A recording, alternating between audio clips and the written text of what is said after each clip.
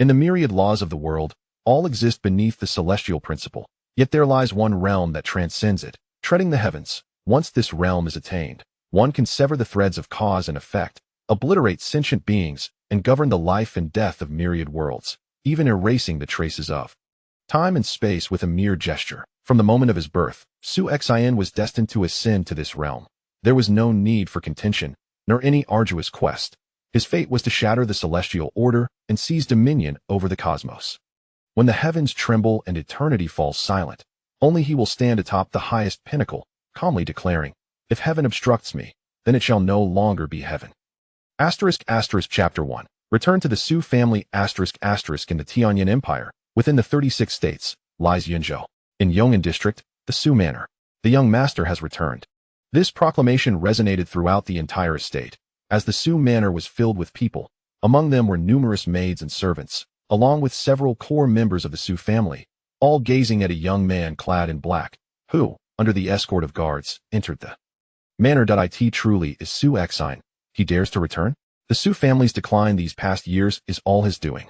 This traitor of the Su family. The glances directed at the black-clad youth were rife with fury and resentment. Once, the Su family was a premier noble house of the Tianyin Empire, boasting the presence of a Nirvana realm ancestor and a multitude of formidable retainers. Yet, years ago, the family's patriarch met with misfortune, gravely injured and on the brink of death. Prior to his demise, he had meticulously arranged for a marriage alliance with the imperial family, contingent upon Su Xin, the prodigious young master and the Su family's foremost talent, triumphing in a duel against the genius of the esteemed Situ family. Victory would grant him the hand of the ninth princess, elevating him to the status of the imperial consort. This union would secure the Su family's protection from the royal lineage, stabilizing their existing power and possibly even elevating them further. However, on the fateful day of the duel, Su Xin vanished without a trace. He fled without a fight. Had Su Xin expended every ounce of effort in the contest yet failed, the Su family would have accepted their fate without blame, but his cowardly retreat resulted in the loss of the marriage alliance and the family's subsequent decline, casting all blame upon him. Even the Tianyin emperor was incensed, ordering Su Xin's imprisonment in the demon restraining prison for 3 years as punishment. Now, as the term concludes, Su Xin emerges from the prison, returning once more to the Su family. Su Xin, from the crowd, a core member of the Su family stepped forward, confronting Su Xin with a fierce glare. "You traitor, coward! How dare you show your face here?" Su Ming. The black-clad youth felt a pang of distress upon recognizing his cousin, 2 years his junior, who once idolized him and followed in his footsteps. Yet now, young master Su Ming, the family head has decreed that no one may obstruct the young master's return. A guard interjected coldly. With gritted teeth, Su Ming cast a resentful glance at Su Xin before storming away. Under the guard's guidance, Su Xin was led to a secluded courtyard within the manor. "Young master, this is the new courtyard arranged by the family head for you. He has also instructed that, unless necessary, you should remain here," the guard informed him. "Father does not wish to see me?" Su Xin inquired. The guard shook his head and turned to leave. Standing alone, Su Xin clenched his fists until his fingertips pierced his flesh. "Even my father cannot forgive me," he mused bitterly. Yet he understood, fleeing without a fight was indeed a disgrace, especially as it led to the family's utter downfall. However, no one knew that his retreat was not born of cowardice but from a dire compulsion. There was no other choice.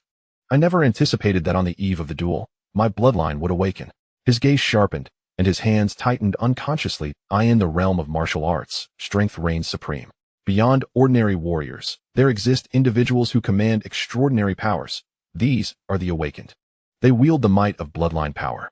Each awakened is inherently gifted, yet before their awakening, they are indistinguishable from common folk. The awakening often strikes unexpectedly. For Su Xin, it transpired just before his fateful duel with the Situ family's genius, a sudden surge of bloodline power awakening within him. The agonizing experience forced him to retreat into the wilderness, burying himself in the earth, struggling for 3 days and nights before it subsided. By the time the Su family found him, the momentous duel had passed him by. Afterward, he found himself unable to defend his actions. After all, the bloodline he awakened was extraordinary. Bloodline awakenings come in various grades. 3rd and 2nd grade bloodlines are regarded as the creme de la creme, with only one appearing among thousands of millions. 1st grade bloodlines, the aptitude of a Qilin. Such bloodlines are rare, even across an entire empire, with perhaps no more than 20 existing in a given era. Divine-grade bloodlines, a once-in-a-millennium occurrence. On average, a divine-grade awakener appears every few centuries to nearly 1,000 years, and any emergence of such a bloodline in the eastern wilderness would cause immense upheaval, with countless factions vying for it. Yet, Su Xin awakened a bloodline that surpassed the divine, an imperial bloodline. Imperial bloodline, the supreme among mortals, unprecedented throughout history. This bloodline exists solely in legend, never having manifested in the annals of the eastern wilderness. Su Xion's awakening of this bloodline compelled him to silence, for he could scarcely fathom the repercussions for himself and the Su family should his secret be revealed. He could only remain mute, burdened by the family's misconceptions, and confined to the demon-restraining prison. Despite the Su family's decline, his existence harbors infinite potential for their revival. As dusk fell, Su Xin stood in the courtyard, sword in hand, eyes closed, accompanied by a young woman in red. This woman, named Hong Shan, was originally Su Xion's maid and had grown up alongside him. Loyal to him, she returned to his side to serve him upon his return to the Su family. "It has been a long time since I have seen you practice your sword, young master," she remarked, her eyes brimming with excitement and anticipation. Su Xin, the foremost prodigy of the younger generation, was renowned for his swordsmanship, reportedly surpassing many sword masters of the Su family who had reached the sea. Transformation realm by the tender age of 15. To witness in practice was a privilege for Hong Shan. Suddenly, Su Xian moved. The blade flashed, resembling blossoms of snow drifting through the air. His speed was astonishingly swift.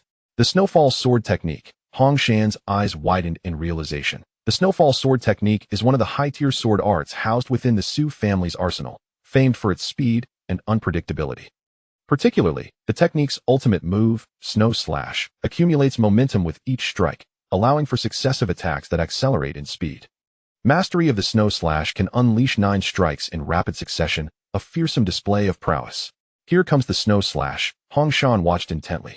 Su Xion's figure was ethereal, his sword light like lightning, thrusting forward with such rapidity that 7 strikes were unleashed in an instant, followed by the 8th and 9th.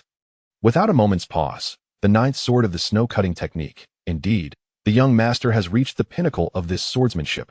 Just as the figure in red began to express joy, her expression abruptly changed. What? After a series of 9 swift thrusts, Su Xion's movements showed no sign of pausing, as he seamlessly executed the 10th sword strike. Following that were the 11th and 12th swords, until finally, the 13th sword erupted forth with even greater speed. This final strike seemed to pierce the very air, resulting in a sharp sonic boom, and only then did Su Xion's form come to a halt. The figure in red was momentarily dazed. The snow-cutting technique's most formidable form, under normal circumstances, even when perfected, would only yield the 9th sword. Yet the young master has unleashed the 13th sword? The 13th sword. Su Xian remained remarkably composed. He was, after all, an unequivocal genius in swordsmanship. Since awakening his supreme bloodline, his innate talent and comprehension had undergone a significant enhancement, even granting him some extraordinary abilities. Though he had not practiced swordplay during the 3 years confined within the magic suppression prison, his mind had continuously been engaged in theoretical exercises. Over the course of 3 years, he had transcended the limitations of the techniques recorded in the manuals, deriving more powerful forms through his own deductions. The snow-cutting technique, which was documented to culminate in 9 swords, had been elevated to 13 through his years of contemplation. "Young master, would you like to change into a different robe?" The figure in red stepped forward, offering him fresh attire. "No need." Su Xian waved his hand dismissively. "I haven't returned in 3 years. Accompany me as I wander about." "Young master," the family head instructed that if you have no pressing matters, you should not leave the courtyard, she advised. "Those words must be spoken to me in person to hold any weight," Su Xian replied with a smile, and he stepped out of the courtyard. The Su residence was cloaked in silence. As Su Xian traversed the estate, he could distinctly sense the atmosphere within the Su family was exceptionally oppressive. The changes within the family over these 3 years are indeed substantial. Su Xian's gaze turned cold and piercing. Since the death of the family's patriarch 3 years prior, the last opportunity for a royal alliance had been irrevocably lost, leading the Su family into a state of decline. The Sidu family, which had long harbored grievances against the Su family, seized upon this opportunity to exacerbate their misfortunes, ruthlessly suppressing them. In the short span of 3 years, the Su family had plummeted from being a top-tier noble house in the Tianyan Empire to a second-rate family, barely able to maintain its foothold in a single prefecture. Moreover, the Sidu family had not ceased their machinations. They covertly supported another family, the Pang family, within Yongning Prefecture, continuously opposing the Su family and even seeking to obliterate them entirely. Internally, the Su family was far from united. With the absence of the patriarch's imposing presence, many former retainers had abandoned the family, leaving behind a faction led by a powerful figure named Zhao Tianlei. This faction had begun to operate independently within the Su family, disregarding its commands and employing various overt and covert methods to seize the family's limited resources and influence, threatening to render the Su family powerless. It could be said that the current Su family faced both external threats and internal strife. Su Xin now found himself in a training arena where a crowd had gathered, with two individuals engaged in fierce combat. Haha, Su Ming, no wonder you dared to challenge me. It seems you have broken through. Do you think this makes you my match? What a joke. A voice laced with arrogance rang out in the arena. Su Ming? Su Xin's expression shifted as he observed the two combatants. One of them was indeed Su Ming, the very individual who had previously intercepted him at the estate's entrance. As for the other, Zhao Qing, Su Xin's gaze turned icy. The Zhao clan was not among the core descendants of the Su family, but instead comprised the offspring of the family's retainers. Zhao Qing was the leader of the faction that had formed within the Su family, being the son of Zhao Tianlei. Zhao Tianlei had two sons. The elder was Zhao Ling, and the younger was Zhao Qing. Currently, the faction led by Zhao Tianlei has become a malignant growth within the Su family.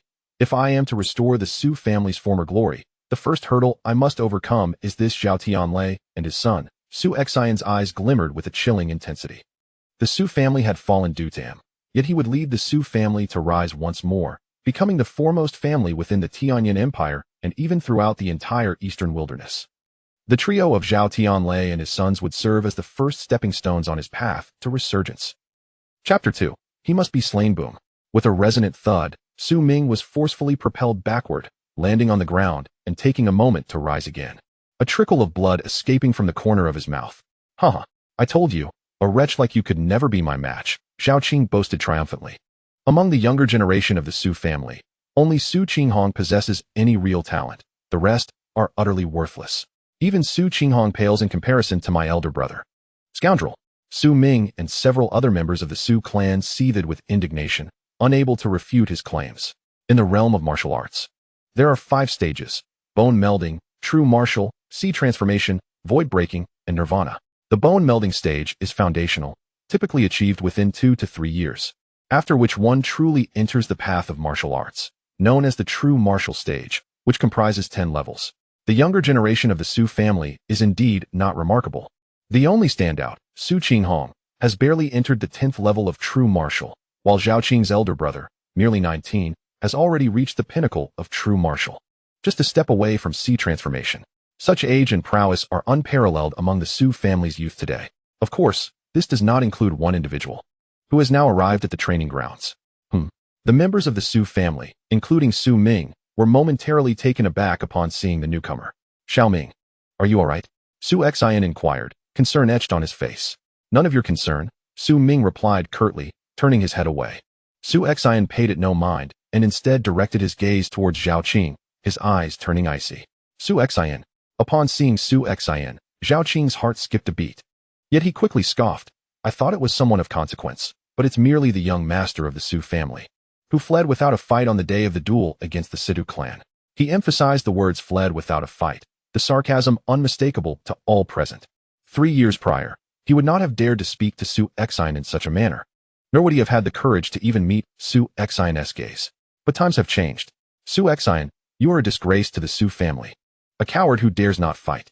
If I were you, I would have found a secluded wall and dashed my head against it, Zhao Qing taunted, eliciting raucous laughter from those behind him. Su Xin regarded Zhao Qing with a cold stare. Zhao Qing, son of Zhao Tianlei, the guest of the Su family. Over the years, you and your father have benefited greatly from my family's resources. Let us not forget. Your father Zhao Tianlei entered our house with only mid-level sea transformation cultivation. It was through the resources of the Su family that he has advanced to the void-breaking stage. Zhao Qing's expression shifted. You and your father have merely relied on the Su family's resources to attain your current strength and status. In essence, you 3 are but dogs fed by the Su family. When did dogs gain the audacity to bark at their master? Su Xin stated coldly. Su Xin, how dare you insult me? Do you think this is still 3 years ago? Zhao Qing roared in fury. 3 years ago. You were indeed the foremost among the younger generation of the Su family, having ascended to the pinnacle of the true martial 10th realm at the tender age of 15. Yet, you have languished in the confines of the forbidden magic prison for a full 3 years. As far as I am aware, anyone imprisoned within those walls cannot sense even a hint of the world's spiritual energy. Their cultivation does not merely stagnate, it invariably plummets. Pray, how much strength do you possess now? With that, Zhao Qing let out a cold, sharp laugh and took a decisive step forward, his palm emanating an impressive spiritual force. Fingers clenched tightly as he launched a punch towards Su Xin. Su Xin, his expression impassive, retaliated with a punch of his own. Bang! The two fists collided with a resounding impact. Zhao Qing staggered back a step, while Su Xin was forced to retreat 3 steps. This spectacle elicited raucous laughter from Zhao Qing. Huh, Su Xin, I knew it. Anyone imprisoned in the forbidden magic prison for 3 years will inevitably regress. 3 years ago, you were at the peak of the true martial 10th realm, but now your cultivation barely scrapes the threshold of the 7th realm, falling significantly short of my own. With such diminished power, how dare you act so arrogantly before me? You seek death. Zhao Qing sneered, charging forward once more. His right hand glowed faintly with a blood-like light akin to flames, indicating that he was not only exerting his full strength, but also employing martial techniques. Young master. Hong Shan could not contain her gasp. The expressions of Su Ming and the others mirrored her tension. They were concerned for Su Xin. Having discerned from their earlier clash that Su Xin's cultivation had merely entered the initial stage of the true martial 7th realm, while Zhao Qing had already reached the pinnacle of the 7th realm. In terms of cultivation, Zhao Qing was evidently far superior. Foolish. As Zhao Qing's fist approached, Su Xin merely chuckled coldly. Just as the fist, suffused with a faint blood light and considerable might, was less than half a foot away from him, Su Xin pivoted with a simple sidestep. The fist grazed past him, crashing into the air. In the same motion, Su Xin raised his hand and delivered a resounding slap. Smack! The sharp sound echoed through the air. The slap landed squarely on Zhao Qing's face, sending him hurtling backward, a bloodied tooth flying in the process. Truly foolish. Su Xin looked down at Zhao Qing, who lay struggling on the ground, attempting to rise. A trace of disdain flickered at the corners of his mouth. Did he truly believe that a slight advantage in cultivation would guarantee his victory? What a laughable notion. In this world, while cultivation is indeed the foundation of strength, it is far from the entirety of it. Two individuals may possess the same cultivation level, yet exhibit vastly different capabilities. Zhao Qing, though slightly superior in cultivation, possessed mediocre talent. In the presence of a supreme genius like Su Xin, who had awakened the supreme bloodline, there was no need for Su Xin to draw his sword. A casual display of power was sufficient to overpower him. Zhao Qing, consider this a lesson. Remember, you are but a dog of the Su family, feasting on our resources. You cannot dare to bare your fangs against us. Should there be a next time, it will not merely be a slap. Su Xin spoke coldly. At this moment, Zhao Qing was utterly enraged, pointing at Su Xin, unable to articulate his words. Su Xin, however, had already turned away, saying, Hong Shan, let us return. Yes. Hong Shan replied with a nod, a hint of uncontainable joy adorning her face. The group of Su Ming and others nearby felt a surge of excitement, though they stifled it. Just as Su Xin was about to leave the training ground, Zhao Qing finally rose, his face flushed with anger as he bellowed, Su Xin, wait. Soon, my elder brother will return. The humiliation of today, I will ensure he repays you double. Your elder brother? Zhao Ling. Su Xin chuckled lightly. He had some recollection of Zhao Ling, recognizing him as a formidable talent among the younger generation, yet the gap between them was insurmountable. It was worth noting that at 19, Zhao Ling had merely reached the pinnacle of the true martial 10th layer, while Su Xin had attained that level by the age of 15, even before the awakening of his supreme bloodline. Even with his current diminished strength, catching up to Zhao Ling would not prove exceedingly difficult. Su Xin, do not feign indifference. I warn you, the Su clan sword token competition will commence next month. My elder brother will participate, and with his prowess, the sword token shall undoubtedly fall into his hands. At that time, he will be the leader among the younger generation of the Su clan, and all must regard him with utmost respect. Zhao Qing declared vehemently. The sword token competition? Su Xin's expression finally shifted. The Su clan sword token had historically been limited to 2 pieces, one held by the clan leader, symbolizing supreme authority, and the other possessed by the foremost youth, granting them the rights of the clan's junior patriarch. Traditionally, the competition for the sword token had always been a matter reserved for the Su clan members alone, with outsiders lacking even the qualification to vie for it. However, It was shocking to discover that Zhao Tianlei's faction had forced the family into such a situation that even outsiders could now contend for the sword token. Su Xion's countenance darkened. If the sword token were to fall into the hands of an outsider, the Su clan would become a complete laughingstock. Zhao Qing. Su Xion turned around, his icy gaze piercing through Zhao Qing like the visage of death. You listen well. Go back and inform Zhao Ling that only those with the surname Su are worthy of wielding the sword token. Should he dare to meddle in the competition, I will slay him. With that, Su Xion strode away. Chapter 3. Cultivation Techniques and Secret Arts. Not long after, Su Xion returned to his residence. Young master, there are less than 20 days remaining until the sword token competition. According to past customs, any participant must undergo a family assessment half a month in advance, with the minimum requirement being a cultivation level of true martial 8th layer. 3 days from now marks the final deadline for the family assessment, Hong Shan informed him. Understood. You may leave now, Su Xion replied. Hong Shan obediently departed. In the solitude of his room, Su Xion sat cross-legged, his mind flooded with numerous memories. These were the legacy memories that had emerged in his mind upon the awakening of his supreme bloodline, which included a cultivation technique and a forbidden art. The cultivation technique was the inherited method of bloodline awakeners, and it bore no name. Although Su Xion's bloodline had awakened for a full 3 years, he had previously remained confined within the confines of the magic suppression prison, devoid of any opportunity for cultivation. Nonetheless, he had long since mastered the cultivation method of this particular technique, and it was only at this moment that he truly began to practice it. As he immersed himself in cultivation, Su Xion immediately felt the surrounding spiritual energy of heaven and earth converge upon him at an astonishingly rapid pace, causing the very space around him to tremble. In mere moments, Su Xion sensed a notable enhancement in his cultivation level. The speed at which he absorbed the spiritual energy was extraordinarily swift, perhaps dozens of times faster than before the awakening of his bloodline. Su Xion was taken aback by the sheer velocity of his progress. Moreover, he could distinctly perceive that this technique significantly enhanced the quality of his own spiritual power, enabling him to unleash a force far greater than he had previously been capable of. If he had once found himself at a disadvantage while clashing head-on with Zhao Qing, who stood at the pinnacle of the 7th realm of true martial, he now felt that even as a novice in this same realm, he could contend with Zhao Qing on equal footing. No wonder those who awaken their bloodlines are deemed exceptionally gifted, merely through this technique. Their cultivation speed surpasses that of ordinary individuals by several multiples. Su Xion sighed lightly. As for the forbidden technique, it was named Divine Annihilation. This technique forcibly ignites the power of one's bloodline, resulting in a dramatic surge in strength for a brief period. However, as with all forbidden techniques, it comes with considerable side effects and is meant to be employed only in life and death situations.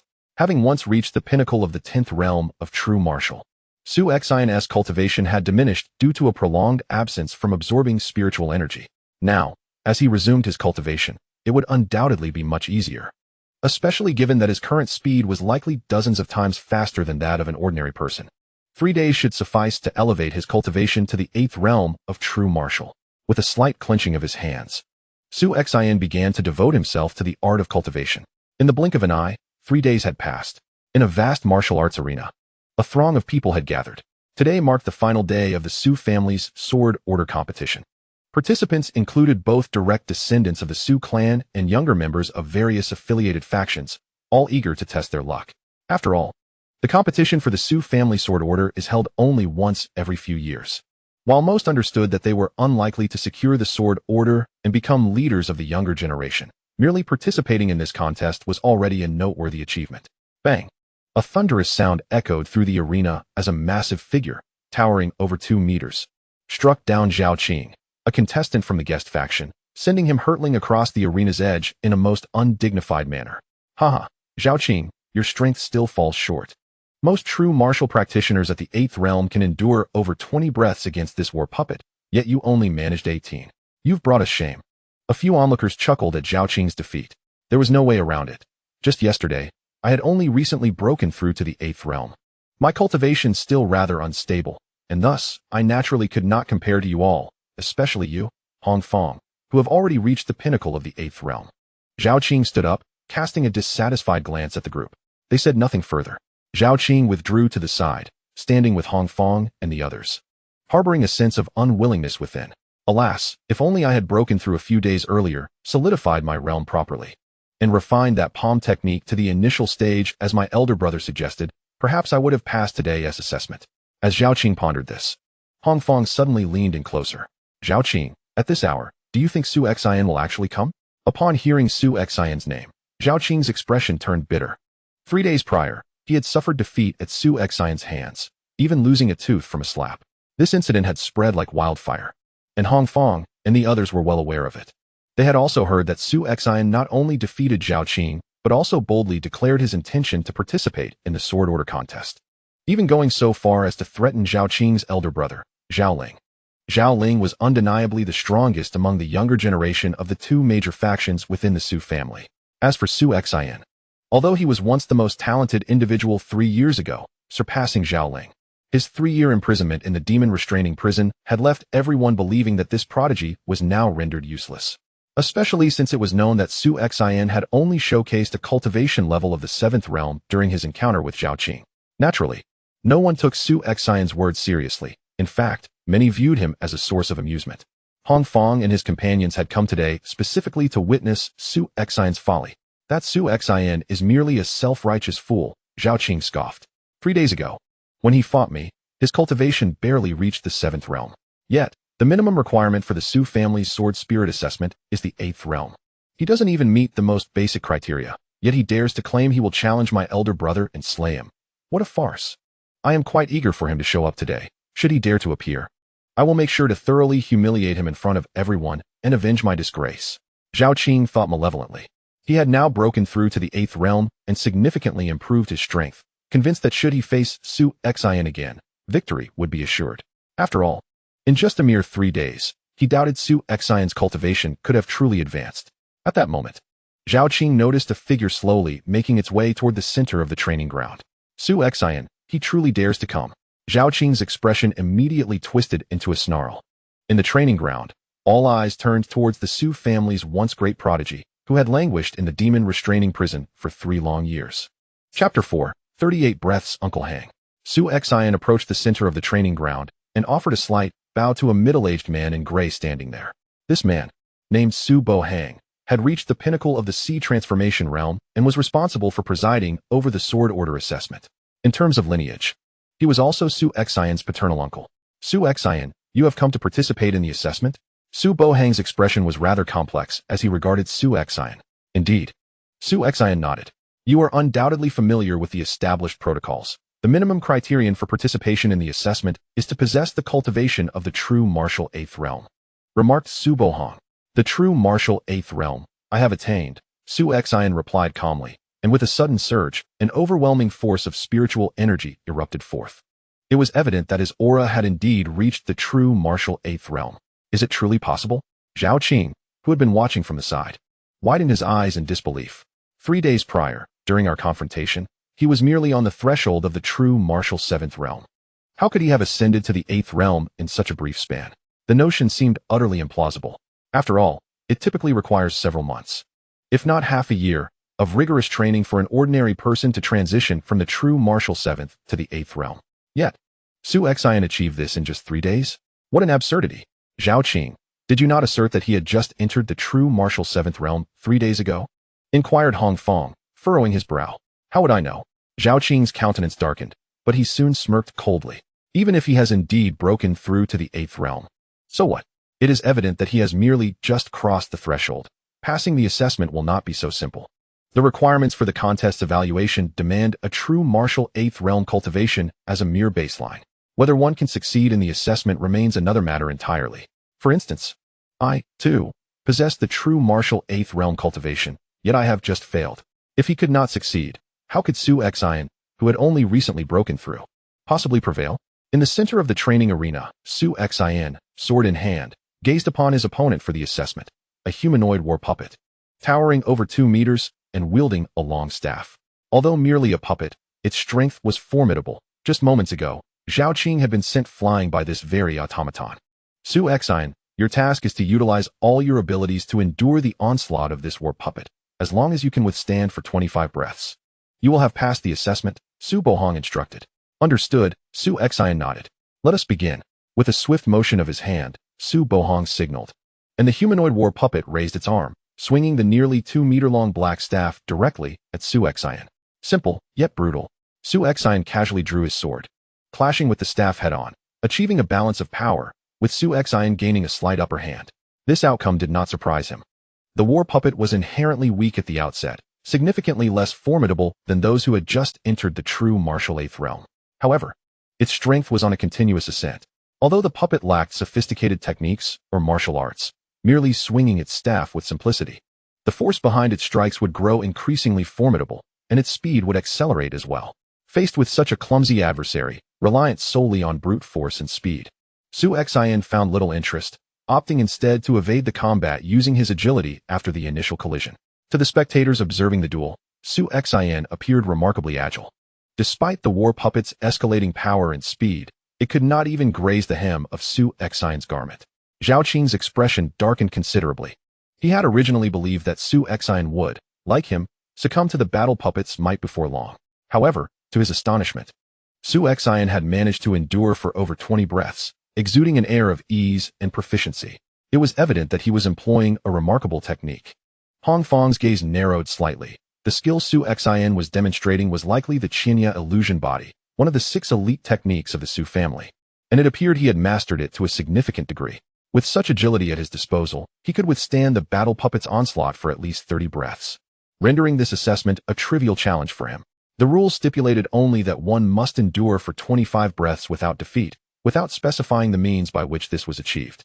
Although Su Xin had relied on evasion, as long as he did not falter and lasted the requisite time, he would undoubtedly pass the assessment.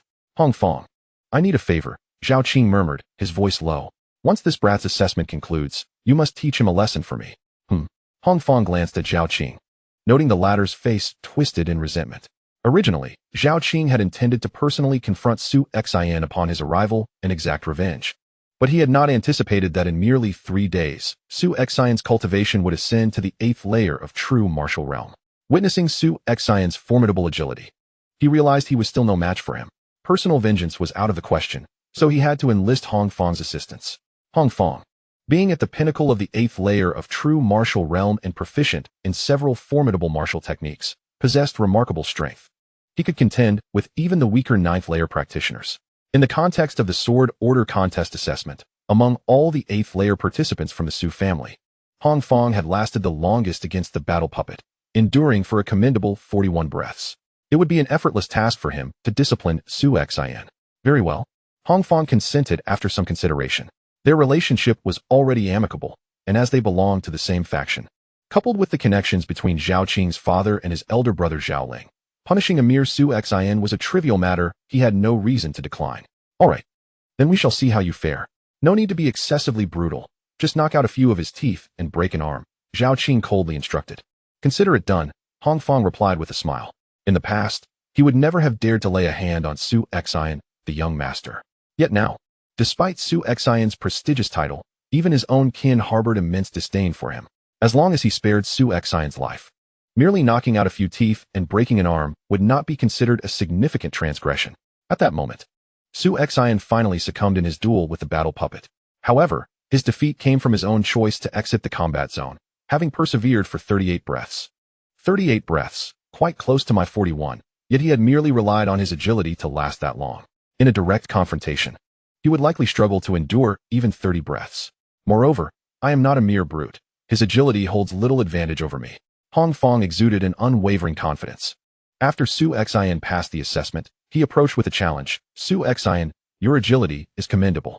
Do you possess the courage to engage me in battle? Engage with you? Su Xin furrowed his brow, perplexed by the identity of this stranger. What's the matter, Su Xin? Are you afraid? Zhao Qing, positioned behind, scoffed derisively. If you're scared, you could always hide away like 3 years ago. Ha ha ha. The surrounding disciples from various factions joined in the mockery, relishing the memory of Su Xin's retreat 3 years prior, which had become a source of amusement for many. Su Xin's expression darkened. At that moment, he discerned that this Hong Fong was likely invited by Zhao Qing to avenge the affront from 3 days ago. Su Xin, dare you speak plainly? Hong Fong appeared somewhat impatient, unleashing his spiritual energy as he spoke. The peak of the true martial 8th realm? Su Xin silently shook his head. He did not perceive Hong Fong as strong.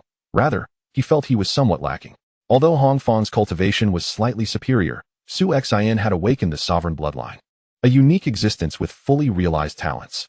His combat prowess was beyond the reach of ordinary individuals. Hong Fong's strength was hardly worthy of being his opponent. However, he could serve as a means to gauge the power of his current bloodline mastery. Very well. If you seek battle, then let us engage. Su Xin accepted the challenge. Chapter 5. A clash of strength. He accepted the challenge. It was astonishing that Su Xin had the audacity to do so. Did he truly believe he was still the same as 3 years ago? The training ground erupted in commotion, with most spectators deeming Su Xin foolishly overconfident, particularly the faction members who openly ridiculed him. It must be noted that Hong Fong had long attained the peak of the true martial 8th realm and could even contend with an average 9th realm fighter. In contrast, Su Xin, as evidenced by his recent encounter with the battle puppet, had merely entered the true martial 8th realm and was barely able to last 38 breaths through sheer agility. Hong Fong had faced the battle puppet head-on, enduring 41 breaths. The disparity in their strengths was glaringly apparent. This is reckless, Su Bohang observed Su Xin's acceptance with a furrowed brow. Although the Su family held grievances against Su Xin, when the family was threatened by the disciples, they stood united against the common foe. He felt Su Xin was being impulsive but hesitated to intervene, as it was customary for younger members of the family to engage in competitions. Very well. Hong Fong sneered coldly. After all, he was a young master of the Su family, once recognized as their foremost talent, reputed to possess top-tier potential throughout the Tianyin Empire. If he could decisively overpower Su Xin in front of so many witnesses, it would indeed be a remarkable achievement. With this thought in mind, Hong Fong unsheathed the battle blade at his side. Su Xin, I shall allow you to strike first. Without a moment's hesitation, Su Xin tightened his grip on the sword and surged forward with unbridled speed. Unadorned and straightforward, the strike descended with ferocity, an embodiment of sheer force. There was no display of agility. He charged directly, wielding his sword, intent on a head-on clash. Hong Fong chuckled. Such recklessness. Su Bohang shook his head. To pit a novice in the true martial 8th realm against one who had long attained the pinnacle of that realm was akin to courting death. Hong Fong, with a cold smirk, swung his battle knife, unleashing a torrent of formidable spiritual energy. The clash of blade against sword resonated, and for a brief moment, neither side yielded. Subsequently, a series of strikes ensued, each collision evenly matched. How could this be? Hong Fong was astonished. He had exerted nearly 80% of his strength, which should have easily overwhelmed any ordinary practitioner of the true martial 8th realm. Yet, in this direct confrontation, he found himself at an impasse. After the initial shock, a surge of anger ignited within Hong Fong. He unleashed his full power, a tempestuous force erupting from his battle knife as he wielded it with renewed vigor. Despite this, he still failed to gain a discernible advantage. What was happening? Hong Fong's cultivation was evidently superior to Su Xin's, and in a direct clash, he should have triumphed effortlessly. Yet, why did Su Xin's strength seem so formidable? Onlookers were taken aback. Even Su Bohang, a master of the ocean transformation realm, wore an expression of incredulity. They recognized that Su Xin was employing the mountain-cleaving swordsmanship, a rather ordinary technique, not particularly advanced, mainly focused on power. In contrast, Hong Fong's knife technique was clearly of a higher caliber, and logically, the force it unleashed should have been greater. In that moment, however, Su Xin was inwardly amused. After cultivating the bloodline inheritance technique, the quality of his spiritual energy had markedly improved, allowing for a more potent burst of power. Although he had just entered the true martial 8th realm, the strength he could instantaneously summon surpassed that of the peak of the 8th realm before him. As Su Xin's gaze sharpened, Hong Fong was consumed by rage, resembling a frenzied beast, disregarding all caution. Waves of lightning flickered across his body as he gripped his knife, executing a powerful downward strike that resembled a bolt of thunder. Thunder elemental force, 7 thunderblades. This was Hong Fong's most formidable strike. Su Xin, still wielding the most powerful move from the mountain-cleaving swordsmanship, was incomparable to Hong Fong's 7 thunderblades in terms of technique. However, at the moment Su Xin unleashed his strike, a surge of bloodline power fused seamlessly with his spiritual energy. With a resounding boom, a wave of energy surged forth. Hong Fong, anticipating to dominate with his strongest move, was met with a terrifying force akin to that of a primordial beast as the blades collided. A surge of warm blood gushed forth from his mouth, and his battle blade was flung aside as his body crashed to the ground like a cannonball. The power he displayed was undeniably that of the 9th layer. A fleeting thought crossed Hong Fong's mind before darkness enveloped him. The arena fell into an eerie silence, with all eyes fixed in disbelief on Su Xin and the unconscious, gravely injured Hong Fong. It was evident that Hong Fong had exerted every ounce of his strength, even employing his most formidable techniques, yet he still succumbed to Su Xion's might. Moreover, it was a direct confrontation, and he was struck down by a single sword strike. How could this be? They struggled to comprehend how Su Xion, who had just entered the true martial 8th layer, could overpower Hong Fong, who had already reached the pinnacle of the 8th layer. Furthermore, Su Xion's swordsmanship appeared inferior to Hong Fong's.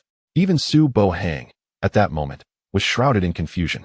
Only Su Xion understood the underlying reason for this outcome, and he felt a surge of exhilaration within. The power of his bloodline. This was the essence of his heritage. Clenching his fists, a fierce glint sparkled in his eyes.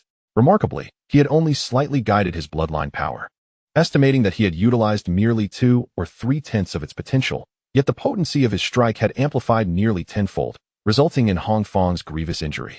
If merely a hint of guidance could yield such results, what would be the consequence of a full unleashing? Moreover, his bloodline had awakened not long ago, and with his current limited strength, he could only tap into a fraction of its power. As he grew stronger, the extent of his bloodline power would increase, becoming even more formidable. Taking a deep breath, Su Xion noticed that everyone around him was gazing in his direction. Without uttering another word, he composed himself and departed, never once glancing back at Hong Fong.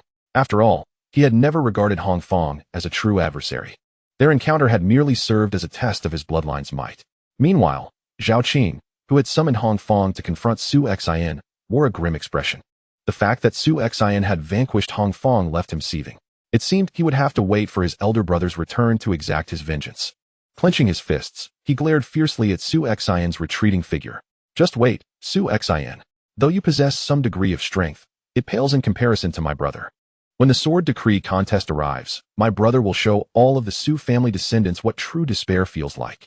Chapter 6. Red Dragon Tower. Under the moonlight's silvery glow, Hong Shan spoke with enthusiasm. Young master, news of your victory over Hong Fong has spread throughout the family. Many of the Su clan's younger members, along with some elders, hold you in high regard. Some even say that despite your 3-year delay in the forbidden magic prison, your innate talent has not diminished significantly. Su Xion couldn't help but smile. Defeating Hong Fong was of little consequence to him. What truly mattered was the family's perception of him. 3 years prior, an incident had sown considerable resentment within the family towards him. Although today's battle may not entirely dispel this animosity, it could at least foster a modicum of goodwill among the family members. After all, in this world, strength commands respect. The mere fact that he, having just entered the true martial 8th realm, could defeat Hong Fong, who stood at the pinnacle of the 8th realm, was sufficient to earn him admiration from many of the Su family's younger generation. Before this, Hong Fong was but a name unknown to him, entirely inconsequential. It was Zhao Ling and Su Xion whose narrowed gazes drew his attention.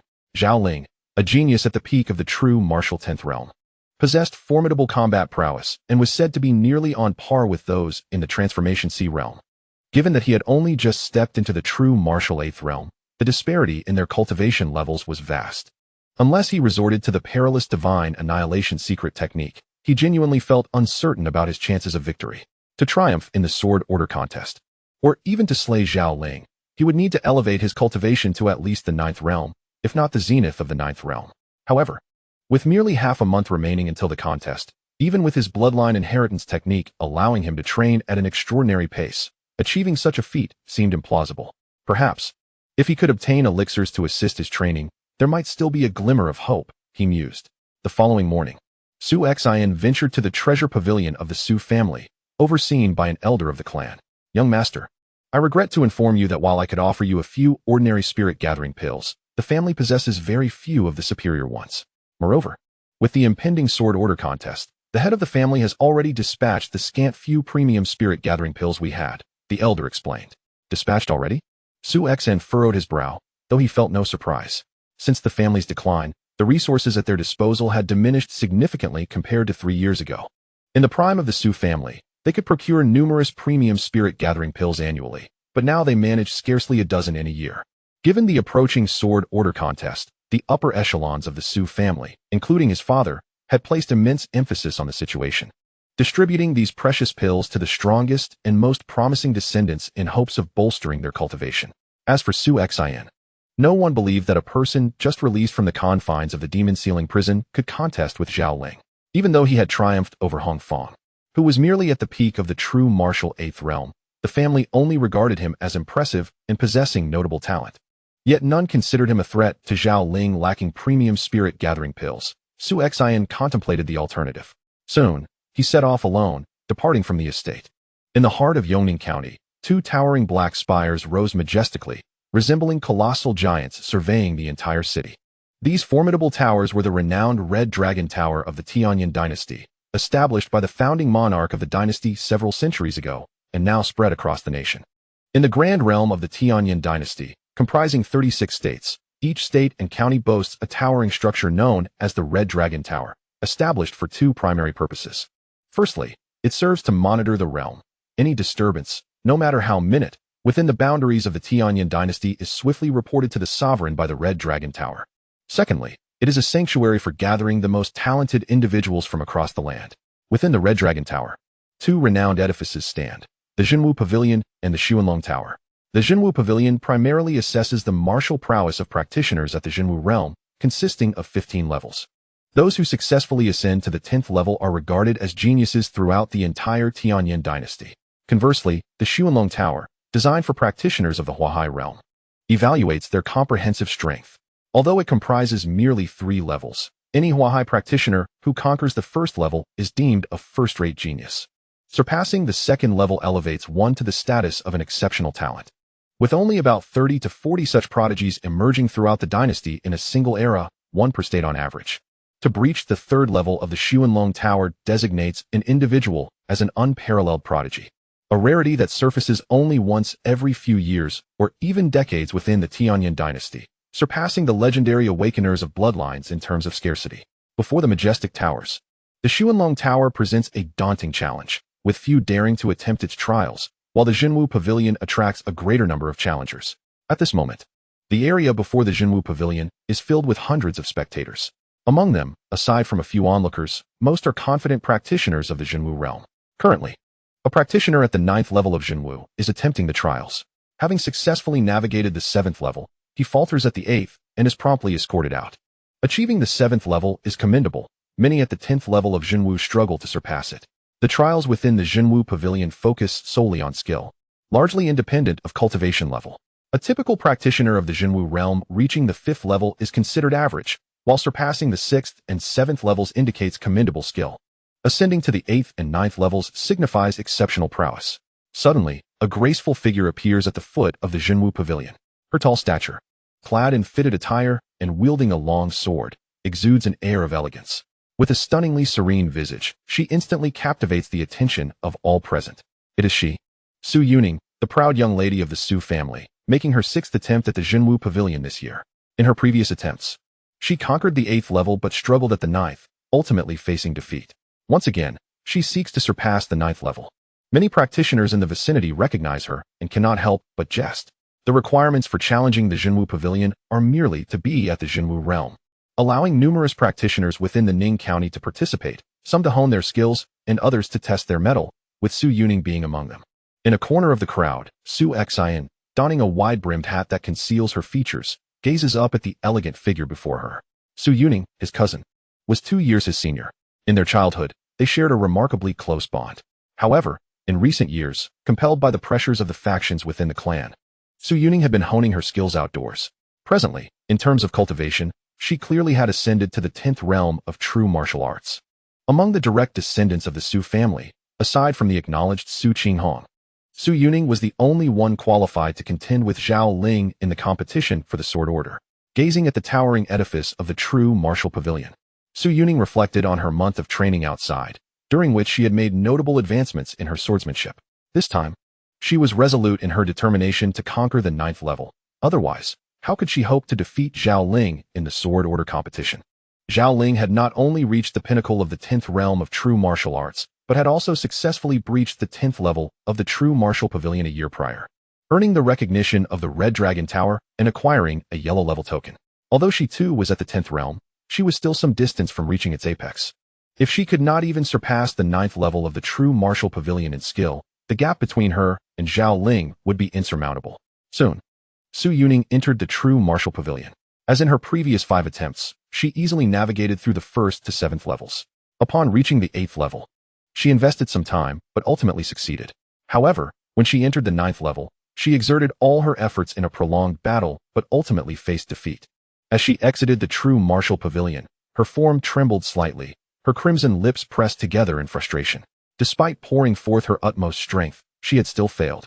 If she could not even conquer the 9th level, how had that monster Zhao Ling managed to breach the 10th level?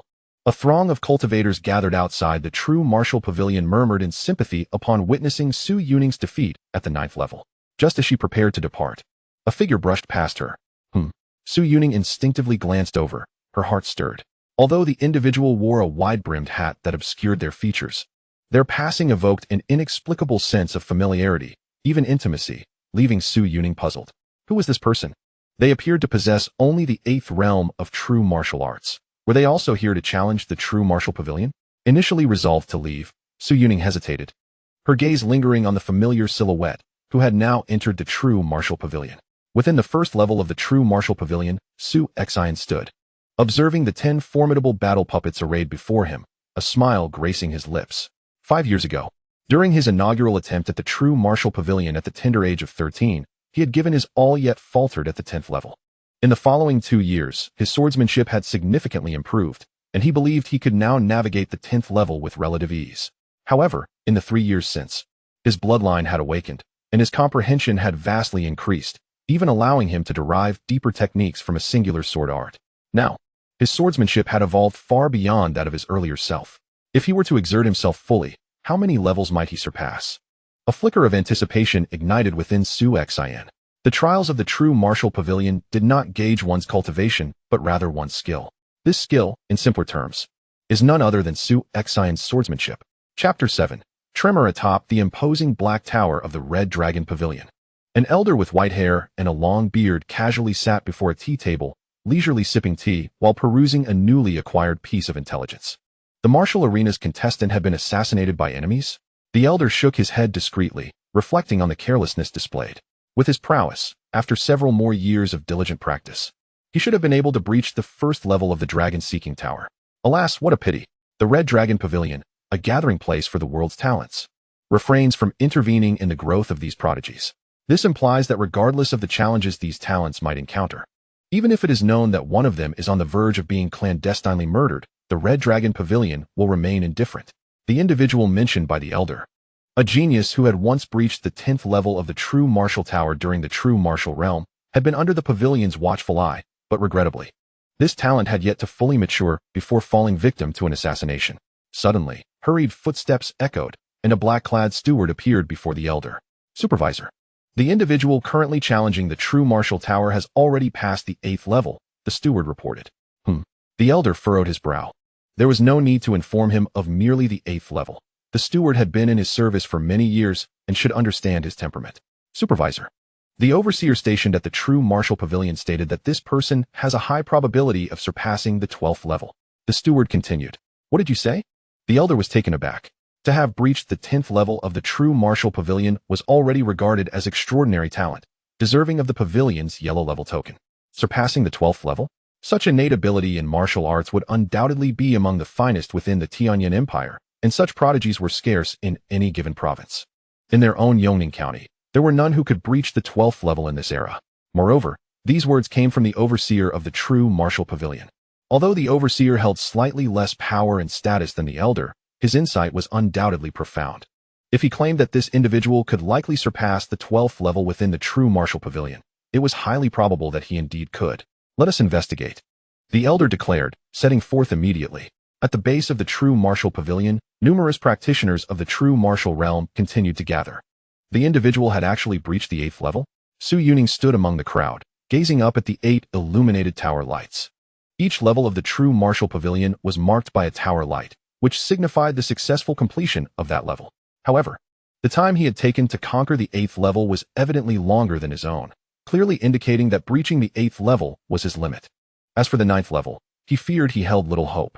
But at that moment, a figure suddenly shot forth from the top of another tower, soaring into the air and looking down upon the entire true martial pavilion. Walking on air, a master of the void-breaking realm. It was Lord Yuanqing, the supervisor of the Red Dragon Pavilion. What transpired within the true martial pavilion to warrant Lord Yuanqing's attention? A commotion erupted at the base of the true martial pavilion. What is happening? Su Xin furrowed his brow as well. In the Celestial Flame Empire, the Red Dragon Tower holds dominion over a prefecture, its status rivaling that of a prefectural governor, making it an undeniably prominent figure within Yongning Prefecture. Such exalted individuals seldom make public appearances, even if someone were to breach the 10th level of the true martial pavilion. It would not guarantee an audience with the esteemed Lord Yuanqing. Yet, it is evident that Lord Yuanqing has come specifically for the true martial pavilion. Could it be due to the individual currently challenging its depths?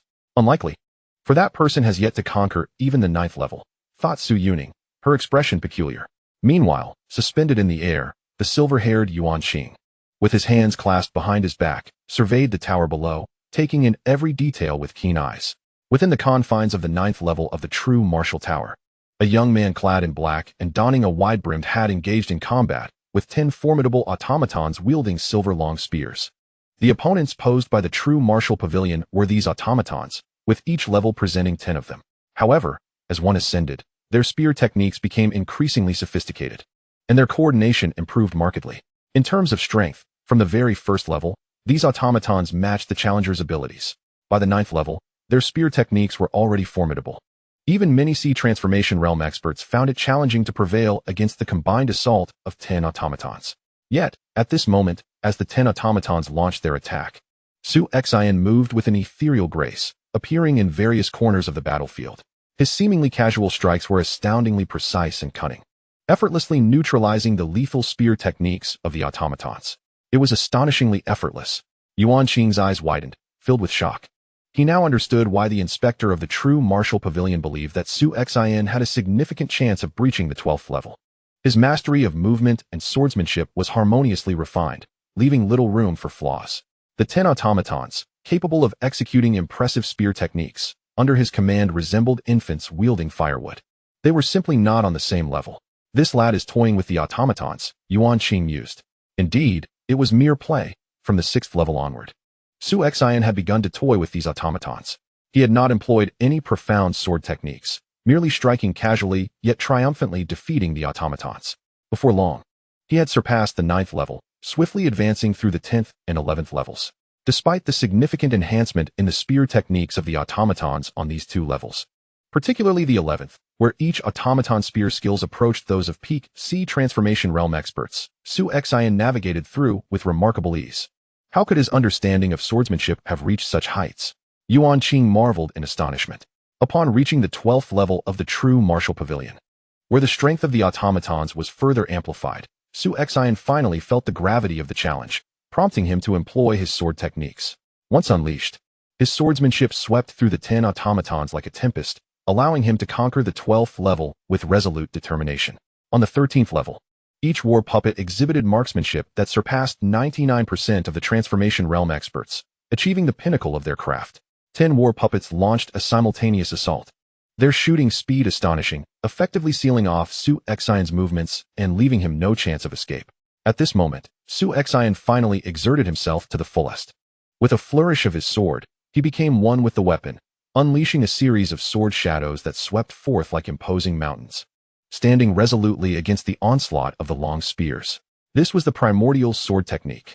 Observing this scene, Yuanqing raised an eyebrow, recognizing the technique revered as the foremost in defense among the Su family's sword arts. Could it be that he was a scion of the Su family?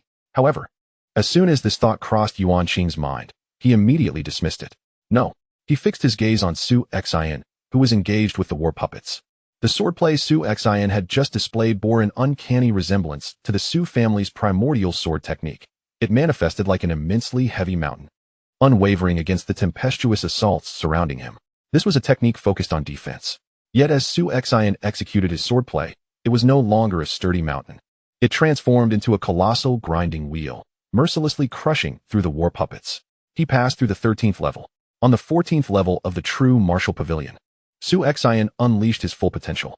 His swordsmanship transcended mere forms and became unpredictable, manifesting as a swift, thunderous strike or a cunning, assassin-like thrust, or a terrifyingly swift blow that rendered the sword's shadow nearly imperceptible. The 10 war puppets, employing their shooting techniques, surrounded him in a frenzied assault. Yet they could not withstand the horror of Su Xion's swordsmanship. After a fierce battle, he surpassed the 14th level. The astonishment in Yuan Qing's heart was beyond words. He regarded Su Xin as one might marvel. The war puppets on the 14th level possessed skills comparable to those of typical void-breaking realm experts. A mere eightfold true martial realm practitioner had managed to conquer the 14th level. Who could possibly have mentored such a terrifying prodigy in technique? As he prepared to challenge the 15th level, the final tier of the true martial pavilion, Yuan Qing watched with anticipation. Unfortunately, on the 15th level, Su Xin only engaged the 10 war puppets briefly before withdrawing from the battlefield. The difficulty of the 15th level was exponentially greater than the 14th. Should he unleash his most powerful strike, there might be a chance to pass through, but that blow would be too conspicuous. Once executed, his identity would likely be revealed. Besides, relying solely on technique to conquer the 15th level of the true martial pavilion would be astonishing, not just in Yongning County, but the entire Tianyin dynasty would tremble at his prowess. Aware of his own limitations, Su Xin chose to remain discreet. He swiftly exited the Jinwu Pavilion, ultimately conquering the 14th level, though he halted at the 15th. Chapter 8. Guidance. Outside the Jinwu Pavilion, hundreds had gathered, including Su Yuning, all intently observing the glowing lanterns atop the dark tower. Upon witnessing the stirring of Lord Yuan Qing, the overseer of the Red Dragon Tower, they realized that the individual challenging the Jinwu Pavilion must possess extraordinary prowess. Indeed, one lantern after another illuminated the tower. The 9th, the 10th, the 11th, and finally, even the lantern of the 14th level flickered to life. Everyone stood in astonishment, the vast square enveloped in an eerie silence, as they were immersed in a profound sense of shock and disbelief. The 14th level, Su Yuning gasped. Initially, she had perceived that Su Xin took considerable time to breach the 8th level and instinctively believed he might falter at the 9th. Little did she know that prior to the 12th level, Su Xin had hardly exerted himself, merely toying with the battle puppets, which accounted for his seemingly prolonged effort. To traverse the 14th level of the Jinwu Pavilion signifies that his skills have reached a level comparable to, if not surpassing, that of an ordinary void-breaking realm expert. Such a remarkable talent in martial arts is unlikely to be found again in the contemporary Tianyin dynasty. Others nearby expressed their astonishment. At that moment, the 14 lanterns atop the Jinwu Pavilion extinguished simultaneously, and the tower doors swung open. Look, he is coming out. All eyes instantly turned towards the tower's entrance. Swish! A figure descended from the void, landing before the tower doors. As Su Xin stepped out of the Jinwu Pavilion, he immediately sensed a multitude of fervent gazes upon him, eyes ablaze with unabashed shock, reverence, and envy. To conquer the 14th level of the Jinwu Pavilion was truly unfathomable. Greetings, young friend. An elderly man with white hair, Yuan Qing, stood before Su Xin, his face adorned with a gentle smile. I am Yuan Qing, the supervisor of the Red Dragon Tower in Yongning County. Supervisor Yuan Qing, Su Xin nodded. May I ask your name, young friend? Yuan Qing inquired. Jianyi. Su Xin replied, a name he had devised prior to his challenge of the Jinwu Pavilion. Jianyi? Yuan Qing's heart stirred as he immediately grasped that this was merely an alias, acknowledging that Su Xin did not intend to reveal his true identity, prompting him to refrain from further inquiries. You have successfully traversed the 14th level of the Jinwu Pavilion, and such a feat entitles you to receive a ground-level token from our Red Dragon Tower. Yuan Qing presented a gilded token before Su Xin, upon which the words Red Dragon were flamboyantly inscribed. A ground-level token? Su Xin raised an eyebrow.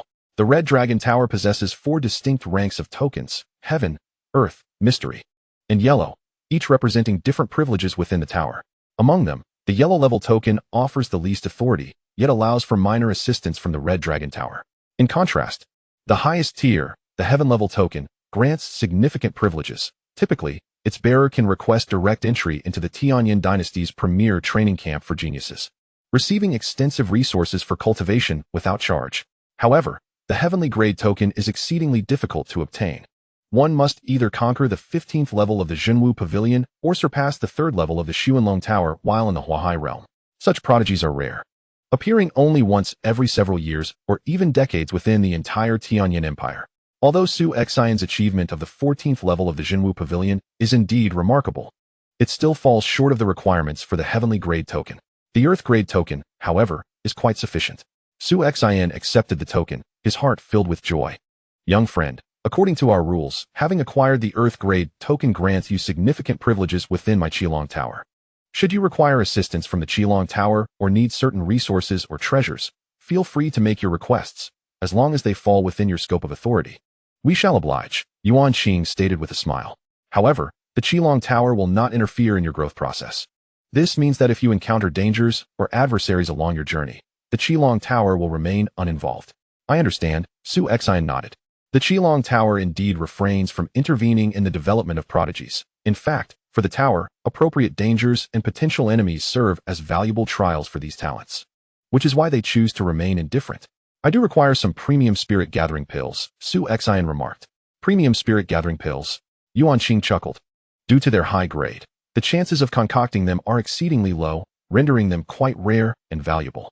However, in reality, these pills are only beneficial for martial artists at the Jinwu realm. Their efficacy diminishes significantly for those beyond the Huahai realm. Thus, in the eyes of the higher echelons of the Tianyan Empire, premium spirit gathering pills are not regarded as precious resources. Given your current Earth-grade authority, requesting some will pose no issue. May I inquire how many you wish for? Yuan Qing asked. 20, please, Su Xin replied. He did not wish to ask for more. 20 premium spirit gathering pills would suffice for his indulgence within the Jinwu realm, and by the time he breaks through to the Huahai realm, these pills would no longer hold value. Yuan Qing promptly instructed the attendants of the Qilong Tower. Please wait a moment, my dear young friend. I have already sent someone to prepare them, and they will be delivered shortly, he assured. Thank you, Su Xin smiled slightly. At that moment, a graceful figure approached. Miss Ning? Su Xion's expression turned peculiar, for the newcomer was Su Yuning. From the Su family. I, Su Yuning, humbly request your guidance, esteemed sir, she said, cradling her sword with both hands and bowing deeply, her demeanor exceedingly modest. A stir rippled through the crowd around them. They couldn't help but marvel at Su Yuning's audacity. It is essential to recognize that this mysterious swordsman, known as Jian Yi, had just conquered the 14th level of the Jinwu Pavilion. His swordsmanship unparalleled throughout the Jinwu realm of the Tianyan Empire. In contrast, Su Yuning had yet to surpass the 9th level. The disparity between them was immense, spanning several tiers. Given such a vast difference, one would typically remain in awe, yet Su Yuning dared to step forward and beseech the other for guidance. Maintaining her bow, her exquisite visage bore a hint of tension as she bit her silver teeth. She was acutely aware that her approach was somewhat abrupt, yet she gathered her courage resolutely. After all, she too wielded a sword, and the opponent's swordsmanship was unparalleled, a level she had never encountered in her life. At least within the Su family. No one else possessed such an extraordinary skill. She was determined not to miss this opportunity to seek guidance face to face. Su Xian regarded Su Yuning with a peculiar expression, nodding after a moment and lowering his voice. Very well, I shall oblige you. Su Yuning's heart soared with joy. The others present, including Yuan Qing, were taken aback. They had not anticipated that this seemingly transcendent master of swordsmanship would truly agree to offer his counsel. With a sigh of relief, Su Yuning stepped back a certain distance and drew her longsword. Sir, your cultivation is at the 8th level of the true martial realm, so I shall restrain my power to that level as well. Please, do proceed. Su Xian appeared relaxed and at ease. Suddenly, Su Yuning unleashed her sword, and a dazzling shadow of the blade illuminated the air, causing it to seem as though snowflakes were cascading down around them. Snowfall sword technique? Su Xian smiled, for he was quite proficient in this very technique of the Su family. The sword shadows, resembling dancing snowflakes, surged towards him, yet Su Xin merely stood there, casually wielding his sword without employing any particular technique. With simple strokes, he adeptly struck at the flaws in the flurry of snowflakes, causing them to dissipate effortlessly. Impressive. Su Yuning marveled, and immediately executed the most powerful strike of the snowfall sword technique, the snow-cutting style. The snow-cutting style consisted of 9 strikes, each faster than the last. Having practiced this technique for several years, Su Yuning was capable of unleashing 8 consecutive strikes. Aware of the formidable prowess of this sword master, he committed fully to the attack, unleashing all 8 strikes at once. Yet, remarkably, Su Xian remained steadfast, not moving from his spot, and continued to wield his sword with the same simplicity, effortlessly deflecting each of the rapid 8 sword lights with a series of resounding clashes. Is it truly so simple to deflect my 8 snow-cutting strikes? Su Yuning thought incredulously. Unleash your strongest sword technique, Su Xian instructed. Sir, do take care. Su Yuning replied, her cheeks slightly flushed. She then leaped into the air, her figure soaring like a phoenix descending upon the earth, and with a graceful motion, she swung her longsword, radiating brilliance. Such beauty. The onlookers were captivated by the sight. Phoenix descending sword? Su Xin narrowed his eyes, yet lamented that it was merely the first move. Clang. A clash echoed as Su Yuning's sword slipped from her grasp, and a sharp blade was pressed against her delicate neck. Is this how I am defeated? She felt the coldness at her throat, her heart in turmoil. Meanwhile, Su Xin coldly remarked, crude. Far too crude. The technique itself is powerful, yet when executed by your hand, it becomes a mess. You emphasize form over substance, focusing solely on the appearance of the technique while neglecting the essence of swordsmanship. It may seem beautiful and enchanting, but it is utterly ineffective. Reflect on this.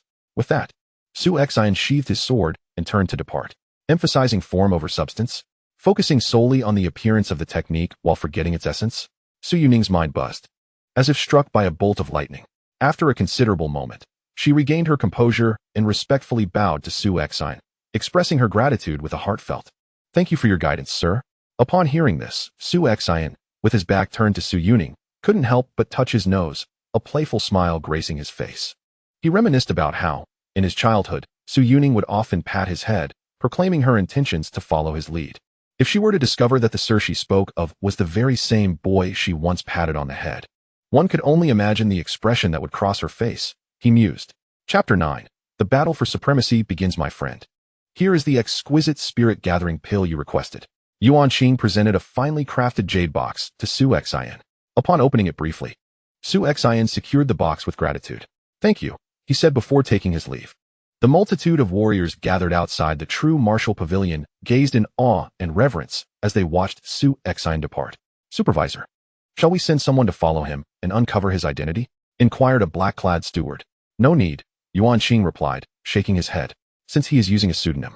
It is clear he wishes to keep his identity concealed. Our mission at the Red Dragon Tower is to forge connections with top-tier talents like him, instilling in them a sense of gratitude towards our establishment, which may lead them to serve the dynasty in the future. If we delve too deeply into his background or covertly track him, it could backfire if he becomes aware of our actions. Moreover, a prodigy capable of breaching the 14th level of the true martial pavilion at the true martial 8th realm cannot remain obscure for long. Eventually, he will undoubtedly make a name for himself. We need only observe. Su Xin proceeded cautiously, taking ample time to ensure no one was following him before returning to the Su family estate. Inside his room, he gazed at the jade box containing 20 fragrant, milky white pills, his heart swelling with joy. The exquisite spirit-gathering pill was exponentially more effective than ordinary ones. With the sword decree competition just 15 days away, consuming one pill daily, coupled with the accelerated training from his inherited techniques, it was utterly feasible for him to break through to the true martial 9th realm within half a month. And even the true martial 10th realm was not beyond the realm of possibility, Su Xin thought with a smile. From that day forward, he devoted most of his time to cultivation. With the aid of the exquisite spirit-gathering pill and the rapid progress of his inherited techniques, his martial prowess surged at an astonishing rate. As days passed, the Su family was anything but tranquil. Notably, the illustrious young talents Su Qinghong and Su Yuning returned home, having spent time honing their skills in preparation for the sword decree competition against Zhao Ling. Their experiences had yielded significant advancements, particularly for Su Qinghong. Rumors circulated within the Su family that Su Qinghong had reached the pinnacle of the true martial 10th realm, rivaling Zhao Ling in strength. This ignited a wave of hope among the family members, many believing in his potential to triumph over Zhao Ling in the upcoming competition. However, just a few days later, Zhao Ling returned as well. On the very day of his arrival, he went straight to the Red Dragon Tower, successfully breaching the 11th level of the true martial pavilion. The news sent shockwaves through the entire Su family. To know that one who can traverse the 10th level of the Jinwu Pavilion is already considered a first-rate genius. Such prodigies are exceedingly rare throughout the entirety of Yongning County. To breach the 11th level is an even more remarkable feat recently. There were rumors of an individual named Jian Yi, an 8th-tier cultivator, who astonishingly surpassed the 14th level of the Jinwu Pavilion. However, Jian Yi is not of the Su family, and thus the commotion he caused within the Su clan was relatively modest. In contrast, Zhao Ling hails from the Su family, which amplified the stir he created. The members of the Su family were left in awe. The retainers and factions rejoiced with unbridled excitement, while the core lineage of the Su family remained subdued, particularly those who had previously placed their hopes on Su Qinghong, believing him capable of defeating Zhao Ling. Upon hearing this news, they fell into silence. Alas, even with comparable cultivation levels, Su Qinghong had only managed to reach the 9th level of the Jinwu Pavilion, still a slight distance from the 10th, whereas Zhao Ling had already conquered the 11th. The disparity in skills between them was stark. Consequently, the younger generation within the Su family found themselves in a state of despondency, with many succumbing to despair. Nevertheless, the inevitable approached. The day of the Su family's sword decree competition had arrived. Creak. Su Xin opened the door and stepped out. Young master, Hong Shan had been waiting outside. The sword decree competition is today. Su Xin raised his gaze toward the distance. Observing the young master's demeanor, Hong Shan inquired, "It appears your cultivation has improved?" "Improved? Quite so, though not entirely as I had envisioned. It is satisfactory," Su Xin replied with a slight smile. Over the course of half a month, his cultivation had been advancing rapidly. Initially, he had hoped to ascend to the 10th tier of Zhenwu within this time frame. Yet he remained at the pinnacle of the 9th tier, a mere half step away from the 10th. Given another 2 or 3 days, he was confident he could break through to the 10th tier, but alas, the sword decree competition was imminent. Even though it was not perfect, possessing the peak cultivation of the 9th tier was already sufficient for Su Xin. Though merely at the pinnacle of the 9th tier, the inheritance techniques he practiced allowed his power to erupt with greater intensity, not significantly weaker than an average 10th tier cultivator. Moreover, he possessed the power of his bloodline. Once unleashed, his full might would undoubtedly rival or exceed that of a peak 10th tier cultivator. Su Xin clenched his fists, his eyes brimming with unwavering confidence. Zhao Ling, an outsider, dares to covet the Su family's sword decree. He must be dealt with. I have delayed for 3 years, and the Su family has grown less fearful of me, the young master. Today, I shall use him to establish my authority. The Su family's martial arts garden was a vast expanse, with a training ground at its center. In days past, it had been neglected, but today it was teeming with people. The Su family held an annual competition for its disciples within the martial arts garden. But this particular contest would determine the rightful ownership of the sword decree, making it exceedingly significant. The core lineage of the Su family, along with numerous powerful disciples from the retainer factions, had all gathered, accompanied by a multitude of maidens and servants, amounting to over 1,000 individuals congregated in this place. Above the training grounds, 3 chairs were positioned in the stands, with 2 already occupied by the elders of the Su family. The Su family, under the leadership of its patriarch, comprises 3 esteemed elders. The first elder, Su Boyong, a formidable expert at the void-breaking realm, is currently stationed outside to oversee matters. Present among them are the second elder, Su Tai Tong, and the third elder, Su Bai Hu, both peak experts of the ocean transformation realm. Notably, Su Bai Hu is the younger brother of the family patriarch, making him Su Xin's uncle. Before the 2 elders stood 4 of the strongest descendants of the Su family, each having reached the pinnacle of the true martial realm. Among them were Su Qinghong and Su Yuning. The second elder, Su Tai Tong, robust and fierce-eyed, bellowed with a sense of urgency, "You 4 are the last hope of our Su family. Whether you can defeat Zhao Ling and restore our family's honor lies solely with you. Remember, at all costs, you must bring him down, even if it means sacrificing yourselves." Understood. The 4 young warriors nodded solemnly, fully aware of the battle's significance. The Su family, once a prominent lineage within the Tianyan dynasty, held an inherent pride and dignity that must not be trampled upon. Should an outsider seize the sword order, the family's honor would be irrevocably tarnished. A fate more unbearable than death for many within the Su clan. In another direction of the training grounds, a multitude of powerful disciples from the guest faction had gathered, among whom stood Zhao Ling, a striking figure with a battle blade slung across his back, towering above the rest. He had already reached the zenith of the true martial realm and had successfully passed the 11th level of the true martial pavilion, exerting immense pressure on the younger generation of the Su family. "Brother, look, everyone around is watching you, especially those young Su disciples. Their gazes are as if they wish to devour you whole," Zhao Qing remarked, standing alongside Zhao Ling. Perceiving the fiery stares directed at them, he scoffed, "Fools. No matter their reluctance, after today's battle, you will be the master of the Su family sword order, and the younger generation will revere you. The position of family patriarch may very well belong to you in the future." Hearing this, Zhao Ling smiled, though a hint of regret lingered. His father, Zhao Tianlei, the leader of the guest faction, was embroiled in a crucial conflict with the first elder Su Boyong in Tianshui City and could not return in time.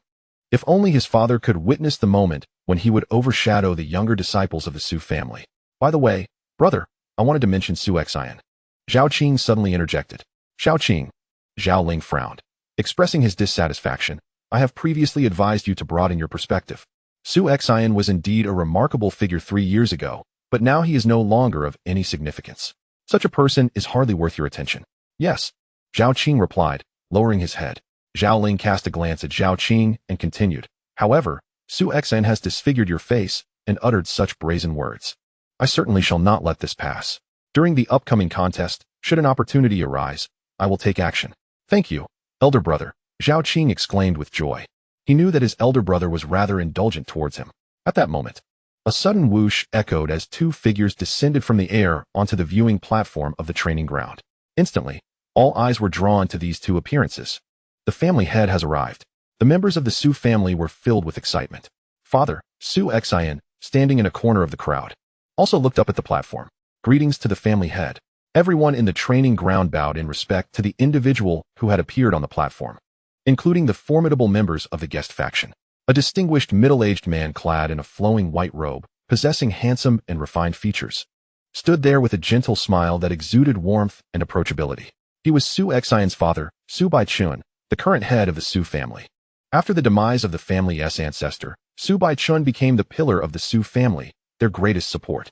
In his youth, he was celebrated as an unparalleled genius, though he gradually became more reserved and low-key over time.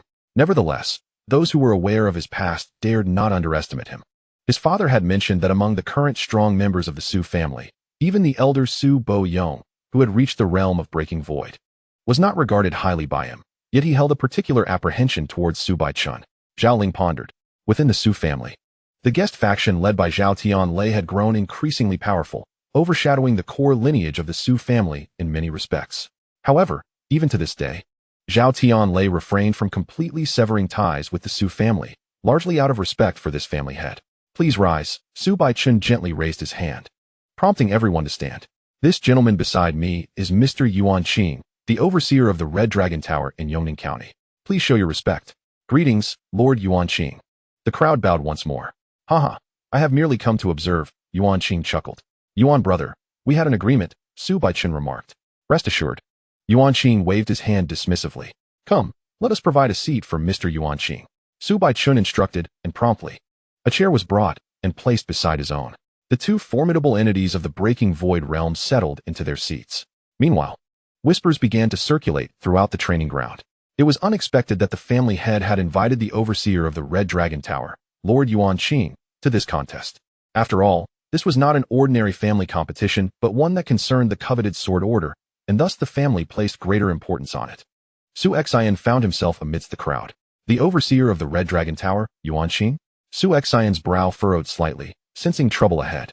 Previously, he had assumed the alias Jian Yi to challenge the Red Dragon Tower, and when he effortlessly ascended through the 14 levels. This supervisor Yuan Qing had observed the entire process keenly.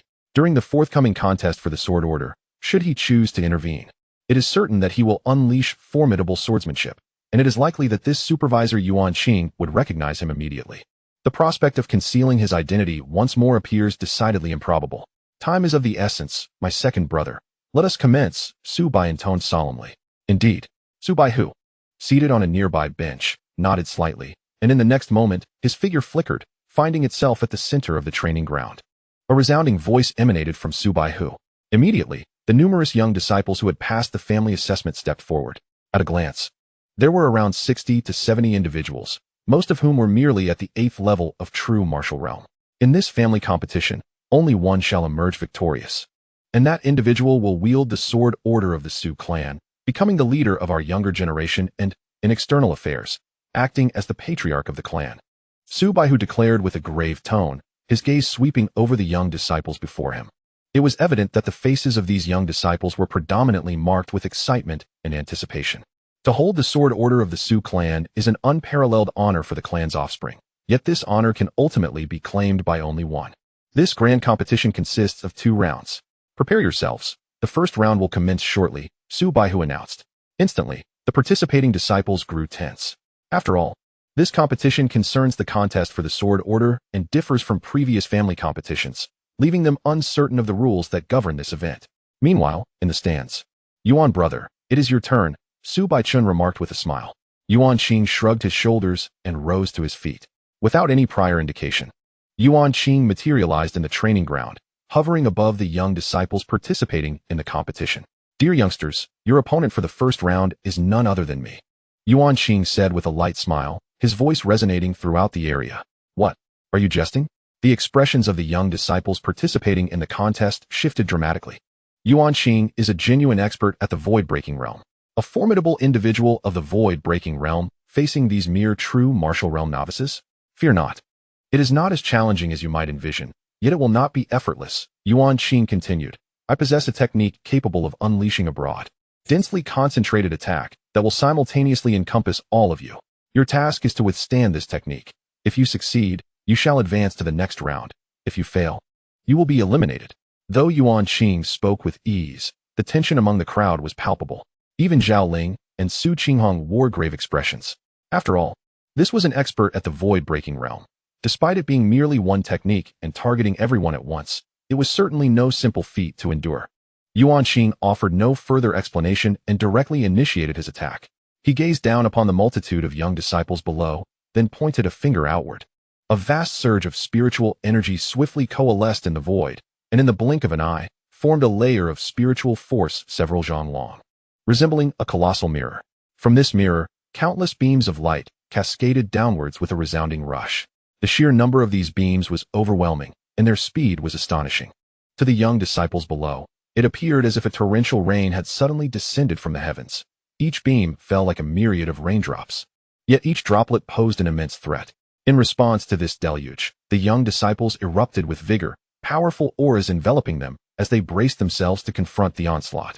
However, the speed and density of these beams, along with the incredible force they contained, rendered most of the disciples barely capable of deflecting a few before they were swiftly overwhelmed.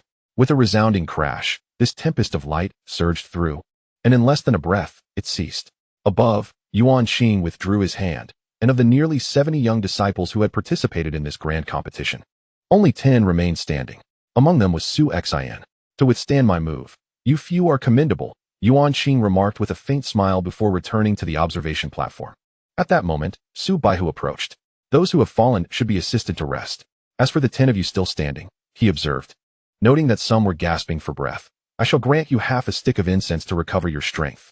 After that, the second round of the competition shall commence. The participating disciples promptly dispersed to recuperate. Meanwhile, the arena erupted in a clamor. Is this the end? No one had anticipated that the first round would conclude so swiftly. Despite the rapidity, the number of eliminations was staggering. On the platform, Yuan Xing turned to Su Baichun. Brother Su, you must have seen it as well. Indeed. Su Baichun nodded slightly. When I executed that move earlier, I afforded Zhao Ling special consideration as you instructed. The beams he faced, while identical in speed and density to those encountered by others, contained 3 times the power. Yuan Xing's expression grew grave. Under such circumstances, even a peak true martial 10th realm practitioner would likely suffer some impact, affecting their subsequent performance. Yet Zhao Ling had effortlessly withstood all the beams, without even resorting to any formidable techniques. It was evident that his strength far exceeded our expectations. Brother Su, your Su family may be in trouble this time, he concluded. Su Baichun remained silent. Zhao Ling's prowess was formidable, and among the younger generation of the Su family, none could stand against him.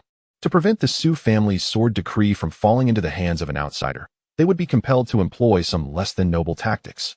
Indeed, Su Baichun had invited Yuan Xing with the intention of having him act covertly. Of course, the underhanded tactics cannot be too conspicuous. It would be foolish to allow Zhao Ling to be eliminated in the first round or severely injured, as that would be evident to any observer. Furthermore, Zhao Ling is a prodigy who has already conquered the 11th level of the true martial pavilion and possesses yellow-level privileges within the Red Dragon Tower. Yuan Xing could not truly harbor animosity towards Zhao Ling. His interference was merely a reflection of his personal ties with Su Baichun, intended to introduce some challenges for Zhao Ling, such as causing him to suffer a hidden setback that might slightly hinder his performance in the second round.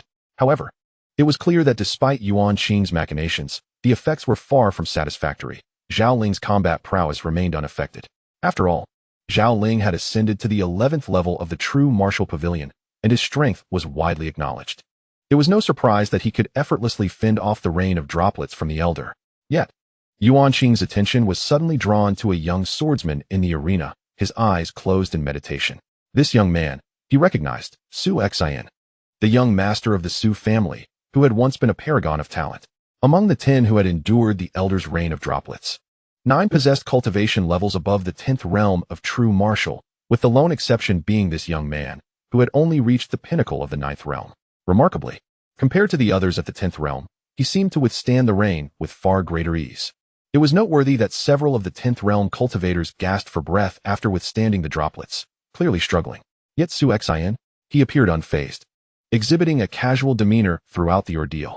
Apart from Zhao Ling, Su Xin was evidently the most composed among the others in enduring the rain, despite being only at the 9th realm. This was intriguing. Yuan Qing's expression grew somewhat peculiar. Chapter 11. 1 against 4 in no time. Half a stick of incense had passed, and the 10 who had withstood the rain stepped forward once more. The second round would consist of one-on-one elimination battles. You 10 will draw lots from me to determine the order of combat, Su Baihu announced loudly, outlining the rules for the second round. However, as soon as he finished speaking, a somewhat defiant voice interrupted. There's no need for such complexities. Zhao Ling stepped forward. What does Zhao Ling intend to do? Everyone in the arena, including the 9 entering the second round, turned their gazes toward him. Elder. The purpose of this family competition is merely to select the strongest among the younger generation of the Su family to wield the sword order. The rankings of others are inconsequential. If that is the case, then there is no need for the second round to be so complicated, Zhao Ling asserted. What exactly are you trying to say, Zhao Ling? Su Baihu questioned coldly. Quite simply, I am determined to claim the Su family's sword order. Among this generation of young disciples, none are qualified to be my opponents. One-on-one combat is far too mundane. It would be more straightforward if those who wish to contest for the sword order could simply join forces against me. I shall face them all alone. Zhao Ling's voice echoed coldly throughout the arena. Upon hearing his words, a profound silence enveloped the arena, which was soon followed by an uproar. Zhao Ling actually intended to challenge everyone single-handedly. Such arrogance, utterly audacious. Who did he think he was? How dare you treat the talented scions of the Su family as mere grass? The core members of the Su lineage were incensed. Even the high-ranking experts at the Sea Transformation realm wore grim expressions. To demand that everyone join forces against one person? This was nothing short of blatant contempt. Completely disregarding the prowess of these gifted youths from the Su family, Su Baihu furrowed his brow and cast a glance at Su Baichen. Upon receiving a nod from the latter, he declared, since this is your own request, let it be as you say. The second round of the contest shall transform into a battle on the platform. You will be the champion, and the other 9 participants wishing to contend for the sword order may unite to challenge you. If you can triumph over their combined might, the sword order of the Su family shall belong to you. A smirk curled at the corner of Zhao Ling's mouth, a hint of coldness evident. Haha. We have no extravagant hopes for that sword order. We shall not compete with young Master Zhao. As soon as the rules were announced, 4 individuals promptly chose to withdraw. These 4 hailed from the guest faction and naturally had no desire to vie against Zhao Ling, excluding Zhao Ling and those who had withdrawn. 4 figures emerged from the remaining 5 eligible contenders, Su Qinghong, Su Yuning, and 2 other disciples of the Su family who had reached the pinnacle of the true martial 10th realm. They had previously been summoned to the stands by 2 elders, who had high hopes for them. Zhao Ling, you are excessively arrogant. With a roar, Su Qinghong stood at the center of the 4, his eyes seemingly ablaze with an inferno, fiercely locking his gaze upon Zhao Ling. An overwhelming and ferocious aura of spiritual power surged from him, unmistakably reaching the apex of the true martial 10th realm. Su Yuning and the other 2 also radiated formidable spiritual energy. Su Qinghong.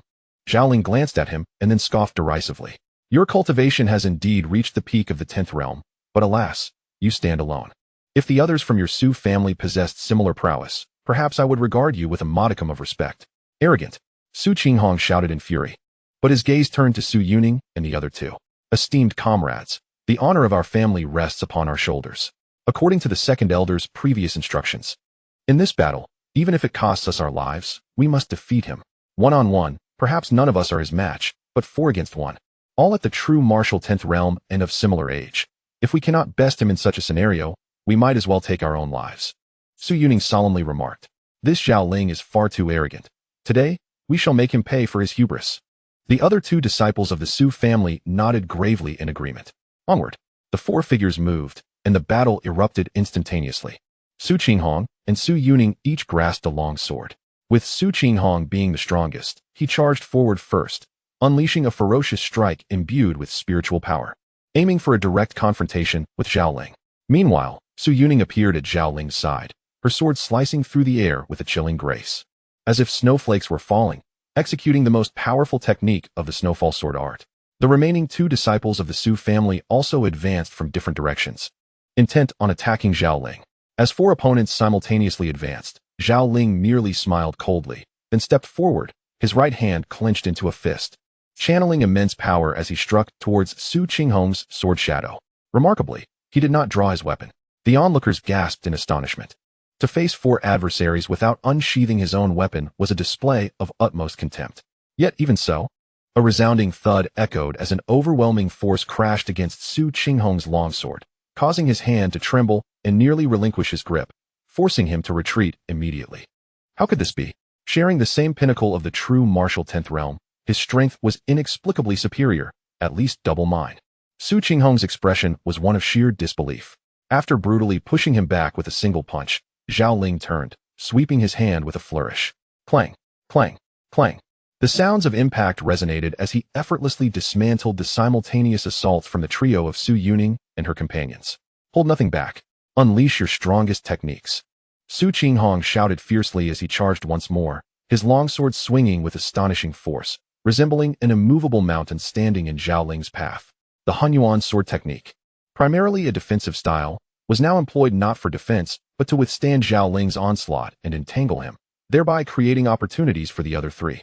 Indeed, as Su Qinghong engaged Zhao Ling, the other 3 unleashed their most formidable moves. Su Yuning leapt high into the air, executing her ultimate technique, the Phoenix Descends sword. Though it lacked the previous elegance, its power had intensified. After half a month of reflection and guidance from Sword 1 before the true martial pavilion, Su Yuning had rectified the shortcomings in her swordsmanship, resulting in significant advancement as she had successfully navigated the 9th level of the true martial pavilion. The other 2 at the 10th realm also displayed their most powerful techniques. Yet, the result was laughable. Zhao Ling's body trembled as an overwhelming spiritual force surged forth, and he struck with lightning speed. Bam, bam, bam, bam. The 4 assaults from Su Yuning and her companions were swiftly repelled, their figures sent flying, while even Su Qinghong, engaged in direct combat, was forced to retreat under the might of Zhao Ling's punch, all 4 appearing quite disheveled. Could he truly be this formidable? The faces of Su Qinghong and Su Yuning were filled with incredulity. They had poured every ounce of their strength into this battle. Su Qinghong had fought valiantly to create openings while the other 3 coordinated their ultimate moves with remarkable precision, yet they were effortlessly repelled by Zhao Ling, who still had not drawn his sword. Is this truly the extent of your combined might? Zhao Ling crossed his arms, gazing down with disdain at Su Qinghong and the others. I had anticipated that your collaboration would present some challenge. However, it is evident that you remain utterly inadequate. As such, there is no need for me to waste any more time with you. With that, Zhao Ling raised his hand and slowly unsheathed the battle blade that had rested against his back. As Su Qinghong and his 3 companions gazed, their hearts trembled. Without drawing his blade, Zhao Ling had effortlessly repelled all 4 of them, and now he had unsheathed his sword. With a swift motion, he struck forth, an exquisite arc of dazzling blade light appearing before Su Qinghong and his companions, exuding an overwhelming and suffocating force. A fleeting expression of horror flashed across their faces. Quick! Let us all strike together to block this blow, Su Qinghong shouted, immediately executing the most formidable defensive technique from the mixed origin sword art. Su Yuning and the other 2 hastened to coordinate with him, pouring forth all their strength to withstand the impending strike. Yet, the resplendent blade light seemed insurmountable, ruthlessly crushing their combined efforts as if they were mere dried twigs. With a series of sickening coughs, the 4 of them spat forth torrents of blood, their bodies sent flying several meters before crashing to the ground. As they struggled to rise, their faces were ashen, fully aware that they had been thoroughly defeated, an abysmal loss with no room for resistance. The onlookers from the core lineage of the Su family, witnessing this scene, fell into silence. You can't even withstand a single blow, truly a band of inept fools, Zhao Ling's voice, laced with disdain, echoed throughout the training ground as he sheathed his battle blade. The young warriors and elders of the Su family, upon hearing his words, felt a surge of indignation and humiliation, coupled with a profound despair. Su Qinghong and his companions were their last glimmer of hope among the younger generation. Yet even their combined might could not contend with Zhao Ling's single strike. This time, the Su family had undeniably lost, utterly and completely. Standing at the center of the training ground, Zhao Ling cast a haughty gaze over the crowd. From this day forth, the sword command of the Su family shall be under my dominion. The younger generation of the Su clan will henceforth revere me as their superior. Who dares to defy? His words pierced through the hearts of the gathered Su family members like needles, causing them to writhe internally. Just then, a chilling voice unexpectedly broke the tension. To wield the sword command? You are not worthy. The sudden proclamation stilled the entire training ground, drawing the attention of all present towards a young swordsman standing near the central area. Su Xin, the young master? Most onlookers displayed expressions of astonishment. Su Xin had also survived the first round's trials and was among the 10 who advanced to the second round, catching the attention of the crowd. However, with only the cultivation of the 9th realm of true martial, although his advancement surprised many, the members of the Su family held no high expectations for him. When Zhao Ling had previously declared his intent to challenge everyone alone, Su Qinghong and his companions had not even considered including Su Xin, for in their view, his mere 9th realm of true martial was of little assistance. Yet now, even the combined efforts of Su Qinghong and his 3 companions were effortlessly vanquished by Zhao Ling, leaving only Su Xin. How audacious could he be to emerge at such a moment? Was Su Xin courting death? At the edge of the arena, Zhao Qing watched this scene with eyes glinting crimson. He secretly yearned for Su Xin to act recklessly, allowing his elder brother to take revenge on his behalf. Su Xin, you are no match for him. Retreat at once, urged Su Yuning, her complexion somewhat pallid as she had already retreated to the periphery. As Su Xin's cousin, and having once shared a close bond, she still wished to dissuade him from making a futile display of bravado, despite their estrangement over the past 3 years. Su Xin. Zhao Ling regarded him with disdain, shaking his head. 3 years prior, he might have been a worthy opponent, but now. Su Xin paid no heed to the gazes of those around him. He advanced step by step, not even casting a glance at Zhao Ling, but instead fixing his piercing gaze upon the 4 individuals gathered behind Zhao Ling. These 4 were the martial artists who had chosen to withdraw after the second round of the competition, each at the pinnacle of the true martial realm. What did Su Xin intend to do? The expressions of the 4 were peculiar. Was he planning to take on all 4 of them? Su Xin pondered for a moment. The next instant, with a resounding clang, his sword was drawn. His figure flickered like a shooting star, instantly traversing several dozen paces to stand before the 4.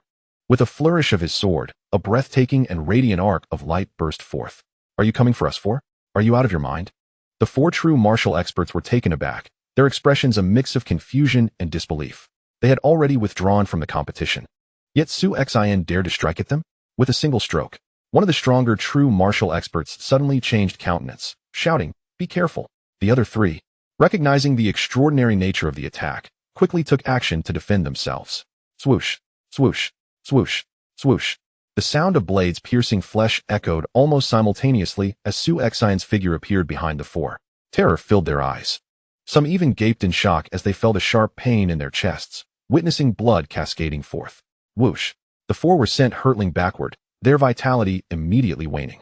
With a single strike, 4 true martial experts were grievously wounded. At this moment, Su Xin turned, his cold gaze resembling that of death itself, locking onto Zhao Ling. As his frigid words escaped his lips, "Zhao Ling, draw your blade. Unleash your swordsmanship. Utilize every ounce of your strength. Employ all your skills to confront me. For after this battle, you shall meet your demise." Silence. The once boisterous martial arena, filled with over 1,000 spectators, now lay in utter stillness. All eyes were wide with disbelief, gazing at the youthful figure at the center of the arena. With a single sword strike, 4 true martial experts were instantaneously incapacitated. What manner of strength was this? It is worth noting that just moments ago, Zhao Ling had faced 4 opponents simultaneously, ultimately defeating Su Qinghong and his companions with merely a single stroke. Zhao Ling had wielded but 1 blade. At this moment, Su Xin has employed but a single sword strike, one that is strikingly more elegant and decisive than before. Coupled with his resonant declaration, "Draw your sword. Showcase your swordsmanship. Harness all your strength. Unleash your full potential, for in this battle, you shall perish." The hearts of all those from the Su family resonated with tremors of emotion. In an instant, the despair that had settled in their hearts, shaken by Zhao Ling's prowess, was reignited. Su Xin. All eyes in the arena turned anew towards Su Xin. Even Su Baichun, the second elder Su Taitong, and Yuan Xing from the Qilong Tower cast their gazes upon him. He had undeniably become the focal point of this grand contest. Zhao Ling furrowed his brow. He was acutely aware of the strength possessed by the 4 martial artists of the true martial 10th realm within the guest faction. Although there was no pinnacle figure like Su Qinghong among them, their combined might was formidable. To simultaneously incapacitate all 4 with a single sword strike was no small feat. Even for him. "It seems I have underestimated you." Zhao Ling finally regarded Su Xin with a more serious demeanor. That recent sword strike had already attested to Su Xin's capabilities. This is beginning to hold some intrigue. Zhao Ling chuckled as he slowly drew his battle blade. He drew his blade upon arrival? Naturally, given that Su Xion's earlier display of power was hardly inferior to his own, he had no choice but to draw his weapon. Surrounding spectators murmured, but soon fell into silence, holding their breath in anticipation. In the center of the arena, Su Xian and Zhao Ling stood opposed, one wielding a sword and the other a blade, their gazes clashing fiercely across several meters. A gust of wind swept through, and in the next moment, whoosh, whoosh, two figures surged forward simultaneously. They seemed to vanish, akin to two meteors colliding. Boom! A tremendous sound echoed, causing those nearby to shudder. In the arena's heart, Su Xian and Zhao Ling, one bending low and the other poised like a bow, collided their weapons with a resounding crash. An overwhelming force erupted, reverberating through the air and producing a series of piercing sonic booms. The ground beneath them began to crack, fissures spreading outward as the sheer might sent fragments of stone soaring into the air.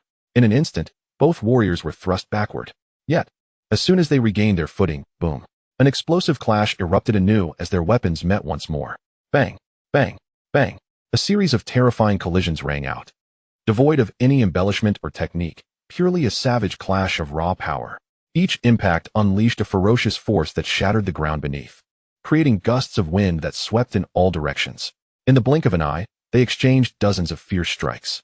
Such astonishing speed, such terrifying strength. This power hardly resembled that which could be unleashed by the true martial realm. The surrounding battlefield had long since erupted in fervor. Young master! Young master! In the midst of the tumultuous battlefield, Su Xian's maid, clad in a crimson garment, could not contain her exhilaration as she witnessed her master unleash such formidable power. Su Xian! Su Xian! She cried out in fervent jubilation. The younger generation of the Su family joined in, their voices resounding with unrestrained enthusiasm. They had long since forgotten the events of 3 years prior that had led to their family's decline. In their eyes, Su Xian now embodied the pride and glory intrinsic to the Su lineage, fiercely battling Zhao Ling and displaying an awe-inspiring strength that left them utterly captivated. In this world, where power reigns supreme, Su Xian's prowess was undeniable. It was so overwhelming that one did not need to engage directly to sense it. Merely standing aside and absorbing the atmosphere revealed an energy that coalesced with the essence of the peak of the 10th realm. Previously defeated by Zhao Ling, Su Qinghong and Su Yuning stood together, their gazes fixed in astonishment upon the two figures locked in a frenzied clash. Only now did they truly comprehend the terrifying magnitude of Zhao Ling's strength. During their prior encounters, Zhao Ling had not exerted his full capabilities. While they could grasp the enormity of Zhao Ling's might, they were equally baffled by Su Xian's ability to match him in a direct confrontation. Despite being merely at the 9th realm, Su Qinghong felt a wave of confusion wash over him. Little did he know that while Su Xian was indeed at the 9th realm, he had reached its pinnacle. After cultivating the ancestral technique, his spiritual power surged, rivaling that of an average 10th realm practitioner. However, the most crucial aspect was the power of his bloodline. Once activated, the supreme bloodline bestowed upon Su Xian an immediate and terrifying enhancement of strength, propelling him beyond the confines of the peak 10th realm. With a thunderous crash, another cataclysmic clash echoed, and the two combatants finally paused, maintaining a distance of several dozen meters while still exuding an aura of formidable spiritual energy. A practitioner of the 9th realm capable of withstanding numerous direct collisions with me without faltering. Su Xian, you indeed possess remarkable skill. Zhao Ling's voice, cold and resonant, echoed across the training ground. Initially, he had regarded Su Xian, the genius imprisoned in the forbidden magic prison for 3 long years, with disdain. However, after witnessing Su Xian's devastating strike against 4 10th realm disciples of the guest faction, Zhao Ling was left astounded and began to view him with newfound respect. Now, Zhao Ling completely recognized Su Xian as a genuine adversary. Setting aside all else, the mere fact that a 9th realm cultivator could provoke him to unleash his full swordsmanship was a testament to Su Xian's merit. Su Xian, I shall now commence the execution of my sword technique. A practitioner of the 9th realm who can compel me to reveal my skills deserves to take pride in that alone, Zhao Ling declared, his voice reverberating through the air. Upon hearing this, the assembled Su family warriors and disciples, who had been filled with anticipation and delight at Su Xian's strength, felt a jolt of realization. They recalled that Zhao Ling had previously breached the 11th floor of the martial arts pavilion, indicating that his skills had already attained a remarkably high standard. How formidable must his swordsmanship be? Can Su Xian truly rival him? The swordsmanship, I am quite eager to witness. A cold smile graced Su Xion's lips as he pointed his long sword towards Zhao Ling. With a swift motion, Zhao Ling drew his blade instantaneously. Chapter 13. Su Xian. Su Xian. In an instant, Zhao Ling appeared before him, and upon closer inspection, a faint aura of thunder surrounded his being. He resembled a bolt of lightning as he wielded his battle blade with ferocity. Thunderous clang. The blade descended, accompanied by flickering flashes of lightning. The 36 Styles of Thunder. This renowned technique from the Su family's swordsmanship canon is widely regarded as the most potent. The very aura of thunder enveloping his being indicated that Zhao Ling had mastered this technique to its fullest potential. The onlookers, powerful beings of the sea transformation realm, bore expressions of astonishment. To master the 36 Styles of Thunder to such a degree is indeed a hallmark of unparalleled skill within the sea transformation realm. No wonder Zhao Ling could surmount the 11th level of the true martial pavilion. As Zhao Ling continued to unleash his strikes, waves of blade light descended upon Su Xian like apocalyptic thunder. Yet, Su Xian's gaze was sharp as lightning, although the speed of the incoming blade light was astonishing. His mind perceived it in slow motion. This was a unique ability he had gained after awakening his supreme bloodline. He could identify the flaws and deficiencies in the techniques he had practiced, enhancing them and even devising more formidable moves. Similarly, when engaged in combat, he could discern the weaknesses in his opponent's techniques, provided their power did not far exceed his own. Clang, clang, clang, clang. The relentless sound of metal clashing echoed through the air. Su Xian's swordplay appeared casual, lacking in overt power, yet the terrifying blade light, akin to thunder, was repeatedly neutralized by him. In the blink of an eye, he had successfully parried all 36 strikes, retreating only a few steps. How is this possible? Zhao Ling's breath became erratic, disbelief etched across his face. The onlookers were equally astonished, particularly the formidable beings from the sea transformation realm. They understood the dreadfulness of the 36 Styles of Thunder. Ordinarily, one could only counter such a technique with equally formidable moves or escape through sheer speed. Yet, witnessing Su Xian effortlessly deflect all 36 strikes with such nonchalance was a sight they had never seen before. This scene felt eerily familiar. Among the crowd, Su Yuning, who had returned, wore a peculiar expression. She recalled the time at the true martial pavilion when she had sought guidance from the esteemed Jianyi, who had effortlessly thwarted her numerous techniques with a casual flick of his sword. Is this your swordsmanship? Su Xian remarked with a hint of derision as he regarded Zhao Ling. Rage consumed Zhao Ling, his aura growing increasingly volatile. With a thunderous roar, the threads of lightning surrounding his form seemed to coalesce into something tangible. Daylight thunder. With a fierce shout, Zhao Ling gripped his blade with both hands and struck down with ferocity, as if cleaving mountains and shattering peaks, a terrifying blow. This was Zhao Ling's ultimate technique. Su Xian remained calm, observing intently until the formidable technique approached him, at which point he struck with lightning speed. A single, direct thrust of his sword met the convergence of the blade's fierce light, and Zhao Ling felt an unusual force acting upon his weapon, dissipating the terrifying might he had amassed in an instant. As Su Xian twisted his wrist, the sword's edge glided eerily along Zhao Ling's arm. Swoosh! The blade grazed Zhao Ling's shoulder, leaving a distinct scar. Though this mark was not deep enough to affect his combat prowess, it inflicted an unprecedented humiliation upon him. Just moments prior, Zhao Ling had confidently proclaimed that Su Xian's ability to force him to employ his technique was already a matter of pride. Yet, in the blink of an eye, Su Xian had effortlessly countered his maneuver, dismantling even his most powerful technique in an instant, and he was wounded as well. How could he possibly accept such an outcome? Su Xian, you have provoked my wrath, Zhao Ling bellowed, his eyes smoldering with barely contained fury. In the next moment, he lunged forward once more, unleashing his formidable blade technique in a relentless assault against Su Xian. However, the result was a resounding clang. Su Xian deftly neutralized his strike, the sword's edge sliding past Zhao Ling's waist. Clang. After yet another clash, Su Xian left a small scar on Zhao Ling's wrist. Again and again, each time he found and exploited the weaknesses in Zhao Ling's technique with remarkable precision, leaving behind marks on his body. In mere moments, Zhao Ling bore 13 distinct scars. These marks were minor and not critical to his strength, yet they represented a profound affront to his pride. The spectators surrounding the training ground were left in utter astonishment. Moments earlier, when Zhao Ling declared his intention to employ his technique, many within the Su family were anxious for Su Xian. After all, Zhao Ling had conquered the 11th level of the true martial pavilion. Yet, to their disbelief, when Zhao Ling engaged Su Xian in combat, the outcome was overwhelmingly one-sided. The disparity was so vast that it was evident they were not of the same caliber. This was Zhao Ling, the conqueror of the 11th level of the true martial pavilion. His blade techniques were renowned for their terror. Yet, before Su Xin, he found himself utterly outmatched. It was nothing short of mockery. Su Xin was completely toying with him. The members of the Su family present, strong and young alike, felt exhilarated and invigorated. For 3 years, as the Su family waned, a faction led by Zhao Tianlei had risen, imposing their will upon the family, even attempting to usurp control from the very family that had once been their master. They sought to completely overshadow the Su family and seize power for themselves. Regrettably, the Su family faces formidable adversaries lurking in the shadows, and this generation of young heirs has proven to be rather lackluster, with none capable of rivaling Zhao Ling.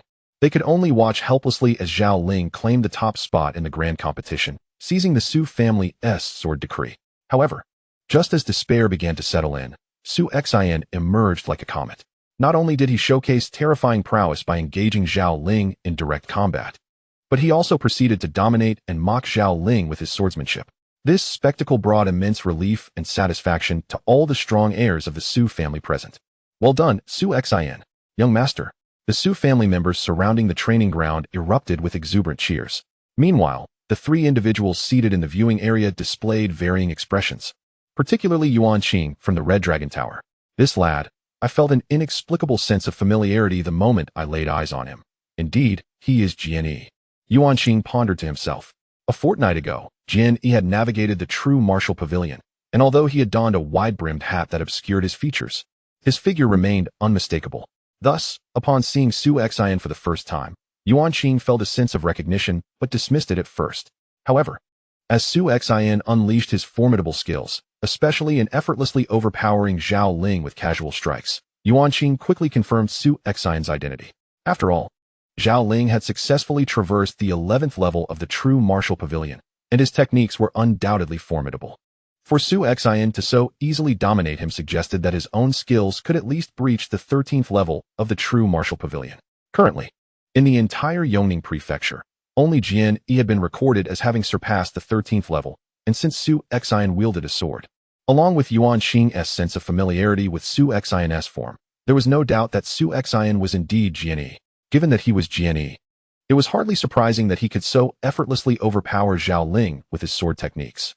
Yet, what was this young man truly aiming to achieve? With his prowess, he could have easily seized any opportunity during their numerous encounters to severely wound Zhao Ling, rather than merely leaving inconsequential sword marks on him. Was it possible that he was solely intent on avenging the Su family? Yuan Qing mused. On the battlefield, Zhao Ling's eyes were bloodshot, and his body bore 13 distinct sword marks, each still oozing blood, rendering him a pitiful sight. Su Xin, you scoundrel, Zhao Ling roared, his already frenzied aura suddenly surging at an astonishing rate, elevating him to an entirely new level in the blink of an eye. This was the transformation Sea realm. No, the previously exhilarated heirs of the Su family, witnessing this scene, were struck with shock and fury. Some could not help but let out cries of anger. Transformation Sea realm? Su Qinghong and Su Yuning, among the Su family's prodigies, wore expressions of utter despair. Su Xin had seemed to hold victory within his grasp. Yet at this critical juncture, Zhao Ling had managed to break through, ascending directly from the 10th level of true martial to the transformation Sea realm. This represented a monumental breakthrough in realms, signifying a complete qualitative transformation in strength. Su Xin, are you aware that I could have long ago transcended to the Sea transformation realm? Yet, I have been deliberately suppressing my cultivation. Zhao Ling's cold voice reverberated across the training grounds. This was due to the fact that I recently acquired an immensely powerful technique from my father. I wish to transition my cultivation to this technique, using it as a foundation to break through to the Sea transformation realm. Thus, upon achieving this breakthrough, my strength would be magnified. However, because of you, it is solely your emergence that has compelled me to hasten my breakthrough. Su Xin, you are truly despicable. Zhao Ling bellowed. His words instantly illuminated the surrounding crowd. They realized that Zhao Ling had been capable of breaking through to the Sea transformation realm all along, but had chosen to restrain his own progress. No wonder his prowess is so formidable. It turns out he is already half a step into the Sea transformation realm. Su Qinghong mused. Brother, do you see this? This is my brother's true strength. In a nearby gathering of disciples, Zhao Qing wore a triumphant expression, shouting wildly. In the stands, Yuan Qing's brows furrowed deeply. That little fellow had a clear opportunity to directly defeat Zhao Ling, but chose to hold back, allowing Zhao Ling to advance his cultivation. Moreover, upon witnessing Zhao Ling's breakthrough, the little one displayed little change in demeanor, as if he had anticipated this all along. Could it be that he possesses confidence in confronting Zhao Ling, now that he has achieved the sea transformation realm? Chapter 14. Explode. Explode. Explode. In the center of the battlefield, Zhao Ling, who had just transcended to the sea transformation realm, emanated a formidable aura. His gaze towards Su Xin was laden with coldness and resentment. Perish. Fueled by a surge of hatred, Zhao Ling swung his battle blade. A terrifying arc of light instantly coalesced, hurtling towards Su Xin with devastating force. Knowing full well that he could not match Su Xin in skill, he refrained from a contest of techniques, opting instead to rely purely on brute strength to crush his opponent. Having ascended to the sea transformation realm, the power behind this strike was magnitudes greater than before. This power sent tremors of fear through the hearts of the onlooking disciples of the Su family. Young master, Hong Shan felt as if his heart were lodged in his throat. The third elder, Su Baihu, who stood closest to the battlefield, wore a grave expression, fully prepared to intervene should Su Xin falter, ensuring he would not perish at Zhao Ling's hands. Yet, in the face of Zhao Ling's terrifying might, Su Xin displayed no trace of panic. As the blade's light drew near, Su Xin suddenly lunged forward, his sword slicing through the air, choosing to engage head-on once more. Seeking death, Zhao Ling could not help but sneer. Boom! A thunderous clash erupted. This direct confrontation was far more intense than their previous exchanges. The ground beneath them shattered into dust from the force of their collision. The clash lasted but a moment, yet the spectators beheld Su Xin retreating 3 steps, each footfall resonating heavily upon the earth, causing the ground to fracture. What? Zhao Ling looked up, disbelief etched across his face. Zhao Ling has transcended to the ocean transformation realm, consequently amplifying the power of his sword technique several-fold. Yet, in a direct confrontation, Su Xin merely retreated 3 steps. The spectators were momentarily bewildered. The fact that a mere 3 steps were lost in such a direct clash indicated that the disparity in strength was not as significant as one might expect. After all, Zhao Ling had indeed broken through to the ocean transformation realm, yet there remained a semblance of balance. Su Xion's expression, however, remained remarkably composed, showing no signs of surprise at this outcome. While Zhao Ling's power surged following his breakthrough, it remained unrecognized that Su Xian had consistently reserved a portion of his own strength. Unlike ordinary individuals, his greatest advantage lay in his bloodline power. During the foundational assessments of the grand competition, he had only just entered the 8th layer of true martial, yet he had battled against Hong Fong, who was at the pinnacle of the 8th layer, and managed to engage him in an evenly matched contest. When he unleashed his bloodline power, even a mere fraction of it was sufficient to overwhelmingly crush Hong Fong. Now, facing Zhao Ling, Su Xian had ignited his bloodline power from the outset, though only to 50% of its potential. This already placed him on equal footing with Zhao Ling during their fierce exchange. At this moment, Zhao Ling's recent breakthrough had enabled him to unleash his bloodline power to 70%, resulting in a commensurate increase in his strength. Thus, it was evident why Su Xian had only been forced back 3 steps in their recent encounter, were he to fully unleash the entirety of his bloodline power. He was confident he could entirely overwhelm Zhao Ling, who had transcended to the ocean transformation realm. As a true martial 9th layer practitioner, to contend with someone who had reached the ocean transformation realm to this extent was already extraordinary. Should he utterly dominate Zhao Ling through sheer power, it would be nothing short of astonishing, likely leading many to suspect that he had awakened a formidable bloodline. Su Xian mused quietly to himself. He had no intention of fully unleashing his bloodline power. Indeed, there was a more significant reason. 70% was already ample. Zhao Ling, your sword techniques and stratagems have been sufficiently demonstrated, have they not? Su Xian's gaze turned icy as he fixed his eyes on Zhao Ling. Now, allow me to showcase my swordsmanship. Zhao Ling's expression darkened, and it dawned upon the onlookers that, since the commencement of the battle, aside from their initial clash, Su Xian had yet to genuinely employ his sword techniques. Indeed, he had not truly showcased them at all. Even when countering Zhao Ling's swordplay, he had merely wielded his sword casually, yet it was evident to all that his swordsmanship far surpassed Zhao Ling's techniques in ferocity. The first sword technique, even Yuan Qing, who had attained the void-breaking realm, was now fully engrossed in the unfolding spectacle. Su Xian tightened his grip on the long sword in his right hand, and then his figure shifted. A torrent of radiant sword light erupted forth, filling the air with what appeared to be countless snowflakes dancing in the breeze. In truth, These snowflakes were the chilling and formidable beams of sword light. The snowfall sword technique. The gathered crowd immediately recognized the swordsmanship on display. Not long ago, during the joint assault on Zhao Ling by Su Qinghong and his companions, Su Yuning had employed this very technique. However, the execution of this sword art by Su Yuning was entirely different from that of Su Xin. It was astoundingly swift. The frantically flickering snowflakes were not only numerous, but also densely packed.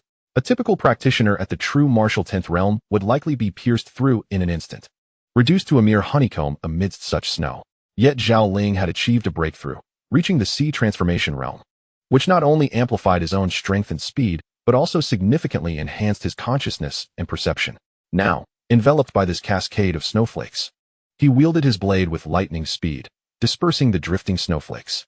Su Xin, you are insulting me. Use the snow-cutting style. Zhao Ling bellowed. As you wish.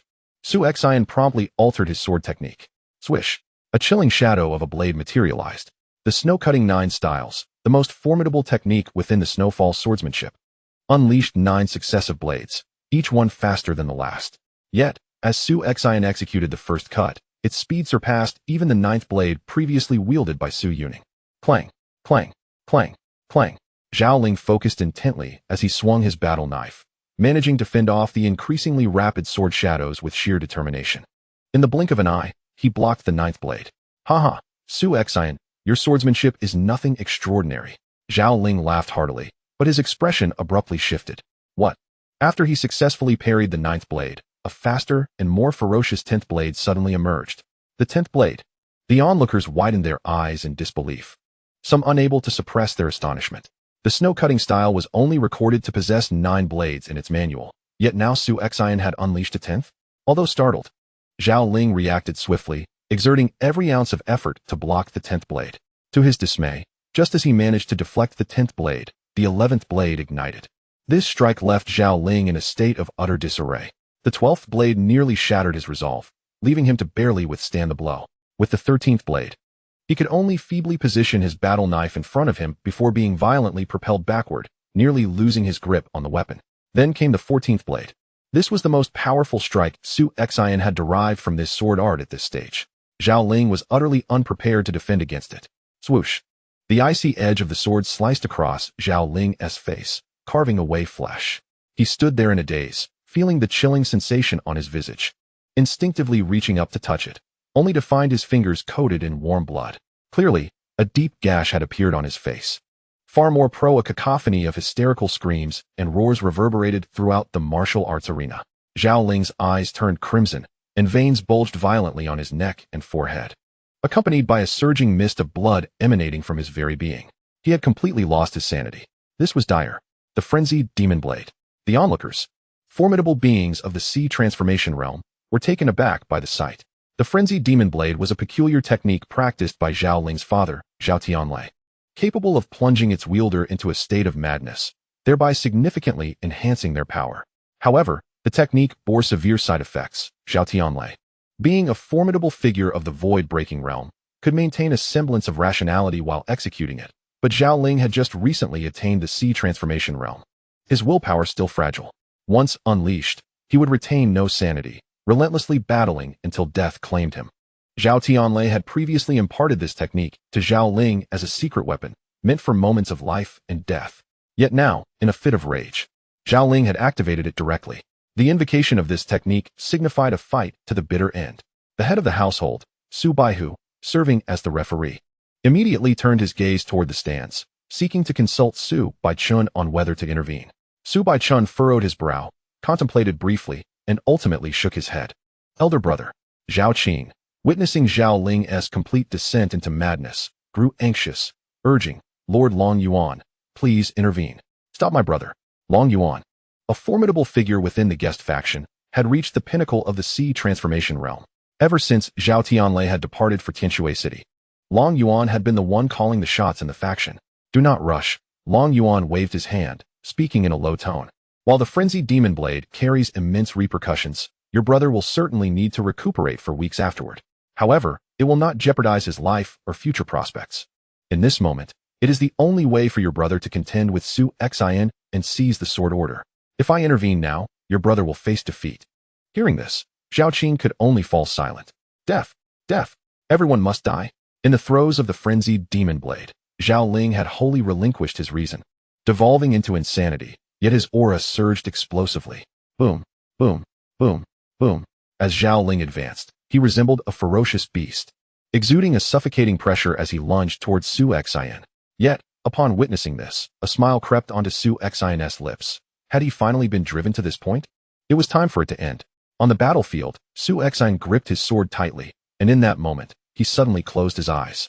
In an instant, he reopened them, and an overwhelming murderous intent surged forth. Swish! Su Xin drew his sword. It appeared to be an ordinary strike.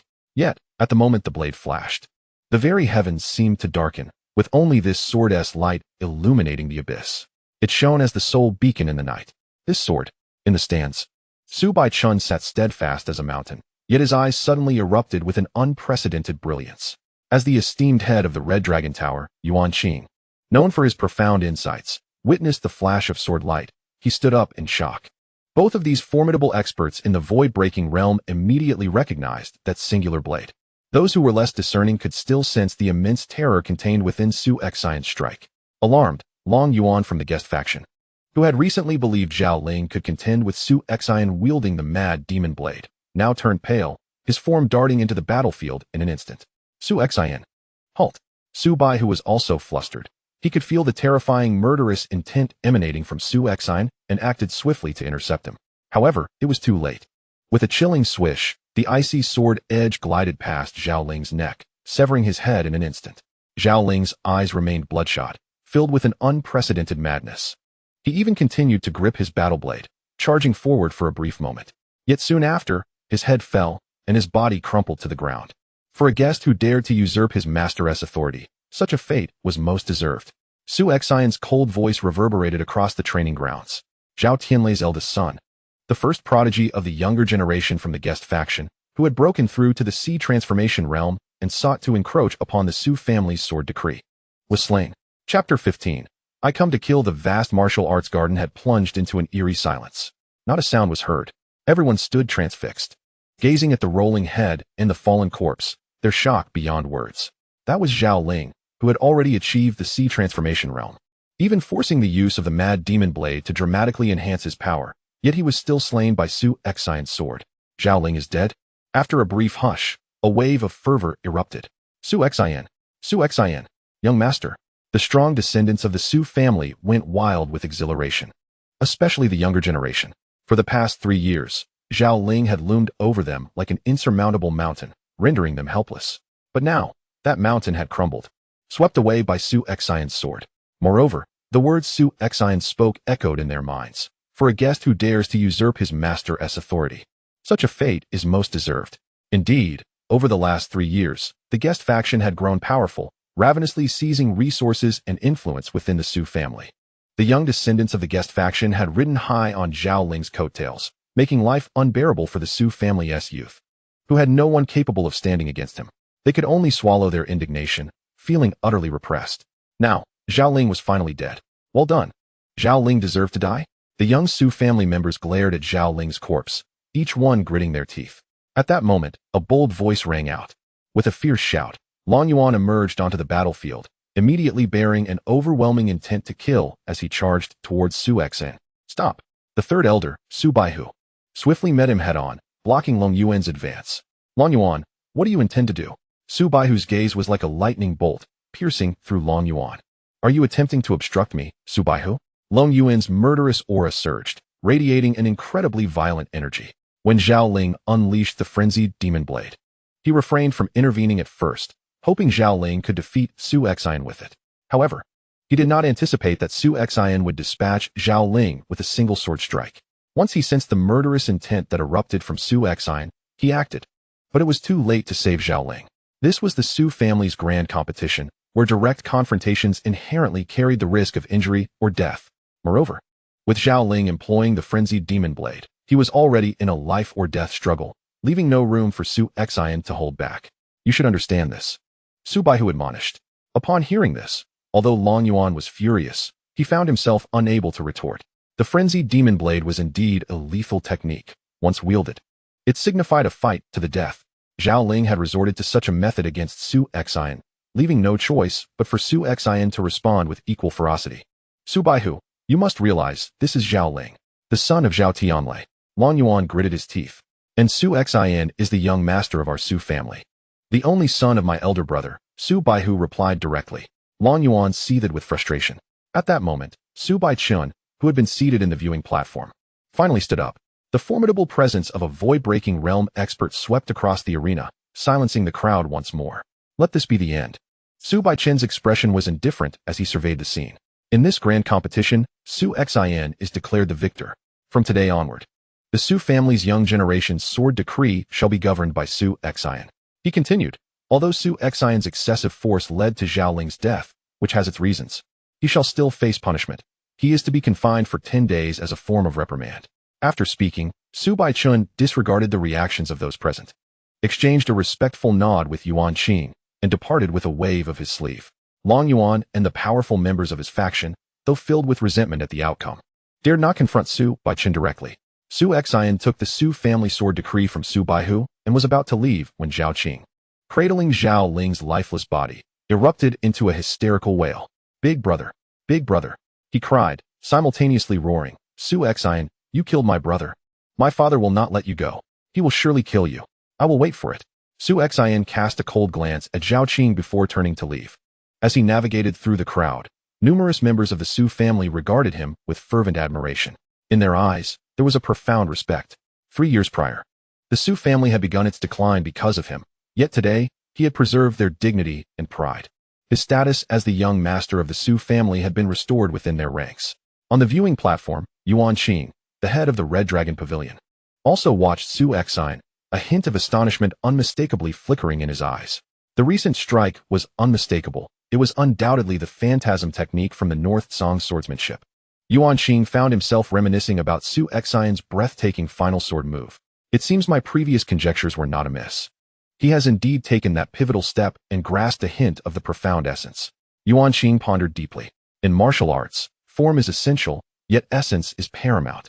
Regardless of the weapon one wields or the skills one cultivates, a practitioner initially confines themselves to the rigid forms of techniques.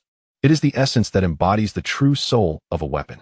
For instance, when an individual wields a sword and executes sword techniques, possessing an essence equates to imbuing the swordsmanship with thought, transcending the limits of conventional moves. Upon reaching this juncture, it signifies a qualitative leap, propelling one's swordsmanship into an entirely new realm. Previously, in the Zhenwu Pavilion, when Yuan Qing witnessed Su Xin conquer the 14th level, he suspected that Su Xin had indeed crossed that threshold and grasped a fragment of essence. Now, observing Su Xin's execution of the North Song swordsmanship, Yuan Qing was acutely aware that this style was recognized as the paramount sword art of the Tianyin dynasty. Its origins were illustrious. Yet the techniques themselves were not particularly rare. Many esteemed families or factions within the Tianyin dynasty possessed copies of this sword art, and naturally, the Su family had their own version. However, despite having access to the sword art, the threshold for cultivation was exceedingly high. Grasping a hint of essence was the fundamental requirement for mastering this swordsmanship. The fact that Su Xin could perform the phantasm technique of the North Song swordsmanship undoubtedly signified his comprehension of essence. Within the Tianyin dynasty, even among the Huahai realm, including those at the pinnacle of that level, being able to comprehend a hint of essence was indicative of exceptional talent. Such individuals could easily surpass the first level of the long-seeking tower, and with slightly higher comprehension or other formidable techniques, they might even breach the second level. Yet here was Su Xin, a mere Zhenwu realm practitioner, who had grasped a hint of essence and could execute the phantasm technique. Truly astonishing. Yuan Qing marveled. Not only was his innate talent formidable, but his temperament was equally impressive. As the head of the Red Dragon Tower, Yuan Qing discerned instantly that Su Xin's intent from the outset was to eliminate Zhao Ling. Yet he did not strike immediately. Instead, he gradually revealed his prowess, inciting Zhao Ling's fury, ultimately cornering him to the brink of desperation, where Zhao Ling was compelled to unleash the Frenzy Blade. Once the Frenzy Blade was invoked, it was only natural for Su Xin to dispatch Zhao Ling. Despite having meticulously plotted a murder, he left no room for his opponent to retaliate. What a fearsome young man. Yuan Qing chuckled softly. It was a pity that he was still in the Zhenwu realm and had not yet transcended to the Huahai realm, for otherwise, he could have participated in this year's Imperial City Hunt. Unfortunately, having missed this opportunity, he would likely have to wait another 5 years to partake again. Upon returning to his courtyard, Su Xin was soon visited by a guard bearing a message from Su Baichun, requesting his presence. In the dimly lit study, despite it being daytime, only a few faint rays of light penetrated the gloom. Father. Su Xin stood respectfully, a flicker of excitement in his eyes. It had been half a month since he returned to the Su family from the magical prison, and only today did his father finally agree to see him. Su Baichun stood with his back to him, diligently painting on a scroll, seemingly oblivious to his presence. Su Xin quietly observed, choosing not to disturb him. From a young age, Su Xin was aware of his father's passion for painting. He often watched him create. In Su Xin's memory, each of his father's artworks exuded a sense of freedom, nonchalance, and defiance. However, today's piece depicted a solitary eagle soaring through the sky while casting its gaze upon the prey below. This painting, while bearing traces of defiance, also conveyed a profound sense of loneliness and a ruthless intent towards its quarry. After a considerable time, Su Baichun finally set his brush down and turned to look at Su Xin. 3 years of hardship had seemingly matured him significantly. Su Baichun studied Su Xin's face for a moment before breaking into a gentle smile, one that radiated affection and eased Su Xin's heart, prompting a smile in return. Please, take a seat, Su Baichun gestured. Su Xin complied. You do not speak of the events from 3 years ago, and I shall not inquire, but regarding today's matter, tell me, why must you kill Zhao Ling? Su Baichun observed Su Xin with a calm demeanor. Su Xin was not taken aback. It was well known within the Su family that Zhao Ling had cultivated the mad demon blade, and during today's confrontation, he had cornered Zhao Ling into a desperate situation, compelling him to unleash his blade, ultimately leading to his demise. A moment's reflection revealed that Su Xin had intended from the outset to eliminate Zhao Ling. A mere retainer, dared to covet the authority of my Su family. He deserved death, Su Xin replied. And then what? Su Baichun inquired. 3 years ago, the family harbored deep-seated prejudices and grievances against me, rendering this young master a figure of scorn. Slaying Zhao Ling not only preserves the dignity of the Su family, but also serves as my battle for prestige, allowing me to reclaim respect and standing within the family. Su Xin elaborated. Is there more? Su Baichun maintained his calm demeanor. I have heard that Zhao Tianlei has gone to Tianshui City to contend with the Grand Elder for our family's interests there, and we are now at a critical juncture. That asset is crucial for the Su family at present. If Zhao Ling's death can incite Zhao Tianlei to return in a fury seeking vengeance, we can safeguard that asset. Su Xin explained. At this revelation, Su Baichun finally smiled, acknowledging Su Xin's third point as commendable, yet lamented, alas, you underestimate Zhao Tianlei. Based on my understanding, while Zhao Ling's death may enrage him, it will likely fuel his ambition to seize what belongs to the Su family. If this news reaches him, he will most probably choose to bide his time, secure the asset first, and then return to the family to exact his revenge. Zhao Tianlei can choose to endure even the death of his son? Su Xin furrowed his brow, then replied earnestly, Father, forgive my candor. But the faction led by Zhao Tianlei has long ceased to be an ally to our Su family.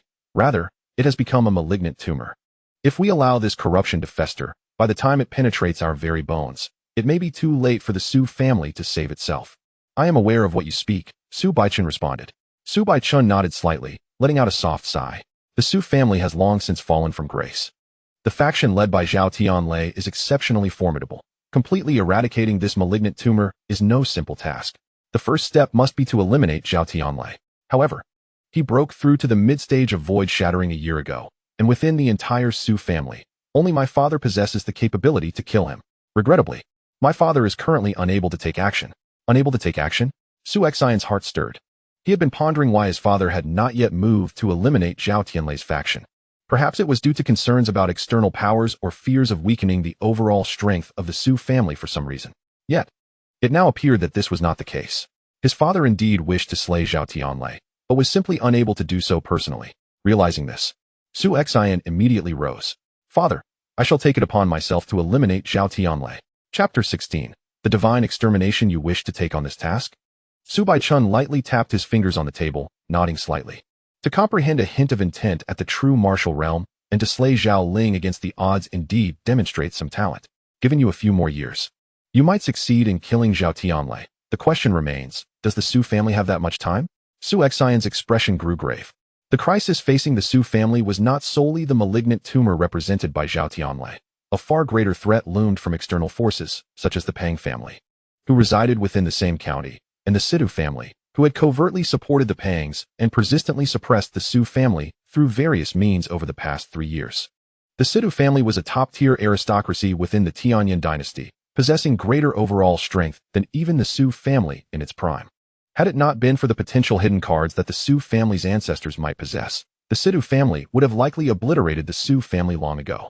Enough of these worries. Focus solely on your cultivation, Su Baichun advised gently. In today's competition, you struck back against Zhao Ling right after he unleashed his frantic blade. Slaying him, regardless of Zhao Tianlei's resentment, he would not dare to openly confront you. Your greatest concern should be the covert machinations at play.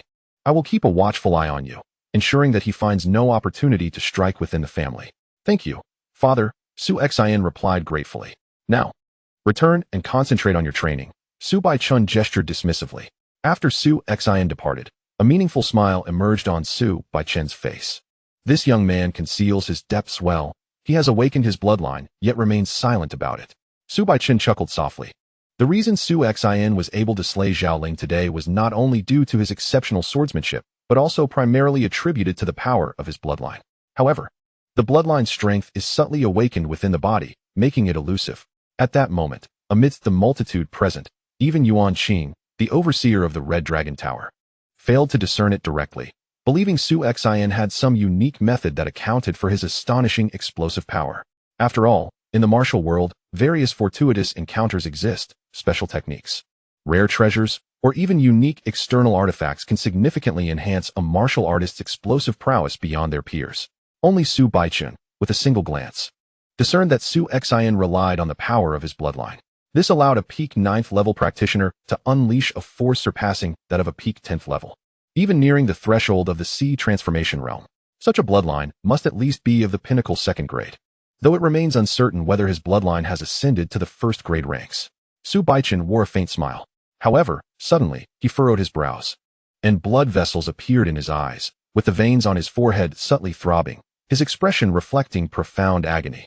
He hastily retrieved a jade vial from his sleeve, from which rolled out a crimson pill, exuding a nauseating stench.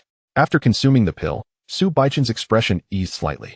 Upon exiting the study, Su Xin exhaled heavily in relief. After returning to the family, he had not seen his father, which left him anxious, wondering if his father harbored resentment towards him for the events of 3 years prior, and if their relationship had become strained. Yet today's encounter enlightened Su Xin. His father remained the caring figure he had always been, unchanged through the years. The love his father held for him simply was not outwardly expressed. Indeed, which father in this world does not love his child? Regardless of the magnitude of their child's transgressions, a father's reproach rarely transforms into resentment. Upon returning to his courtyard, Su Xin instructed Hong Shan. My father has asked me to remain in my room for 10 days. During this time, simply deliver my meals punctually to the door. Understood, young master. Hong Shan replied obediently. Inside the room, Su Xin sat cross-legged upon his bed. Zhao Tianlei had already broken through to the mid-stage of void breaking, and his father believed it would take him several years to be capable of eliminating him.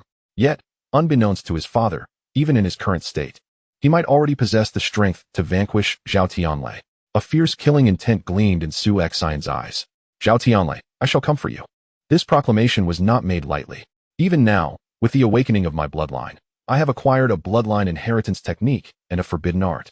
The bloodline inheritance technique not only transformed my meridians and enhanced the quality of my spiritual energy, enabling me to unleash even greater power, but it also allowed for a better integration of my spiritual energy with the strength of my bloodline. As for the forbidden art, throughout history, many bloodline awakeners have emerged in the eastern wilderness, and while many have been granted bloodline inheritance techniques upon awakening, I have never heard of anyone being bestowed a forbidden art. It must be exclusive to those of supreme bloodlines. Yet, I wonder how effective it truly is. With anticipation building within, Su Xin invoked the forbidden art, divine annihilation. As the forbidden art was unleashed, the power of his bloodline within Su Xin ignited with terrifying speed. Whether it was within his control or beyond it, his complexion flushed, and he experienced intense agony, as if his entire being were being scorched by raging flames, causing his body to tremble uncontrollably. With the burning of his bloodline power, his cultivation surged dramatically. Originally, he was merely at the pinnacle of the true martial 9th realm. But in an instant, he ascended to the peak of the true martial 10th realm, subsequently breaking through the barrier of the Sea transformation realm. Yet, Upon reaching the sea transformation realm, this enhancement did not wane. From the minor completion to the major completion of the sea transformation. Only upon attaining the full realization of the sea transformation did his progress come to a halt. At this moment, Su Xin still felt as if a fierce fire was igniting within him. However, the pain had dissipated, and his consciousness was remarkably clear. Full realization of the sea transformation. Overcome with joy at his current prowess, Su Xin reveled in the fact that he had elevated from the true martial ninth realm to the full realization of the sea transformation, a leap of several levels. This was the power of the divine annihilation forbidden technique. Moreover, Su Xin could sense that although his cultivation had surged through the burning of his bloodline strength, it did not diminish the enhancement that his bloodline power conferred upon his abilities. Now at the full realization of the sea transformation, his power, bolstered by the ancestral techniques, rivaled that of a peak sea transformation expert, and should he unleash the might of his bloodline, his strength would be akin to that of the void-breaking realm. With the application of this forbidden technique, his combat prowess was unequivocally at the level of the void-breaking realm. Su Xin smiled. Nevertheless, he understood that this forbidden technique could not be sustained for long. After familiarizing himself with the power of the full realization of the sea transformation, he quietly awaited the natural cessation of the forbidden technique. Before long, the divine annihilation forbidden technique ceased its operation, and Su Xin had been monitoring the passage of time. Since the activation of the forbidden technique, approximately 50 breaths had elapsed before it halted on its own. A slight frown crossed Su Xion's brow. This was under the condition that he had not engaged in combat, relying purely on the normal passage of time, if he were embroiled in a life-and-death struggle. Utilizing sword techniques and various means, the consumption would undoubtedly be greater. The divine annihilation forbidden technique might last for no more than 30 breaths.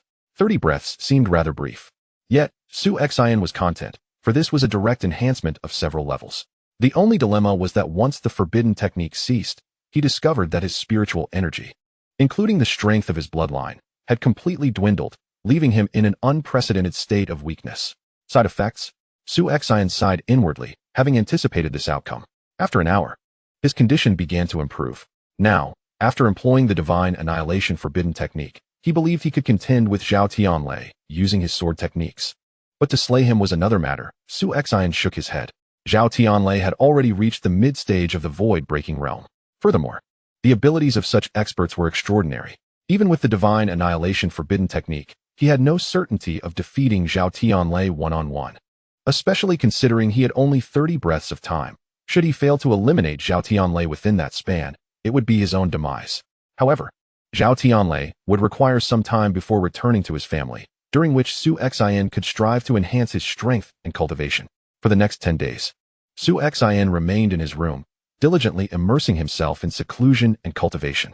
Remarkably, on merely the third day of his confinement, his cultivation progressed as he had anticipated, breaking through from the pinnacle of the true martial ninth realm to the true martial 10th realm. The elevation of one's realm naturally enhances their strength. Soon, 10 days passed. With a creak, Su Xion stepped out of his room, squinting at the dazzling sunlight above, unable to resist a stretch. Young master, Hongshan stood respectfully to one side, stating, "During your 10 days of seclusion, Miss Yu Ning and young master Su Ming both came to see you. Upon learning of your confinement, they departed. Additionally, Zhao Qing from the guest faction left the family on the first day of your retreat, reportedly carrying Zhao Ling's body to Tianshui City to find his father." Zhao Tianlei. Zhao Qing took Zhao Ling's body to Tianshui City. A cold smile crept onto Su Xion's face. Has Zhao Tianlei returned? No. Hongshan shook his head. Just as my father mentioned. Su Xion sighed softly. This Zhao Tianlei could indeed endure. Hongshan, accompany me for a stroll. Certainly. Hongshan nodded. Within the Su family, Su Xion and Hongshan wandered around casually. Young master, cousin Su Xion, is your seclusion over? As they walked, they encountered numerous maids, servants, and several members of the Su family, including elders, all greeting Su Xion with smiles. Compared to the attitude he faced over half a month ago upon his return to the Su family, the change was striking. This filled Su Xion with immense warmth, as he had not felt the embrace of family for a long time. Before long, he arrived at a martial arts arena, where several young members of the Su family gathered to spar. Among them, he immediately spotted a stunning figure exuding grace and vigor. Hongshan, let us hurry. Su Xion began to speak, just as he intended to leave. Su Xion, stop right there. A sharp voice rang out unexpectedly. Su Xion froze, turning to face the speaker with a hint of embarrassment. Ning, Sister Ning, he stammered, his lips twitching slightly. In the current Su family, his greatest apprehension was encountering this cousin of his. Chapter 17. Can you return? In the martial arts arena, Su Xin stood with his head lowered, obediently awaiting his fate. Su Xin, my dear cousin. No, I should call you Master Jiani. You are quite remarkable indeed. You've concealed yourself well. How did I not see it before? Su Yuning circled around Su Xin, adopting a fierce demeanor. Su Xin forced a smile. He understood that with his display of strength in the family competition, particularly his swordsmanship, his identity as Jian Yi could no longer remain a secret. Su Yuning had directly inquired about Jian Yi, and Su Xion's demonstrated level of swordsmanship was undoubtedly above the 13th level of the Jinwu Pavilion, confirming his identity as Jian Yi. Sister Ning, I was merely trying to conceal my identity, Su Xian couldn't help but say. Be quiet. Who told you to speak? Su Yuning retorted sharply, causing Su Xian to immediately close his mouth. What followed was a thorough scolding from Su Yuning, which Su Xian endured silently, refraining from rebuttal, while many young members of the Su family nearby stifled their laughter. After a considerable time, Su Yuning finally finished her reprimand and approached Su Xian. She gently tapped his forehead, stating, although you put on an act before me and lack a certain depth, your act of slaying Zhao Ling during the grand competition has brought a sense of satisfaction to our Su family's younger generation. You have indeed done well. Su Xian smiled broadly in response. However, do not let this success inflate your ego. While you dispatched Zhao Ling with admirable swiftness, the ensuing troubles will not be trivial. His father, Zhao Tianlei, will undoubtedly seek retribution, Su Yuning cautioned. I am aware. Father has already briefed me on this matter, and I shall exercise caution, Su Xian replied. That's good to hear. With the head of the family overseeing matters, Zhao Tianlei will find it difficult to stir up significant trouble, Su Yuning nodded slightly, but then immediately leaned closer. Cousin, I have taken your previous advice to heart. My swordsmanship has improved considerably during this time. Shall we engage in a friendly sparring session? When faced with a master swordsman like Jian Yi, Su Yuning would naturally exhibit utmost respect and trepidation, mustering great courage to approach for guidance. Yet, when it came to her cousin, Su Xian, with whom she shared a close bond since childhood, she felt at ease. Certainly, Su Xian replied, casually picking up a nearby twig and smiling. Sister Ning, feel free to unleash your skills. You're quite audacious, Su Yuning remarked, gritting her teeth upon witnessing Su Xian wielding merely a twig. Yet, she also recognized that her cousin indeed possessed such formidable prowess. Soon, the two engaged in combat. Clang. With a single exchange, Su Yuning's sword was knocked away by the twig. Is this how I am defeated? Su Yuning exclaimed in astonishment. However, at Su Xian's gesture, she retrieved her sword and attacked once more. Clang, clang, clang. They exchanged blows repeatedly, and each time, Su Yuning's sword was sent flying from her grasp. This time, Su Xian did not wait for her to employ all her techniques, as he had done previously at the Jinwu Pavilion, where he aimed to discern her true strength before providing guidance. Now, fully aware of Su Yuning's capabilities, he saw no need for such formality. After several exchanges, they paused. Sister Ning, your swordsmanship has indeed improved since before. It is now more grounded and less flamboyant. However, the fundamentals of your technique remain insufficiently solid, to the point where you struggle to maintain a firm grip on your sword. Su Xian pointed out the flaws in Su Yuning's technique. Su Yuning nodded thoughtfully, realizing that although Su Xian wielded a mere twig, and his explosive power seemed comparable to hers, every encounter resulted in her sword being effortlessly dislodged. As Su Xian offered his insights, the onlookers among the younger generation of the Su family who were witnessing the match were utterly astonished. A single twig could repeatedly send Sister Ning's sword flying? How impressive! Sister Ning's swordsmanship is already remarkable, yet before cousin Su Xian, it appeared almost infantile. Cousin Su Xian, you are truly formidable. Su Yuning has conquered the 9th level of the Jinwu Pavilion. Her swordsmanship is among the finest of the younger generation in the Su family. However, in the presence of Su Xin, Su Yuning appeared as though she were merely an infant taking her first steps. The disparity between them was profound. Cousin, a somewhat apprehensive voice emerged from a young woman of the Su family. My younger sister also wields a sword. Might I request your guidance? Of course. Su Xin replied with a smile, his gaze sweeping around. You all may step forward if you wish to spar with me. Splendid. The Su family disciples were instantly filled with excitement. Cousin, a voice imbued with guilt broke through. Xiaoming. Su Xin turned to the newcomer. I apologize for my earlier behavior, Su Ming said earnestly. In the past, upon Su Xin's return to the Su family, it was Su Ming who had stood in front of him, scolding him vehemently. In their subsequent encounters, Su Ming had shown him no kindness. Haha, we are brothers. There is no need for such formality, Su Xin chuckled, patting Su Ming on the shoulder. Moreover, regarding that incident 3 years ago, I truly owe the family an apology. Let us not dwell on that. Xiao Ming, will you also join in? Su Xin inquired. Absolutely, Su Ming nodded vigorously. Thus, Su Xin engaged in a bout of practice with the young Su family members in the training grounds. Though termed sparring, it was, in essence, guidance. Yet, this act of mentoring filled Su Xin with immense joy, for he could distinctly sense the respect, admiration, and even reverence these young individuals held for their cousin. Over 3 years ago, as the most talented member of the Su family, he had frequently welcomed requests for sparring from many disciples, and he had relished the experience. It was a heartwarming feeling, the essence of family. After an hour had passed, feeling fatigued from the guidance, Su Xin was finally allowed to leave by the eager Su family members. Cousin, he approached his second uncle, Su Baihu, bowing respectfully. Su Xin. Su Baihu regarded his nephew with a smile. What brings you here? Uncle, I would like to ask for your assistance in keeping an eye on Zhao Tianlei. Please inform me the moment he departs from Tianshui City, Su Xin requested. Certainly, Su Baihu replied, though he was unaware of Su Xin's intentions. After another bow, Su Xin turned to depart. In the following days, although Su Xin dedicated the majority of his time to his own training, he still carved out moments to engage with the Su family disciples in sparring. His status among them had nearly reverted to that of 3 years prior, bolstered by the undeniable strength he exhibited. Consequently, upon learning of his frequent guidance sessions, throngs of disciples gathered each day at the training grounds in eager anticipation of his arrival. Even some formidable members of the Su family who had reached the transformation realm expressed interest in participating. Whoosh! A shadow of a sword, seemingly indistinct, yet moving with a velocity imperceptible to the naked eye, collided directly with a spear, then gracefully glided along its shaft to strike the wielder's wrist. Swish! The middle-aged man clad in gray felt a sharp sting in his wrist, causing his spear to slip from his grasp as he staggered back several steps. Impressive. Truly remarkable. The numerous descendants of the Su family, who were spectating from the sidelines, watched with eyes aglow. Uncle Hang, I am grateful for your guidance. Su Xian smiled at the middle-aged man in gray, Su Bo Hang, who still held a mere twig in his hand. The swordsmanship of the young master is truly commendable. Su Bo Hang chuckled lightly. Beside him stood a young swordsman, Su Qinghong, who had been regarded as the only one capable of challenging Zhao Ling before Su Xian's emergence.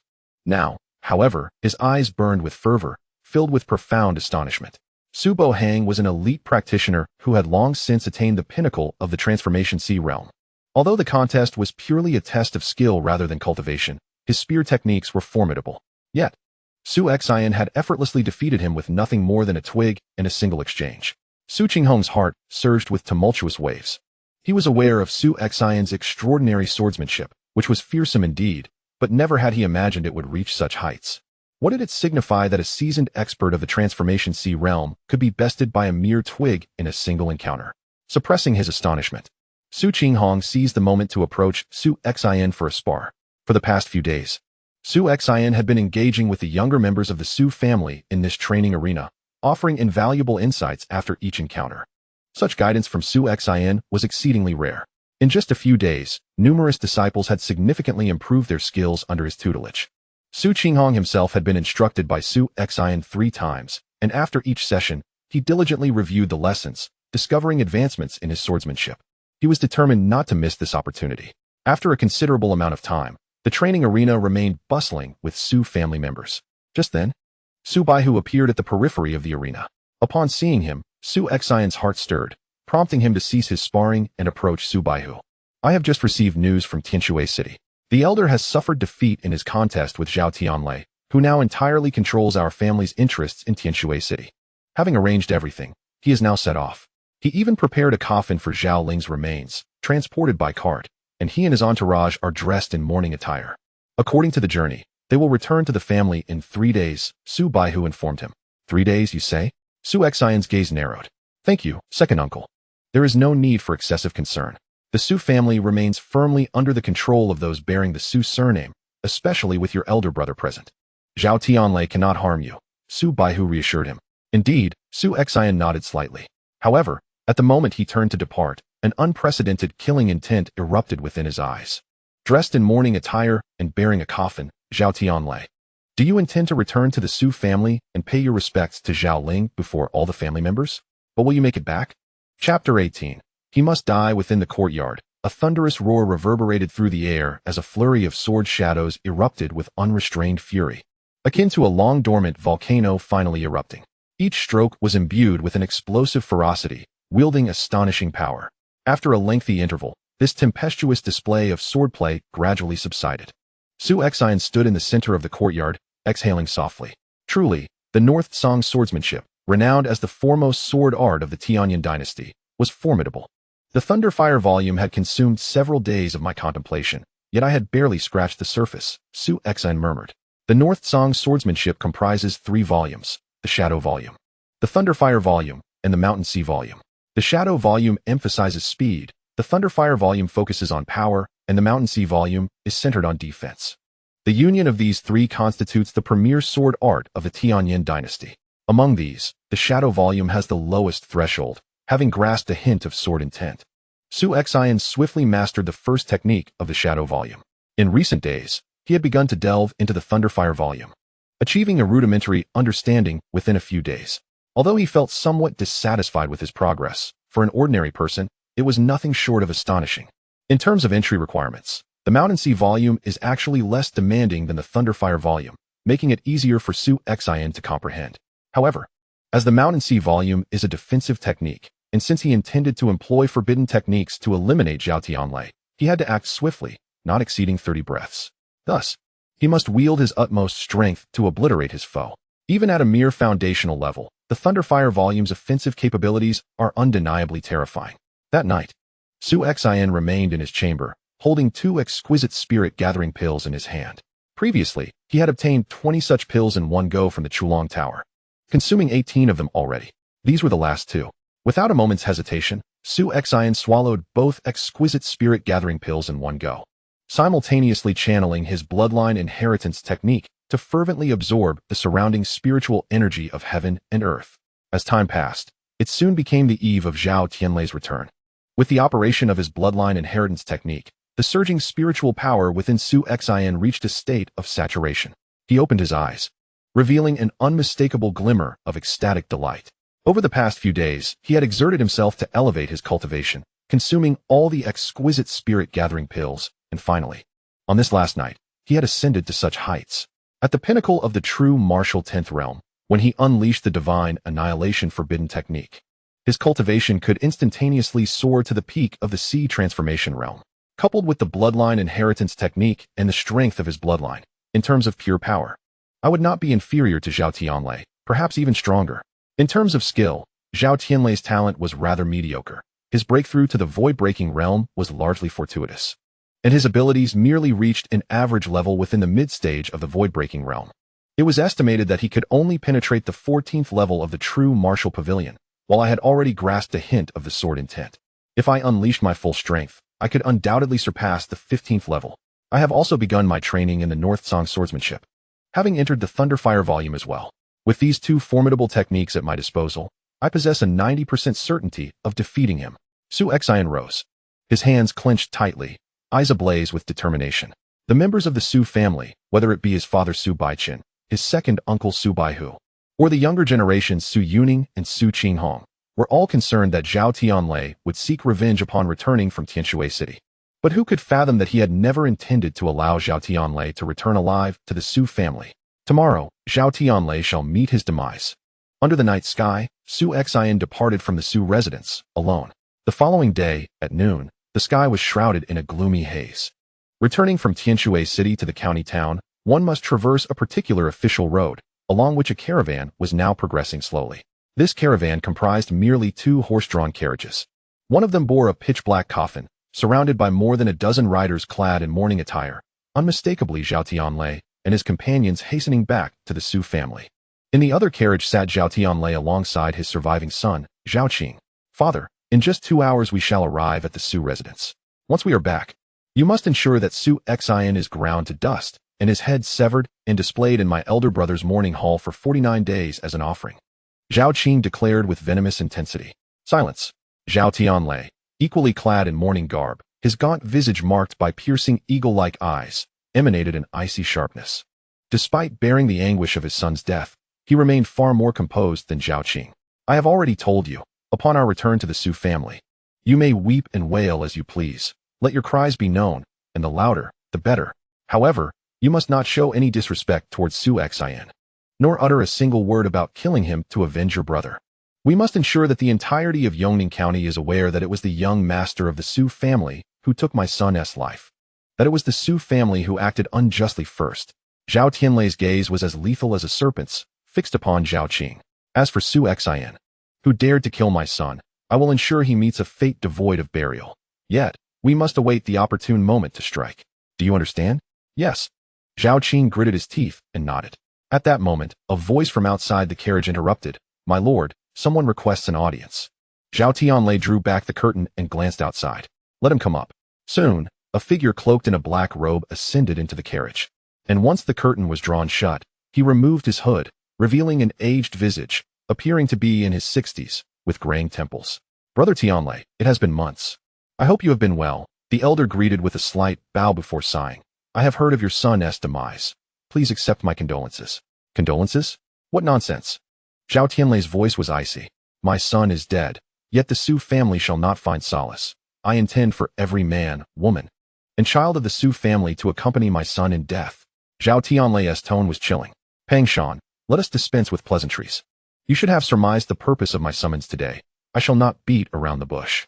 Your family has been secretly in contact with me, seeking to join forces to eliminate the Su family. Previously, I found your terms lacking in sincerity, hence my refusal. However, I now acquiesce, agreeing to your proposal that I shall take only 30% of the Su family's resources post-destruction. Yet, I have one condition. What condition? Pang Shan inquired, his interest piqued. After the fall of the Su family, I wish to obtain copies of their most esteemed secret texts, Zhao Tianlei stated. Secret texts? Pang Shan chuckled, readily agreeing. No problem. The two men reached a swift accord. Meanwhile, seated within the carriage, Zhao Qing bore a countenance of shock, fully grasping the implications of their exchange. Pang Shan is the elder of the Pang family. Long ago, the Pang family had secretly contacted his father, seeking to join forces with him to conspire against the Su family. However, his father deemed the conditions proposed by the Pang family insufficient and did not agree immediately. Now, in light of his elder brother Zhao Ling's demise, his father has made concessions. Brother Tianlei, with your alliance alongside the Pang family, the annihilation of the Su family is merely a matter of time. Nevertheless, it must be acknowledged that the Su family was once a prestigious lineage of the Tianyin dynasty. As the saying goes, a withered camel is still larger than a horse, Pang Shan remarked, his words trailing off. I understand your concerns. You worry about the Nirvana realm ancestor of the Su family, fearing that he may have left them a formidable trump card. But I can assure you, there is none. Zhao Tianlei interjected. If that Nirvana realm ancestor had indeed bestowed the Su family with a powerful legacy, they would not have fallen into such disarray in merely 3 years. Furthermore, when the Su family first encountered their crisis, I was aware that many of their formidable members, including those who had not yet departed, secretly inquired with Su Baichun and received the same answer, none. This is precisely why those loyal retainers, including several formidable individuals of the Breaking Void realm, foresaw the Su family's inevitable decline and chose to leave. Most importantly, during the Su family's tribulations, a formidable individual invaded their estate, seizing a significant portion of their resources and slaying many of their strong members. Even Su Baichun was nearly killed by this powerful intruder. At that juncture, the Su family did not reveal any trump cards, Zhao Tianlei concluded. A powerful individual breached the Su family's defenses and nearly killed Su Baichun. Pang Shan's heart stirred. He was already aware of Zhao Tianlei's first and second points, but this third revelation was new to him. Humph, that incident occurred at night, and the intruder's strength was overwhelming, resulting in minimal commotion. Most who were aware of the event have since been eliminated, with only a few survivors remaining, myself included. Zhao Tianlei explained. Is that so? Pang Shan's eyes brightened. The loss of numerous strong members and the plundering of resources, coupled with the fact that even the family had nearly perished without revealing any trump cards, suggested that they indeed had none. Brother Tianlei, if this is the case, we can now discuss and establish a time to strike at the Su family, Pang Shan suggested. Must we set a time? Zhao Tianlei furrowed his brow. You must also know that the Pang family has the support of the Sidu family behind the scenes. As we prepare to act against the Su family, it is prudent to consult with the Sidu family. They may even send their own strong members to assist us, thereby increasing our chances of success, Pang Shan elaborated. Very well, Zhao Tianlei nodded slightly. On the carriage, Zhao Tianlei and Pang Shan deliberated the details of their impending assault on the Su family. Meanwhile, Not far ahead on the official road, there lay an unnamed hill adjacent to it. Su Xin, clad in a form-fitting black attire and wielding a long sword, wore a conical hat that obscured his visage. At last, has the moment arrived? Beneath the hat, Su Xin's eyes glinted with a cold intensity as he fixed his gaze upon the convoy that had just appeared at the edge of his sight. Given that this was his first attempt at an ambush, a twinge of anxiety stirred within him, prompting him to slightly relax his grip on the sword. Suddenly, Su Xin looked up. The already dim sky had plunged into complete darkness. A deafening clap of thunder erupted, as if a bolt of lightning had ignited before him, followed swiftly by a torrential downpour. Raindrops pelted the ground, instantly saturating the earth. It has begun to rain. Su Xin extended his palm, feeling the relentless assault of raindrops against his skin. Since the heavens have favored me, I shall revel in this downpour and unleash a bloody massacre. With that declaration, Su Xin leaped down from the hillside. Chapter 19. The rainstorm assault on the official road. The convoy continued its journey. Just moments ago, the weather was fair, yet it had suddenly turned to a torrential downpour. Complaints arose from the loyal confidants accompanying them. Be cautious with the other carriage. Do not let the rain touch the coffin. Understood, Zhao Tianlei responded, then resumed his conversation with Pang Shan. Brother Pang, if the Sidu family indeed sends formidable warriors, could your Pang family perhaps make an introduction for me? What's this? Are you looking to visit the Sidu family? Pang Shan shot a glance at Zhao Tianlei, then nodded. Very well, should the opportunity arise, I shall assist you. Though the Sidu family possesses lofty standards, you, Brother Tianlei, are at least a mid-stage practitioner of the void-breaking realm. Even if you join them, you would hold a certain standing. My gratitude to you, Zhao Tianlei replied, feeling a surge of joy within. At that moment, the carriage abruptly halted in the rain. What is happening? Zhao Tianlei frowned. My lord, someone is blocking our path ahead, came the voice of a confidant from outside the carriage. Zhao Tianlei slightly lifted the curtain, and despite the torrential rain, he could see a man in black, holding a sword and donned with a conical hat, standing at the center of the road. Who dares to obstruct our passage? One of the confidants on horseback advanced. May I inquire if within the carriage resides Lord Zhao Tianlei? Came the slightly hoarse voice of the sword-wielding man beneath the hat. You know my master? The confidant queried. I have been entrusted by young Master Zhao Ling to convey a message to Lord Zhao, the man replied. Young Master Zhao Ling? The confidant was taken aback. Could it be that Linger left behind words before his demise? Zhao Tianlei's brow furrowed within the carriage. However, the sword-wielding man then smiled. Young Master Zhao Ling appeared in my dreams, lamenting the desolation of the Yellow Springs, yearning for companionship. He wishes to invite Lord Zhao to join him and young Master Zhao Qing, so your family may reunite. Impudent. The confidant immediately erupted in fury. Zhao Tianlei's expression darkened. Who is this madman? Kill him. With that, Zhao Tianlei pulled down the curtain. On the official road, the confidants readied themselves to act, but Su Xin was evidently quicker. Clang. The long sword was unsheathed, and spiritual energy surged forth. True martial 10th realm?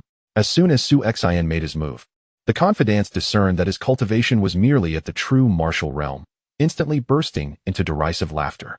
Indeed, there are those who seek death. How dare a mere, true martial realm practitioner attempt to ambush us? They are courting death. Most of the trusted aides remained mounted, showing no intention of intervening, except for one who had just inquired, leaping down from his steed to confront the threat.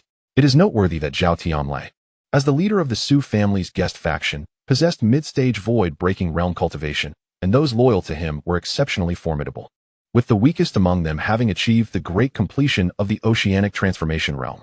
The aide now engaging was at the great completion stage. To eliminate a true martial realm adversary would be as effortless as crushing an ant. Yet, just as this aide was about to clash with the black-clad swordsman, a forbidden technique was unleashed, divine annihilation. Boom. Without any warning, the black-clad swordsman, who had merely exuded the aura of a peak true martial realm practitioner, suddenly experienced an astonishing surge in power, skyrocketing from the pinnacle of the true martial realm to the peak of the oceanic transformation realm, nearing its ultimate threshold in the blink of an eye. Whoosh!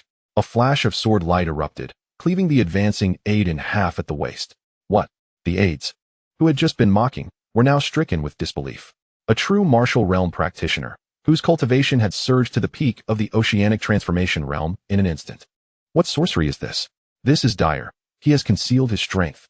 All at once, over a dozen figures leapt down from their horses. 13 figures in total, each possessing at least the great completion of the oceanic transformation realm, alongside 4 at the full completion stage, and 1 formidable individual at the peak of the oceanic transformation realm. They drew their weapons, converging from various angles to strike. Beneath the brim of his hat, Su Xion's gaze was icy and sharp. Once the divine annihilation technique was invoked, I had a mere 30 breaths of time. Every moment must be seized. With a low growl, the intent to kill surged skyward. The 13 aides, having long served alongside Zhao Tianlei, were intimately familiar with one another. Their coordination nearly seamless as they simultaneously sought to corner Su Xian. If they were to face an ordinary peak oceanic transformation realm practitioner, they would likely obliterate him with a mere glance. However, they were up against Su Xian. Buzz, a nebulous sword shadow suddenly illuminated the air. This shadow, shrouded in an extraordinary and eerie power, embodied a fragment of the profound insights Su Xian had comprehended. In an instant, this essence imbued Su Xion's sword with a soul, resulting in a qualitative transformation. In but a heartbeat, the ethereal sword shadow mercilessly swept across the throats of all 13 aides. Sizzle, sizzle, sizzle. How swift! The eyes of the 13 aides widened in terror, some of them even gasping in disbelief. Although they had joined forces to encircle their opponent, they never even had the chance to unleash their techniques before their demise. Simultaneously, the 13 figures collapsed. After dispatching the 13 aides, Su Xian swung his sword with ferocity towards the carriage ahead. Whoosh! The piercing sword light, infused with an unwavering resolve, severed the carriage and its horses into two. Whoosh! Whoosh! Whoosh! 3 figures soared from the shattered carriage, landing upon the adjacent official road. Zhao Tianlei stood before Zhao Qing, gazing at the lifeless bodies of his trusted aides sprawled on the ground, an unmistakable shock shimmering in his eyes. He was acutely aware of the combat prowess possessed by these confidants. A dozen of them working in unison could prove formidable even against a typical void-breaking realm expert. Yet, in an instant, before he could even attempt to intervene, all of them had perished. The assailant possessed strength in the void-breaking realm, and there was even one among them. At that moment, Su Xion's gaze was fixed on the elder clad in black robes, who had also fallen upon the road. This elder was evidently another expert of the void-breaking realm, an unexpected presence that Su Xian had not anticipated. Although his identity remained unknown, the fact that he was entangled with Zhao Tianlei meant he was to be eliminated as well. A flicker of fierce determination flashed in Su Xion's eyes as he retrieved a talisman from his waist. After infusing it with a hint of spiritual energy, he cast it into the air before him. The talisman dissolved into nothingness in the void, yet a peculiar force began to spread rapidly, enveloping the surrounding space entirely. Was this a restriction? Alarm surged through Zhao Tianlei and Pang Shan as they both sensed the presence of an invisible power nearby. It was a spatial restriction. Zhao Tianlei quickly grasped the situation. Compared to true martial realm and transformation sea realm practitioners, void-breaking realm experts possessed a unique advantage, the ability to traverse the air. To eliminate Zhao Tianlei, Su Xian needed to confine this capability, which is why he had previously visited the Red Dragon Tower to procure a void restriction talisman from Yuan Qing. This talisman could temporarily prevent void-breaking realm experts from soaring into the skies. In terms of value, a single void restriction talisman surpassed the 20 top-tier gathering spirit pills that Su Xian had previously acquired, yet it remained within the realm of his earthly authority. Brother Tianlei, be cautious. Since this individual has prepared a method for spatial restriction, he must be well prepared. We must not falter at this critical moment. Pang Shan's expression grew grave. Indeed, let us strike together, Zhao Tianlei replied with a solemn nod. Zhao Tianlei, you shall surely perish today. Su Xion's voice rang out fiercely as his aura surged, and he darted forward, sword in hand. Humph! Zhao Tianlei's gaze turned cold as a hefty blade appeared in his grasp, weighing nearly 100 pounds. He wielded it with both hands, his movements echoing like thunder. He swung the massive blade towards Su Xian, creating layers of afterimages in the air, the terrifying force compressing the atmosphere, producing a series of piercing sonic booms. With the speed of lightning, Su Xian countered with his sword, infused with a hint of profound intent. As he swung his sword, the power of his bloodline, awakened from within, surged forth. Even during the fierce battle with Zhao Ling, his bloodline power had only reached 70% of its potential, but now it erupted to its utmost limit. In the eastern wilderness, where a supreme bloodline had never before manifested, the full force of his bloodline power was unleashed, executing the most potent technique of the North Song sword art, the Thunderfire Gale. Bang! Su Xion's sword struck like a colossal meteor, crashing violently against the broad blade, unleashing a terrifying force that caused both the hefty sword and Zhao Tianlei's trembling hand to shudder. A flicker of horror flashed in Zhao Tianlei's eyes. followed by a muffled groan as he was forced to retreat rapidly, each step heavily pounding the ground, sending rainwater and mud splattering around him. After staggering back more than 10 paces, he barely managed to stabilize himself. Just as Su Xin intended to pursue the kill, a shadow clad in black suddenly appeared beside him like a wraith, a lethal claw darting towards his throat with lightning speed. This was Pang Shan, seizing the opportunity to strike with a ruthlessly vicious maneuver, his speed astonishing. Seeking death, Su Xin casually unleashed a sword strike, and in an instant, several sword shadows erupted in the air. Amidst the torrential downpour, it seemed as if snowflakes had begun to fall. The snowfall sword technique, snow-cutting style.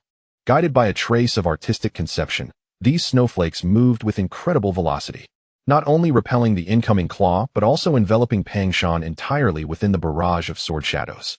Pang Shan was engulfed in terror. Feeling the onslaught of sword shadows was too swift to comprehend. He frantically attempted to fend them off, yet each shadow was faster than the last. In the blink of an eye, 10 sword shadows had slashed by, and when the 11th came, he found himself utterly defenseless.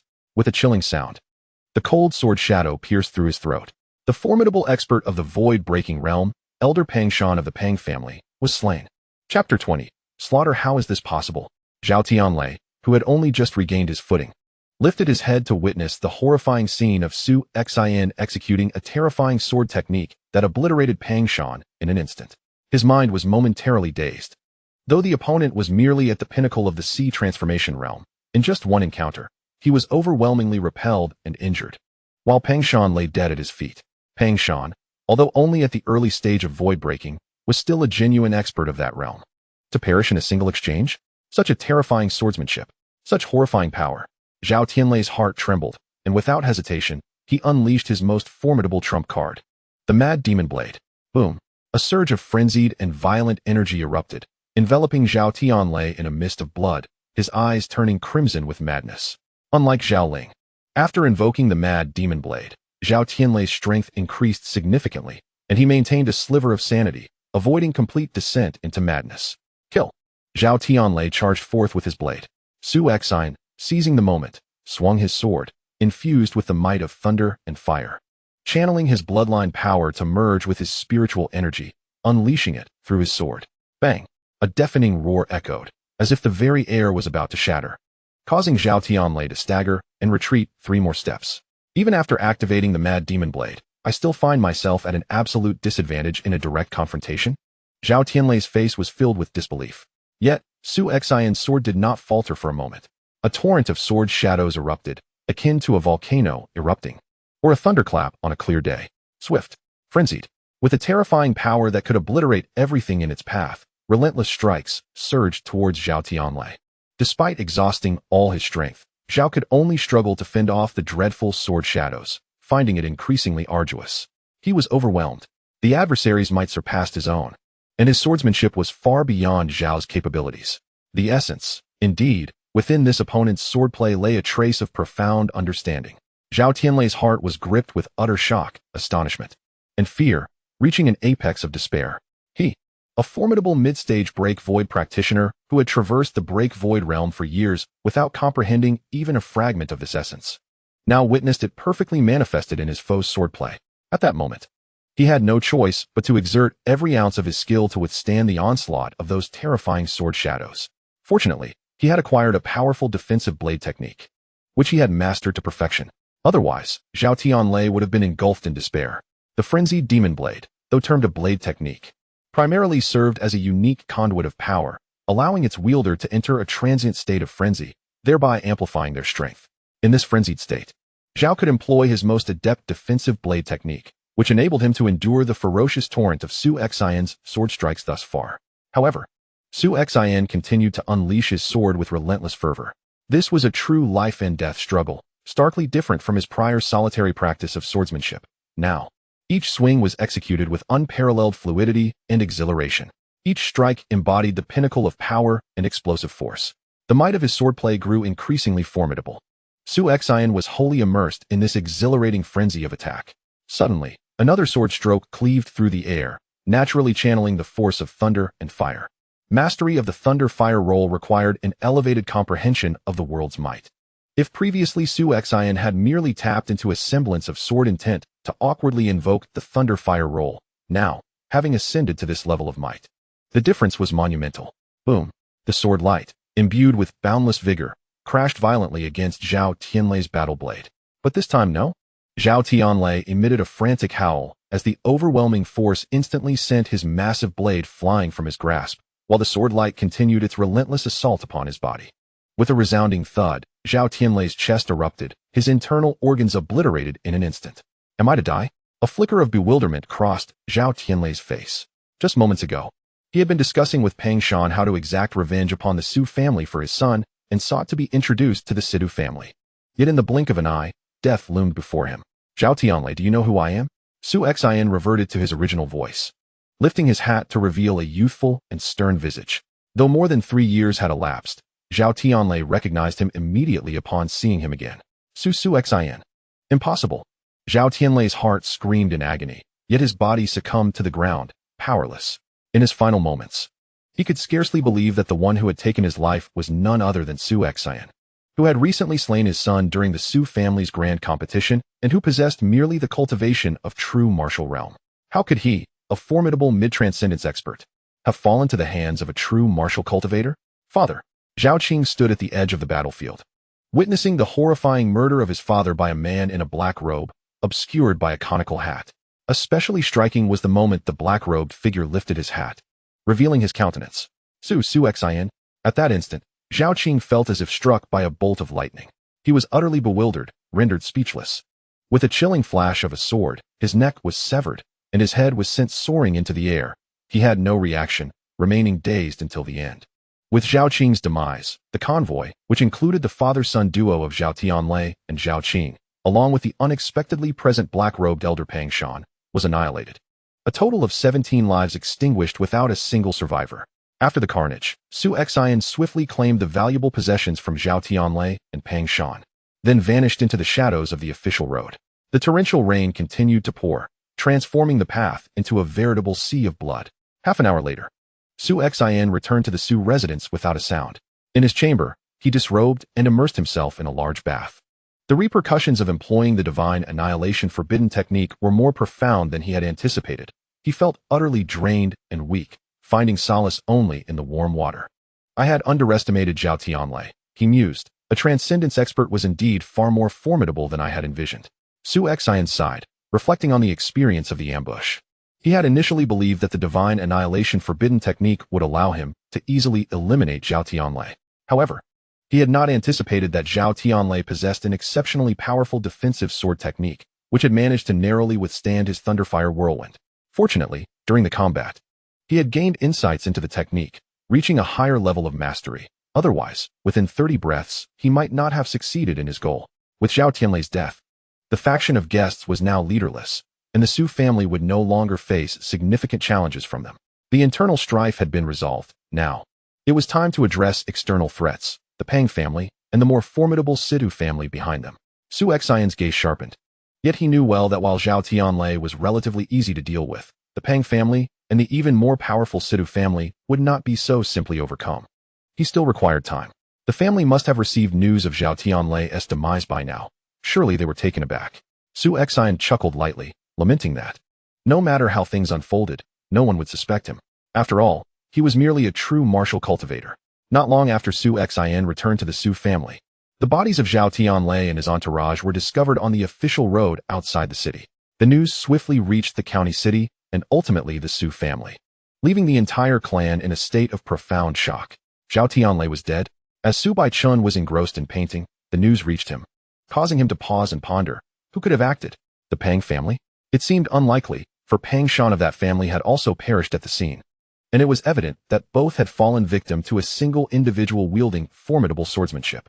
Su Baichun spoke gravely, asserting that the assailant must be an exceptionally skilled swordsman, undoubtedly above the Voidbreaker level. A master swordsman of such caliber? Su Baichun furrowed his brow, a flurry of names racing through his mind, each one dismissed. Regardless of the perpetrator, the Su family had rid themselves of a significant threat, and Su Baichun would forever remember this act of gratitude with a light smile. At the towering Red Dragon Pavilion, within Yongning County, the number of Voidbreakers capable of dispatching Zhao Tianlei was exceedingly few, and those proficient with the sword were nearly non-existent. Who could possibly be responsible? Yuan Qing's brow knitted in contemplation. Suddenly, a realization struck him.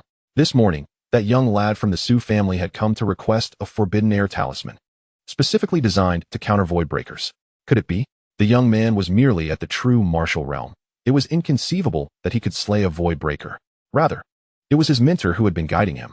Yuan Qing had long suspected that Su Xion's swordsmanship was remarkably advanced for a true martial practitioner, implying that he had received instruction from an exceptional master. The death of Zhao Tianlei today only served to confirm his suspicions. Yuan Qing surmised that a formidable swordsman must be backing Su Xion, aware that Zhao Tianlei sought vengeance for his son and posed a threat to Su Xion.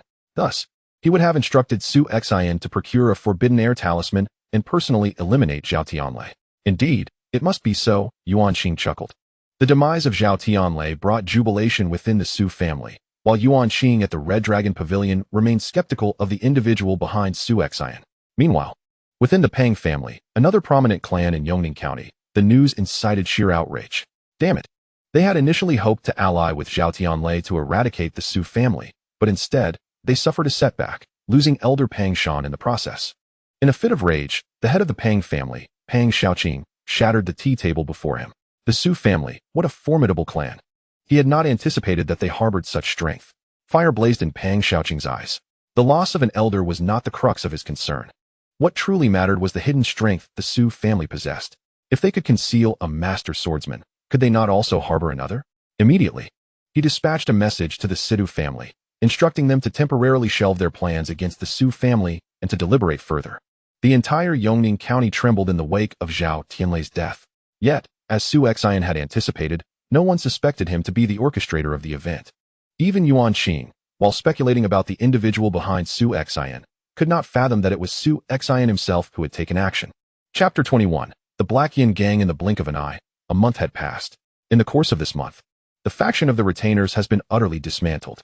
Zhao Tianlei's subordinates and confidants have been systematically eliminated, and the Su family has now shed its malignant influence entirely. Su Xion, immersed in his regular cultivation, has relied upon the ancestral bloodline techniques. During this period, the spiritual energy within him has accumulated to the pinnacle of the true martial realm, on the brink of transcending into the sea transformation realm. Ready to break through at any moment, he continues to frequent the martial arts arena, engaging in sparring with the younger members of the Su family, including several formidable individuals, subtly showcasing his prowess, which has garnered increasing admiration from his peers. The esteem for this young master within the Su family has risen significantly. On this particular day, he was once again in the arena.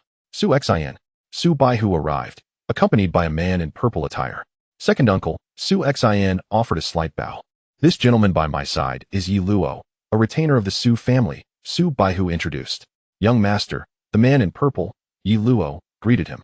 Although the Su family has fallen into decline, they have still attracted numerous retainers, not all of whom are treacherous like those who supported Zhao Tianlei.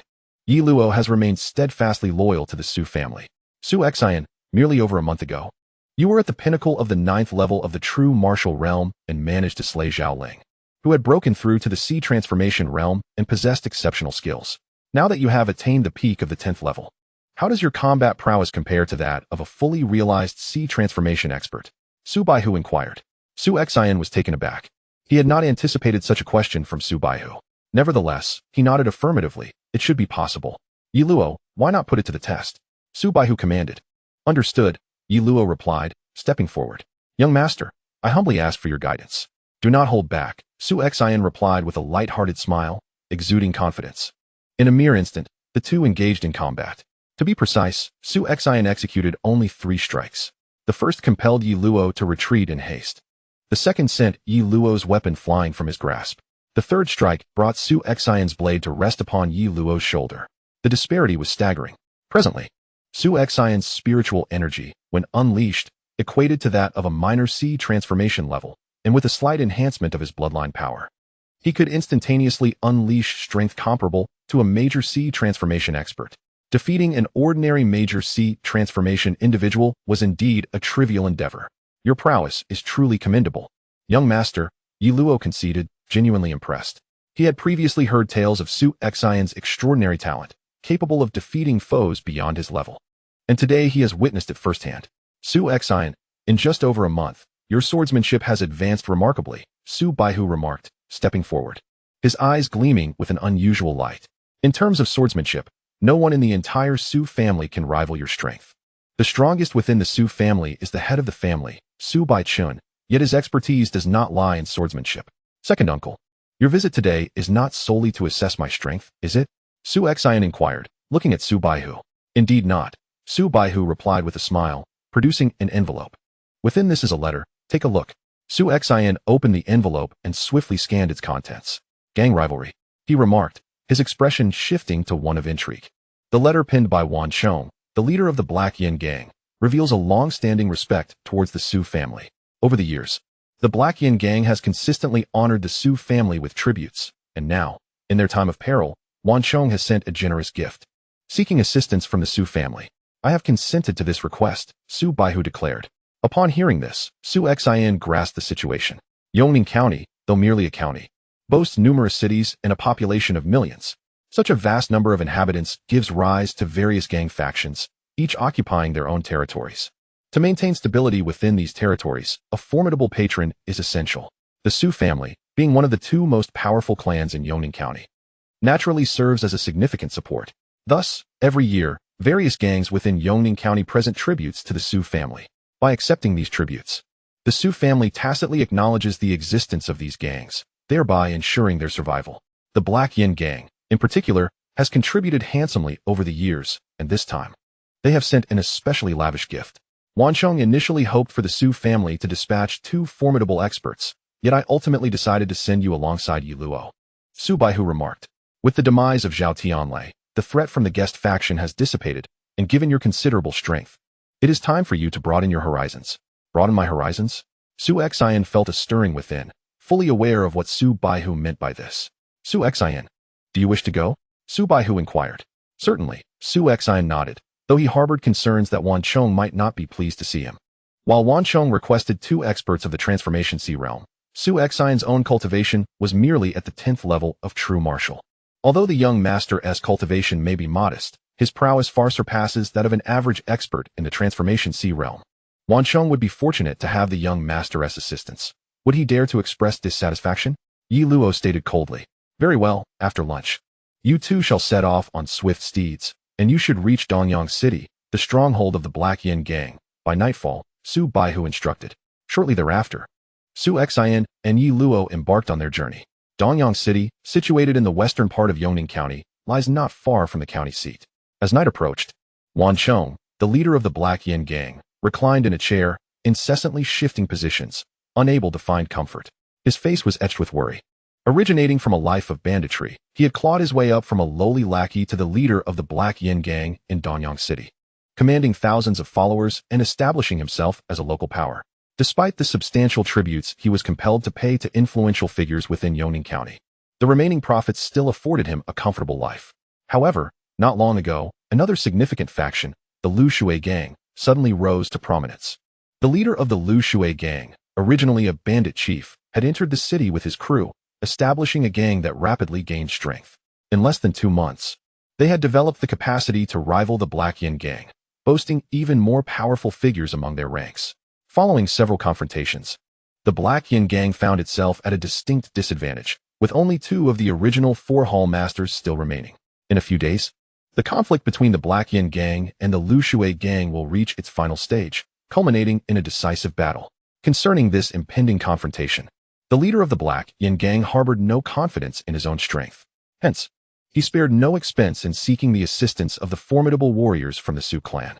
Leader, a gang member rushed in, breathless with urgency. The warriors from the Su clan have arrived. They are finally here.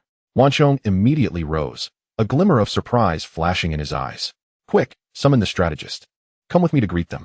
Soon, a throng of individuals hastened towards the entrance of their encampment.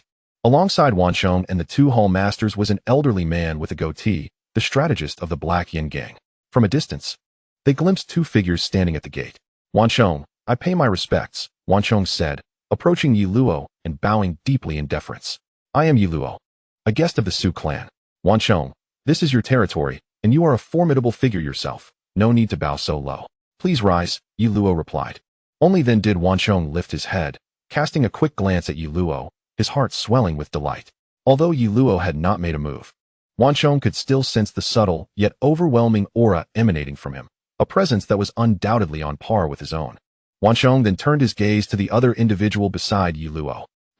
Wansheng's brow furrowed in surprise. The youth's appearance was strikingly youthful. He seemed scarcely past his teenage years. How powerful could someone so young possibly be? Lord Yi Luo, may I inquire who this is? Wansheng asked cautiously. This is my young master, Su Xin, the current wielder of the Su clan sword command among the younger generation, Yi Luo explained. The young master? Wansheng gasped in astonishment. The title alone indicated an extraordinarily elevated status within the Su clan. He had heard that only the strongest among the young generation of the Su clan could wield the sword command. Thus, Su Xion's mastery suggested formidable prowess. Yet before Wansheng could finish his thought, Su Xin interjected, Wansheng, I know what you wish to ask, but regrettably, I have yet to reach the realm of transformation. Not yet in transformation? Wansheng's expression shifted, dissatisfaction brewing within him. How is it that my young master has personally come here, and you do not extend a proper welcome? Yi Luo demanded sharply. In his view, given his young master's esteemed identity and strength, Su Xion's willingness to come forth to assist the Black Yin gang was already a tremendous boon. How could Wansheng dare to underestimate Su Xion's abilities? And no, of course not. Wansheng hastily smiled. I have already prepared a banquet to welcome the young master and Lord Yi Luo. A banquet is unnecessary. Just send some refreshments to our quarters. Su Xian replied. Certainly, certainly. Wansheng nodded repeatedly. Su Laosan, quickly escort the two esteemed guests to their rooms. The individual named Su Laosan promptly and respectfully ushered Su Xian and Yi Luo into the encampment. Once they had departed, Wansheng's expression darkened with fury. Not long after, in a completely sealed chamber, Wansheng's pent-up frustration erupted. Damn it! Curse the Su clan. Despite my previous reverence towards the Su family, I had gone to great lengths to prepare a substantial gift, solely to request the dispatch of two formidable masters of the Transformation Sea realm. To my dismay, the Su family sent only one such master, accompanied by an insufferable young lord of questionable merit. What does this young lord perceive me as? Does he regard the life-and-death struggle of my Black Extension gang as mere child's play? Wansheng was seething with anger. He held no illusions regarding the capabilities of the Su family's young lord, who had yet to even enter the Transformation Sea realm. He believed the Su family sent him merely for the sake of training. However, to use the survival of the Black Extension gang as a mere exercise was utterly unacceptable to him. Yet, he dared not voice his discontent openly, reserving his scorn for whispered tirades behind closed doors. Chief, please temper your fury, soothed the strategist with a goat-like beard. Though the Su family has not fulfilled our request for two Transformation Sea masters, they have at least sent one. Moreover, the status of that young lord from the Su family could prove beneficial in critical moments. He continued, furthermore, while the rise of the Lu Shui gang has been rapid, they lack a solid foundation. Unlike us, who have long established connections with the Su family, they have no means to summon powerful allies. Thus, when the decisive battle arrives, having this Su family master at our side will undoubtedly enhance our chances of victory. With a sigh, Wansheng replied, let us hope your words ring true. Meanwhile, several miles away at the Lu Shui gang's encampment, their leader, an exceptionally handsome man clad in silver robes, awaited the arrival of the Su family's forces without a hint of surprise or anxiety. According to intelligence received, two individuals from the Su family were en route. One being a master of the Transformation Sea realm, while the other was rumored to be a young lord of lesser cultivation. Only one master of the Transformation Sea? He remarked, shaking his head. It seems the Su family is not genuinely invested in aiding Wansheng.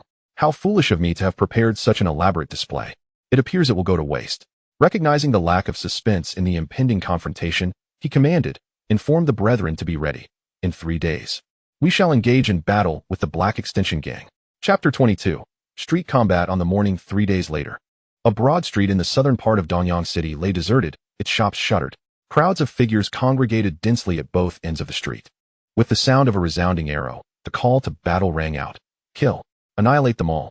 An overwhelming surge of figures flooded into the street, and soon, the two rival gangs, the Black Extension gang and the Lu Shui gang, clashed violently at the center. From an upper balcony of a tavern on one side of the street, Su Xian stood with his arms crossed, observing the chaos below. My uncle wants me to witness the world. This must be the scene he wished for me to behold. He mused quietly. He had taken lives before, even having covertly ambushed Zhao Tianlei's convoy, which lent him a measure of experience in such matters. However, he had never witnessed such a frenzied clash between two major gangs, totaling over 1,000 people. Many of these gang members were mere ruffians from the streets. employing a myriad of tactics, from hidden arrows and lime to toxic mists. Su Xion's eyes were certainly opened wide. Typically, confrontations among formidable warriors revolve around a contest of genuine strength, eschewing such underhanded and despicable methods. Yet, despite their ignobility, these tactics could prove lethal. Even a powerful figure at the sea transformation stage could fall victim to these seemingly insignificant street thugs if caught off guard. Su Xion sighed inwardly. Advisor, is it not said that your Black Yin gang boasts thousands of members? Why, then, are fewer than 1,000 participating in this decisive battle? Su Xion cast a glance at the Black Yin gang's advisor behind him. Young master, while our gang has many members, most are of little use. The true core strength lies within the 809 who are currently engaged, the advisor replied. Is that so? Su Xion understood. In terms of sheer numbers, the Black Yin gang surpassed the Lu Shui gang, yet the latter's leadership was comparatively stronger. As the battle raged on, both gangs had already suffered significant casualties. The entire street was awash in blood, and the top-tier warriors of both gangs had now joined the fray. The leader of the Black Yin gang, Wan Chong, possessed formidable mastery at the sea transformation stage, and his two hall masters were also at the minor sea transformation stage, comprising 3 formidable warriors. In contrast, while the leader of the Lu Shui gang was similarly at the major sea transformation stage, he commanded 4 minor sea transformation warriors, outnumbering the Black Yin gang by 2. Thus, the higher-ups found themselves at a disadvantage from the outset.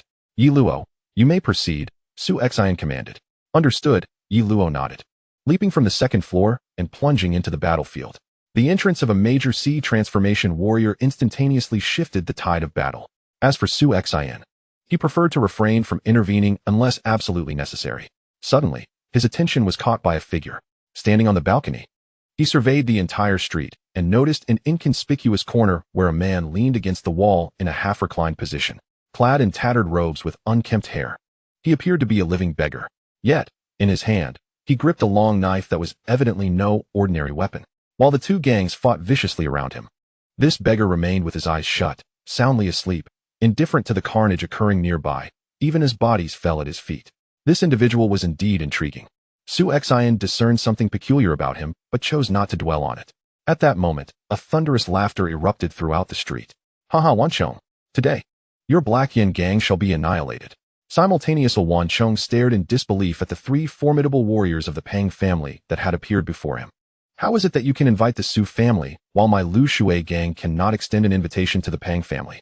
The leader of Lu Shui gang sneered continuously. He was well aware of the Black Yin gang's long-standing ties with the Su family in Danyang City. Despite this knowledge, he still dared to challenge the status of the Black Yin gang, which naturally gave him a measure of confidence. Originating from a notorious bandit faction known as the Black Mountain Stronghold in Yongning Prefecture, he was one of its chieftains. The Black Mountain Stronghold had always relied on the Pang family for its survival, providing tribute that far surpassed what the Black Yin gang offered to the Su family. However, not long ago, internal strife within the Black Mountain Stronghold led to its dissolution, prompting him and a group of brothers to come to Danyang City and establish the Lu Shui gang. Although the Black Mountain Stronghold had ceased to exist, his connection with the Pang family remained intact. For this decisive battle, he had exhausted all his previous savings to ensure that the Pang family would send powerful warriors to assist him.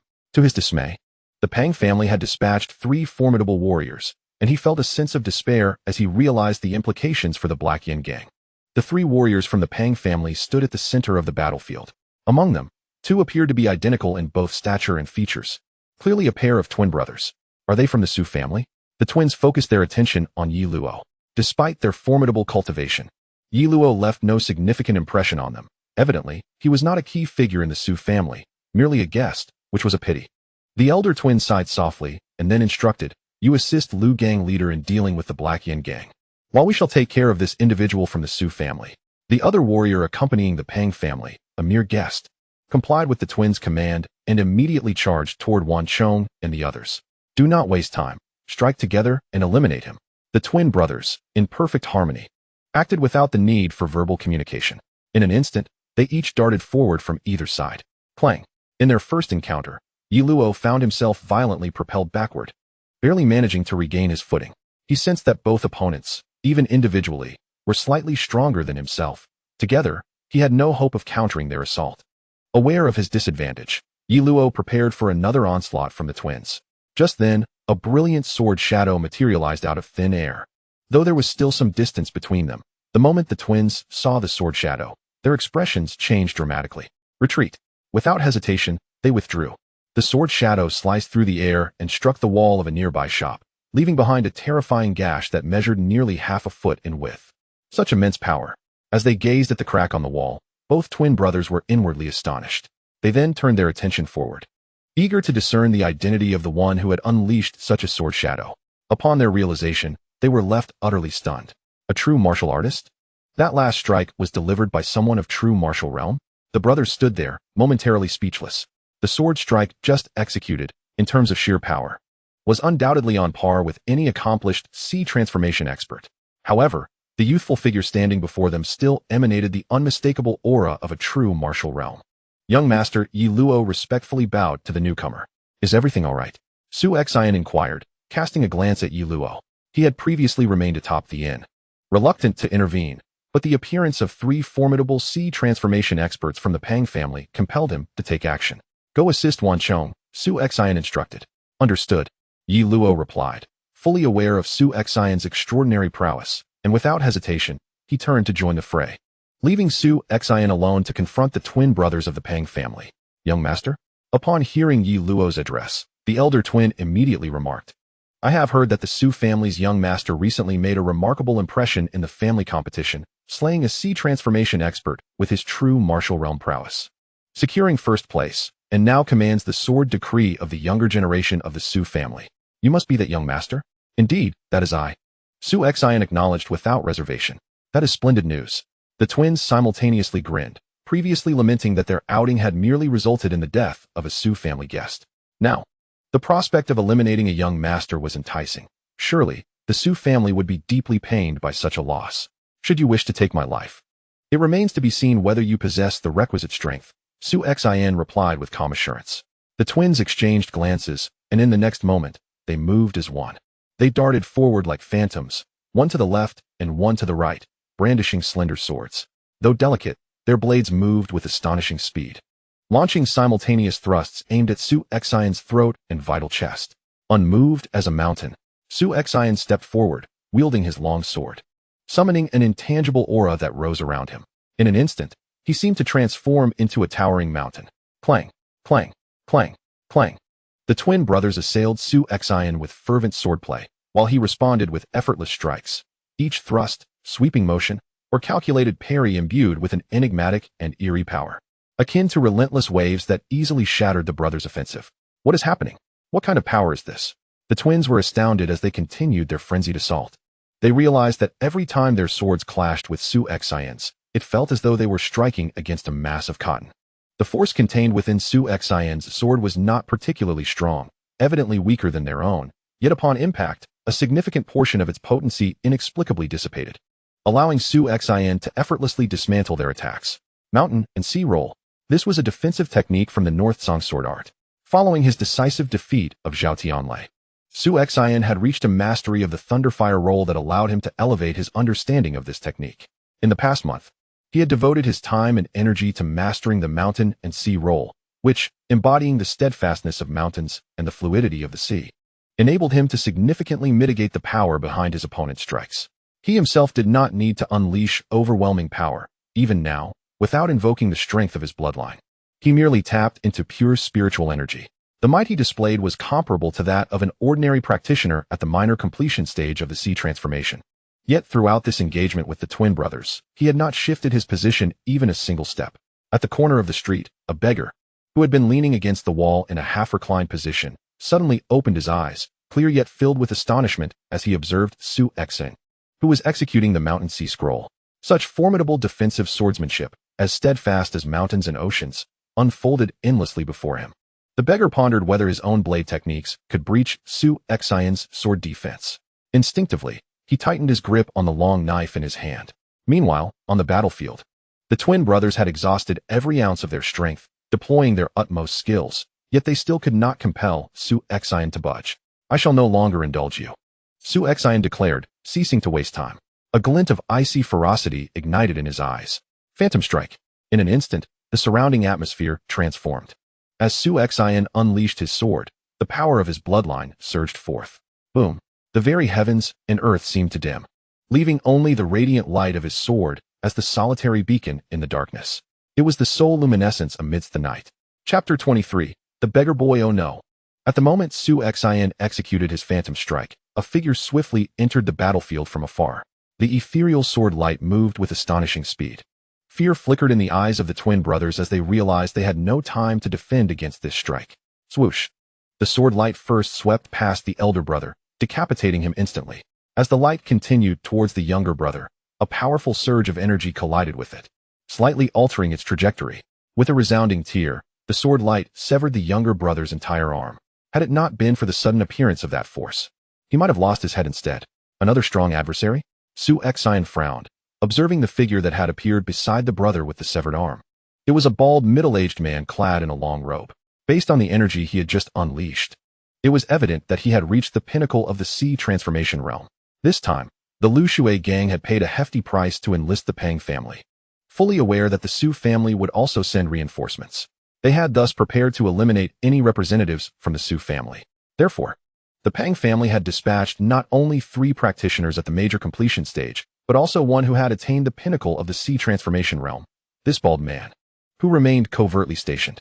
Damn it, I should have acted sooner. The bald man, Pang Taiyun, regarded the twin brothers, one dead and the other injured, with a grim expression. He was well aware of their strength. Together, they could withstand even a pinnacle sea transformation expert for a time.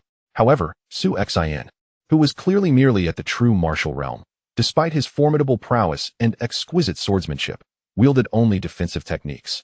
He had felt secure, never anticipating that Su Xin could push them into such dire straits. He had rushed to the rescue at the very first moment, managing to save only one person, who ultimately lost an arm. The young master of the Su family, Su Xin, stood before him. Pang Taiyun's eyes blazed with an inexhaustible murderous intent as he stared at Su Xin. Despite his youth, Su Xin wielded the strength to face and slay a formidable expert at the transcendent stage. Although my Pang family had lost a member of that caliber, if we could exchange such a genius's life for it, it would be worth it. Kill me? You think you can? Su Xin scoffed. Humph. Pang Taiyun ceased his words and drew his weapons, 2 golden hammers. Each hammer weighed several hundred jin, yet he wielded one in each hand effortlessly. In the next instant, with a thunderous crash, the ground fractured beneath him as Pang Taiyun appeared before Su Xin in a flash, wielding his hammers like twin wheels of fire. 18 thunderous hammers. Pang Taiyun's face flushed as he unleashed his full strength to its utmost limit. Boom, boom, boom. The 2 golden hammers smashed down with unyielding fury, each strike pressing against the air and generating a fierce sound of rupturing space. Yet, Su Xin remained undaunted. With the force of thunder and fire, he unleashed his swordsmanship. Like a volcanic eruption, it surged forth, shaking the very heavens and earth. It descended like a thunderbolt, annihilating all in its path, stirring the cosmos with its might. As he reached the pinnacle of his swordsmanship, each swing contained the terrifying force of thunder and fire. The bloodline power within him, previously only lightly activated when he vanquished his twin brother, surged to 70% in an instant. Su Xin had long devised a strategy for his bloodline power. In ordinary battles, he would activate 50%. Against formidable opponents, he would summon 70%. Only in critical confrontations would he dare to unleash his full strength. Bang, bang, bang, bang. The thunderous sword light collided violently with the descending hammers. Each clash resonated with a deafening roar, rippling the surrounding space. The shockwaves from their encounter sent nearby onlookers reeling, causing some to bleed profusely from their orifices in mere moments. Bang, bang. After 18 consecutive clashes, Pang Taiyun's hammers faltered, and in the next moment, he was sent sprawling backward by Su Xin's blade, a mere warrior of the true martial realm, engaging in a direct confrontation with my 18 thunderous hammers, and yet I have been defeated? The incredulity on Pang Taiyun's face was palpable. He had just proclaimed that he would exchange Su Xin's life for the loss of his family member, yet now, indeed, at this moment, Su Xin wore a peculiar smile. Although I am merely at the pinnacle of the true martial realm, by harnessing the power of my bloodline and activating 70% of it, my strength approaches the completeness of the transcendent stage. With my swordsmanship, a typical transcendence expert stands no chance against me. In terms of sheer power, he is indeed somewhat inferior to me. In terms of swordsmanship and technique, he far surpasses this Pang Taiyun. Even in a direct confrontation, bolstered by the terrifying might of the Thunderfire Scroll, he remains utterly unafraid. Just now, did you still wish to kill me? Su Xion's eyes grew increasingly cold. Now, I shall see who will kill whom. Su Xin stepped forward. With his strength, the combination of the Thunderfire Scroll and the Phantom Technique could certainly leave Pang Taiyun utterly defeated. But at that moment, a voice rang out, "You all have disturbed me." A dazzling flash of blade light suddenly illuminated a corner of the street. The blade light swept through, covering an area of dozens of meters in an instant. Within that expanse, two major factions, previously embroiled in fierce combat, were now rendered motionless. Under the sweeping blade light, figures were sliced in half. And in the blink of an eye, no one remained standing in that vicinity save for the wielder of the blade. Heavens! What is this? The once chaotic battlefield fell into complete silence. Without receiving any commands, the members of both factions ceased their actions, gazing in terror and shock towards the corner where the blade light had emerged. Even Su Xin and Pang Taiyun could not help but turn their gazes in that direction. There, the beggar boy, who had been reclining against the wall, had risen to his feet, lifting his head to reveal an exceptionally youthful visage. Judging by appearances, he seemed scarcely older than Su Xin. This disheveled beggar youth hoisted a long knife upon his shoulder, grinning widely to display a row of pristine white teeth. Yet his smile sent shivers down the spines of those around him. A master, a true master, one whose prowess far exceeded that of the balding middle-aged man from the Pang family, perhaps tenfold or even 100-fold. Su Xion's gaze was sharp as lightning. He had noticed this beggar youth some time ago and found him rather peculiar. The dazzling blade light that had just erupted had left him trembling with awe. Under the scrutiny of everyone present, the beggar youth ignored the ordinary members of the factions and stepped forward, approaching Su Xin and Pang Taiyun directly. "Hey, Baldy," the beggar youth said, casting a glance at Pang Taiyun. "You possess the full cultivation of the sea transformation stage, just like me. Come now, unleash your strongest technique and strike at me." At this moment, the beggar youth revealed his own cultivation, indeed at the same sea transformation level as Pang Taiyun. However, his spiritual energy emanated a significantly stronger aura. It was clear that the method he practiced was quite special, allowing his spiritual power to manifest with a might far exceeding that of his peers. "My lord, you are neither a member of the Su family nor a part of the Black Yin gang. We are not enemies." "There is no need for," Pang Taiyun began, not wishing to engage. In truth, he was already intimidated by the previous strike of the beggar youth and lacked the courage to act. But before he could finish his words, the beggar youth furrowed his brow and shouted, "I told you to strike, so strike. Why all this prattle?" Pang Taiyun's expression darkened, and realizing that he could not avoid a confrontation, he steeled himself and prepared to attack. Boom! Pang Taiyun continued to wield his two golden hammers with great vigor, unleashing a formidable might as he recklessly swung them towards the beggar youth. However, the beggar youth furrowed his brow at the sight. Clumsy, overt yet lacking substance. It was merely brute force. With a look of disdain, the beggar youth drew his blade. Whoosh! Once again, a dazzling stroke of the sword illuminated the air, resembling a delicate boat gliding through the void. With a sharp sound, Pang Taiyun's golden hammers were cleaved apart by the sword light, and his entire being was severed in two from top to bottom, unable to utter even a single cry before succumbing to death. Useless. Not even able to withstand a casual strike from me. He is truly the epitome of ineptitude. The beggar youth complained in dissatisfaction. The onlookers from the two rival factions, as well as the upper echelons of those who had attained the oceanic transformation realm, were left utterly stunned by this spectacle. One strike, a mere casual stroke, had claimed the life of a fellow practitioner at the same pinnacle of the oceanic transformation realm. At that moment, the beggar youth's gaze languidly drifted towards Su Xin. Su Xion's expression grew grave, his heart brimming with vigilance. The beggar youth before him exuded a terrifying strength, and more importantly, his style was utterly unrestrained. He was clearly not affiliated with either faction but had inadvertently become embroiled in this street brawl, yet upon making his move, he had already slain dozens of faction members, including Pang Taiyun of the Pang family, who had no connection or enmity with him. Yet, the beggar youth had still dispatched him with a single stroke. Unrestrained, without a shred of consideration, he was nothing short of a madman. Su Xin had no doubts that the beggar youth might very well turn his lethal intent towards him next. "Do not be anxious." As if sensing Su Xion's apprehension, the beggar youth broke into a grin. "The bald man was simply too weak, too disappointing for me to let slip by, but you are different. Though your cultivation is slightly inferior, your swordsmanship is remarkably high. If I am not mistaken, what you just employed must be the North Song sword technique, correct?" "Yes." Su Xian nodded. While he remained cautious, he was not intimidated. The beggar youth was indeed formidable, yet should he truly seek to take his life, Su Xian would not hesitate to unleash the divine annihilation forbidden technique. Once that technique was invoked, his combat prowess would surge to the realm of void breaking. At that juncture, it would be the beggar youth who would need to contemplate whether he could survive against him. Indeed, the foremost swordsmanship recognized by the Tianyin dynasty. A flicker of delight danced in the beggar youth's eyes. Over the past 2 years, I have traversed the world, journeying through the 86 prefectures of the 9 provinces, engaging with countless formidable beings, including many sword masters. Yet, you are the first to wield the North Song sword technique. Come, showcase your swordsmanship, and let us engage in combat.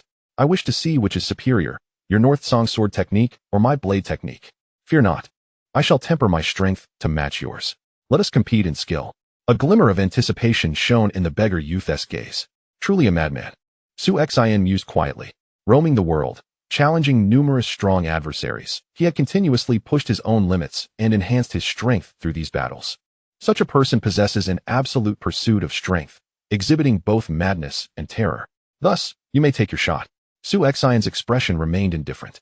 If it were a true contest of power, unless he employed the divine annihilation technique, he would certainly not be a match for this beggar youth. However, if the two maintained an equivalent force and merely competed in skill, Su Xian felt no fear. Haha, then be cautious. The beggar youth laughed heartily. Taking a simple step that instantly spanned several dozen meters, his long knife swinging out with precision. Whoosh, whoosh, whoosh, whoosh. A series of piercing blade lights erupted forth. Swift beyond measure.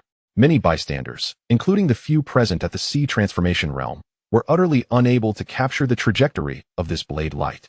Su Xian transformed into an immovable mountain, his long sword embodying an endless essence, akin to waves surging from the sea, sweeping forth in response. Equally swift, he countered with speed. No matter how intricate or peculiar the angles of the incoming blade light were, the sword in Su Xian's hand effortlessly parried each strike. Clang, clang, clang. The spectators could only hear the incessant metallic clashes, echoing over 100 times in an instant. Delightful, delightful. A glint of fervor sparkled in the beggar youth's eyes. Among the countless formidable opponents he had encountered over the past 2 years, none had matched his speed with such ease, while also effortlessly neutralizing his blade techniques, until now. Now, I shall get serious. Be on guard.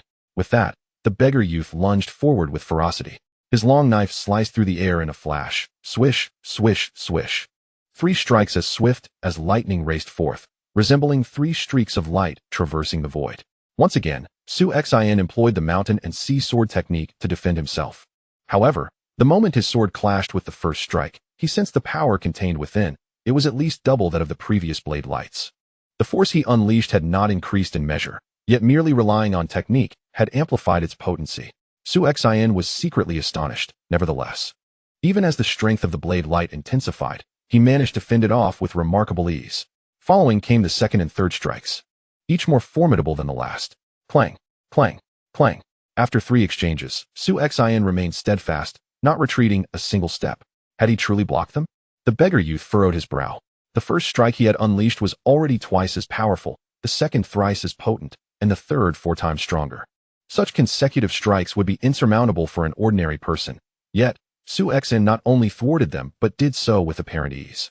No wonder he is hailed as the foremost swordsman of the Tianyin dynasty. His comprehension of the essence surpasses even my own, thought the beggar youth, murmuring to himself.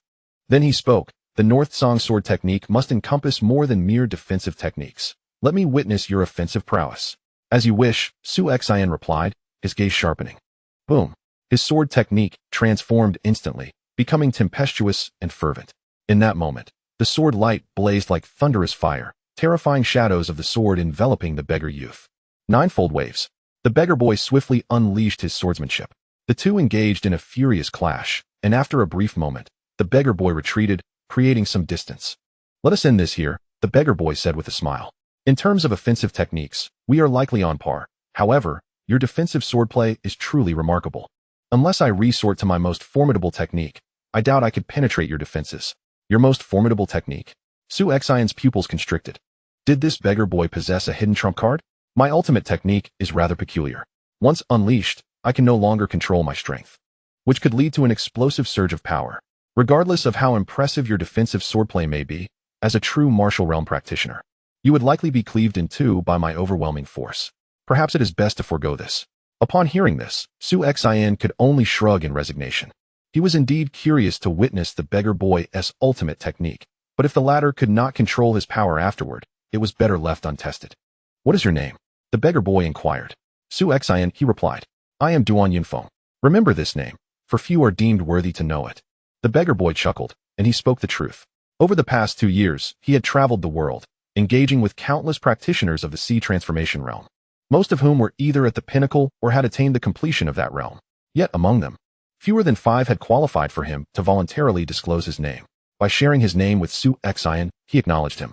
Despite Su Xin's status as a mere true martial realm practitioner, regrettably, your cultivation is indeed too low. You do not meet the minimum threshold for the hunt. Otherwise, I would have relished the opportunity to unleash my full strength against you in this year's Imperial City Hunt, Duan Yunfeng remarked. The Imperial City Hunt? Su Xin's heart stirred. He had heard of the Imperial City Hunt held by the Tianyin dynasty, which occurred once every 5 years. It was a grand gathering of the most exceptional talents and powerful individuals from all 36 states of the dynasty. This event was a coveted stage for the younger generation of practitioners, and simply qualifying through the rigorous pre-selection process to reach the hunting grounds marked one as an elite talent within the Tianyin dynasty. Those who distinguished themselves during the hunt would undoubtedly gain fame throughout the realm. Most importantly, those who reached the final stages of the hunt would be invited to the sacred grounds of the Tianyin Palace. The Tianyin Palace, established by the founding emperor of the Tianyin dynasty and continuously inherited to this day, housed over 70% of the dynasty's cultivation resources and was home to countless formidable beings. Only the most exceptional prodigies of the Tianyin dynasty could hope to be admitted within its walls. It could be said that this was the dream destination for all young aspirants. However, participation in the Imperial City Hunt was not granted to just anyone. The minimum requirement was to possess at least the cultivation of the sea transformation realm.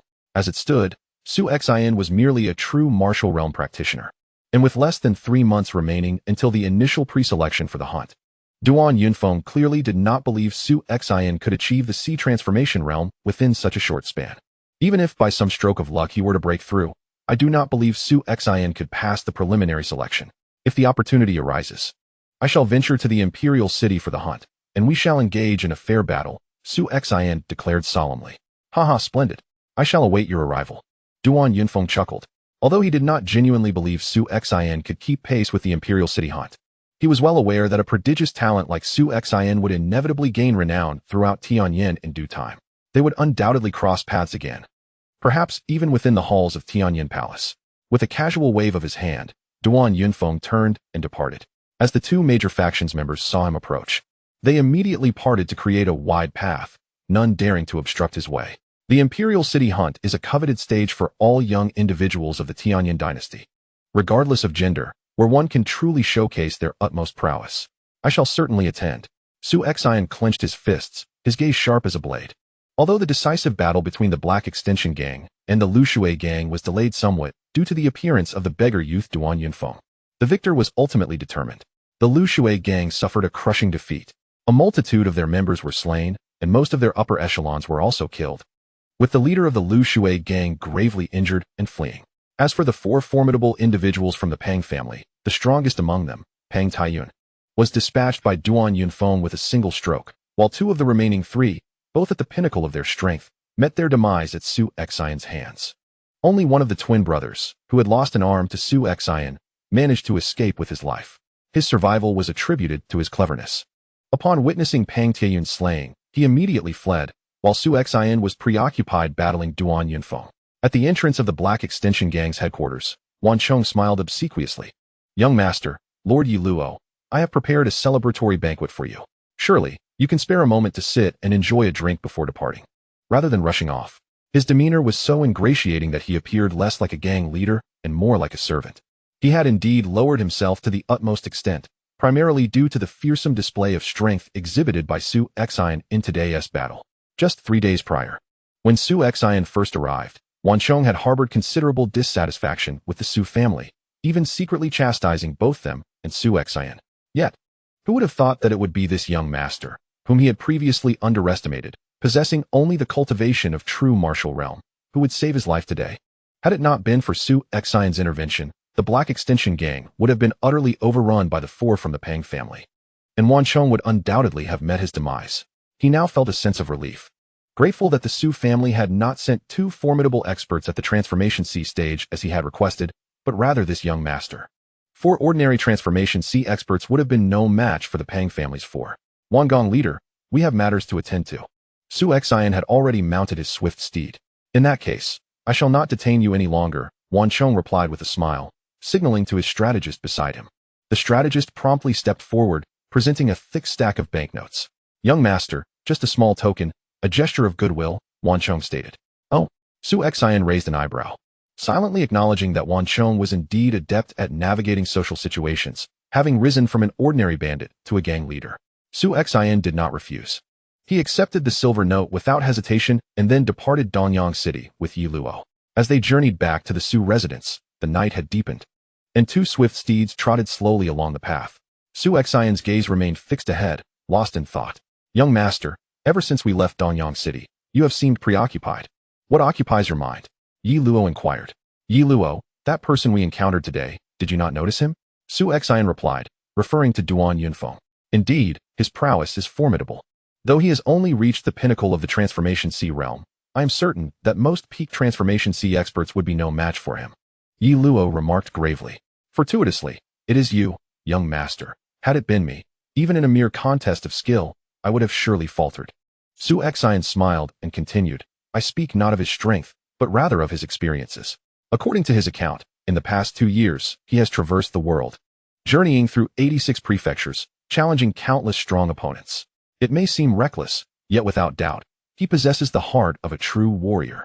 He yearns for strength, which drives him to confront formidable adversaries. I found myself pondering, if one day the crises of the Su family are completely resolved, and I am free of all worries, would I too venture forth into the world like him? Su Xian could not help but lift his gaze toward the starry sky above. This world is vast, and the Tianyan dynasty is merely one of the many realms in the East Wilderness. There are innumerable strong individuals. Today's battle against Duan Yunfeng stirred an extraordinary feeling within Su Xian, a sense of anticipation for the unknown world and a longing for the countless strong beings that inhabit it. He too yearns to grow stronger, to stand atop the world and engage in battle with countless peak experts. Alas, that day feels distant. My foremost priority remains to resolve my family's predicament. Su Xian offered a faint smile. At that moment, however, Su Xian's eyes widened, revealing an unmistakable glimmer of surprise. He dismounted immediately, seeking a clear space by the roadside to sit cross-legged. Yi Luo, keep watch for me. Do not allow anyone to disturb my meditation, Su Xian instructed. Understood, Yi Luo nodded, dismounting to stand guard quietly nearby. As Su Xian closed his eyes, a surge of spiritual power began to converge within him. Time flowed on, with the first rays of the sun breaking over the distant horizon, casting light upon Su Xian's face. His eyes finally opened. The Transformation C realm. He had arrived. Chapter 25. Astonishment. The Transformation C realm. Over 3 years ago, Su Xian had been on the cusp of this level. But unfortunate events saw him imprisoned in the demon ceiling dungeon for 3 years, causing a decline in his cultivation. Only now had he truly stepped into this realm. In the Tianyan dynasty, true martial experts are as common as dust. It is only by entering the Transformation C that one can truly be deemed a master. I have met the minimum qualifications for the Imperial City Hunt, Su Xian thought, his eyes shimmering with excitement. He had long aspired to participate in that Imperial City Hunt. Congratulations, young master. Yi Luo, who had been quietly guarding him, offered heartfelt congratulations, marveling inwardly. The young master of the Su family, even at the true martial realm, could engage in fierce combat with a fully realized expert of the C transformation realm, and even hold the upper hand. Now that he has truly broken through to the C transformation realm, how formidable must his strength be? Yi Luo, let us return. Su Xian rose with a smile. And soon the two remounted their swift steeds, heading back to the Su family estate.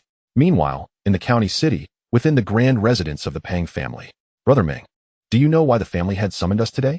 I am uncertain, but it seems to be of considerable importance. 2 middle-aged figures strode side by side toward the Pang family's conference hall. Both were esteemed guests of the Pang family, each having attained the void-breaking realm. Typically, the Pang family rarely required their direct intervention, but given that both were summoned today, it was evident that a significant matter had arisen. Upon entering the conference hall, they observed several individuals already seated. Aside from the current head of the Pang family and a few elders, there was also a one-armed member of the Pang family present. Mr. Meng, Mr. Chong, please take a seat, said Pang Xiaoqing, the head of the family, gesturing slightly. The two esteemed guests bowed slightly and took their places beside the others. Once everyone had gathered, Pang Shaoqing surveyed the assembly with a solemn demeanor and spoke. All present are the core strength of our Pang family, the true pillars upon which we stand. The reason for gathering you today is singular. Qingyu, you may speak. He directed at the one-armed youth. With a pallid complexion, Pang Qingyu gritted his teeth and rose, addressing the assembly. Esteemed elders, not long ago, the leader of the Lushui gang from Donyang City approached our Pang family. However, he had only conveyed part of the tale when an uproar erupted. What did you say? The young master of the Su family, merely at the true martial realm, engaged you two and single-handedly defeated your elder brother? Several elders of the Pang family leapt to their feet in astonishment. Even the two void-breaking realm guests stared at Pang Qingyu in disbelief. A true martial realm warrior, facing off against a fully realized sea transformation expert and prevailing? Where did this anomaly come from? Had it not been for the undeniable fact that Pang Qingyu had indeed lost an arm, they might have suspected him of fabricating the story to evade responsibility. If this were true, this Su Xin must not be allowed to live. We must act swiftly to eliminate this youth. If a true martial realm warrior is this formidable, what will he become upon breaking through to the sea transformation realm? The elders of the Pang family expressed an urgent tone, their anxiety palpable. Please, take your seats, commanded Pang Shaoqing, raising a hand to signal the elders to calm their agitation. Qingyu, continue. Pang Qingyu recounted the sudden appearance of the beggar youth, who had slain Pang Taiyuan with a single strike. As for the events that followed, he had fled in the face of danger. Thus he had not witnessed the confrontation between Su Xin and the beggar. Whoever dares to kill a member of the Pang family must pay with their life. An elder declared through gritted teeth. Pang Taiyuan, a formidable figure at the pinnacle of the ocean transformation realm, was indeed a core powerhouse within the Pang family, and his death had incited great fury. I shall certainly send someone to investigate the identity of Taiyuan's killer, and should they be found, retribution will be swift. However, our immediate concern lies with Su Xin, that young scion of the Su family. Pang Shaoqing's deep-set eyes shifted slightly as his somber voice resonated again. I have received word that this young master from the Su family displayed remarkable strength and talent during this year's clan competition. Moreover, the enigmatic figure known as Jianyi, who recently ascended to the 14th level of the Jinwu Pavilion, is likely none other than this very Su Xin. However, given that Su Xin had languished for 3 years in the demonic prison and his previously exhibited capabilities were not excessively extraordinary, I did not regard him with much concern. Yet now, it is evident that his talent and potential are far more formidable than I had anticipated. If he can contend with a peak ocean transformation expert at the true martial realm, once he breaks through to the ocean transformation realm, or even reaches its zenith with a little more time, would he not be capable of easily slaying those in the void-breaking realm? If he were to someday ascend to that realm, I fear that even our combined efforts would be insufficient to withstand his might, wielding both sword and strength. Furthermore, such astonishing talent cannot escape the attention of the Red Dragon Tower. Given their historical practices, they may very well inform the Tianyin Palace of his existence, leading to his early recruitment. The mention of the Tianyin Palace sent a tremor through the hearts of the attending elders. The Tianyin Palace, the highest echelon of genius within the Tianyin dynasty, is a coveted sanctuary for all aspiring youths. Gaining entry into the Tianyin Palace is not solely contingent upon participation in the imperial hunting grounds. If one possesses sufficient excellence and immense potential, the palace will seek you out for special recruitment. The talent and potential exhibited by Su Xin leave no doubt in their minds that he qualifies for such an invitation. Should Su Xin be recruited into the Tianyin Palace, barring any unforeseen circumstances, he would inevitably emerge as a top-tier existence within the void-breaking realm.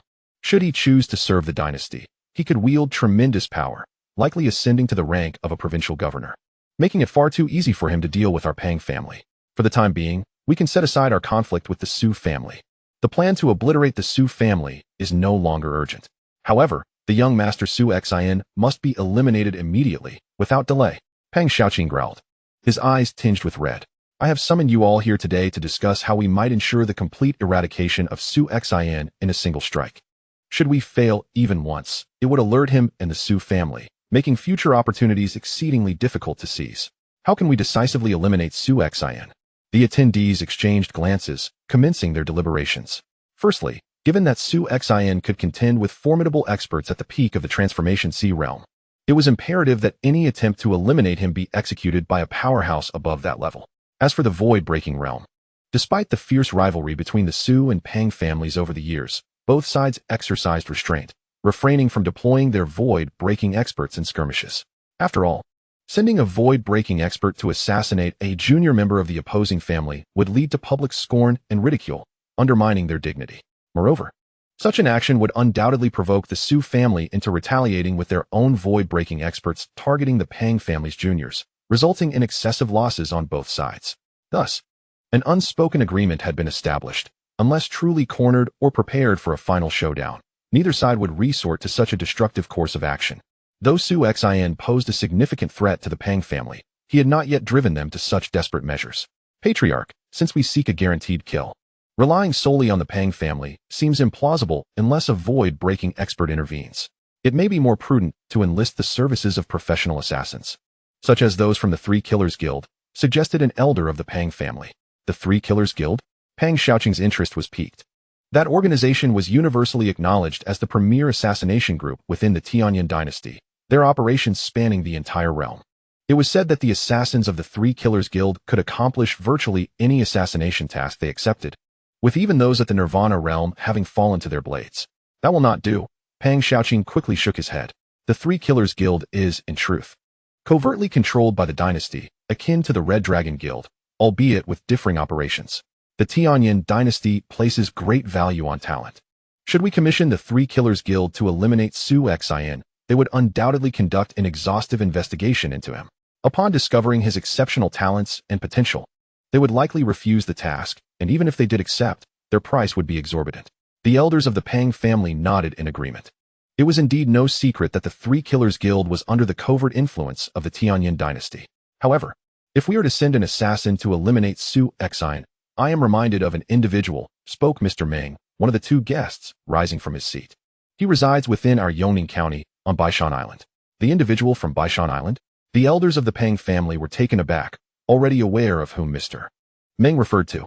Indeed, in terms of assassination skills, the person from Baishan Island is unrivaled in Yongning County, and even holds a prominent reputation throughout the entire Yinzhou region. He was once an assassin for the Three Killers Guild, and it is said that he has successfully assassinated dozens of peak transformation C experts. He has even targeted those at the void-breaking realm. While he did not kill them, he inflicted severe injuries. If he were to make a move, there would be at least a 90% chance of eliminating Su Xin in one strike. Pang Xiaoqing nodded in acknowledgement. However, the individual from Baishan Island possessed a notoriously eccentric temperament, making it quite challenging to summon him. Leave this matter to me, Mr. Ming interjected with a smile. I have some acquaintance with the person from Baishan Island, and to be honest, he owes me a favor. If I approach him and the compensation meets his expectations, he should not refuse. Then I shall rely on you, Mr. Ming. Pang Xiaoqing's eyes sparkled with anticipation. As for the remuneration, let him state his demands. If he can eliminate Su Xin in one fell swoop, and thereby rid the Pang family of this hidden threat, my family will agree to any price. Not a problem. Mr. Ming chuckled and swiftly took his leave. 2 days later, deep into the night, under the cover of darkness, a shadow flitted silently over the walls and into the Su family residence. It glided past numerous rooms without making a sound. Despite the Su residence being brightly lit and patrolled by numerous guards, including several formidable experts monitoring from the shadows, none detected the presence of this figure. Following a pre-prepared map of the Su household, the shadow darted towards the courtyard where Su Xin was situated. Although it was the dead of night, and the maid in red had long since retired, Su Xin was practicing his swordsmanship with his bare torso exposed. The long sword swung with the grace of a surging sea, seemingly capable of enveloping everything around it. It was evident that in just a few short days, Su Xion's sword technique had improved significantly. Indeed, after breaking through to the sea transformation realm, both his swordsmanship and comprehension of the essence had become noticeably easier to cultivate. With a light chuckle, Su Xian acknowledged the resurgence of his latent bloodline power following his breakthrough. Most importantly, this advancement had greatly enhanced his perceptive abilities and self-awareness, making the exploration and understanding of sword techniques and their essence much clearer and more accessible. With a sigh of relief, Su Xian paused his movements, allowing his body to relax naturally. Wiping the sweat from his brow, he prepared to return to his quarters for rest. However, in that moment of total relaxation, and as he turned, an unprecedented sense of dread enveloped him. Every pore in his body stood on end. Chapter 26. Bloodshed in the dead of night. This feeling of dread came without warning, a primal alert from his very bloodline in response to the imminent danger. An ethereal figure had appeared behind him without his knowledge. In the shadows of the night, a dark flash, infused with lethal intent, surged towards Su Xion's heart. An assassin. A flicker of terror crossed Su Xion's eyes. It was too swift. Incredibly swift. There was not a hint of warning. The assailant had manifested behind him without a whisper. Even their breath seemed non-existent. Having just completed his sword practice, and with his body finally relaxed, the timing of the attack was nothing short of perfect. The assassin's strength was equally terrifying. In this dire situation, even Su Xion could not entirely evade that ominous black light. The only solace lay in his breakthrough to the sea transformation realm, coupled with his unique bloodline, which endowed him with an extraordinary sense of crisis awareness, granting him a fleeting instinctual warning. At the brink of life and death, Su Xion exerted every ounce of strength to twist his body, managing to shift a fraction of distance just as the black light threatened to make contact with his skin. With a chilling sound, the icy black light pierced through Su Xion's body, causing an immediate explosion on one side of his chest, blood and flesh scattering. A sweet taste filled his throat. Without a moment's hesitation, he retreated swiftly, disregarding the agonizing pain. Surprisingly, he still lived. Under the moonlight, a veiled, enchanting visage lifted, her cold eyes betraying a flicker of astonishment. With her formidable prowess, such a perfectly timed assassination should have left no room for survival.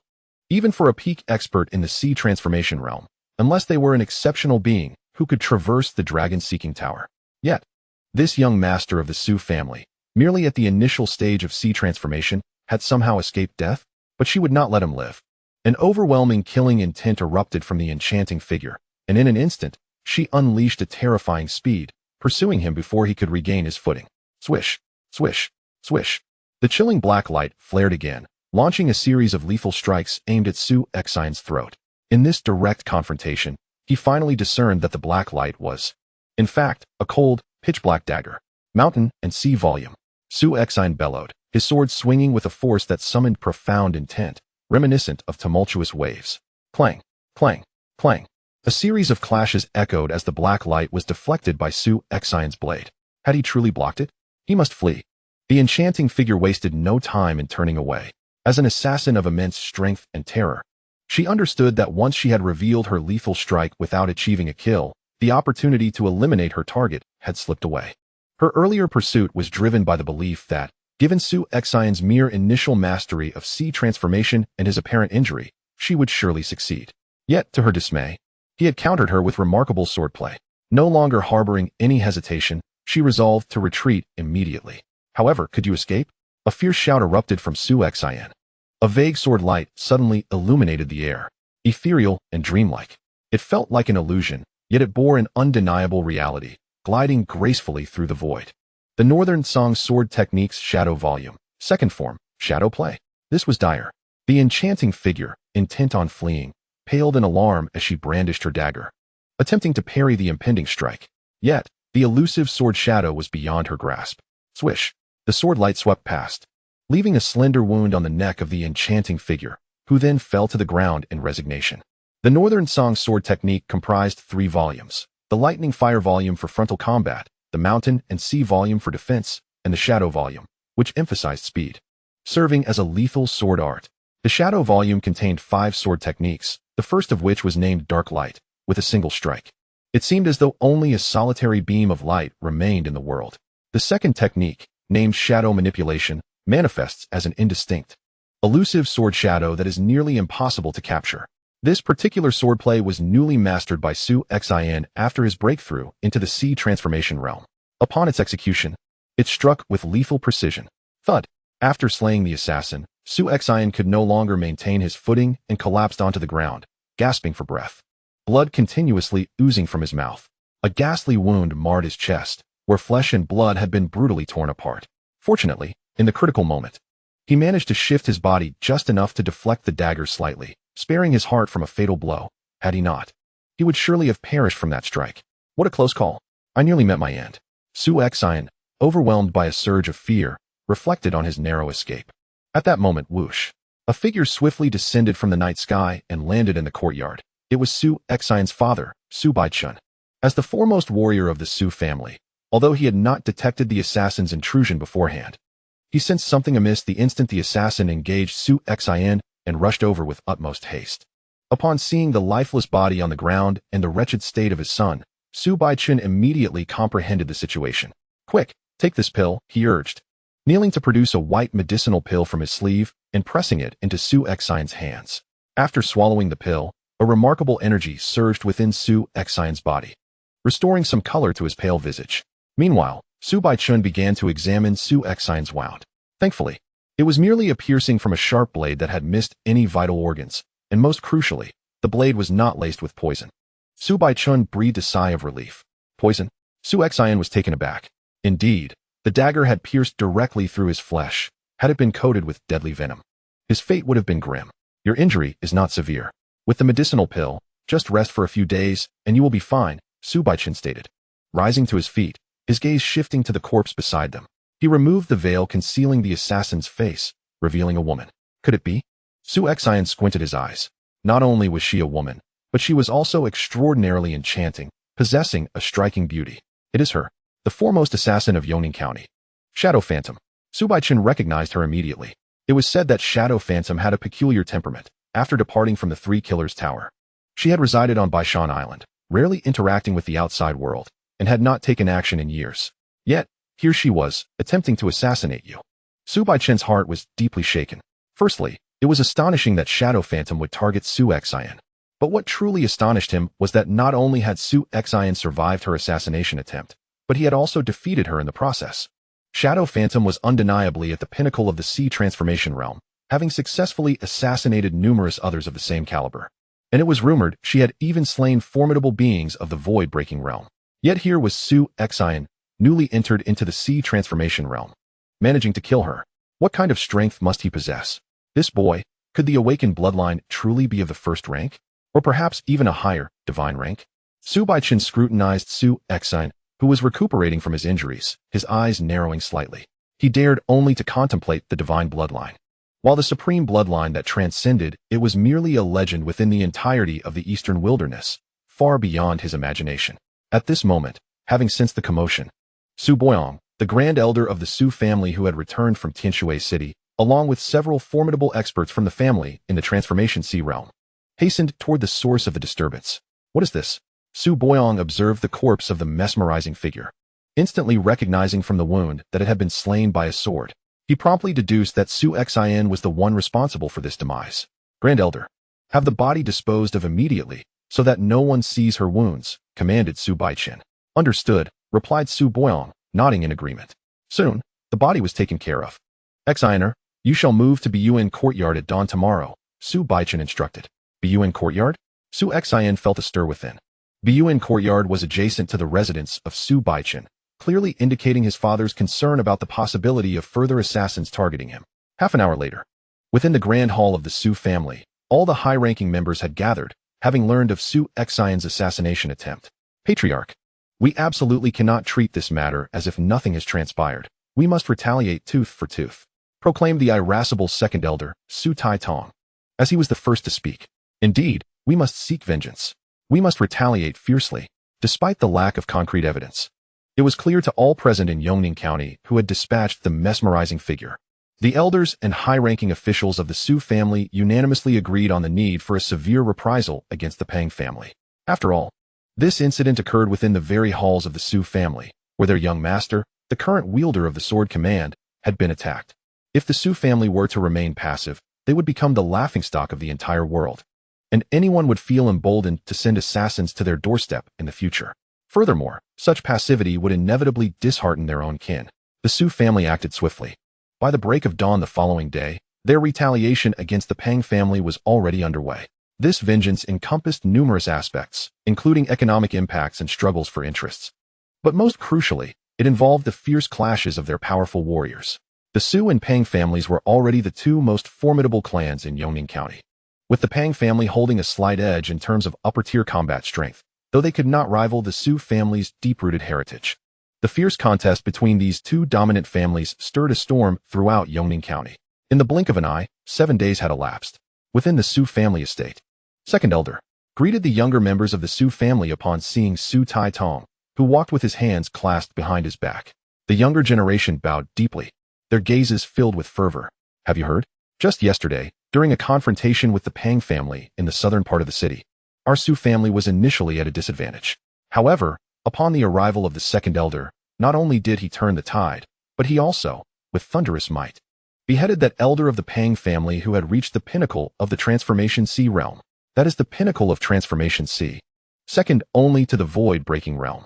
The second elder, possessing only Transformation Sea peak cultivation himself, was able to decisively slay the elder of the Pang family in a one-on-one encounter. Over the past few days, I fear nearly 10 experts from the Pang family have perished at the hands of the second elder. 10 individuals have gathered. 2 days ago, the second elder personally intervened, swiftly eliminating 2 of the Pang family's perfected Huahai cultivators.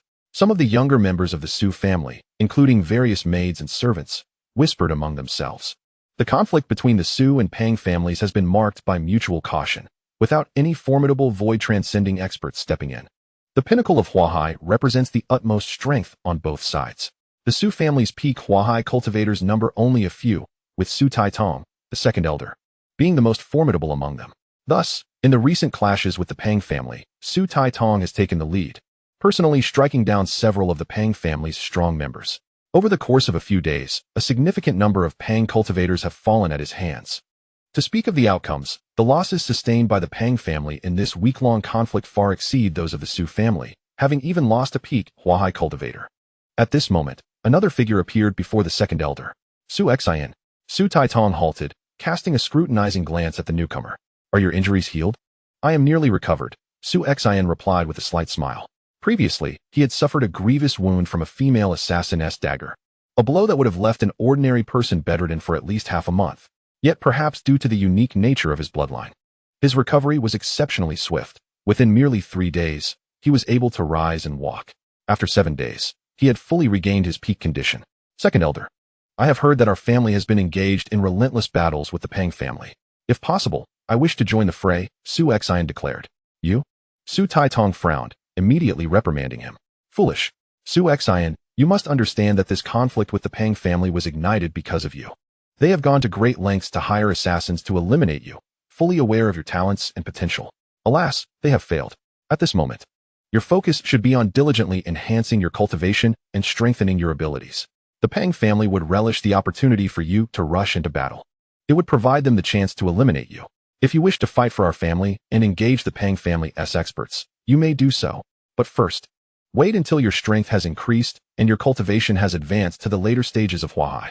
Only then, when you can stand unafraid against the Pang family's peak Huahai cultivators, or even possess a degree of self-preservation against void-transcending experts, should you return to me."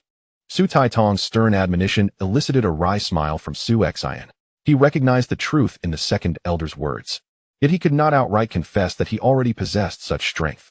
Even if he did, Su Taitong would likely remain skeptical. After all, the demise of the assassin, Mei Ying, was known only to Su Baichun and the Grand Elder, Su Boyong, who had witnessed her body, while others assumed it was Su Baichun who had dealt the fatal blow. At that moment, Su Taitong stepped forward, placing a hand on Su Xion's shoulder with gravity. "Su Xion, remember this. You are the hope of our Su family. It is only when all of us old fools have perished that you young ones will be called to fight for the clan." With that, Su Taitong departed, leaving Su Xion standing in contemplation. The second elder spoke the truth. "I bear the hopes of the Su family's rise. My vision should be more far-reaching. Engaging in combat with the formidable members of the Pang family, even if I showcase my strength and eliminate several of their powerful warriors, will scarcely impact the Pang family." Su Xion pondered. At the heart of the Pang family lies the true core, the experts of the broken void realm. As long as I cannot defeat those at that level, merely vanquishing some of the Sea Transformation Realm warriors will not shake the foundation of the Pang family. In light of this, I shall proceed there. Su Xion clenched his fist tightly. The Red Dragon Tower. 2 towering black spires loomed majestically, one of which, the true martial pavilion, was teeming with a throng of true martial realm warriors, with many entering the tower to seek their fortunes. Conversely, the other imposing black tower, the dragon-seeking tower, garnered little attention. A young figure clad in black, donning a conical hat and wielding a sharp sword, arrived before the dragon-seeking tower. "I wish to challenge the dragon-seeking tower." Chapter 27. The first level of the dragon-seeking tower, unlike the true martial pavilion, which focuses solely on technique. The dragon-seeking tower assesses overall combat prowess. The tower consists of 3 levels, and to conquer even the first level, One must be among the pinnacle figures of the sea transformation realm. It is precisely for this reason that few dare to attempt the challenges within. After all, there are not many who reach the peak of the sea transformation realm in Yongning County, and even fewer possess the qualification to challenge the dragon-seeking tower. Most who attempt the first level at that peak are met with defeat. Yet today, merely having attained the minor success of the sea transformation realm, Su Xin stepped into the dragon-seeking tower. The first level revealed an expansive open space, where a man in gray approached slowly from the front. Is it confidence or ignorance that compels one at the minor success of the sea transformation realm to challenge the dragon-seeking tower? The gray-clad man scrutinized Su Xin, instantly discerning his level of cultivation. Whether it is ignorance or not, you shall find out, senior, Su Xin replied, drawing his sword. Though he had never faced the trials of the dragon-seeking tower before, he was aware that each level had only one guardian. Defeating this guardian would signify success. The gray-clad man spoke little, producing a pitch-black spear with a flick of his wrist. Suddenly, he surged forward with a series of rapid steps, appearing before Su Xin. The black spear, akin to a venomous serpent emerging from its lair, unleashed a flurry of thrusts at Su Xin from peculiar and treacherous angles. In an instant, Su Xin found himself surrounded by a multitude of spear shadows. In response to the gray-clad man's relentless assault, Su Xin immediately activated over 50% of his bloodline power. His sword transformed into a manifestation of mountains and seas, conjuring a profound aura, as if he were amidst a tumultuous ocean. Clang, clang, clang. The sounds of continuous clashes echoed, and in a heartbeat, the two had exchanged dozens of blows. So powerful. In the throes of battle, Su Xin couldn't help but marvel. In terms of strength, speed, and spear technique, the gray-clad man had reached the zenith of the sea transformation realm, embodying the very epitome of combat prowess. It was no wonder that so many peak sea transformation warriors had failed to conquer the first level of the dragon-seeking tower. Su Xin mused. In every conceivable aspect, one must reach the pinnacle of the transformation sea realm to defeat the man in gray. This requires surpassing the boundaries of the transformation sea in a particular facet. For instance, in terms of strength, those rare bloodline-awakened individuals, upon reaching the zenith of the transformation sea, can unleash an overwhelming power far exceeding that of their realm, thus easily overcoming any obstacles. There are also those who have experienced extraordinary fortuity or have cultivated formidable techniques, such as the beggar youth Duan Yunfeng, whom Su Xin encountered in Donyang City. At that time, he had merely attained completion in the transformation sea. Yet with a single strike, he could slay the equally accomplished Pang Taiyun, thanks to the extraordinary nature of his cultivation method. Speed and skill, if significantly superior to the peak of the transformation sea, can also ensure success. For Su Xin, his greatest advantage lies in his skill. With a resonant hum, Su Xin unleashed his sword repeatedly, each stroke executed with impeccable precision. He stood like a towering mountain, immovable despite the relentless onslaught. The man in gray, whose spear techniques had reached their utmost limit, found himself unable to budge Su Xin in the slightest. No wonder he dared to challenge the dragon-seeking tower. He indeed possessed considerable prowess. The gray-clad man could not help but admire this. Yet he knew that mere defense would not suffice to truly conquer this level. With a cold snort, Su Xin altered his sword technique. The momentum shifted from the defensive Mountain Sea scroll to the tempestuous Thunderfire scroll. The strikes he unleashed became increasingly ferocious and terrifying. Waves of sword shadows surged forth, wild and unrestrained. These shadows intertwined with an aura of intent, an intent that had seamlessly merged with the blade to form a unique sword will. A flicker of astonishment crossed the eyes of the gray-clad man. The comprehension of intent is typically a rudimentary grasp, barely skimming the surface. However, achieving a perfect union of intent and weaponry to create a distinct sword will or blade, intent signifies a much higher level of understanding. Su Xion's grasp of intent was evidently profound, and coupled with the renowned Baitsong's sword technique, acknowledged as the foremost sword art of the Tianyan dynasty. The terrifying sword shadows descended like thunder and fire, one after another, offering no respite. In a fleeting moment, the gray-clad man found himself forced to retreat under the relentless pressure. Suddenly, Su Xion's sword momentum shifted once more. The first form of the phantom spiral, dark light. With a brilliant flash, the sword light illuminated the surroundings, as if it were the last glimmer in the universe. The speed was inconceivably swift. The gray-clad man recognized the sword light, yet he had no time to defend against it. With a swift slice, the sword light grazed the gray-clad man, leaving a remarkably clear scar, yet no blood flowed. The wound healed at an astonishing pace. The gray-clad man halted his movements and retreated to a distance, while the stone door leading to the second level of the tower swung open. He had succeeded. Joy surged within Su Xin. It aligned with his expectations. It was rumored that an ordinary peak of the transformation sea could pass through the first level of the dragon-seeking tower with merely a flicker of comprehension of intent. Though he had only unleashed 50% of his bloodline power, his strength could only be compared to that of a consummate practitioner of the transformation sea realm. However, his comprehension of the essence was remarkably profound, having achieved a perfect fusion with the sword, manifesting the sword intent. His skills were exceptionally high, proficiently executing the Northern Song sword technique. When all these factors were considered, his combat prowess was likely to surpass that of a peak transformation sea practitioner who had merely grasped a hint of the essence. Naturally, this enabled him to traverse the first level with relative ease.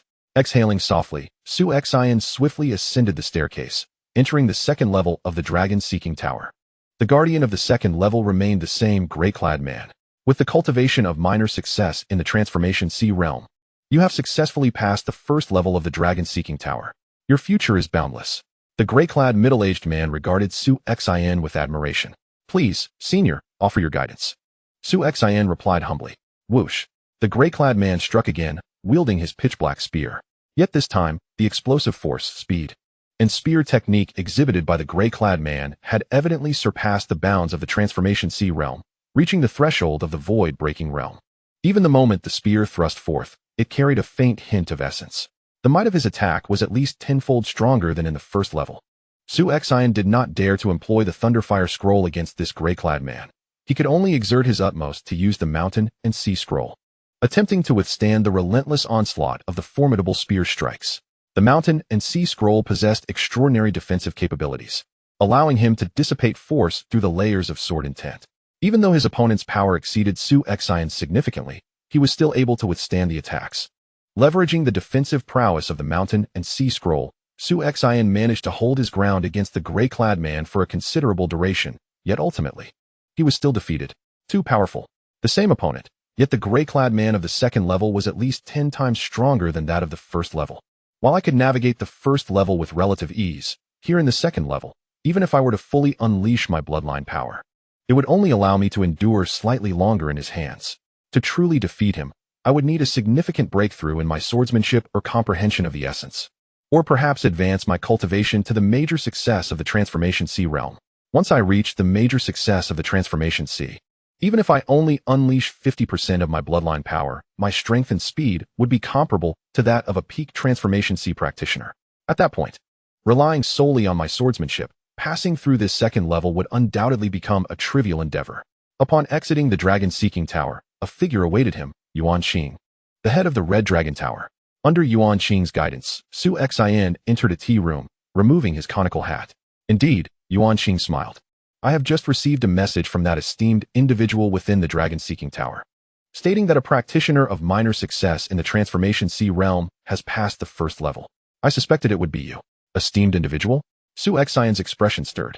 Yuan Xing, the overseer of the Red Dragon Tower in this Yongning County, was himself a powerful figure of the void-breaking realm. Given his status and strength, who could possibly merit such a title from him? What's the matter? Are you still unaware of the identity of that esteemed individual? Yuan Xing inquired. Indeed, I am not aware. Su Xin shook his head. Yuan Xing chuckled softly before elaborating. Su Xin, you must understand that my Red Dragon Tower monitors the world, encompassing all 36 states and counties. The existence of the dragon-seeking tower and the true martial pavilion is fundamentally to gather the world's talents. And the tests within these two towers have long been acknowledged, with no one daring to question their integrity. Why is this so? It is because both the true martial pavilion and the dragon-seeking tower maintain an unwavering strictness. The true martial pavilion employs war puppets as adversaries, while the dragon-seeking tower has the top-tier experts from the Red Dragon Tower headquarters personally serving as gatekeepers. Su Xin was taken aback by the mention of the headquarters elite. Indeed, the formidable opponent you faced in the dragon-seeking tower was none other than a top expert from our headquarters. Of course, it was not the true self, but rather a fragment of consciousness left within the war puppet, which engaged you in combat, Yuan Xing continued. Moreover, it is not just this dragon-seeking tower in Yongning County. Across the entire Yunzhou and several neighboring states, the gatekeepers in the countless dragon-seeking towers are all controlled by this singular individual. As for the prowess of this extraordinary individual, Yuan Qing smiled slightly before stating. Above the broken void realm. Su Xian's eyes widened in astonishment. Above the broken void realm? Is that not the Nirvana realm? The Nirvana realm represents the pinnacle of power within the entire Tianyin dynasty, the highest echelon of existence.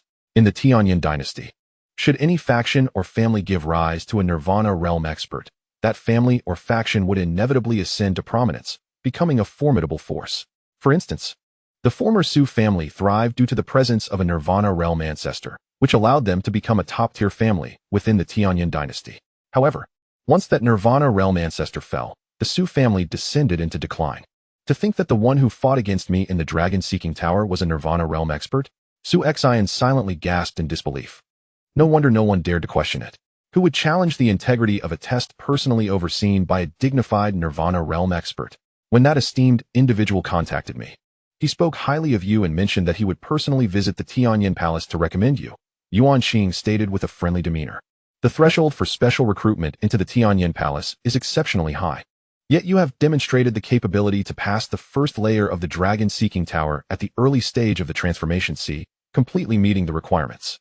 With that esteemed individual personally vouching for you, it is unlikely there will be any unforeseen issues.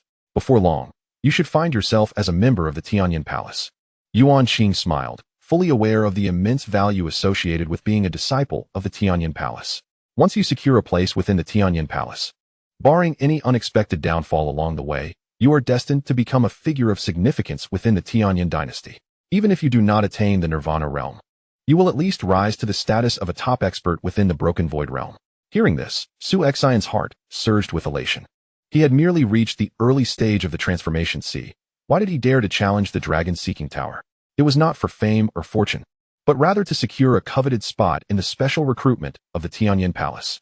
If I can obtain this special recruitment and become a disciple of the Tianyin Palace, the previous attempts on my life will become nearly impossible, and my Su family will finally be at ease. Su Xian clenched his fists tightly. Disciples of the Tianyin Palace are treasures highly valued by the Tianyin dynasty. Would anyone dare to send assassins after the disciples of the Tianyin Palace? Once discovered, regardless of who it may be or the formidable forces that may stand behind them, even with an esteemed elder from the Nirvana realm backing them, they will inevitably face annihilation. Take the Sidhu family, for instance. They remain a prestigious clan within the Tianyin dynasty, bolstered by their own Nirvana elder. Yet, no matter how audacious the Sidhu family may be, they would never dare to lay a hand on a disciple of the Tianyin Palace. Similarly, the families of those disciples will receive the protection of the dynasty, and thus, the Sidhu family would never risk confronting the Su family, be it overtly or covertly. If the Sidhu family holds such caution, the Pal family is hardly worthy of consideration. Director Yuan Qing, may I inquire the name of that esteemed individual? Su Xian asked. The name? Yuan Qing replied with a bitter smile, shaking his head. As a mere district director at the Red Dragon Tower, I lack the qualifications to know the name of such a significant figure. The previous message I received was simply a matter of duty. Otherwise, I wouldn't even have the privilege to converse with that esteemed personage. As for you, there is no need for haste. Once you enter the Tianyin Palace and enhance your strength, you will naturally have the opportunity to meet that individual. Su Xian nodded. The figure he encountered within the dragon-seeking tower bore no relation to him. They merely recognized his potential and took it upon themselves to personally recommend him to the Tianyin Palace. This was a favor he would certainly remember. Su Xian, you may return and await news. I will inform you immediately once the strong individual dispatched by the Tianyin Palace arrives, Yuan Qing stated. Understood, Su Xian replied, then added. By the way, Director Yuan Qing, I currently require some elixirs to assist in my cultivation and enhance my prowess. That is quite simple, Yuan Qing smiled. Before long, Su Xian departed the Red Dragon Tower with a full 100 first-grade sea transformation pills. On his way back to the Su family, he felt a sense of elation. Our Su family is now beset by crises. The Peng family has long schemed against us, previously sending assassins to eliminate me. The conflicts with them have been exceptionally fierce, and the hatred has already been established. A decisive battle is inevitable. Furthermore, the Sidhu family lurks behind the Peng family, held back only by their caution regarding some of our trump cards. However, who knows how long that caution will last? The Sidhu family may strike with ferocity at any moment. Yet, as long as I can successfully enter the Tianyin Palace and become one of its disciples, all these threats will cease to exist. Su Xian contemplated. Just then, a commotion interrupted his thoughts. Get out of the way. Clear the path. War horses thundered down the street. and passers-by hurriedly dodged. Riding horses in the streets? Su Xin frowned. This was within the county city, on a bustling thoroughfare. Unless there was a matter of utmost urgency. Who would dare to gallop recklessly like this? As the war horses drew near, Su Xin caught sight of a figure drenched in blood, looking extremely disheveled, yet frantic. Yi Luo? Su Xin gasped. Young master. Yi Luo exclaimed upon spotting Su Xin, immediately halting the warhorse. What has happened? Su Xin inquired. It's the second elder. He is being besieged by 3 peak sea transformation experts from the Pang family in the East City's Darkwater Alley, and is on the verge of collapse. Yi Luo replied urgently. What did you say? Su Xion's expression changed dramatically. Chapter 28, The Dragon's Destruction. Whoosh. Su Xion charged through the streets with unrestrained fervor. Hastening towards the dark alley of East City, an intense urgency surged within him. The second elder, with his impetuous temperament, regarded the family's honor above all else. Was a volatile elder. He had proclaimed that only when all the old geezers had perished would the younger generation of the Su family be permitted to fight valiantly. This retaliation against the Pang family had been spearheaded by this very second elder.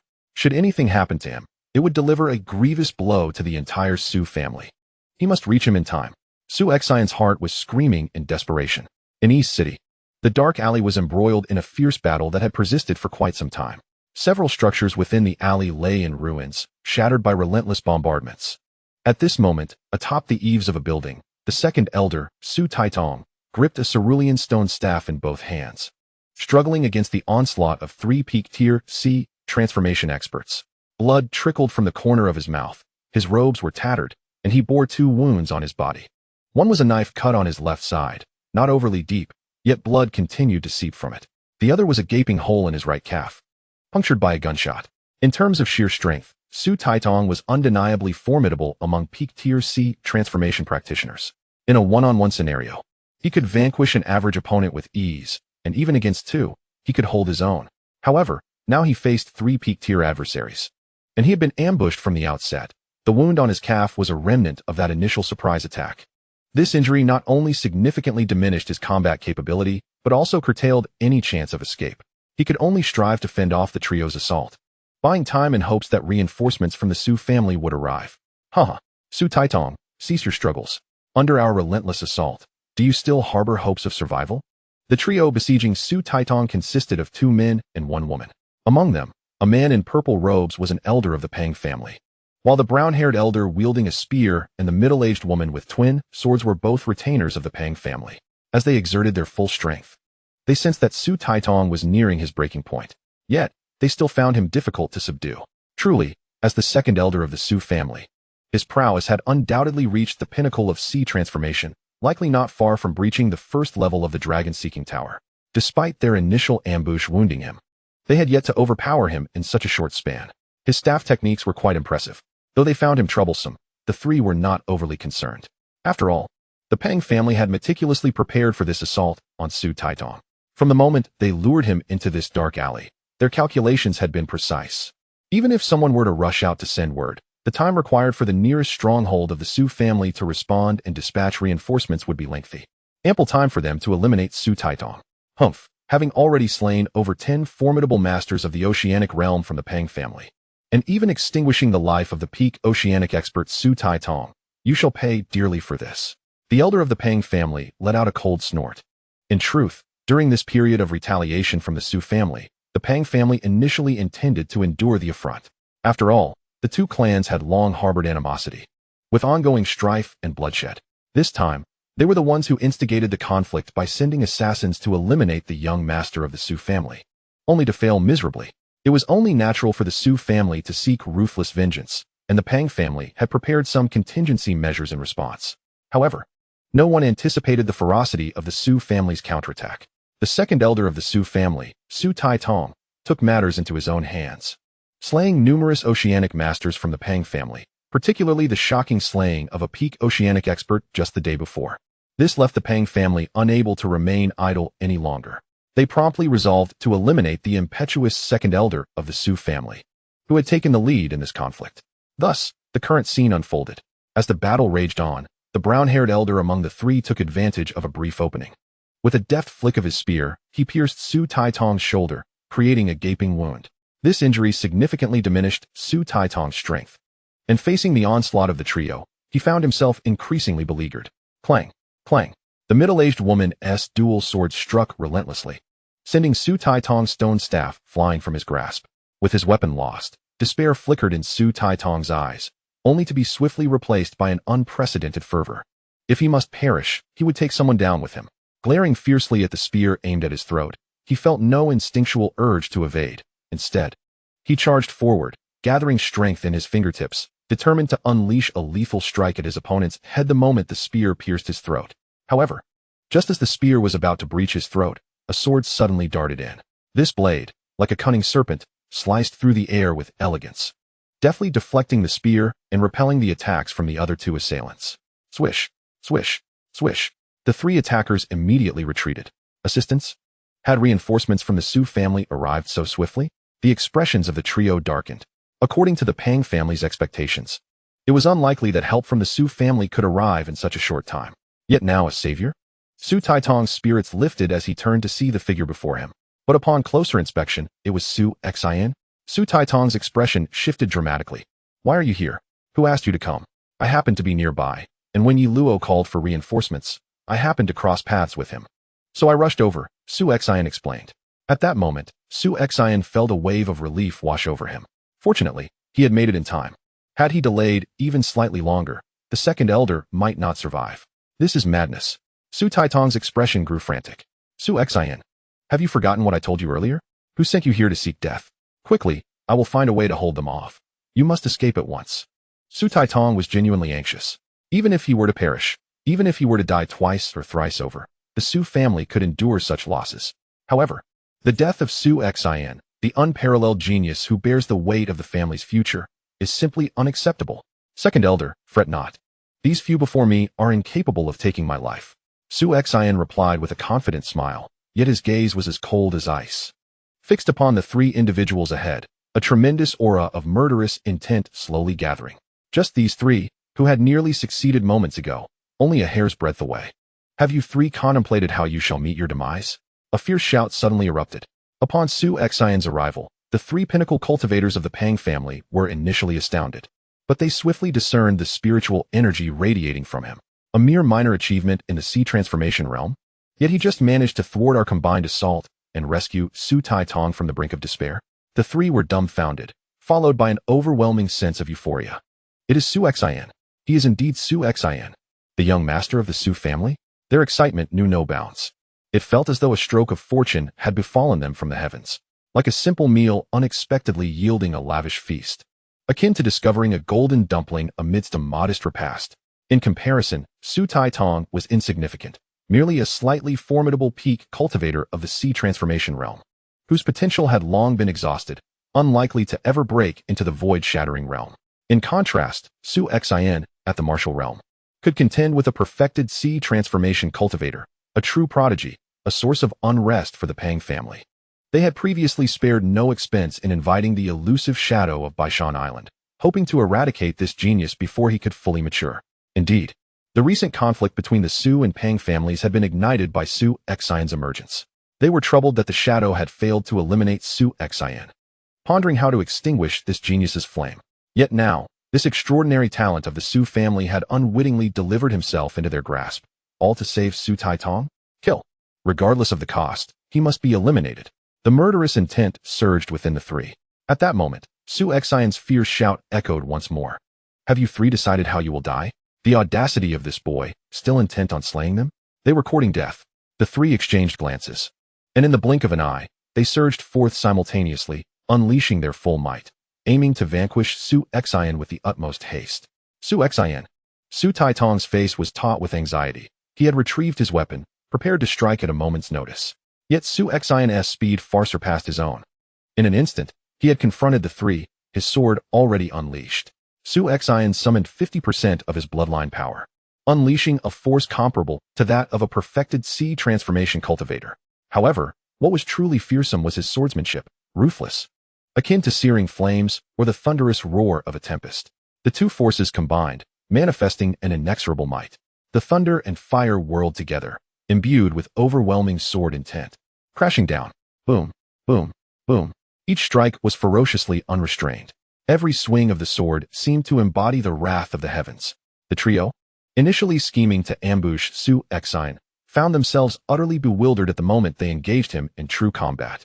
From the very first clash, they sensed the terrifying and insurmountable power contained within Su Xin's sword, along with an overwhelming and boundless grandeur. This might, layered upon itself, left them not only unable to pursue the intent to slay Su Xin, but compelled to desperately defend themselves, requiring their combined efforts merely to withstand his onslaught. Yet, as the strikes continued to rain down, they found themselves being forced to retreat step by step.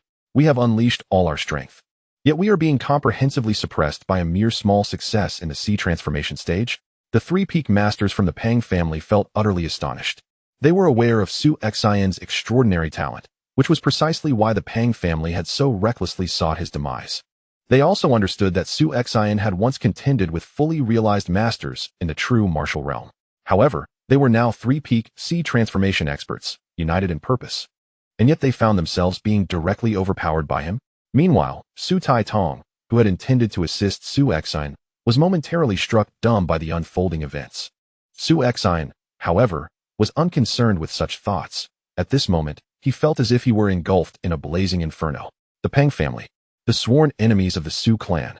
Over the years, countless sea transformation experts and even some promising young talents from the Su family had met their untimely deaths at the hands of the Pang family.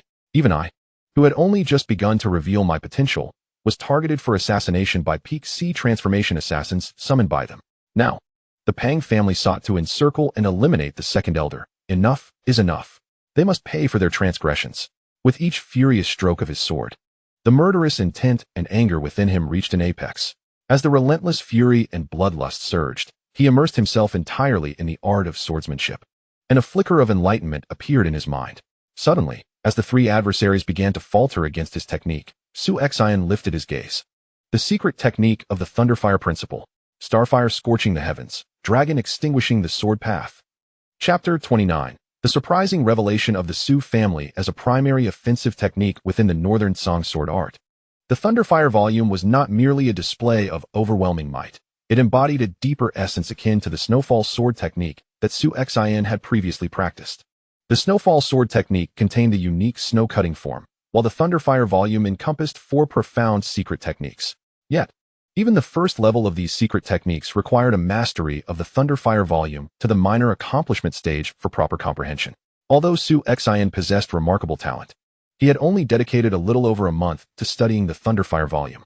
While he had grasped the form, he still fell short of reaching the minor accomplishment stage. Unexpectedly, during the fierce battle with the three peak sea transformation experts from the Pang family, the intertwining rage and murderous intent catalyzed a significant advancement in his swordsmanship. The first level of the Thunderfire volume's secret technique was grasped in an instant and unleashed in a flowing motion. Boom! The sword intent erupted. A terrifying shadow of the sword appeared, as if capable of cleaving the heavens and annihilating the earth. The three individuals, who had been desperately enduring under the pressure of Su Xin's swordsmanship, turned pale the moment they beheld the terrifying sword shadow. No, it's over. A mournful cry echoed in their hearts as they realized the immense power of the sword shadow far exceeded their limits. Regardless of their valiant efforts to resist, the sword shadow mercilessly swept over them, completely engulfing their figures. Under the force of its might, their bones shattered inch by inch. With a single stroke, three pinnacle warriors of the transformation sea perished on the spot. Elder Su Tong stood atop the eaves, astounded as he witnessed Su Xin single-handedly suppress the three adversaries with his sword technique. He was further astonished when Su Xin unleashed a profound secret skill, slaying the three in one swift motion. Su Tong was utterly dumbfounded. Suddenly, a figure appeared on the eaves. It was Elder Su Yong, who had rushed to the scene upon receiving the distress call. Upon arrival, he noticed several wounds on Su Tong, but none were life-threatening. And Su Xin stood beside him. As for the three members of the Pang family, who were supposed to be besieging Su Tong, they were already dead. What happened? How did the three pinnacle warriors of the Pang family perish? Elder, did you kill them? With only Su Tong remaining as a pinnacle warrior on the scene, Su Yong instinctively assumed that the three had fallen to Su Tong's blade. Not me. Su Tong shook his head. It was Su Xin. What? Su Yong was taken aback. Elders, let us return and discuss this, Su Xin suggested. Su Yong nodded, and after providing brief treatment for Su Tong's injuries, the three immediately returned to the Su family. Although this battle erupted in a dim alley, its commotion was significant enough to attract the attention of several martial artists nearby, who witnessed Su Xin's decisive strike against the three members of the Pang family. Thus, after Su Xin and the others departed, the alley erupted in fervent discussion. Did you see that? The three who attacked from the Pang family were all pinnacle warriors of the transformation sea. Yet, they were utterly overwhelmed by a single young disciple of the Su family with just one sword strike. That disciple is clearly only at the initial stage of the transformation sea. How could a novice so effortlessly suppress and even annihilate three pinnacle warriors? It is simply inconceivable. I know that Su family disciple. He is Su Xin, the young master of the Su family. A wave of astonishment and shock rippled through the crowd. It was easy to imagine that before long, the news of this battle and Su Xin's name would spread throughout the entire Yongning prefecture. In the main hall of the Su family, the head of the family, Su Baichun, along with the three elders and several high-ranking, loyal, and powerful members of the Su family gathered. The wounds on Su Taitong had been stabilized, and after consuming some healing elixirs, his complexion had improved significantly. This time, I have narrowly escaped with my life. Had it not been for Su Xin's timely arrival, I would likely have perished at the hands of those three pinnacle warriors from the Pang family. I never anticipated that the Pang family would wait so long to strike. Targeting you, Elder. It seems that the Pang family is aware that under the condition of not breaking through the Void Realm, you, the second Elder, are the foremost general of the Su family. If you were to be slain, it would deal a significant blow to us. Su Taitong chuckled with a few strong members of the Su family nearby. Enough, Su Boyong suddenly interjected. Let us set aside the matter of the second Elder for now. We must discuss another issue. Instantly, the entire hall fell silent, and all eyes involuntarily turned towards the young figure seated in the corner. This young figure was none other than Su Xin. Just moments ago, the high-ranking members of the Su family learned from the second Elder that it was Su Xin who had intervened just in time to rescue him from the three-peak sea transformation experts of the Pang family.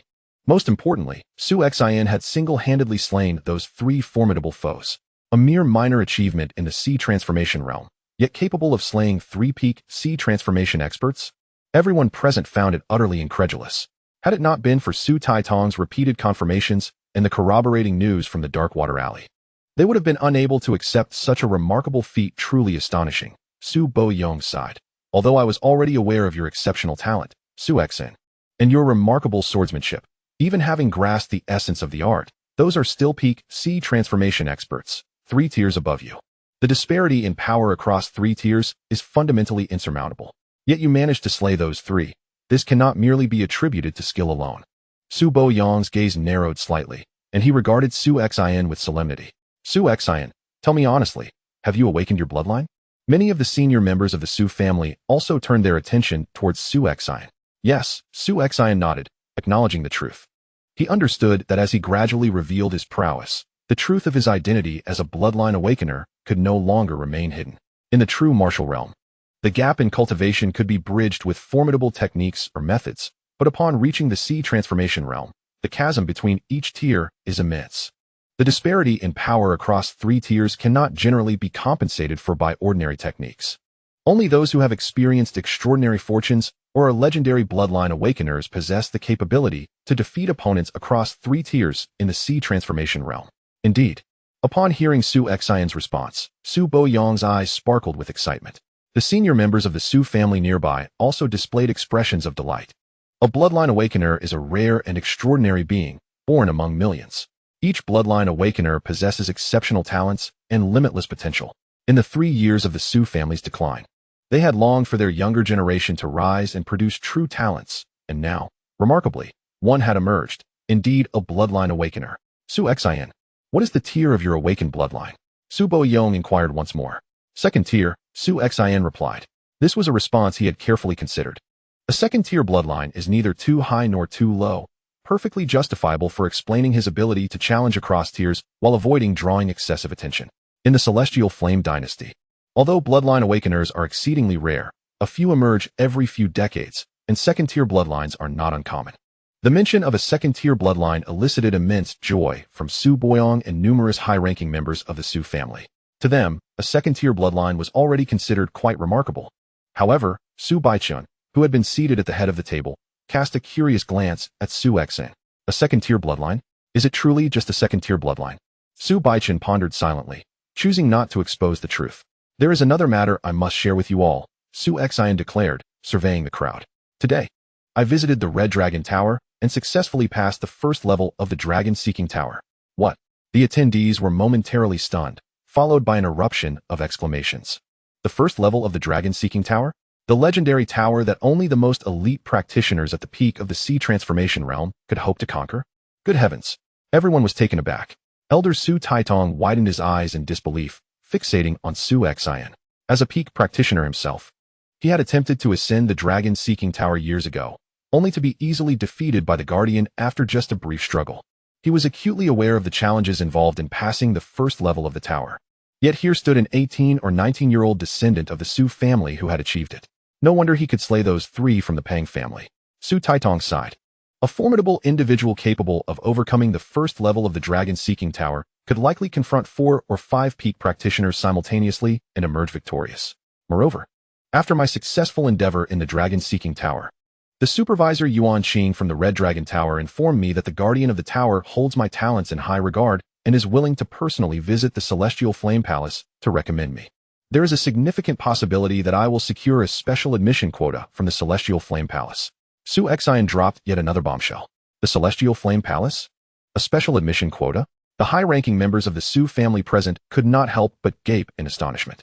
Even Su Baichen, who had been seated in the main position, could not restrain his gaze from turning towards Su Xin.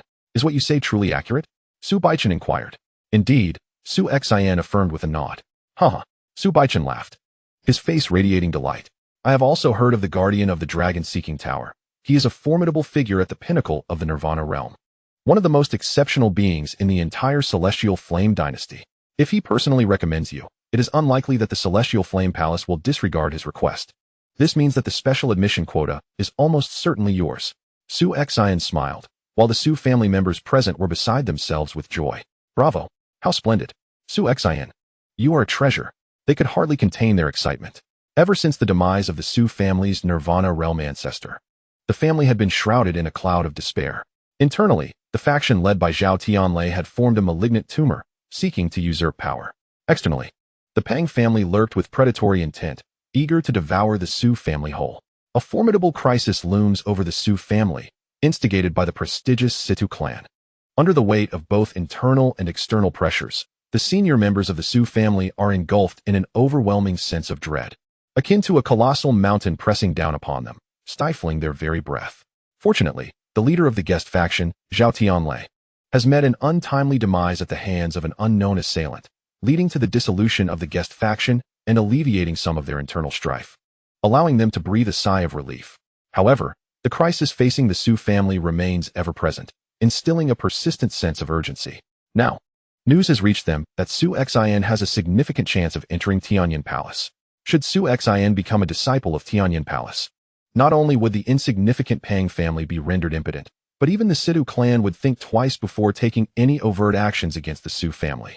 While the crisis may not be entirely resolved, it would certainly be alleviated to a considerable extent, lifting a substantial burden from their shoulders. How could they not feel exhilarated? How could they not be filled with joy? Enough, Su Baichun gestured, and the expressions of the Su family's strongmen quickly sobered. The prospect of Xiner potentially becoming a disciple of Tianyan Palace is indeed a momentous occasion for our family. However, until the emissary from Tianyan Palace arrives, we must remain vigilant. Anything could transpire, Su Baichun admonished. The assembly nodded in agreement. From this day forth, let our retaliation against the Pang family cease. Su Baichun commanded. Cease our retaliation? Su Taitong furrowed his brow. Patriarch, while halting our actions may be straightforward for us, the Pang family has just suffered the loss of 3 peak sea transformation experts. They will undoubtedly learn that it was Su Xin who dealt the blow and will respond with even greater ferocity. We cannot afford to disregard their wrath. Let the Pang family's fury be, Su Baichun replied indifferently. To prevent unnecessary losses, from today onward, all members and disciples of the Su family shall remain within the estate and refrain from venturing out unless absolutely necessary. Understood, the assembly acknowledged. With the Su family confined to their estate, the Pang family's rage, no matter how intense, would be futile. Unless they recklessly stormed the Su family estate to confront them directly, once the emissary from Tianyan Palace arrives, and Su Xin's status as a disciple is confirmed. The Su family would no longer need to concern themselves with the Pang family. May everything proceed smoothly, Su Baichun mused silently. Although this was a momentous occasion, a tinge of unease unexpectedly crept into the heart of the Su family patriarch as he witnessed the joy radiating from his clan's warriors. Chapter 30. The first strike. The orders were swiftly disseminated. The strongmen and disciples from various strongholds of the Su family in the county city were summoned back. Some enterprises were even abandoned entirely. Although most members of the Su family were perplexed by this command, they obediently remained within the confines of the family estate. Meanwhile, the highest-ranking members of the Su family anxiously awaited news from Tianyan Palace. Before long, 5 days had passed. Within the Pang family estate, numerous elders and the most formidable guests of the Pang family gathered, their expressions riddled with confusion. They had been embroiled in fierce competition, having lost several sea transformation experts within mere days. Yet, suddenly, the Su family had ceased all hostilities. What could this mean? Several outposts, including some industries we had long sought to seize, have been entirely abandoned by the Su family. The members of the Su family have remained holed up in their mansion these past few days, not venturing outside. Is the Su family afraid? Are they seeking to avoid conflict? An elder of the Pang family remarked. Afraid? Pang Shaoqing, the head of the Pang family, scoffed. The Su family was once a prestigious clan, under the protection of an ancestor at the Nirvana realm. Although they have fallen from grace, the pride inherent in the Su family remains. In their previous confrontations with my Pang family, even when they were acutely aware of our superior strength, they never retreated. How could they be afraid? Moreover, during this period of strife, it was the Su family that gained the upper hand. My Pang family has suffered the loss of over 10 sea transformation experts, including 4 at the peak of the sea transformation stage, while the Su family has lost only a few ordinary sea transformation fighters, none of whom were at the peak, without the emergence of the void-breaking realm. In terms of combat capability at the sea transformation level, the Su family is hardly weaker than us. So why fear? By this point, Pang Shaoqing's expression had grown exceedingly grim. In truth, the mere loss of a few sea transformation experts is not a significant concern. Even the death of 4 peak sea transformation fighters is something the Pang family could endure. However, what he could not accept, and what instilled terror in him, was the individual responsible for slaying 3 of those peak sea transformation fighters, Su Xin, the young master of the Su family. Many witnesses in Darkwater Alley saw Su Xin, with his singular strength, brutally overpower and kill 3 of my Pang family's peak sea transformation fighters. Remarkably, Su Xin had only just broken through to the minor success stage of sea transformation. The power he unleashed was utterly terrifying, instilling fear throughout the entire Pang family. It made them all the more eager to eliminate Su Xin. He had even intended to send a void-breaking realm expert to deal with him. But who would have thought that not only was Su Xin absent, but the entire Su family remained confined within their mansion. Under such circumstances, attempting to eliminate Su Xin would necessitate a direct assault on the Su family estate, a true confrontation with them. The mysterious swordsman who had previously slain Zhao Tianlei and Pang Shan remains unidentified, and it is still uncertain how many void-breaking realm experts the Su family harbors. The risks of initiating a reckless battle at this juncture are exceedingly high, Pang Shaoqing pondered. After a long moment, he lifted his head again. Dispatch orders immediately to swiftly absorb all of the Su family's assets within the county, including those throughout Yongning County. I refuse to believe that the Su family can survive without food or drink.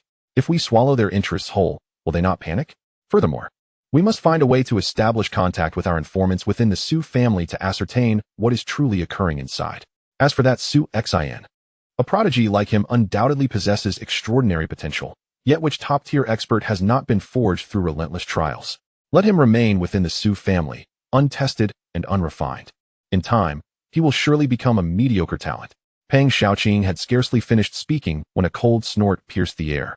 Mediocre talent? By the time that Su Xin becomes one, your Pang family may already be extinct. A chilling voice echoed. Who? Pang Shaoqing's gaze turned icy. The powerful members of the Pang family rose, their expressions filled with vigilance. A towering figure materialized within the hall, an elderly man clad in a black robe. With a physique reminiscent of a tiger-esque strength and a bear-esque bulk, his cold gaze surveyed the surroundings, emanating an aura of chilling malevolence. Lord Song. Pang Shaoqing promptly bowed.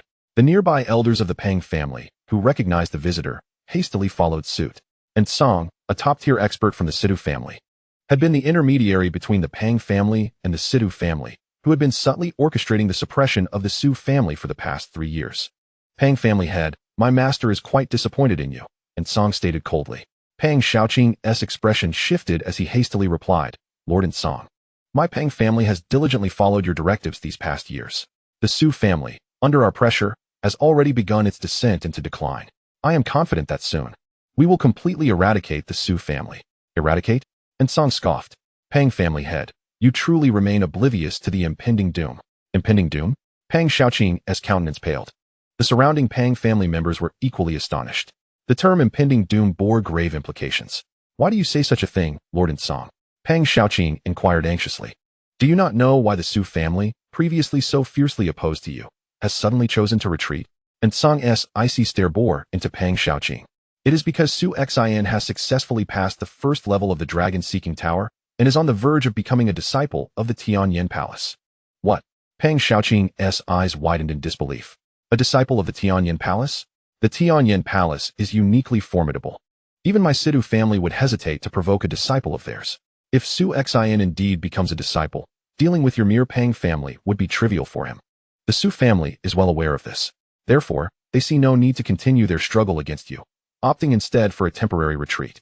Once the Tianyan Palace yields a conclusion and Su Xin's status is confirmed, your Pang family will become nothing more than prey for the Su family. And Song declared. Pang Xiaoqing felt a tremor within. Recognizing that a disciple of the Tianyan Palace was destined to ascend to the ranks of the highest nobility within the Tianyan Empire, barring any unforeseen circumstances. During his rise, he would undoubtedly attract the attention of numerous powerful factions, and when the time came, Su Xin would not need to exert much effort. Merely a word or two would suffice to incite powerful forces to obliterate the Pang family. After all, the Pang family was merely a local clan within a single county, insignificant compared to the true powers and affluent families of the Tianyan Empire. The annihilation of a Pang family, in exchange for allying with a prodigious talent like Su Xin, would be a venture many would eagerly undertake. Lord Song, my Pang family has remained steadfastly loyal to the Sidu family. Our relentless efforts against the Su family over these years were executed at the behest of the Sidu family. Now that my Pang family faces peril, I beseech you, on account of our loyalty, to save us, Pang Xiaoqing implored urgently. The high-ranking members of the Pang family, now equally anxious, had not anticipated that a single Su Xin could have driven their family to the brink of annihilation. Had it not been for Lord Darksong's personal arrival today to inform them, they would have been utterly oblivious to this matter. As Lord Darksong has just articulated, the Pang family is indeed on the brink of demise, yet remains unaware of it. Rest assured, everything your family has done over the years has not escaped the Master's notice. If the Master were indifferent to your fate, I would not have been sent here tonight, Darksong declared. These words brought a flicker of hope to the hearts of the Pang family's warriors. At least, in this moment of peril, the Sidu family has not entirely forsaken them. The existence of Su Xin has already come to the attention of the Tianyan Palace, and its high-ranking officials are deliberating whether to grant him a special admission quota. This fact is irrevocable. Once Su Xin becomes a disciple of the Tianyan Palace, even the Sidu family would hesitate to act against him unless they could ensure no trace remained. However, until the special admission quota is officially bestowed, we still have a chance. Darksong's voice deepened. Lord Darksong, are you suggesting we take action within the next few days? Pang Xiaoqing inquired, his brow furrowing. However, Su Xin will remain within the Su family during this time. Any attempt to strike against him would necessitate a direct confrontation with the Su family. A confrontation it shall be. Does your Pang family harbor any fears? Darksong fixed his gaze upon Pang Xiaoqing. It is not fear that grips us, but rather concern. Just recently, one of our elder experts fell at the hands of a mysterious swordsman, leading me to suspect that there may be other formidable individuals hidden within the Su family. Pang Xiaoqing did not finish his thought. Does the Sidu family lack insight into whether the Su family conceals powerful allies? Darksong retorted with a scoff. I can assure you, aside from those who fled following the death of the Su family's ancestor, the remaining experts have perished in a single massacre. Currently, the Su family has but 2 experts left in the void-breaking realm. What? Pang Xiaoqing was taken aback. A massacre? All the remaining experts of the Su family have perished? When did this occur? Darksong offered no further elaboration. You need not worry about any concealed experts within the Su family. As for whether the Su family's ancestor left behind any hidden cards, considering the sheer number of powerful individuals who were lost in that massacre and the dire circumstances the Su family faced, they are unlikely to possess any such trump cards. Thus, the only genuine concern we must harbor is for the head of the Su family, Su Baichun. Su Baichun. Pang Xiaoqing was astounded. Lord Darksong, Su Baichun is merely at the late stage of void breaking, comparable to my own strength. I have crossed blades with him before, and he is only slightly stronger than I. With your prowess, Lord Dark Song, dealing with him should be a trivial matter. Trivial? Dark Song regarded Pang Xiaoqing with an enigmatic expression, chuckling softly. Pang family head, Su Baichun is not as simple as you presume. In the days when the Su family's ancestor was still alive, Su Baichun was among the most outstanding talents of the young generation in the imperial dynasty, with the potential to become a disciple of the Tianyin Palace. However, Su Baichun, with his free-spirited nature, chose not to enter the Tianyin Palace upon reaching a certain level of cultivation, instead embarking on a journey across the world. This journey has spanned over a decade. Later, he returned, accompanied by a child of merely 2 or 3 years. However, it was not long before he ascended to the position of the head of the Su family. Since his return, he had rarely displayed his prowess, leaving the true extent of his strength shrouded in mystery. Yet, as a peerless genius capable of rivaling the master of my household, and possessing the same pinnacle of void-breaking cultivation, my master could dispatch me with a single hand. Although Su Baichun might be slightly inferior to my master, it is certain that he would not fall far behind. This time, in order to contend with him, my master expended considerable resources and effort to engage a certain individual, successfully requesting the dispatch of a contingent from the Yinglong Guards for assistance. The Yinglong Guards? Pang Xiaoqing was taken aback, for it was said that only the Tianyin royal family possessed the authority to appoint such a formidable guard. Indeed, therefore, failure was not an option. Should we fail to annihilate the Su family this time, once Su Xin became a disciple of the Tianyin Palace, it would become exceedingly difficult to act against the Su family thereafter, murmured in song. Pang Xiaoqing, upon hearing this, felt a mix of astonishment and elation. His astonishment stemmed from the remarkable capabilities of Su Baichun, who could compel the Sidu family to summon the Yinglong Guards. His elation arose from the realization that, with the Yinglong Guards involved, Su Baichun would surely perish unless he possessed the combat power of the Nirvana realm, and thus the Su family would undoubtedly be eradicated. As for Su Xin, should the Su family be destroyed, this prodigy would inevitably meet his demise as well. Master Pang, the Yinglong Guards will arrive in 2 days. They cannot linger, so we must immediately strike against the Su family that very night. You should also make preparations on your end, and Song instructed. Understood, Pang Xiaoqing nodded. Soon, Pang Xiaoqing began discussions with the elders of the Pang family regarding the preparations. Of course, while they were preparing, it was done in secrecy, as they feared that news might leak and give the Su family an opportunity to defend themselves. Thus, only those who were utterly loyal to the Pang family were privy to this matter. 2 days later, the Yinglong Guards arrived as scheduled. Under the dim moonlight of the night, numerous figures densely concealed themselves in the streets and alleys near the Su family estate. On the rooftop of a loft, a dozen figures stood in a row. Remember, our mission is to utterly annihilate the Su family. If that is not possible, we must ensure the deaths of both Su Baichun and Su Xin. And Song's voice rang out with solemnity. Brother Longjiao, your Yinglong Guards team will join forces with me and Master Pang to surround and eliminate Su Baichun. As for the remaining members of the Pang family at the void-breaking realm, they shall charge into the Su family estate with the others and seize the opportunity to eliminate Su Xin first. Understood, responded Longjiao, the leader of the Yinglong Guards, with a slight nod. Mr. Chong, aside from myself, you are the only one in the Pang family who possesses late-stage void-breaking cultivation, and you are well-versed in assassination techniques. Once we enter the Su family estate, conceal yourself and observe if there are any other formidable adversaries present. If not, you may strike directly to eliminate Su Xin.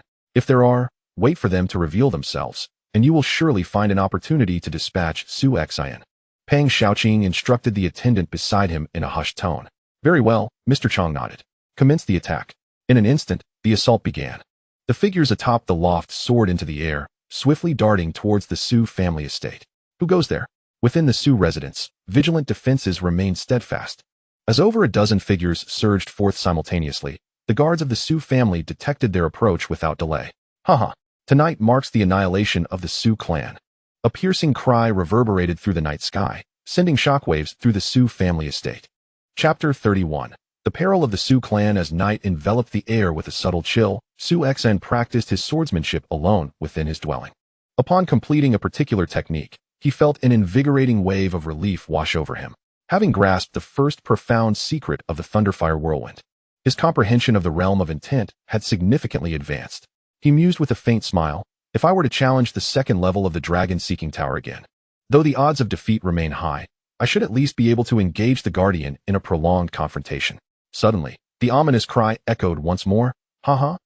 Tonight marks the annihilation of the Su clan. The sound reverberated throughout the Su estate, causing Su Xian's expression to shift dramatically. This is bad. He leaped onto the roof and beheld over a dozen shadows soaring through the night with alarming speed. Each figure emanated an aura of sheer terror. They charged through, leaving the Su family's guards powerless to intervene, paralyzed by fear. These were all formidable, void-breaking realm warriors. A shiver ran through Su Xian's heart. The Su family had only 2 such experts, yet now more than 10 were advancing simultaneously. Moreover, judging by their auras, most were considerably stronger than Zhao Tianlai, whom he had previously defeated. With a thunderous crash, 2 figures ascended into the air, Su Baichun, the head of the Su family, and the elder Su Boyong. However, faced with the onslaught of the approaching void-breaking realm warriors, Su Boyong dared not even attempt to intercept them. A few of these warriors engaged him in fierce combat, while others began ransacking the estate. A complete squad of the Yinglong guards, comprising 9 late-stage void-breaking realm warriors. 1 peak-stage captain, along with the peak-stage Song and the late-stage Pang Xiaoqing, descended upon Su Baichun. Su Baichun, today, you shall perish. The Su clan shall be obliterated. The furious declaration of Song echoed across the skies. Father, Su Xian felt an overwhelming surge of anger, yet before he could act, a signal arrow shot into the air. Those who had long concealed themselves, the formidable members of the Pang family, received the signal and simultaneously surged into the Su estate from all directions and corners. At the periphery of the Su estate, the shadows of the Pang family scaled walls or darted across rooftops. Furthermore, within the estate, some covert agents of the Pang family, already embedded within, sprang into action at the moment the arrow soared, unleashing a frenzy of slaughter upon the unsuspecting Su family members. In an instant, chaos erupted as fury, combat, and cries of despair intertwined, transforming the Su household into a maelstrom of turmoil. This was the war of extermination. Su Xian's gaze was cold and terrifyingly grim. He had originally believed that he would soon become a disciple of the Tianyan Palace, and with its protection, the Su family would be able to rest easy in the future. However, unexpectedly, before the special recruitment quota from Tianyan Palace had truly been established, the Pang family, lurking in the shadows, along with the Sita family behind them, struck directly. Li Hu. A furious roar suddenly echoed from a nearby courtyard, prompting Su Xian, who was standing on the eaves, to focus his attention. Inside the courtyard, several strong members of the Su family were hastily rushing towards the front yard when suddenly, one of the guests who had reached the pinnacle of the Sea transformation stage launched a surprise attack. Caught completely off guard, the Su family members were heavily injured, with 2 of them dying on the spot. The one who had shouted in fury was Su Bohong, who had been ambushed and was now gravely wounded and on the brink of death. Uncle Hang. Su Xian's eyes immediately reddened. You bastard. Boom. Su Xian leaped into the courtyard, just as the guest named Li who was preparing to deliver a fatal blow to the severely injured Su Bohong. He saw Su Xian rushing towards him from the side. Su family's young master? Li Hu's expression changed. Although he was merely a guest, he was aware that just a few days prior, Su Xian had single-handedly slain 3 peak Sea transformation experts in Dongqing. If he could kill those at the peak, how could he, with only the full Sea transformation cultivation, hope to withstand him? You shall perish. Su Xian had already drawn his sword. The sword's light was swift, far beyond what a mere Sea transformation expert like Li Hu could hope to defend against, and with a single encounter, Li Hu was slain. Su Xian's Su Bohong barely managed to lift his head to glance at Su Xian before his head drooped, his breath fading. Uncle Hang. Su Xian was overcome with grief and was about to rush forward when 2 figures landed simultaneously on the eaves of the courtyard, their icy gazes locking onto Su Xian. 2 experts from the void-breaking realm? Su Xian was secretly alarmed. Previously, he had seen over a dozen void-breaking experts among those who had come, some of whom had left, including one who stood with the Grand Elder, while 2 others had been searching within the Su family, seemingly seeking something. It appeared that these 2 were the ones he had been looking for. To deal with a mere Sea transformation minor success, they truly think highly of me. Su Xian's gaze turned cold. In truth, compared to him, the Situ family valued his father, Su Baichun, even more. After all, the team of Yinglong guards, including Song and Pang Xiaoqing, had been sent to hunt down Su Baichun. Kill. The 2 void-breaking experts sent to eliminate Su Xian were from the Pang family. Fully aware of the immense threat he posed to them, without needing any words, they unleashed their full strength, aiming to kill Su Xian at the earliest opportunity. One wielded a spear, while the other brandished a blood-red blade as thin as a cicada's wing. Whoosh! The spear lunged forward like a venomous dragon, piercing the void in an instant. Swish! The blood-red blade moved with extraordinary speed, darting towards Su Xin's throat.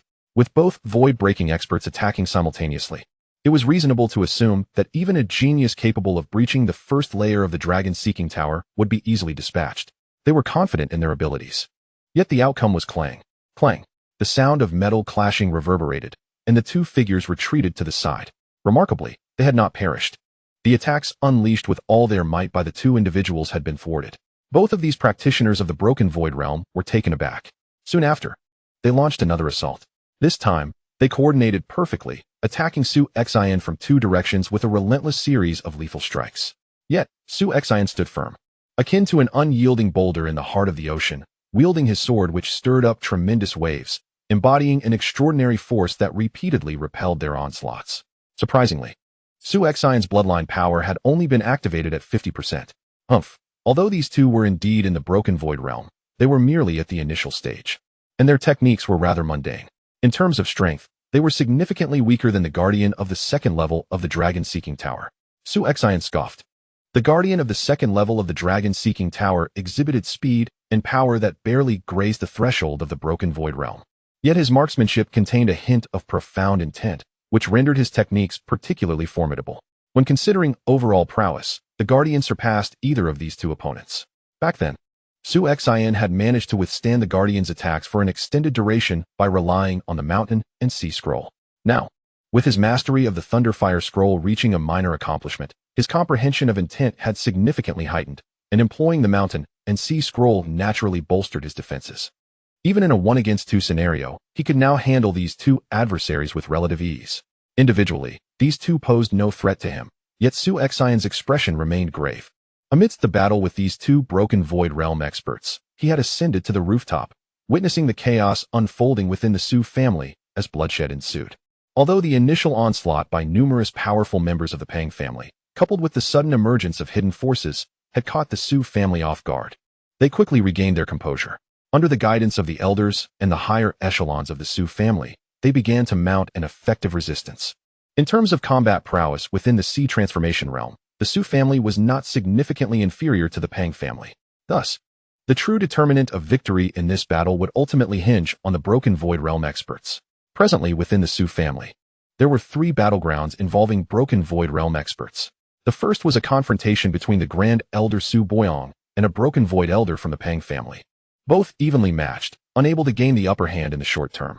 The second was Su Xin's own struggle, beset by 2 broken void realm experts. The third, and most perilous, involved a full 12 broken void realm experts encircling Su Baichun. With so many broken void practitioners targeting his father, how much longer could he withstand such pressure? Su Xin felt a surge of anxiety, yearning to rush to his father's aid. Yet he knew he must first deal with the 2 broken void experts before him. Normally, vanquishing these 2 would be impossible, with the sole path to success lying in the use of the divine annihilation technique. However, once this technique was employed, it could only be sustained for several breaths. I cannot afford a moment's delay. I must seize the opportunity and strike with lethal precision. Su Xin's gaze turned frigid, relying on the mountain sea swordsmanship. He was capable of effortlessly withstanding the assaults of these 2 formidable void-breaking realm masters. However, he now found himself increasingly strained, as if he were on the verge of collapse. This lad is barely holding on. To endure this long against the 2 of us while merely at the minor success of the sea transformation is indeed impressive. The eyes of both void-breaking realm experts gleamed with intensity, and their attacks grew more fervent. Meanwhile, in the void nearby the courtyard, a figure lurked, Mr. Chong, a late-stage void-breaking expert, under the orders of the esteemed Pang Shaoqing. The master had instructed him to wait and observe whether the Su family had concealed other powerful beings. However, as the fierce battle raged on, and with Su Xin on the brink of death, no new strong entities had emerged. It seemed the Su family truly lacked formidable fighters. Mr. Chong felt a wave of relief as he silently drifted toward the battlefield ahead. As Su Xin faced the relentless assault from the 2 void-breaking masters, his situation grew increasingly dire, teetering on the brink of complete annihilation. At that moment, another figure abruptly appeared by his side, a soft sword aimed directly at Su Xin's neck. Another impudent foe. Su Xin's heart surged with rage, and a murderous intent surged within him. If you dare to come, then perish alongside me. Forbidden art, divine extinction. Chapter 32, Eruption Boom.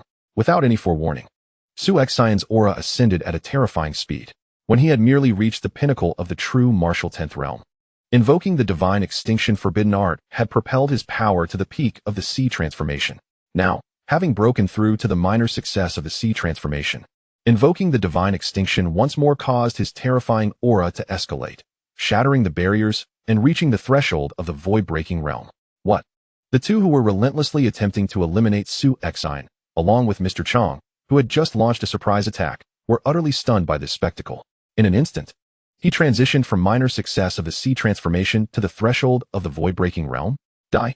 With eyes like lightning, Su Xin swung his sword, and at that moment, the power of his bloodline erupted within him. To the utmost limit, he unleashed the full potential of his bloodline. Buzz. A hazy sword light suddenly illuminated the air. Ethereal and dreamlike, soaring through the void. The Northern Song swordsmanship's phantom swirled, executing the second form, shadow play. So swift. Having ascended to the threshold of the void-breaking realm, bolstered by the bloodline inheritance and the explosive force of his bloodline, Su Xin's strength and speed reached the level of late-stage void-breaking, nearly rivaling that of the peak.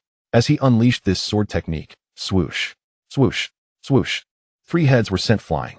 This included Mr. Chang, who had launched a surprise attack and had attained late-stage void-breaking strength, even in death.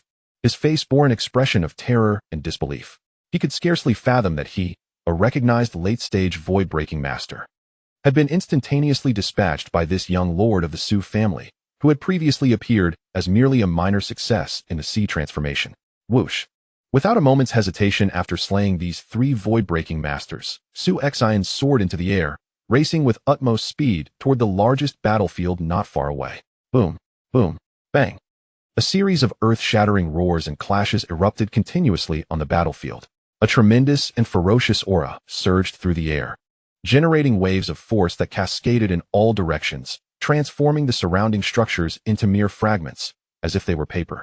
The overwhelming might was astonishing, even from a distance. Su Xin could perceive the terrifying power emanating from the battlefield.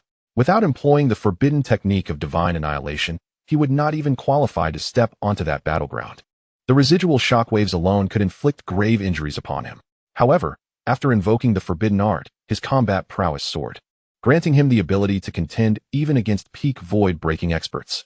With a singular sword in hand, Su Xin charged headlong into the fray, where no fewer than 12 void-breaking experts were relentlessly besieging Su Baichun. Armed with a single gun, Su Baichun radiated an aura of unfathomable terror, enveloped in a uniquely profound realm of understanding. It was evident that Su Baichun had grasped the essence of this realm, with a comprehension that far surpassed Su Xin's. His marksmanship was fearsome and formidable, although he was merely at the late stage of void-breaking. The power he unleashed was commensurate with that level. Relying on his gunplay and the unique realm he had comprehended, he managed to hold his ground against the 12 assailants, including 2 peak void-breaking experts, despite being at a disadvantage. The 12 void-breaking experts had exerted their utmost strength in their assault, particularly the 10-member Yinglong Guard team, the most elite force of the Tianyin dynasty, which could only be summoned by the royal family, displayed unparalleled synergy and skillful use of battle formations. Under normal circumstances, even 2 or 3 peak void-breaking experts would be overwhelmed and slain by this elite team. Yet now, they found it far more challenging to subdue Su Baichun alone than to take down 2 or 3 peak void-breaking experts. Truly, he was a prodigious talent, comparable to their lord in his youth. Fortunately, he was still merely at the late stage of void-breaking. Had he reached the peak, it was uncertain whether the 12 of them could indeed bring him down. And Song marveled inwardly. Although he was at the peak of void-breaking, his role in this siege was primarily supportive, coordinating with the Yinglong Guard and occasionally launching sneak attacks. How could Su Baichun be so formidable? Similarly, Pang Xiaoqing, who was assisting the Yinglong Guard, felt an internal tempest brewing. He had always believed that his strength was on par with Su Baichun, and even if Su Baichun were stronger, it would not be by much. Yet, in today's battle, he realized that the disparity was immense.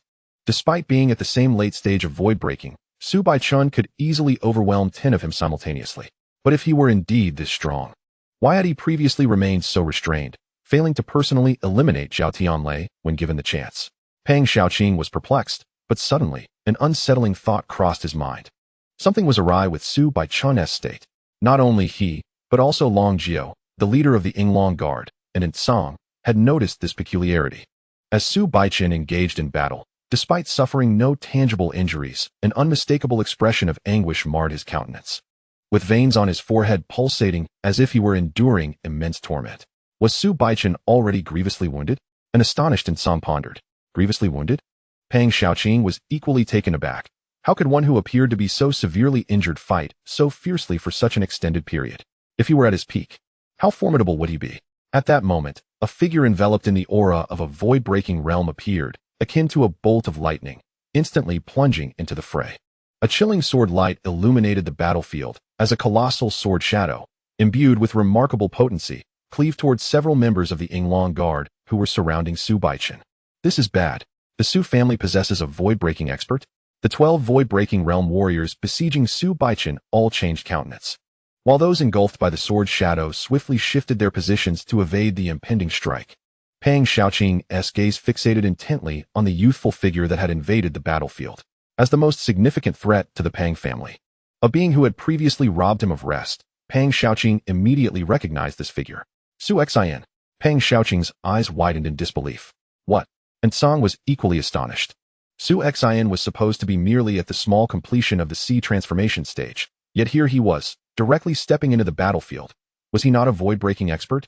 Had he perhaps employed some arcane technique to dramatically enhance his power? Insong's eyes narrowed. He is still alive? Pang Xiaoqing's fury and astonishment reached their zenith. Several of my family's void-breaking experts have been dispatched to eliminate him, and I even sent Mr. Chong to ambush him. Yet now he has appeared. While my family's void-breaking experts have not shown up, could it be that they have all perished at his hands? Pang Xiaoqing could scarcely believe it. However, he soon steadied himself and charged towards Su Xin. Boom. Adorned with dark red gauntlets that shimmered with faint flames, Pang Xiaoqing lunged before Su Xin, unleashing a ferocious fist. As his spiritual energy erupted, it resembled a colossal meteor descending towards Su Xin's head. In response, Su Xin drew his sword. The sword light, akin to raging fire, surged forth with incredible ferocity. The fist and the sword collided head-on. Bang! In but a single clash, the terrifying power contained within Su Xin's sword erupted, crushing Pang Xiaoqing's fist with overwhelming force. Pang Xiaoqing gasped, a torrent of blood spewing forth as he was propelled to the ground like a cannonball, creating a massive crater upon impact. Struggling to rise, he found himself unable to stand, his eyes wide with terror as he stared at Su Xin. You worthless fool. Pang Xiaoqing, your family, including yourself, are a bunch of worthless wretches. And Song, witnessing this, was filled with rage as he observed Su Xin pushing further into the battlefield. And Song swiftly intervened to obstruct him. After all, Song was a genuine pinnacle expert of the void-breaking realm, possessing profound comprehension of the artistic concept and substantial skill. Su Xin unleashed a forbidden technique, channeling the power of his bloodline to its utmost limit. In terms of strength and speed, he merely approached the pinnacle threshold of the void-breaking realm, falling short compared to Insong. However, in terms of skill and the profundity of his understanding, Su Xin evidently surpassed Insong. As Su Xin executed the Thunderfire roll, his ferocious swordsmanship erupted with immense pressure. Insong brandished his battle blade in response. Yet after only a few clashes, a chill crept into his heart. This young man, though seemingly weaker in raw power, wielded a sword intent that, when combined with his technique, unleashed a might greater than his own. Insong found himself in awe of Su Xin's terrifying swordplay. Faced with the relentless, tempestuous strikes from Su Xin, Insong's heart raced with trepidation. He quickly realized that one-on-one, he was no match for the formidable Su Xin before him. Brother Longjio. Insong called out urgently. Longjio, leading a squad of Yinglong guards in a fierce assault against Su Baichen, furrowed his brow upon hearing Insong's call. He was acutely aware of the unfolding scene and recognized that Insong was nearing his limits. Despite the absurdity of a peak void-breaking expert being overwhelmed by a novice at the threshold, there was no time for contemplation. 95, 96, 97, you three. Eliminate that young man. Longjio commanded. The Yinglong guards were unique. Apart from the captain, the members were designated by numbers rather than names. Upon receiving Longjio's orders, 3 of the Yinglong guards immediately broke away to charge at Su Xin. With 3 members withdrawn, the remaining 7 swiftly adjusted their formation. Though they lacked the strength to guarantee Su Baichen's demise, they could still contain him. Awaiting the moment when the 3 Yinglong guards joined forces with Insong to slay Su Xin before resuming their assault on Su Baichen, the 3 Yinglong guards, albeit only at the late stage of the void-breaking realm, formed a trio that posed an even greater threat than a single peak expert. especially with Song as support. Consequently, the pressure on Su Xin intensified. As the skirmishes continued, Su Xin's expression grew increasingly grave. My remaining time is running short. He calculated. The duration of the divine annihilation forbidden technique was limited, lasting only several dozen breaths, its greatest drawback. Since he had unleashed his annihilation upon the 3 members of the Pang family and plunged into the battlefield, the time had already elapsed significantly. There was no choice but to fight. A fervent madness surged within Su Xin's gaze. Confronted by Song and the 3 Yinglong guards simultaneously attacking, he abandoned all notions of defense and opted for a frenzied offensive. With sword in hand, he pressed forward relentlessly. His sword techniques grew increasingly tempestuous and unrestrained. Has he gone mad? Is he truly willing to gamble his life? Song was both astonished and enraged, realizing that Su Xin was now in a deadly struggle, intent on a life-or-death confrontation. Suddenly, a fierce glint erupted in Su Xin's eyes. Thunderfire roll, the secret art. Starfire burns the heavens, dragon annihilation. Boom. The sword intent exploded forth, cleaving heaven and earth. Not good. The dark figure of Song and the 3 dragon guards instantly changed countenance, as they all sensed the terrifying power contained within that strike. Despite their frantic attempts to defend themselves, the result was a series of splattering sounds, as each of the 4 spat out blood and was forced to retreat. Yet, Su Xin charged forward once more. With a flicker of his shadow, he unleashed the second style, Misty Shadow. A shimmering sword silhouette illuminated the night, racing with unparalleled speed towards the 2 closest dragon guards, still reeling from their retreat. They had yet to regain their footing and were utterly unprepared to defend, merely able to watch helplessly as the blade swept past. With a sickening sound, the 2 bodies fell to the ground beneath the night sky.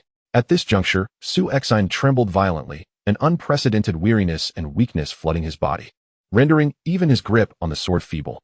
Simultaneously, his form began to plummet from the air. Father, I have done my utmost. A bittersweet smile graced Su Xin's lips. Chapter 33, Violet Eyes. Indeed, Su Xin had exerted himself to the fullest.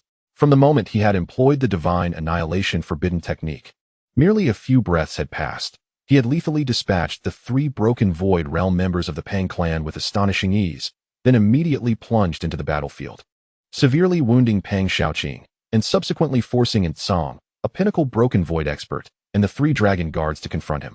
He had grievously injured Song and slain 2 of the dragon guards. In that brief span of mere breaths, he had achieved all that he could. With a thud, Su Xin and the fallen dragon guards collapsed to the ground. He was utterly drained of strength. The repercussions of employing the forbidden technique left him incapable of even rising to his feet. 2 dragon guards had perished. Long Jiao, the captain of the dragon guards, felt a chill as he beheld the lifeless bodies on the ground. The dragon guards were the most elite force under the Tianyan royal family, and the birth of each member was a rare occurrence. The loss of 2 at once represented a significant blow to the royal house. What are you still dawdling for? Hurry up and kill that brat, Long Jiao barked. Song noticed Long Jiao's mounting anger. It had taken considerable effort and resources from his master to persuade someone to dispatch a team of dragon guards, and now, with 2 of them dead, it would be a difficult situation to explain. This brat. A murderous intent surged within Song as he gazed down at the motionless Su Xin, preparing to strike him down. Yet suddenly, a terrifying aura erupted from the center of the battlefield. This aura was frigid, ominous, and suffocating. The space within 100 feet seemed to solidify entirely. What? The dragon guards who had been surrounding and attacking Su Baichun were taken aback, looking up in astonishment. They saw Su Baichun, who had been barely holding on under their siege, his hair and robes billowing as if caught in a tempest. His icy gaze fixed upon them, resembling the stare of death itself. The surroundings fell into a profound silence. At that moment, they felt their hearts tremble, and every hair on their bodies stood on end. You have compelled me to unravel the first seal, you wretched beings. Su Baichun's voice was frigid as ice. With a swift step, a shimmering light streaked across. The Azure Dragon Guards, including the formidable leader Long Jiao, barely had time to discern Su Baichun's form. An overwhelming aura of death surged forth, reminiscent of a primordial beast gaping its cavernous maw, poised to devour them whole. Boom. A thunderous explosion echoed as 4 figures were violently propelled away, blood spewing from their mouths, including Long Jiao. As for the other 3, they had already succumbed to the cold embrace of death, their lifeless bodies drifting downwards. How is this possible? Long Jiao gasped in horror. Even after dispatching 3 to confront Su Xin, they still had 7 Azure Dragon Guards led by him, capable of forming a battle formation that could entrap even the mightiest among the peak of the void-breaking realm. Yet now, with a single strike, 3 had been obliterated, and 4 were grievously injured. Was this invincibility at the void-breaking realm, or was it the combat prowess of the Nirvana realm? Long Jiao stared incredulously at Su Baichen. In the next instant, retreat. He commanded without hesitation. Faced with Su Baichen's current state, remaining any longer could mean their demise. Do you believe you can escape? Su Baichen's voice remained icy, laced with an astonishing murderous intent, akin to a hellish fiend. He stood amidst the void, his stance unwavering, yet his spear gradually lunged forward. This thrust seemed to pierce the very air, but at the moment of its release, whoosh, whoosh, whoosh, whoosh, before the panicked Long Jiao and Song, the 4 surviving Azure Dragon guards, and even the severely injured Pang Xiaoqing, who had been seated on the ground, a spectral figure of Su Baichen materialized before them. His spear lunged forth simultaneously, without having moved an inch, yet before them stood Su Baichen in multiple manifestations. Thud, thud, thud, thud. The spear pierced through their bodies. Long Jiao and Song, Pang Xiaoqing, and the 4 Azure Dragon guards were engulfed in terror and disbelief as they collapsed helplessly. Witnessing this spectacle, Su Xian's heart quaked. In an instant, all present from the void-breaking realm had been annihilated. What kind of power was this? After slaying all those from the void-breaking realm, Su Baichen seemed poised to approach and assess Su Xian's condition, but as he took a single step forward, he abruptly halted. Uft! A stream of black blood erupted from Su Baichen's mouth, and his visage contorted grotesquely. Dark, intricate mystical patterns spread across his body like a web, emanating from his heart and swiftly enveloping him entirely. Even his face was marred by these eerie markings, rendering him a terrifying specter. His form hunched, his gaze turned crimson, and though he emitted anguished cries, no sound escaped his lips. Most horrifyingly, Su Baichen's hands clawed desperately at his own flesh, even tearing at the bloodied skin of his face. What unimaginable torment must he endure for him to believe that tearing at his own flesh could alleviate his suffering? Father. Although Su Xian lay there, he could still perceive the frantic, grotesque, yet helpless expression of his father. His eyes brimmed with rage, yet he found himself utterly powerless. Suddenly, a dizzying wave swept over Su Xian, the intense fatigue inexorably pulling him into unconsciousness. When Su Xian awoke, it was already the following day. Father. As he opened his eyes, he found himself in a room, attended by the maid, Hong Shan, who was caring for him. Young master, you are awake, exclaimed Hong Shan with evident delight, helping him to sit up. However, as he rose, Su Xian immediately sensed an emptiness within him. Not a trace of spiritual energy remained, and he felt utterly devoid of strength. He was in a state of extreme weakness. The side effects of the forbidden technique were far greater than I had anticipated. Su Xian mused. He had previously invoked the divine annihilation technique once before to slay Zhao Tianlei. That time, the process had been relatively smooth, and he had not expended much time. After defeating Zhao Tianlei, he had ceased the secret art promptly, allowing him to retain some vitality and move about normally. This time, however, he had truly pushed the forbidden technique to its limits, exhausting his body completely. The repercussions of the 2 instances were naturally different. Su Xian estimated that his body would require several days to recuperate. Hong Shan, how is the family faring now? Su Xian inquired. Do not worry, young master. Although the intruders from the Pang family arrived rather unexpectedly last night, our Su family responded swiftly, under the leadership of several elders. We gradually repelled the onslaught from the Pang family and commenced a counterattack. By dawn, the intruders had been driven back, Hong Shan replied. And my father? Su Xian pressed further. It seems the head of the family has sustained injuries. After repelling the intruders, he returned to his residence and has not emerged since. Hong Shan informed him. Hong Shan, assist me in getting up, Su Xian commanded. Hong Shan promptly helped him to his feet, and they made their way outside. As they stepped out of the room, several guards outside immediately bowed in respect. These guards were formidable, with even Yi Luo among them. Clearly, after the battle of the previous night, the Su family was concerned about any potential remnants of the Pang family's schemes. Given Su Xian's unconsciousness, it was only prudent to assign strong protectors to ensure his safety. Hong Shan, take me to my father, Su Xian instructed. With Hong Shan's assistance, they arrived at the courtyard where Su Baichen resided. Guards stood watch in front of the study. I wish to see my father, Su Xian stated directly. Young master, the head of the family has commanded that no one is to disturb him. The lead guard interjected, blocking Su Xian's path. Let him enter. A voice suddenly resonated from within the study, Su Baichen's voice. The guards ceased their obstruction, and Su Xian, leaning against the door, entered the dimly lit study. As the door closed behind him, the room remained shrouded in deep shadows. A solitary figure sat somewhat despondently before the writing desk, the flickering candlelight casting an uncertain glow that obscured his features. "Father," Su Xin spoke softly. Su Baichen slightly raised his head, allowing Su Xin to discern his father's current visage. Once handsome and refined, Su Baichen's countenance now appeared sallow and withered, his face sunken and emaciated, with hair that had become disheveled and streaked with gray. It was as if he had aged decades in an instant. "Father, what has happened?" Su Xin exclaimed, taken aback, and instinctively moved forward. "Halt!" Su Baichen admonished sharply. "Do not approach. Remain where you are." Su Xin paused, yet his heart burned with anxiety. He recalled the torment his father had endured the previous night before his own unconsciousness, and now, witnessing his father's current state, he was left bewildered.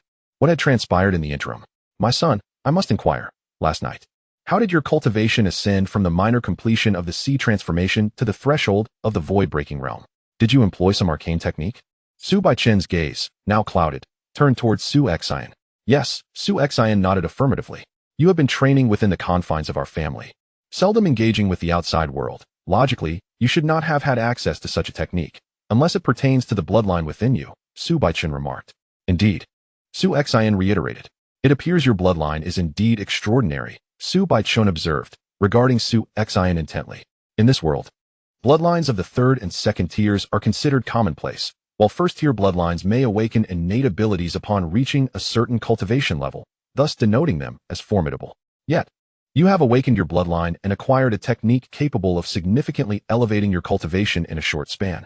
This bloodline must surely surpass the first tier, belonging to the divine grade." Su Xin remained silent, offering no reply. The study fell into a brief stillness. Su Baichen spoke once more. "Listen well. From this moment forth, unless you find yourself in an absolute crisis where all must be risked, you must never employ that technique before anyone." "Understood," Su Xin acknowledged. He recognized that his father, upon witnessing him wield the technique, could surmise its connection to his bloodline, leading to the deduction that his bloodline was at least of divine grade. Others would similarly be capable of such inference. Thus, Su Xin had always regarded this forbidden technique as his ultimate trump card, one fraught with substantial repercussions. He had no intention of utilizing this card unless truly cornered. "Father," Su Xin began, eager to inquire further. However, Su Baichen raised a hand to interrupt him. "I know what you wish to ask. Do not speak. Even if you do, I shall not divulge anything. Your current strength is far too inadequate. Relying solely on that technique grants you the power of the void-breaking realm. Without it, you are hardly the strongest among the sea transformation realm. As you stand now, you are not entitled to this knowledge. However, your extraordinary talent and astonishing lineage grant you potential far surpassing that of your father. Soon, you will be able to enter the celestial flame palace for cultivation, and your progress will be swift. When your strength reaches a sufficient level, I shall naturally reveal everything to you." "Father, what do you mean by sufficient strength? To what extent must I attain?" Su Xin could not help but inquire. "When the day comes that you can single-handedly trample the entire Situ family beneath your feet, you will earn the right to know all of this," Su Baichen replied gravely. "Single-handedly trample the entire Situ family?" Su Xin was taken aback. The Situ family, after all, had ancestors at the Nirvana realm. Understanding dawned upon him, and his gaze hardened anew. "Go." Su Baichen waved his hand dismissively. Su Xin promptly exited the study. Divine bloodline? Could a divine bloodline indeed bestow such otherworldly secret arts? Su Baichen mused silently, yet suddenly, his gaunt visage contorted in pain once more. He hastily retrieved several pills from his sleeve and swallowed them all in one go, the anguish on his face easing slightly thereafter. "Violet eyes! Violet eyes!" Su Baichen howled, his eyes ablaze with unprecedented madness and resentment. Chapter 34. Blood debt must be repaid in blood. Emerging from the study, Su Xion's heart was laden with heaviness. He was oblivious to the exact circumstances surrounding his father's plight, but the changes in his father's demeanor were unmistakably troubling.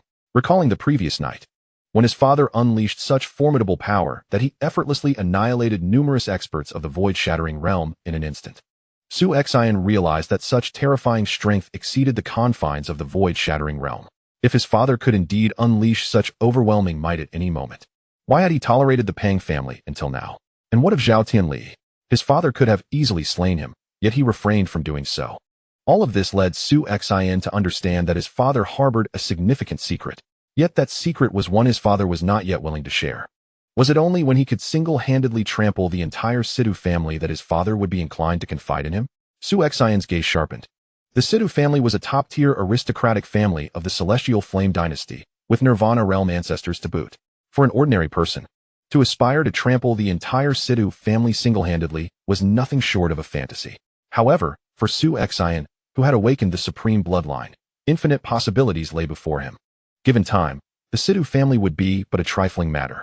Father, I shall soon meet your expectations. Su Xion resolutely clenched his fists, silently vowing. Within the Su family estate, a heavy atmosphere prevailed. Although the assault of the previous night had ultimately been repelled, the losses suffered by the Su family were staggering. With countless lives lost, young master, Su Xion arrived at the largest training ground of the Su family, where a multitude of clan members had gathered. And on the ground lay numerous lifeless bodies covered with white cloth. A glance revealed over 100 corpses. Su Xion, you have come, Su Baihu, standing nearby, called out. Second uncle. Su Xion stepped forward to pay his respects, but suddenly his expression changed. He could see that Su Baihu not only appeared pallid, but at such close proximity, he could not sense the slightest fluctuation of spiritual energy emanating from him. Ordinarily, only a top-tier expert capable of completely concealing their spiritual aura would exhibit such stillness at this range. Yet, his second uncle Su Baihu was evidently far from that level. Uncle, what has happened? Su Xion inquired, yet Su Baihu waved his hand dismissively and replied, in last night's battle, my Dantian was destroyed. The Dantian destroyed? Su Xion gasped in shock. The destruction of the Dantian equated to the loss of cultivation. From this moment forth, he would be rendered a mere shell of his former self. Although he could still move freely, the second elder, with both legs shattered, would find even walking a monumental challenge. Su Baihu sighed heavily. The second elder's legs are shattered? Su Xion felt a tremor within him. The image of the second elder, rugged and fiercely defending the family's honor, had lost his legs? In truth, we are still fortunate to be alive. Yet the clan members lying before us will never awaken again, Su Baihu lamented. Su Xion clenched his fists tightly, and at that moment, his gaze was drawn to a figure kneeling before a corpse, weeping inconsolably. Sister Ning. Su Xion approached and gently patted Su Yuning's shoulder, then squatted down to unveil the white cloth covering the body. Su Qinghong.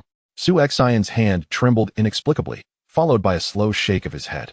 Su Qinghong was the most exceptional talent among the younger generation of the Su family, second only to Su Xion himself. During the contest for the Sword Order, before Su Xion had truly revealed his prowess, Su Qinghong embodied the hope of the entire Su clan. After Su Xion's victory over Zhao Ling and the reclamation of the Su family's prestige, Su Qinghong frequently visited the training grounds to spar with him, and their relationship was quite amicable. But now, Su Qinghong was dead. According to nearby clan members, Su Qinghong had sacrificed his life to save Su Yuning and several other young clan members, bravely confronting two minor experts from the Pang family. It was known that Su Qinghong had yet to break through to the Huahai stage. How could he possibly stand against two of them? By the time reinforcements from the Su family arrived, Su Qinghong had already fallen. Yet his final strike had gravely injured one of the two minor experts from the Pang family, who were subsequently annihilated by the arriving Su family warriors. As Su Xion wandered among the fallen clan members, he unveiled cloth after cloth, recognizing many familiar faces. There were elder experts from the Su family, loyal retainers, and younger members who frequently sought his guidance at the training grounds. His heart was engulfed in sorrow. But beyond sorrow, a deeper emotion surged within him, fury. The Pang family. No, it should be the Situ family. Su Xion's hands clenched tightly. He understood well that the Pang family was merely a pawn, while the true orchestrators behind this tragedy were the Situ family, who had previously forced the Su family into such dire straits. Last night, a multitude of formidable individuals stormed our residence, intent on annihilating the Su family. The lives lost are a significant blood debt, and such debts must be repaid in blood. Young master. A servant rushed over, breathless. The elder requests your immediate presence in the main hall. Lord Yuanqing, the overseer of the Red Dragon Tower, has arrived. Lord Yuanqing has arrived? A flicker of urgency ignited within Su Xion. It concerns that matter. Su Baihu, standing nearby, also turned his attention. Without delay, Su Xion swiftly made his way to the main hall. Su Xion, upon his entrance, Yuanqing stood to greet him. I have heard about last night's events. Fortunately, you are unharmed. Lord Yuanqing, your visit today must pertain to news from the Tianyan Palace. Am I correct? Su Xion inquired directly. Indeed, Yuanqing nodded, though his expression bore an unsettling gravity. I regret to inform you, however, that it is bad news. Bad news. Su Xian's brow furrowed instantly. The esteemed individual guarding the dragon-seeking tower indeed made a personal visit to recommend you to the Tianyan Palace. Initially, the process went smoothly. After all, you're a remarkable talent.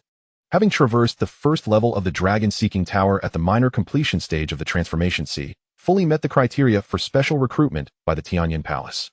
Yet, at the crucial moment of decision, unforeseen resistance arose, seemingly due to external interference. External interference? Is it the Situ family? Su Xian's gaze turned icy. To him, the only enmity within the entire Tianyan Empire was with the Situ family. It is not the Situ family. Yuan Qing shook his head. Su Xian, you may not be aware, but the Tianyan Palace holds an extraordinarily transcendent status within the Tianyan Empire. Although the Situ family is one of the empire's premier aristocracies, they lack the authority to meddle in the affairs of the Tianyan Palace. The only parties with such influence would be the royal family, and their power is considerable. The royal family? Su Xian was taken aback. Among the numerous assailants from last night, there was a particularly formidable and well-coordinated team of 10. If I am not mistaken, this team is the legendary Yinglong Guard, which can only be dispatched by members of the royal family, Yuan Qing continued. When did our Su family provoke individuals of the royal family? Su Xian narrowed his eyes. Yuan Qing elaborated, with external interference at play. Coupled with the incident over 3 years ago when you angered His Majesty, this matter has undoubtedly influenced the higher-ups at the Tianyan Palace, resulting in a temporary suspension of your special recruitment slot. The sentiment among the palace's higher echelons is to observe for a while longer. Should your future performances continue to impress, they may reconsider your special recruitment. Is that so? Su Xian comprehended that indeed, 3 years prior, he had incurred the wrath of the Tianyan Emperor, leading to his imprisonment in the Demon Ceiling Dungeon. It was only natural for the Tianyan Palace to exercise caution regarding such matters. After all, the palace's purpose is to nurture top-tier talents for the Tianyan Empire. And any cultivated genius must possess unwavering loyalty to the empire, if not absolute loyalty, at the very least. They should harbor no animosity towards the Tianyan Empire or its emperor. The esteemed individual guarding the dragon-seeking tower has conveyed that he will make another visit to the Tianyan Palace in due course to advocate on your behalf. Yuan Qing stated. No need for that, Su Xian replied. Su Xian waved his hand and said, Yuan Qing, please extend my heartfelt thanks to that esteemed individual. Tell them that this favor will not be forgotten. I, Su Xian, shall repay it in due course.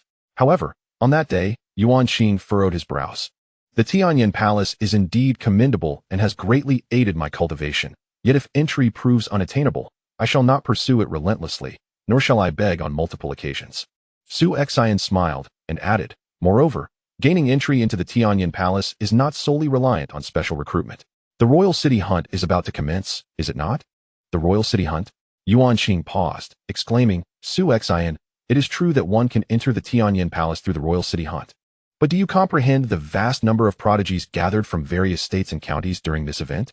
Ultimately, only the 10 strongest who reach the end may qualify for admission into the Tianyan Palace. Although you have conquered the first level of the dragon-seeking tower, you are still quite young, and your cultivation is merely at the minor completion stage of the sea transformation realm.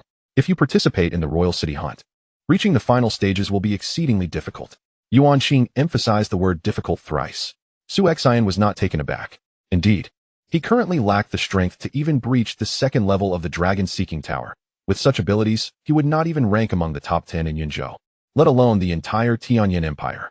Yet, he remained unperturbed, for there were still 2 full months until the preliminary selection for the royal city hunt. 2 months may seem brief to others, but for him, it is ample time to achieve a transformative enhancement in his capabilities, to say nothing of other aspects. In terms of cultivation, with his bloodline heritage and the assistance of a first-grade sea transformation pill, he could undoubtedly advance from minor to major completion in the sea transformation realm within this 2-month period. Such an elevation in cultivation would signify a qualitative leap in his strength. Su Xian, are you truly determined to participate in this year's royal city hunt? Yuan Qing gazed at Su Xian anew. Indeed, Su Xian nodded firmly, but then inquired, by the way, will Situ Yu also be participating in this royal city hunt? Situ Yu? Yuan Qing raised an eyebrow. Being well acquainted with Su Xian's past, he was fully aware of the animosity between Su Xian and Situ Yu. Indeed, Situ Yu is the foremost genius of the Situ family. Although he possesses remarkable talent, he cannot directly obtain a special recruitment slot in the Tianyan Palace. Thus his only avenue to gain entry lies through the royal city hunt, Yuan Qing explained. Excellent. A smirk graced Su Xian's lips, his eyes glinting with sharp determination. Situ Yu, I shall not flee from this long-awaited confrontation that has been 3 years in the making.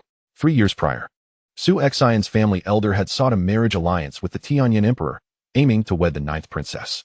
At that time, as the first genius of the Su family, Su Xian was destined to face off against Situ Yu of the Situ family.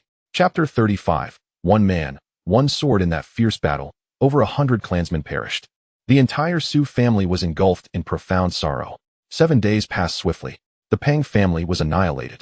It was said that the Grand Elder personally executed the remaining high-ranking members of the Pang family, with only a handful of the younger clan members managing to escape by sheer luck. Well done. That wretched Pang family has finally been dealt with. Upon receiving the news, the members of the Su family felt an overwhelming sense of relief. The battle that took place 7 days prior resulted in significant casualties for the Su family.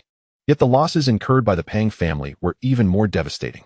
Notably, the esteemed experts of the Pang family, those of the void-breaking realm, were completely annihilated that fateful night. Without their formidable guardians, the Pang family was rendered incapable of contending with the Su family. Just yesterday, the esteemed elder Su Boyong personally intervened, eradicating the remaining high-ranking members of the Pang family, leading to its utter annihilation. Such is the nature of fate. Had the Su family failed to withstand the Pang family's assault that night, it would have been the Su family facing destruction.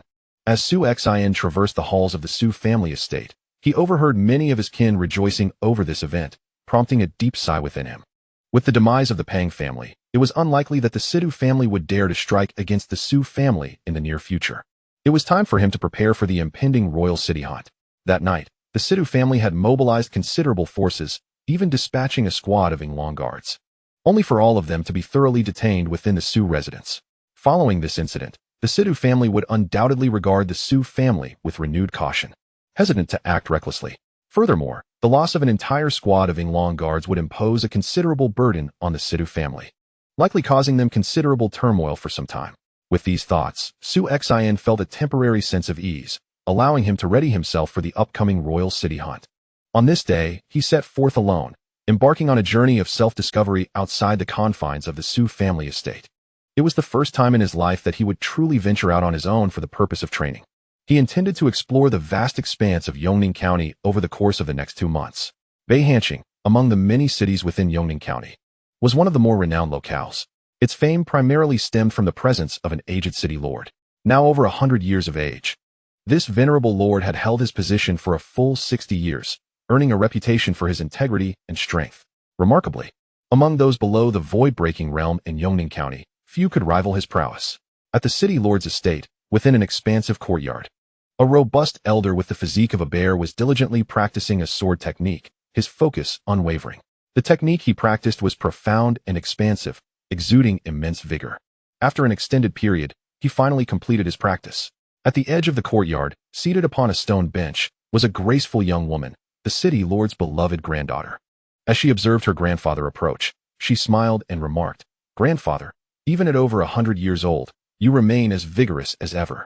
The old city lord chuckled heartily, responding, "What of being over 100?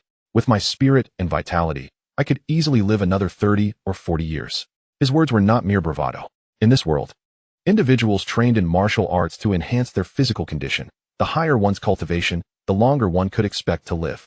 For a typical individual at the ocean transformation realm, living beyond 100 years was quite common, while the old city lord had long since reached the pinnacle of this realm, and with his robust health, he could indeed expect to live between 130 to 140 years.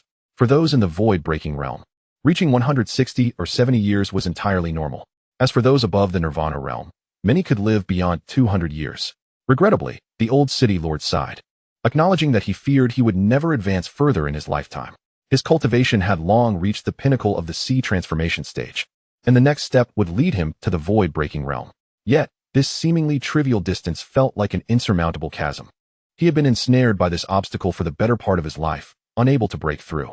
"Master, there is someone outside who wishes to see you." An elderly servant approached. "Who is it?" the old city lord inquired. "He claims to be Jian Yi, a rather young fellow," the servant replied. "Jian Yi?" The old city lord pondered, though a smile graced his lips. "Let him enter." The servant nodded and departed. "Very young indeed. Most likely yet another aspiring disciple," he mused. The noblewoman beside him furrowed her brow and said, "Grandfather, In these 60 years as city lord, you must have received countless young aspirants seeking your guidance. Of those you accepted as disciples, there have been dozens, yet only 2 or 3 have truly made a name for themselves. The majority remain obscure, and a few have even tarnished your reputation through their misdeeds. If you are to take on new disciples, you must be more discerning. I understand. But do I need you, my dear girl, to manage my affairs? The old city lord chuckled, though he did not take her words to heart. He was a magnanimous man. As long as a prospective disciple did not possess a fundamentally wicked nature, he was willing to accept them, especially if they displayed a modicum of talent. Once he took a disciple under his wing, he devoted himself wholeheartedly to their instruction without reservation. However, the world was far too complex. Some disciples, initially of good character, gradually changed during their external experiences. Over the decades, he had indeed taken on several disciples who had engaged in reckless behavior. Yet, this did not deter him from his desire to continue accepting students. Soon, guided by the elderly servant, a young man clad in black robes, wielding a sword, entered the room. So young? He can't be more than 20, the noblewoman remarked, her expression turning peculiar upon seeing the youth.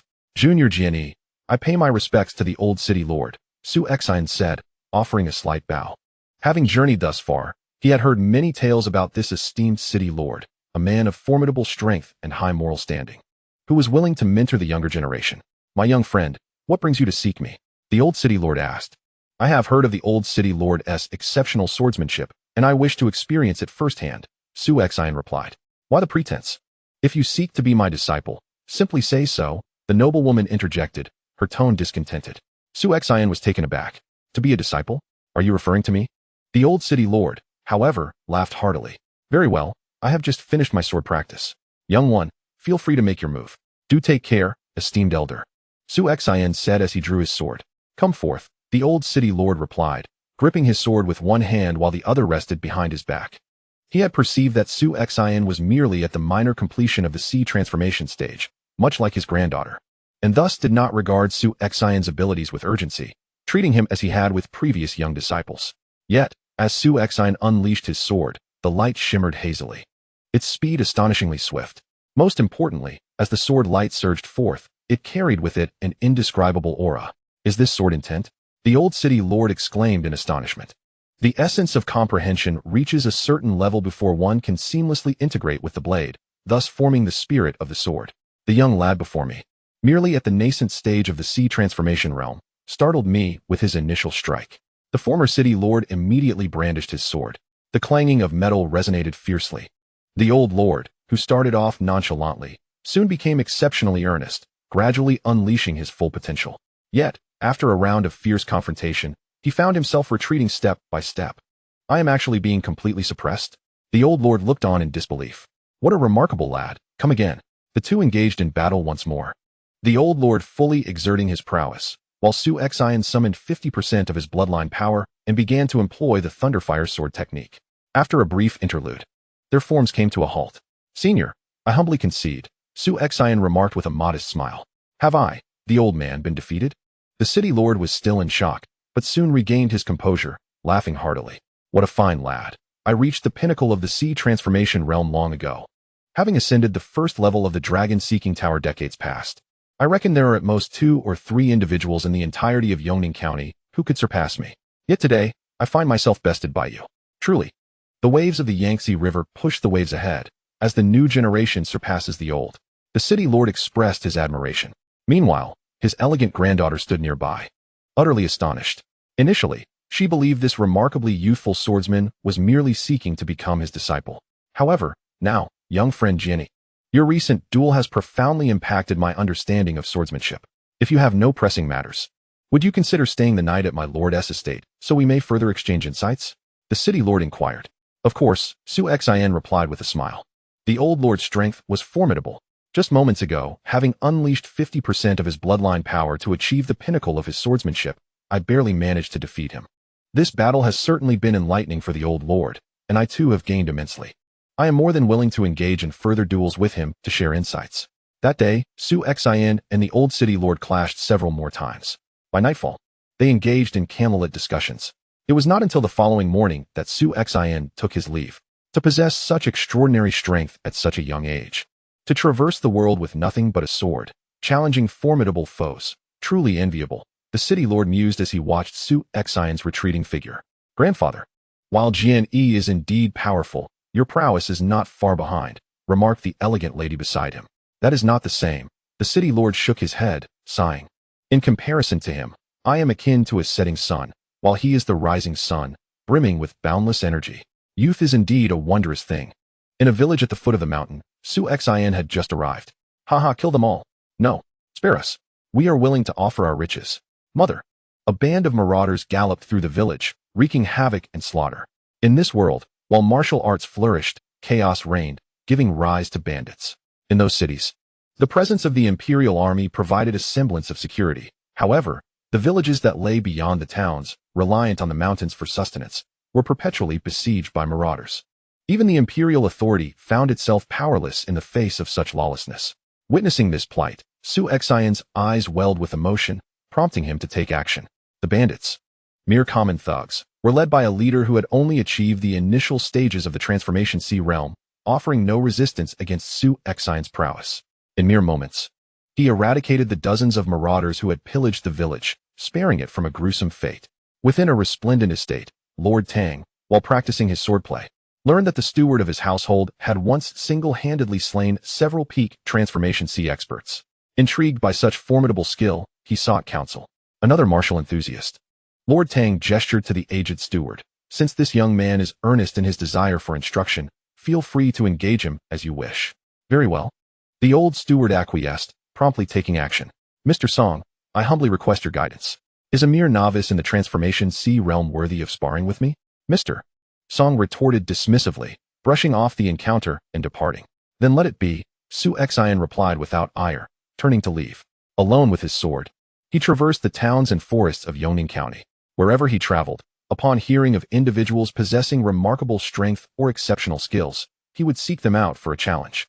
His approach mirrored that of the beggar youth Duan Yunfeng, who roamed the world, confronting various formidable opponents.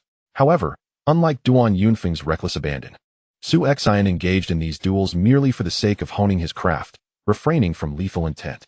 Should an opponent decline, he would not press the issue or resort to tyrannical means to compel a battle. If he encountered injustice during his travels, he would act decisively to rectify it. Time passed swiftly amid his wanderings, leading to the initial selection day for the Imperial City Hunt. Though the event was hosted within the Imperial City, the preliminary assessments took place across various states and counties, each with its own prerequisites. First, one must be of the Transformation Sea realm. Second, one must be under the age of 40. Given that individuals in the Transformation Sea realm typically live to be around 120 or 30, being 40 years old is considered relatively youthful. In the Yongning County Governor's estate, the martial training grounds were abuzz with dozens of qualified experts of the Transformation Sea realm, mingling and exchanging pleasantries. Kong Jing, it has been a long time. Is this your brother, Kong Xian? One inquired. I've heard your brother is a prodigy, having reached the pinnacle of the Transformation Sea realm. If both of you can pass the preliminary assessment, it would make for a splendid tale. Not at all. There are many powerful Transformation Sea practitioners in Yongning County, yet only about 10 will ultimately pass the preliminary tests. Even I lack absolute confidence in my success. And as for my brother, he has much ground to cover. He is merely here to enjoy the spectacle. Thus, the two brothers found themselves at the center of attention, surrounded by many curious onlookers. The two brothers stood at a similar height, yet the elder sibling, Kong Jing, possessed a noticeably more robust physique, while the younger, Kong Xian, appeared somewhat slender. In Yongning County, this pair had garnered considerable renown, particularly the elder, Kong Jing, who was rumored to have the strength to conquer the first level of the Dragon-Seeking Tower. It is noteworthy that within the entire realm of the sea transformation in Yongning County, fewer than 10 individuals had successfully traversed the first level of the Dragon-Seeking Tower, most of whom were over the age of 40, like the venerable city lord of Beihan City. Among those under 40, the number of individuals who had achieved this feat was exceedingly rare. If Kong Jing truly possessed the capability to overcome the first level, it was certain that he would be among the 10 who passed the preliminary assessment. Brother, you are far too modest.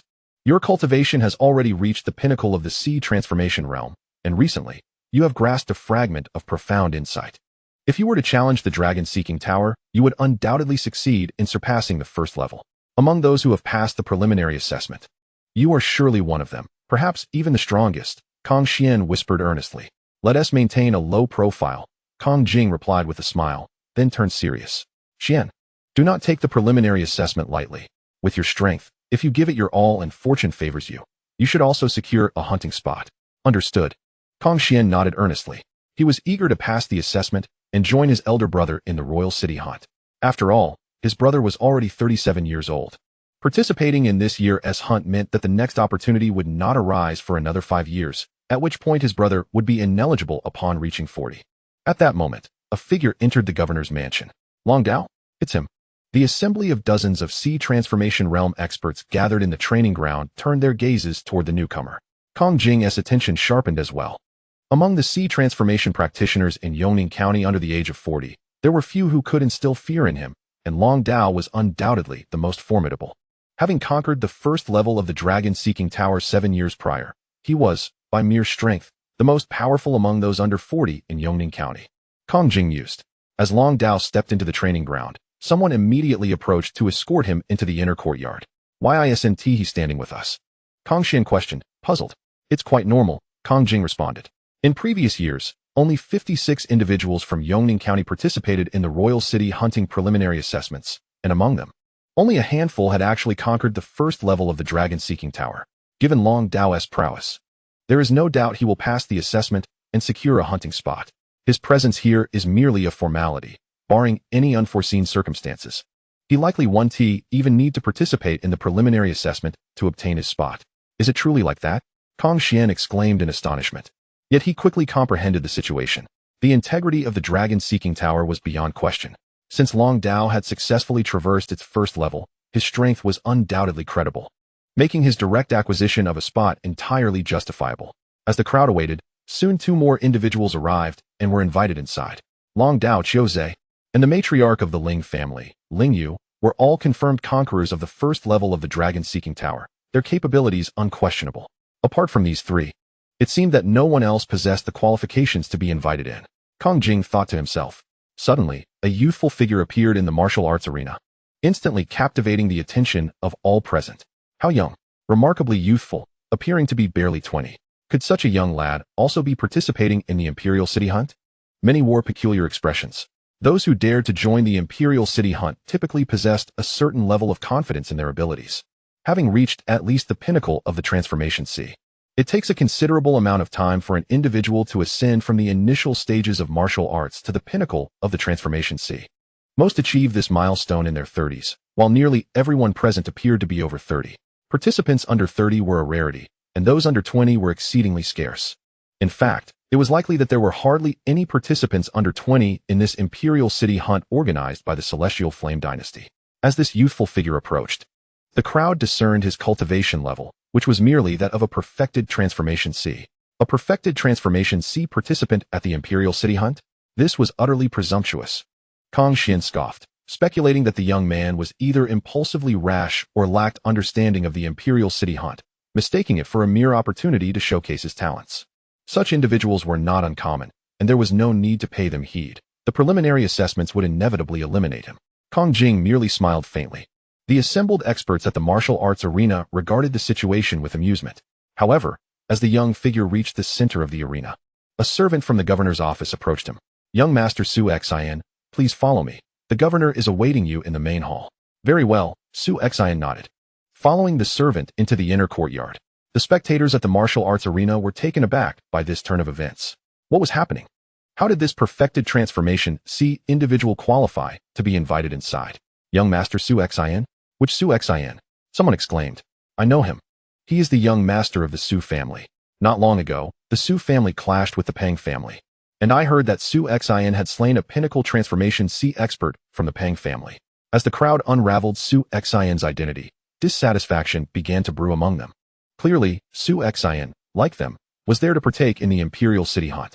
In contrast, the previously invited trio of Long Dao had all passed the first level of the dragon-seeking tower, their hunting quotas long predetermined. Naturally, their early invitation to the inner courtyard was justified. But Su Xin, a mere perfected transformation sea youth who appeared to be under 20, was merely relying on his identity as the young master of the Su family. What warranted such preferential treatment? What was the governor thinking? Leaving them to wait while ushering Su Xin inside? The name of the Su family carried considerable weight, indeed. Kang Xian expressed his displeasure. They claim he has slain a pinnacle transformation C expert from the Pang family. Huh. How could a perfected transformation C individual slay one at the pinnacle? What a farce. Su Xian had also passed the first level of the dragon-seeking tower. He initially used a pseudonym and had only recently made his entrance. Furthermore, after he successfully navigated the first level of the dragon-seeking tower, he did not make a public announcement. Even within the Su family, only a select few at the highest echelons were aware, while the majority of Su family members remained oblivious. Naturally, those outside were even less informed. As for his slaying of the peak experts of the Transformation Sea, they had not witnessed it firsthand. Who would believe them? Lower your voice. Don't let anyone hear you, Kang Jing admonished. The Su family, after all, was the foremost family in Yongning County, with profound roots, and it was not unusual for the county governor to treat Su Xian differently. Although he reprimanded them, Kang Jing furrowed his brow, clearly harboring some dissatisfaction himself. Of course, the discontent stemmed merely from the differential treatment due to status. While they were unhappy, none would dare voice their grievances. At that moment, a steward from the governor's office approached. As most of the participants have arrived, let us commence the pre-selection. The rules of this pre-selection assessment were quite straightforward. With the announcement of the regulations by the governor's office representative, the pre-selection for the hunt in the imperial city officially commenced. However, this assessment was only applicable to the few dozen individuals gathered in the training arena, including Kang Jing and Kang Xian. The 4 individuals who had already been invited into the inner courtyard, including Su Xian, were exempt from participation, as their hunting quotas had already been secured. In the inner courtyard of the governor's office, East Hall, Su Xian was guided by a servant to the East Hall, where several individuals awaited. Young Master Su Xian, this gentleman is the county governor. The servant indicated towards a middle-aged man seated at the forefront. Su Xian, I have the honor of meeting the county governor. Su Xian promptly bowed. Although he had not previously encountered the governor, he knew that the governor's surname was Wang. There is no need for such formality. Governor Wang waved his hand. Su Xian, I am quite familiar with your father. It is surprising to see such a talent emerge from the Su family after its decline. Su Xian merely smiled faintly. These 3 individuals beside you, like yourself, have also passed the first level of the dragon-seeking tower and are thus exempt from the pre-selection, receiving their hunting quotas directly. You should make their acquaintance, Governor Wang remarked. Su Xian, greetings to the 3 of you. Su Xian inclined his head slightly towards the 3 individuals seated beside him. Among them, the seemingly simple-minded Qiu Zhe and Ling Yu, the matriarch of the Ling family, exchanged peculiar glances with Su Xian. They had gleaned from Governor Wang's words that Su Xian had also traversed the first level of the dragon-seeking tower. Yet, the Su Xian before them appeared to be under 20 years of age, and his cultivation seemed to be merely at the peak of the Transformation Sea. A peak expert of the Transformation Sea who had conquered the first level of the dragon-seeking tower? Is it truly you? The Dragon Blade, upon recognizing Su Xian's face, was the first to rise, astonishment etched across his features. Mr. Dragonblade, what brings you here? Su Xian smiled. Brother Long, are you acquainted with this young man, Su Xian? Ling Yu inquired. Indeed, Dragonblade nodded. Half a month ago, I encountered Brother Su Xian, and we even sparred. That battle was immensely beneficial for me. Beneficial? Qiu Zhe and Ling Yu were both taken aback. Though all had ventured through the first layer of the dragon-seeking tower, Long Dao had accomplished this feat 7 years prior, establishing himself as the strongest among the trio. His battle with Su Xian proved to be immensely beneficial, suggesting that Long Dao may have indeed faced defeat. Yet, Su Xian humbly remarked that he merely triumphed by a slight margin. For the past 2 months, Su Xian had been roaming within Yongning County, challenging formidable opponents. However, not everyone warranted his challenge. Those who did were typically individuals of remarkable strength, having also traversed the first layer of the dragon-seeking tower. This included the venerable old city lord from Beihan City and the esteemed steward from the Tang family estate.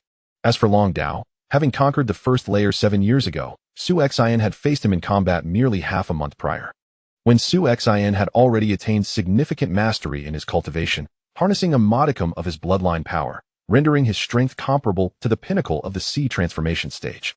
Their encounter had concluded with Su Xian emerging victoriously with ease. Brother Su Xian, after our duel, I have reflected profoundly and made considerable progress over the past half-month. Since we have the chance to meet again today, I wish to seek your guidance once more. If you would permit me, Long Dao inquired. Of course. Su Xian replied with a smile. The nearby Qiu Zhe and Ling Yu were utterly astonished. Seek guidance, not merely to discuss. Ling Yu was acutely aware of the distinction between the 2 terms. To discuss implies a parity in strength, while to seek guidance connotes a deliberate positioning of oneself at a lower tier. Clearly, Su Xin surpassed Long Dao, and by a significant margin at that. Realizing this, Lingyu could no longer remain seated. Brother Su Xin, since even Brother Long wishes to seek your guidance directly, might I also implore you to bestow some wisdom upon me? Lingyu requested. The seemingly simple-hearted Xiao Zhe also rose to his feet. Not a problem. If that is the case, let us engage in a thorough exchange later. Su Xin responded with a smile. Over the past 2 months, he had significantly enhanced his own strength through encounters with various formidable adversaries. Both Xiao Zhe and Lingyu had also successfully navigated the first layer of the dragon-seeking tower, and Su Xin was more than willing to spar with them. Chapter 37. 1 against 3, a shocking display in the training grounds of the county governor's residence. The preliminary assessments were drawing to a close. The dozens of peak C transformation participants had already showcased their utmost prowess. The brothers Kong Jing and Kong Xian stood together. You did well, Xiao Xian, Kong Jing remarked. Kong Xian smiled in response. Among those participating in the preliminary assessments, only 6, including you, brother, have outperformed me. Adding to that the trio of Long Dao who had already conquered the first layer of the Red Dragon Tower and secured their spots. There are only 9 of us in total, and I just happened to be the 10th. Though he ranked at the bottom, he felt content as long as he could pass the preliminary assessments and accompany his brother to partake in the Imperial City Hunt. At that moment, the steward of the county governor's residence began to announce the results. Names like Kong Jing, Tang Feng, and Guan Yu were read aloud, representing those who had exhibited the most exceptional performances in the recent assessments. Next, it will be my turn, Kong Xian thought to himself with anticipation. After the steward read aloud 6 names, he paused and declared, "Congratulations to the 6 of you. You have secured a place in the Royal City Hunt. As for the rest present, you may try again in 5 years." What? Kong Xian's expression changed instantaneously. The others appeared relatively unfazed, as their performances had not qualified them for the top 10. However, Kong Xian had anticipated placing precisely 10th, thus securing a spot. What was happening? Why were only 6 individuals chosen? Including Long Dao and his companions, there were only 9 of them. Who had been granted the final spot? Could it be Su Xin? Kong Xian immediately recalled Su Xin, who had, before their very eyes, been invited into the inner court just like Long Dao. Furthermore, Su Xin had not participated in the recent preliminary assessment. He must be the one. A flicker of anger crossed Kong Xian's eyes. "My lord, this is unjust," he exclaimed, stepping forward to voice his discontent. "What did you say?" The steward presiding over the preliminary assessment was the chief steward of the county office, a trusted confidant of the county governor and a formidable expert in the realm of void breaking. Upon hearing Kong Xian's words, the steward's expression darkened. "If I am not mistaken, the Su Xin who was individually invited into the inner court also received a preliminary spot, did he not?" Kong Xian inquired. "Indeed," the steward affirmed with a nod. The acknowledgement ignited a blaze of fury within Kong Xian. It was absurd. Su Xin was merely at the pinnacle of the sea transformation realm. How could he possibly merit a hunting spot? His sentiments resonated with the majority present. Many had already harbored dissatisfaction at Su Xian's preferential treatment when he was summoned to the inner court. Now, to add insult to injury, he had received a hunting spot, akin to Long Dao, Xiao Zhe, and Lingyu. How could they accept this? Are you questioning the fairness of my county office? The steward's gaze turned icy as he fixed his eyes on Kong Xian. Under the steward's piercing stare, Kong Xian felt a tremor of trepidation. Humph! A cold snort suddenly pierced the air, followed by a figure descending beside the steward. Lord Yuanqing. The steward immediately bowed to the newcomer. "Greetings, Lord Yuanqing." The crowd in the martial arena collectively saluted. Yuanqing, however, cast a frigid glance at Kong Xian and remarked, "Every time the Royal City Hunt is held, the preliminary assessments determining hunting spots across various states and counties have always been under the oversight of my Qilong Tower. If you find it unfair, feel free to leave. Should there be future hunts, do not return." I, Kong Xian stammered, his composure faltering. "Silence." Kong Jing, standing beside him, chimed in with a reprimand. "With Qilong Tower supervising, no one dares to act recklessly. If Su Xin was able to secure a hunting spot early, there must be a valid reason. Refrain from speaking further." Kong Xian dared not utter another word. Just then, having learned that the preliminary assessment was concluded, Su Xin and his companions emerged from the inner court. "Young friend Su Xin." Upon seeing Su Xin, Yuanqing's demeanor transformed into a warm smile as he approached. "Greetings, Supervisor Yuanqing," Su Xin replied, returning the smile. As for Long Dao, Xiao Zhe, and Lingyu, who stood alongside Su Xin, they immediately saluted Yuanqing, who merely nodded in response. Although the trio had demonstrated considerable talent by conquering the first level of the dragon-seeking tower before the age of 40. In Yuan Qing's eyes, their combined significance barely equaled that of a single finger of Su Xin. Brother Su Xin, let us engage in combat on this training ground. Long Dao proposed. Certainly, Su Xin replied with a nod. Soon, the four of them found themselves on the training field. While those peak experts gathered there instinctively clear to space. What is happening? Is it Long Dao and his companions preparing for a spar? It seems Su Xin is involved as well. No, wait. Given their positions, it appears Long Dao and the others intend to challenge Su Xin. The peak experts who had come to participate in the preliminary assessment immediately became intrigued. They were curious about the prowess of Su Xin, who had only attained the great completion of the sea transformation stage, yet had secured a hunting quota in advance. Initially, they assumed he would face off against one of Long Dao, Xiu Zhe, or Ling Yu, but as Long Dao, Xiu Zhe, and Ling Yu brandished their weapons, the onlookers were left astounded. This was not a one-on-one duel, it was a 3-on-1. Su Xin was to contend against Long Dao, Xiu Zhe, and Ling Yu simultaneously. What a jest! The brothers Kong Jing and Kong Xian widened their eyes in disbelief. Kong Xian even wondered if Su Xin had lost his senses. How could a mere practitioner of the great completion of the sea transformation stage challenge 3 top-tier experts who had conquered the first level of the dragon-seeking tower at once? In reality, this 3-on-1 scenario was not born of Su Xin's arrogance, but rather a request from Long Dao himself. Half a month prior, the disparity in strength between Su Xin and Long Dao was glaringly vast. Although Long Dao had made some progress in that time, he was acutely aware that he remained far from being Su Xin's equal.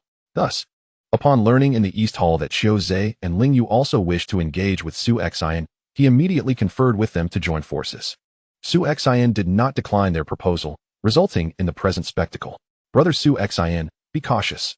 After all, it is 3 against 1, Long Dao stated. His confidence evidently bolstered. Whoosh, whoosh, whoosh.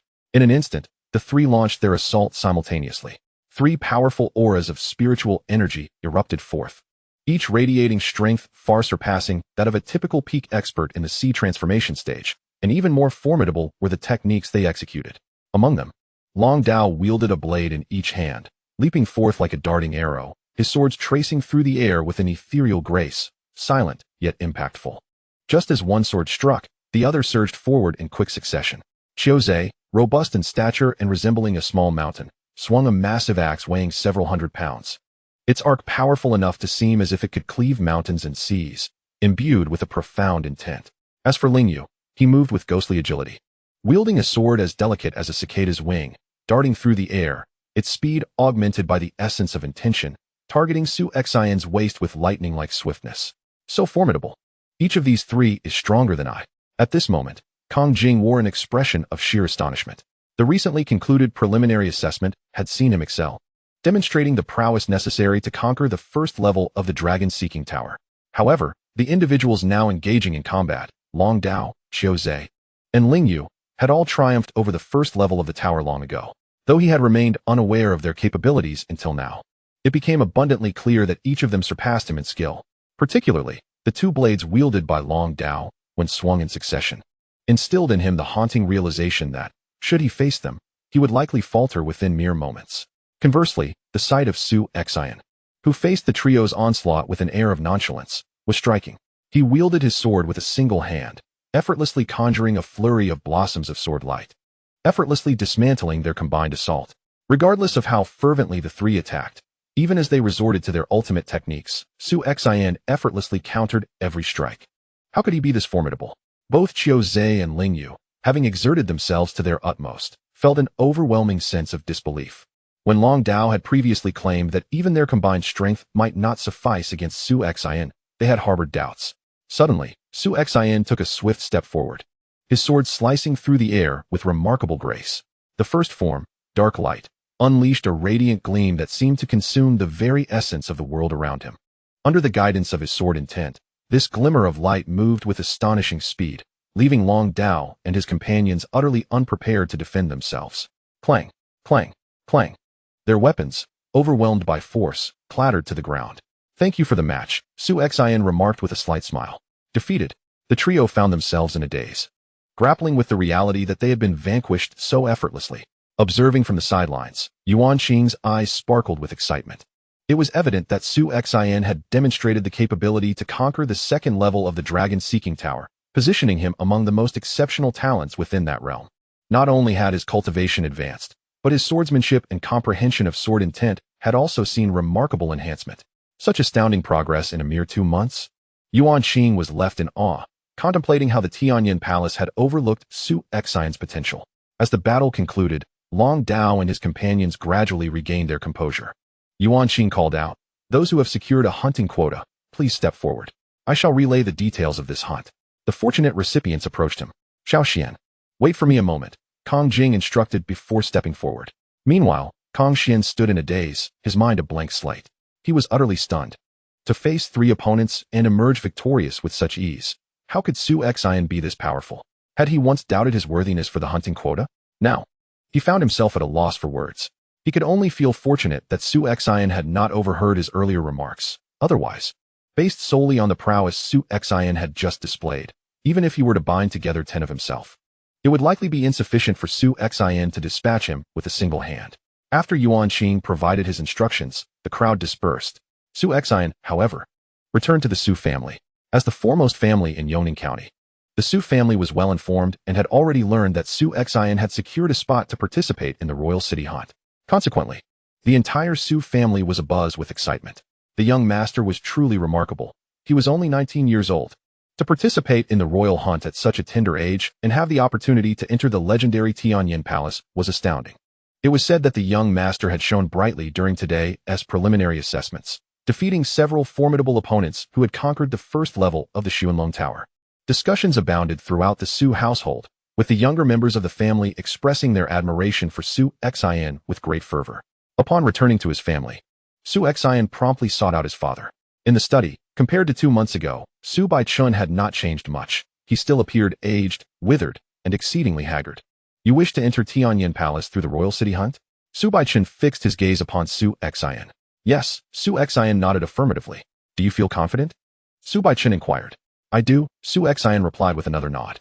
Over the past 2 months, he had not only advanced in his cultivation, but had also significantly enhanced his swordsmanship and comprehension of intent. Now, he could easily traverse the second level of the Xuanlong Tower, and if he exerted his utmost effort, securing a position within the top 10 of the royal city hunt was certainly not an unattainable dream. If you truly manage to enter Tianyin Palace, you will study there for a considerable period. Do not worry about the family. With the identity of a Tianyin Palace disciple, no one would dare to act against us. As long as I draw breath, our family will remain safe. Su Baichun's voice was somewhat hoarse. Go forth with assurance. How far you can venture and what steps you can take depends solely on yourself. Remember what I once told you. When you can single-handedly trample the entire Situ family underfoot, you will be worthy of knowing the true secrets of the Su family. Additionally, when your cultivation reaches the void-breaking realm, do remember to return to the family. After finishing his words, Su Baichun waved his hand, turning back to his painting. Sun takes his leave. Su Xin bowed respectfully and then turned to depart. Chapter 38. A gathering of talents the following morning. The 10 prodigies who had secured hunting quotas gathered at the governor's residence. Is that the purple wind beast? The crowd gazed at the dozen or so magical beasts standing before them. The purple wind beast is considered a relatively low-tier magical creature. Yet it possesses remarkable speed in flight, is docile in nature, and is easily tamed, making it a popular choice as a mount for travel within the Tianyin dynasty. Let us set forth. Yuan Xing, the head of the Qihong Tower, personally led the expedition. Within just 2 hours, the group arrived at the Yunzhou governor's office. At this moment, a multitude of talents selected from various counties in Yunzhou had gathered there. Yuan Xing. As soon as Su Xin and his party landed, one individual promptly approached them. "Taiying, you rascal." Upon seeing the approaching figure, Yuan Xing revealed a smile, indicating a familiarity between the two as close friends. "Taiying, the person behind you must be the talented individual selected from Shui County, correct? I have heard that a genius who has conquered the second level of the Red Dragon Tower has emerged. Who is it?" Yuan Xing inquired, grasping Taiying's arm. "Oh, he is right there," Taiying replied, gesturing towards a cold-faced man clad in black robes standing in the distance. The man exuded an icy demeanor, akin to a sharp blade, exuding an aura of unparalleled sharpness. Indeed, he appears to be a formidable expert. Yuan Xing nodded in acknowledgement. "What about your Yongning County? It seems devoid of any particularly remarkable figures. Oh, why is there a proficient individual at the pinnacle of the sea transformation realm among them?" Taiying remarked. his attention drawn to the 10 geniuses selected from Yongning County. Upon spotting Su Xin, his expression turned peculiar. Do not underestimate this young fellow. Although he has merely reached the pinnacle of the sea transformation realm, his strength surpasses all other geniuses from Yongning County this time around. He is certainly on par with the strongest from Shui County, Yuan Qing asserted. Oh, this piques my interest. A sea transformation expert is considered the strongest from your Yongning County? Do elaborate, Taiying urged. As both Yuan Qing and Taiying were supervisors of the Red Dragon Tower from their respective counties, and also friends, they engaged in casual conversation. Meanwhile, Su Xin and the other 9 geniuses gazed in astonishment at the sight before them. Before their eyes, a vast multitude of geniuses from various counties congregated together. There must be around 2,000 people here, Long Dao exclaimed in awe. In the territory of Yunzhou, there are a total of 206 counties, each selecting 10 geniuses. That amounts to 2,060 geniuses, Su Xin remarked, his expression grave. The Tianyin dynasty comprises 36 states. Assuming an average of 200 counties per state, with 2,000 geniuses considered, that totals 72,000 geniuses. This does not even account for the influential families and sects within the dynasty that do not require preliminary assessments. They receive hunting quotas directly at the beginning of each hunt. If we were to count everyone, nearly 100,000 geniuses would participate in this royal city hunt. Su Xin, having once been a scion of an illustrious family, possessed a deeper understanding of the royal city hunt. It was indeed true that prominent families, powerful factions, and independent sects held fixed hunting quotas. In the past, when the ancestor of the Su family was still alive, they were a significant force within the Tianyin dynasty, wielding vast resources to cultivate their disciples. Whenever the royal city hunt was convened, the Su family would secure numerous hunting quotas. However, as the family fell into decline, those quotas naturally vanished. Nearly 100,000 geniuses, Long Dao and the others felt their heads spinning. In Yongning County, they were indeed the top-tier talents. Yet within the expansive territory of Yunzhou, they could only be considered relatively outstanding. Amidst the convergence of nearly 100,000 geniuses from the 36 counties of the entire dynasty, they appeared rather ordinary. With such a multitude of talents gathered in one place, Su Xin clenched his fists, feeling a surge of ambition within. Among these nearly 100,000 geniuses, the most ordinary were likely individuals like Kong Jing, who had barely managed to conquer the first level of the Seeking Dragon Tower, or those approaching that standard. The slightly stronger ones would be at the level of Long Dao, Xiuzhe, and Lingyu. The true prowess lies with those elite individuals who have successfully navigated the second level of the Dragon Seeking Tower. In fact, within this royal city, as hunting grounds, it is likely that there are thousands of such exceptional talents. This is where true genius converges. In comparison to the vast Tianyin Empire, the mere Yongning County is exceedingly trivial. Whoosh, whoosh, whoosh. Dozens of figures simultaneously surged forth from the governor's mansion, led by a venerable elder, the governor of Yunzhou. Yunzhou is one of the 36 prefectures of the Tianyin Empire, and the governor holds significant authority within this territory, possessing the strength to govern a prefecture. This governor has already reached the pinnacle of the void-breaking realm. With all the talents from various counties gathered, it was time to embark on the journey. At the command of the governor, the 206 counties of Yunzhou, numbering 2,060 exceptional individuals, mounted their purple-winged beasts and set forth towards the royal city in a grand procession. The purple-winged beasts are remarkably swift. A journey that would typically require over half a month was completed in just 2 days. The assembly arrived at a vast plain several dozen miles from the royal city, where the magnificent palace could be seen from afar. However, instead of entering the city, they proceeded to a sprawling campsite nearby, specifically prepared for the numerous talents participating in the royal hunt. Under the direct guidance of the governor, the talents from Yunzhou orderly entered the camp, where they went through identity registration and were each given an identification token, along with assigned accommodations. Once everything was arranged, the talented individuals were free to roam. As night fell, the camp buzzed with excitement. With less than 2 days remaining until the hunt commenced, nearly 100,000 talents selected from across the Tianyin Empire had gathered at the campsite, creating an atmosphere that was impossible to ignore. Within the camp, there were over 100 arenas designated for sparring and combat, nearly all of which were currently occupied. Huh, delightful, continue. Humph, with your abilities. You are no match for me. Take this blow.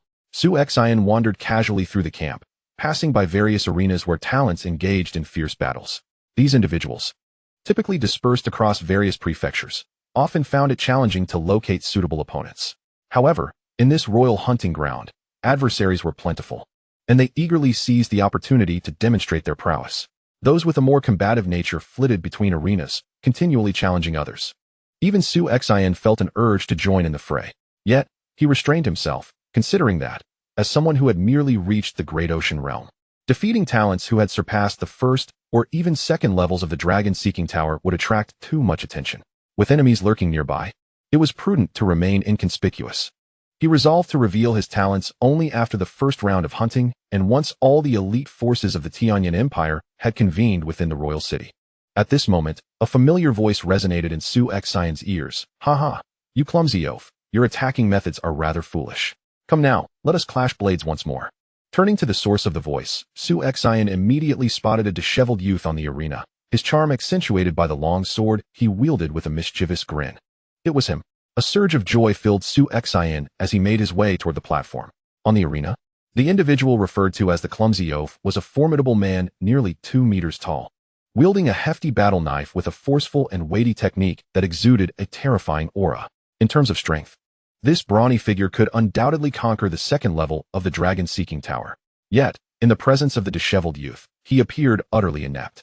Despite the man's formidable technique, he could not even graze the youth's attire, while the youth, with casual strokes of his blade, left the muscular man in a state of disarray. In but a moment, the brawny man conceded defeat, having been thoroughly dominated without a hint of resistance. Below the arena, a multitude of talented individuals gathered, and upon witnessing the man's surrender, they could not help but sigh in disbelief. Another loss, and this marked the 11th. Of these 11, only 4 had previously conquered the first level of the dragon-seeking tower, while the remaining 7 had surpassed the second level. Yet all had crumbled before this disheveled youth. Who is this youth, and how can his strength be so overwhelming? I am acquainted with this lad. His name is Duan Yunfeng, a rather eccentric genius known for traversing the imperial dynasty, challenging various formidable opponents. Among the nearly 100,000 talents participating in this hunt, he undoubtedly possesses the credentials to vie for a spot in the top 10. Qualified to contend for the top 10? No wonder he is so formidable. The crowd buzzed with discussions and astonishment. After vanquishing the brawny man, the disheveled youth lingered on the arena for a while, yet no one dared to challenge him again. "Boring," he muttered, rolling his eyes before descending from the platform. Duan Yunfeng. As he stepped down, a voice called out to him. He turned towards the sound. "Su Xian." The youth's eyes lit up instantly. During his adventures in the Tianyan dynasty, he had battled countless talented warriors, but only a select few had truly left an impression on him. Without a doubt, Su Xian was the most memorable of them all. Back in Danyang City, he had already attained the pinnacle of the Huahai realm, while Su Xian was merely at the true martial realm.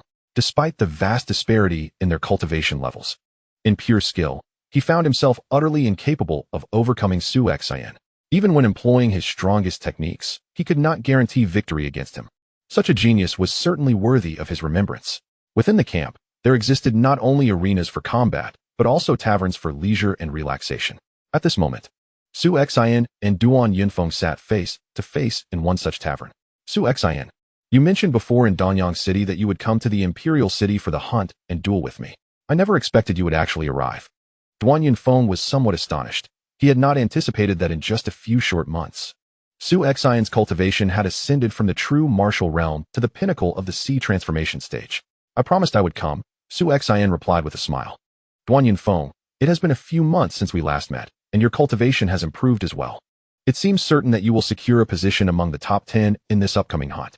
"Haha, I can't make any guarantees, but I am confident about the top 10, Duan Yunfeng said with a self-assured grin. Su Xian nodded inwardly.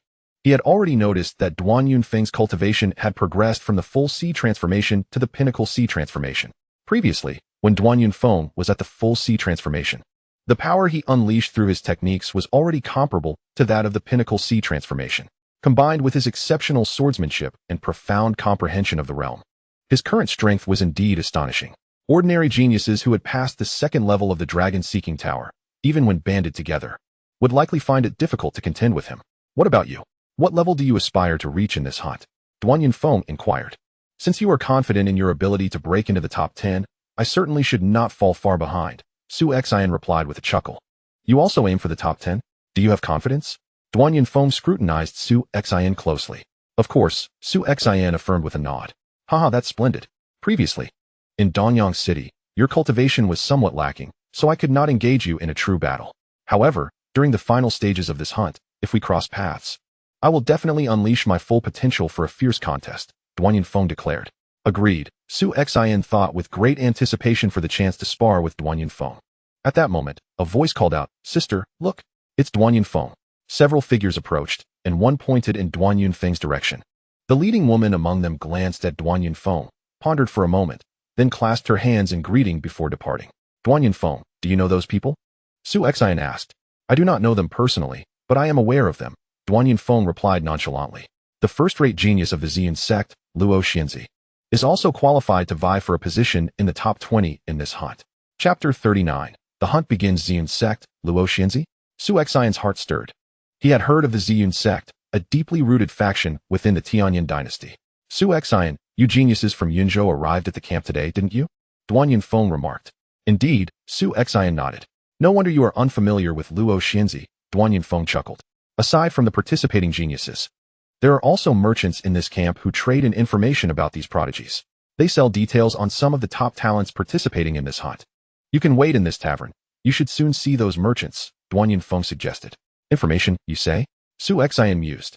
Before long, Su Xion spotted a merchant and purchased a piece of information from him. A thick notebook was placed before Su Xion, and he began to peruse its contents. The first page revealed a name, Xiaomeng. Xiaomeng. Su Xion scrutinized the detailed introduction about this Xiaomeng below. In the realm of the Tianyan royal family, there exists a prodigy of unparalleled brilliance, a mere 34 years of age, yet having achieved the pinnacle of the sea transformation stage. He has mastered the unique Imperial Yuan technique exclusive to the Tianyan royal lineage, allowing his spiritual power to surpass that of ordinary early-stage void-breaking experts. His comprehension of the Tao has reached the first tier, and his mastery of the dragon spear technique has attained a consummate level, rendering his spear techniques both formidable and fierce. Among the nearly 100,000 talented individuals participating in this hunting event, he undoubtedly ranks among the top 3 superlative geniuses. Such strength, Su Xion could not help but exclaim. "Indeed, he is formidable," acknowledged Duan Yunfeng beside him. Although both are at the pinnacle of the sea transformation stage, the Imperial Yuan technique he practices is a unique heritage of the Tianyan royal family, exhibiting an astonishing explosive power that surpasses my own cultivation method. In terms of sheer force, he significantly outmatches me, and regarding comprehension of the Tao and spear techniques, he is equally my equal. Should I face him, I would have to exert my utmost effort and deploy my strongest techniques. Perhaps then I could contend with him. Despite Duan Yunfeng's unwavering confidence in his own abilities, he harbors considerable trepidation towards Xiaomeng. It is said that Xiaomeng has long secured a special admission quota to the Tianyan palace. However, as a member of the royal family, he does not wish for others to perceive him as having relied solely on his lineage to gain entry into the Tianyan palace, which is why he has chosen to participate in this hunting event. Duan Yunfeng continued. Among the nearly 100,000 geniuses participating in this hunt, those who have revealed their strength, the most formidable and audacious of them all, is indeed Xiaomeng.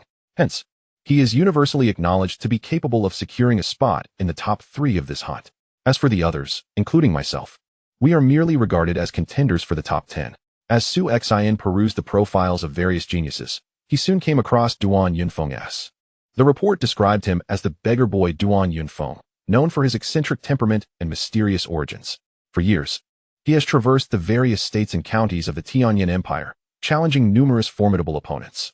His swordsmanship is exceptionally strong, and his comprehension of the Tao is remarkably high.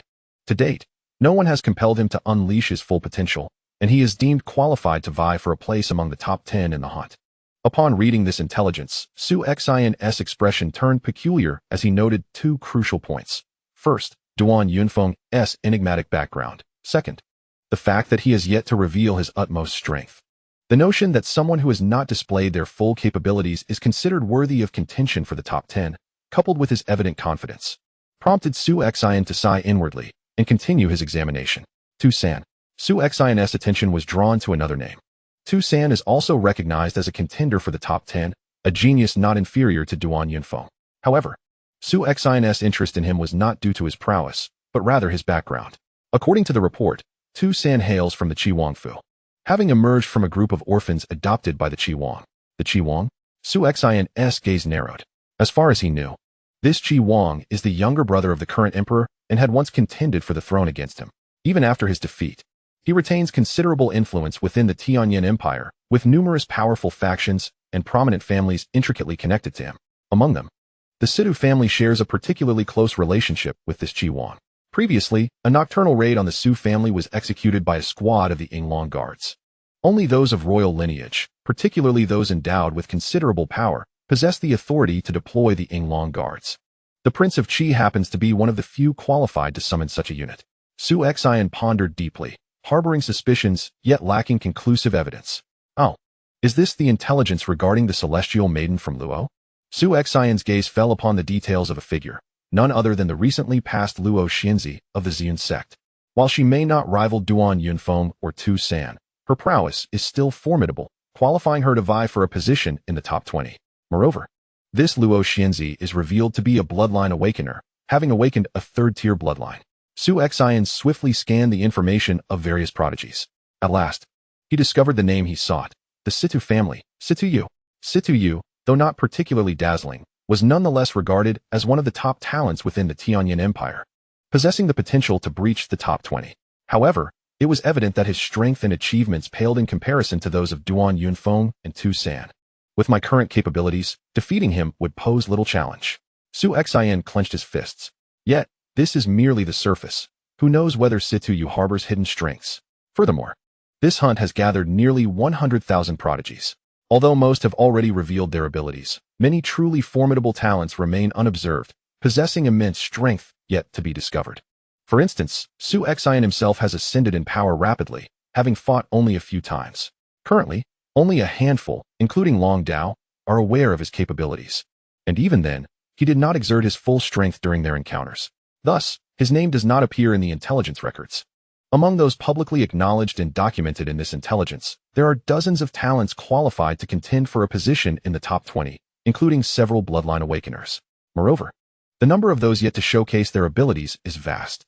Su Xin tightened his grip, feeling a twinge of pressure within. Nevertheless, the position of disciple within the Tianyin Palace is one I must secure. I shall see how far I can progress. In a tavern, Su Xin and Duan Yunfeng were indulging in drinks, discussing the talents listed in the intelligence. Suddenly, a commotion erupted from the arena, where someone was challenging Xiao Mo. The Xiao family's Xiao Mo? The one qualified to vie for the top 20? Quickly, let us see. A flurry of talented individuals rose from their seats. Hastening towards the arena, Xiao Mo, Su Xin mentally recalled the details concerning him. Su Xin, shall we go take a look? Duan Yunfeng inquired. Certainly, Su Xin nodded, and the two promptly set off. Soon, they arrived at the arena's edge, witnessing two figures engaged in a rapid and intense duel. A prodigy from my Yunzhou. Su Xion's brow furrowed in intrigue. Yunzhou, as one of the 36 prefectures, boasts a gathering of talents for this hunting event, yet the caliber of competitors is rather unremarkable. Although there are a few prodigies who have traversed the second level of the dragon-seeking tower, only two possess the qualifications to contend for the top 100, as recorded in the esteemed roster of talents. The individual currently facing off against Xiao Mo is one of them. He will surely lose, remarked Duan Yunfeng. As expected, when Xiao Mo made his move, dozens of icy glimmers seemed to manifest simultaneously on the arena, and the Yunzhou genius caught in the midst of these gleaming flashes suffered immediate defeat. I concede, he admitted. After vanquishing his opponent, Xiao Mo flashed a bright smile before turning to leave. Yet, at that moment, his gaze fell upon Duan Yunfeng standing below the arena. Duan Yunfeng.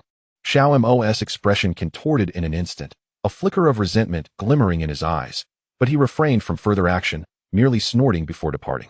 It seems that Xiao Mo harbors a grudge against you, Su Xian remarked with interest. Oh, it's nothing of great consequence, merely an incident where I seized his bride on the day of his wedding and gave him a lesson, Duan Yunfeng replied nonchalantly. On his wedding day, you took his bride? Su Xian exclaimed in surprise. His bride was coerced into marrying him. I could not abide by his conduct, which is why I intervened, Duan Yunfeng explained. You are quite ruthless, Su Xian said, giving Duan Yunfeng a thumbs up. Understanding now the venomous gaze Xiao Mo had cast upon him earlier. Their conversation was brief, and soon they returned to their respective quarters to rest. The following 2 days remained bustling with excitement. Duan Yunfeng, unable to contain his impatience, frequently took to the arena to engage in duels, while Su Xian maintained a low profile. As the days passed, the day of the hunt finally arrived.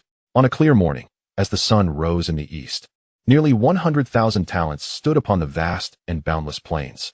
Su Xian found himself among 10 prodigies from Yongning County, including Long Dao. Long Dao, what is the matter? Why do you and the others look so grim? Su Xin inquired, noticing the sullen expressions on Long Dao, Qiu Zhe, and Ling Yu. Su Xin. During our time at the camp, we all engaged in battles on the arena, but the outcome Long Dao began, and Su Xin quickly grasped the situation. The strongest among them had merely managed to conquer the first level of the dragon-seeking tower. Among the multitude of talents present for this hunt, they were exceedingly ordinary. Their attempts to challenge others on the arena had resulted in disheartening defeats. The opponents they faced were predominantly those who had surpassed the first level of the dragon-seeking tower, and many were formidable talents who had even conquered the second level. After several encounters, they had suffered far more losses than victories, sometimes enduring quite humiliating defeats. There are simply too many prodigies here. Our presence feels merely like a formality. This initial phase of the hunt is beyond our reach, Long Dao admitted with a bitter smile. Among the 10 talents selected from Yongning County, it seems you alone are capable of making a mark in this first stage of the hunt. Do not lose heart. There are numerous prodigies participating in this stage of the hunt. With a stroke of fortune, perhaps you too can prevail, Su Xin consoled. Yet, Long Dao and the others could only manage a bitter smile in response. Boom, boom, boom, boom. Suddenly, fragments of the void began to collapse. In mere moments, dozens of spatial passages leading to the royal hunting grounds materialized before the myriad of prodigies. Amidst the astonishment of the crowd, an aged elder presiding over the hunt waved his hand decisively. Enter.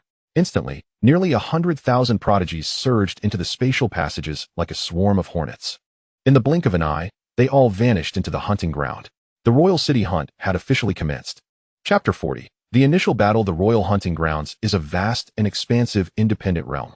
Within this realm, there are mountains and rivers, indistinguishable from the outside world. At this moment, nearly 100,000 prodigies simultaneously appeared within the hunting ground. As Su Xin arrived, he immediately surveyed his surroundings.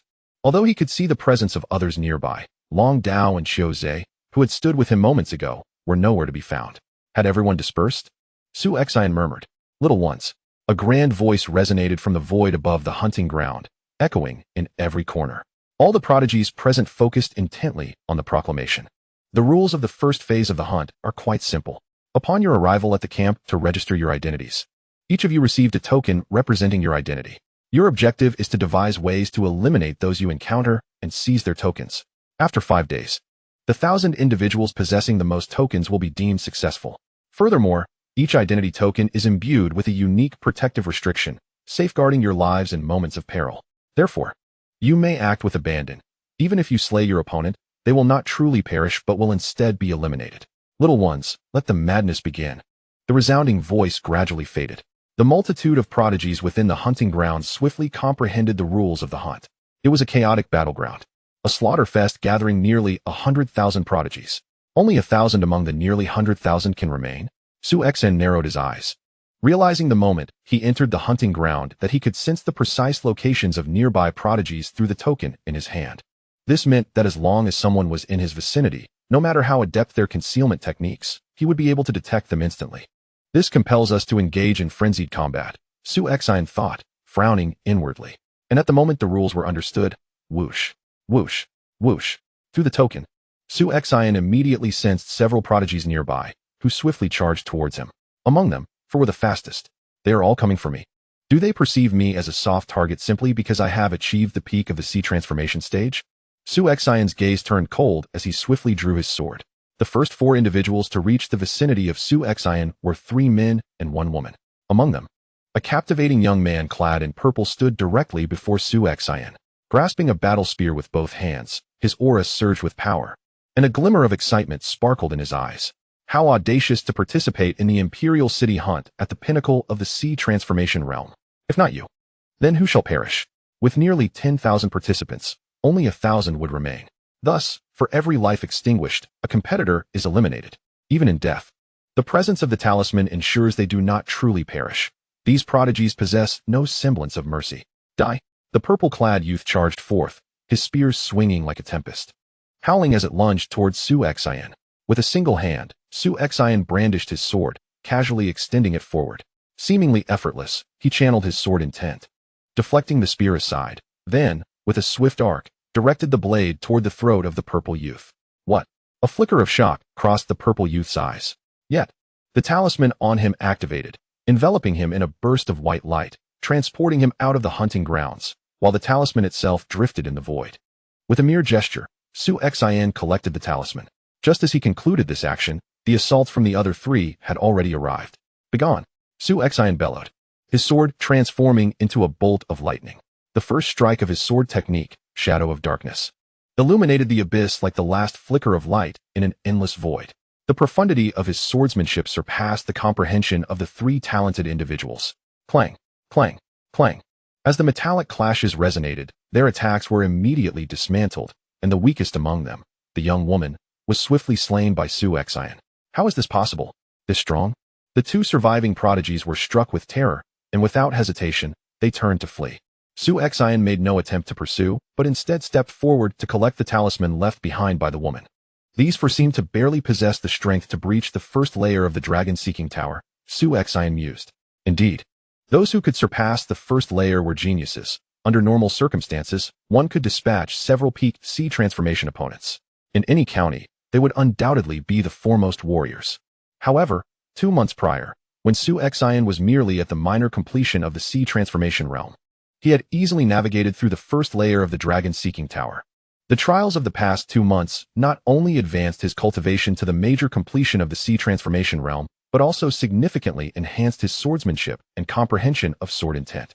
Now, he was confident in his ability to contend for a spot among the top 10 in this hunting competition. Dealing with those who had just barely crossed the threshold of the first layer of the dragon-seeking tower was exceedingly effortless. He barely needed to exert his bloodline power and scarcely employed his sword techniques. Just as Su Xin lamented the relative weakness of these four prodigies, several more talented individuals were hastening toward him, having initially been positioned at a distance and thus arriving later. However, as they hurried towards the scene, they witnessed 4 peak geniuses of the transformation sea realm simultaneously attempting to eliminate a fully realized expert of the same realm. In but a fleeting moment, 2 of these 4 were abruptly slain, while the remaining 2 fled in a frenzy. The rushing geniuses immediately halted in their tracks. Could this fully realized expert be so formidable? To annihilate 2 of the 4 in an instant. Such prowess undoubtedly surpassed that of the second level of the Crimson Dragon Tower. Without hesitation, those who had glimpsed Su Xion's might turned on their heels and fled, fearful that he would pursue them. Within the royal hunting grounds, fierce battles erupted everywhere due to the rules governing the first phase of the hunt. Nearly 100,000 participating geniuses engaged in a frenzied struggle, vying for the tokens possessed by one another. As the clashes continued, numerous talents were eliminated and sent out of the hunting arena. Outside the grounds, on the vast plains, one genius after another was expelled through the spatial passages.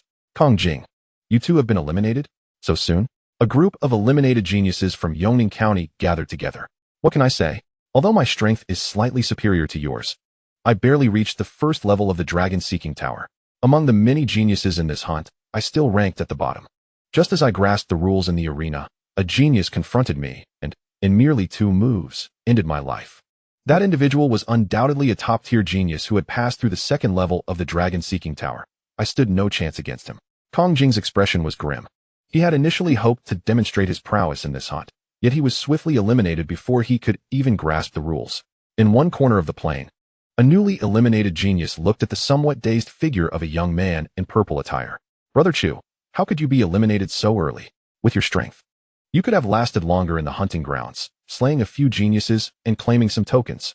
After a moment, the young man in purple regained his composure and replied, Brother Ling, you may find this amusing, but I encountered a fully realized expert of the transformation sea. I thought I could easily seize a token from him, only to find that he dispatched me in a single glance. A fully realized expert, and he killed you with just a glance? The young man's revelation astonished the surrounding geniuses from the same region. I too did not anticipate such an outcome, he replied with a wry smile. As time wore on, the number of eliminated geniuses grew increasingly substantial. Within a mere half-day, more than half of the nearly 100,000 participants had been eliminated. Soon enough, a day of carnage passed. As night fell, the geniuses within the hunting grounds tacitly chose to cease fighting and rest, for they required time to recover their spiritual energy and partake in sustenance. It was not until the following morning that the slaughter resumed. Within the hunting grounds, the sound of a sword slicing through the air resonated, akin to a spirit serpent gliding along an opponent's blade, striking towards their neck. The genius's eyes were still wide with shock as the radiant light enveloped his form. The 14th Su Xin observed calmly as this genius was expelled from the hunting grounds. In terms of strength, this prodigy has nearly reached the level of the second tier of the dragon-seeking tower. Unfortunately, there remains little room for struggle before him. This marks the 14th genius he has eliminated during the hunt. While he has personally dispatched only 14, he has amassed over 30 tokens. After all, many of these talents have also slain other geniuses and acquired their tokens, which were left behind upon their demise at the hands of Su Xin. After a day of bloodshed, the number of geniuses I encounter has dwindled. Following the slaying of the 13th genius, it took over an hour to come across this 14th. Su Xin murmured to himself, aware that initially, nearly 100,000 geniuses had simultaneously appeared in the hunting grounds. With such a multitude dispersed, the intensity of the early clashes was unparalleled. However, as time progressed and more geniuses were eliminated, the remaining talents became fewer, thereby diminishing the likelihood of encounters. Nonetheless, those who have survived the entire day of carnage are undoubtedly skilled, possessing a plethora of tokens in their possession. To defeat one of them is equivalent to vanquishing several lesser geniuses, Su Xin pondered. Take, for instance, the recently defeated 14th genius, who left behind a substantial 8 tokens. At midday, under the blazing sun, Su Xin traversed a forested area, sword in hand. Suddenly, he sensed a shift through the tokens. He detected the simultaneous presence of 3 geniuses nearby. Clearly, they had also sensed him through their tokens and were rapidly converging on his location. Had the 3 united for a joint effort? Su Xin was not surprised. After all, only 1,000 would remain by the end of the first phase of the hunt. And due to the nature of the rules, luck played a negligible role.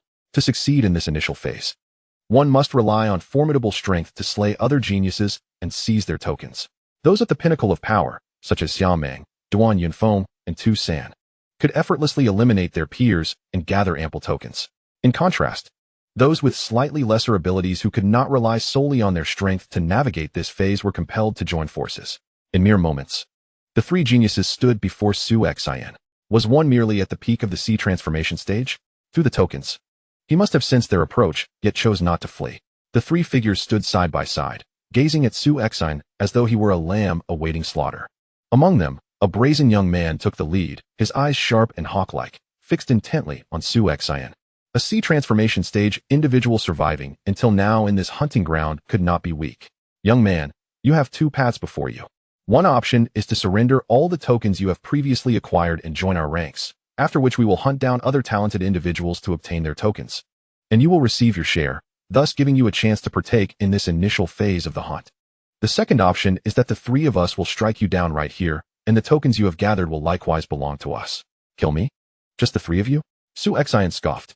Seeking death, the defiant man immediately seethed with rage, and they all attacked him.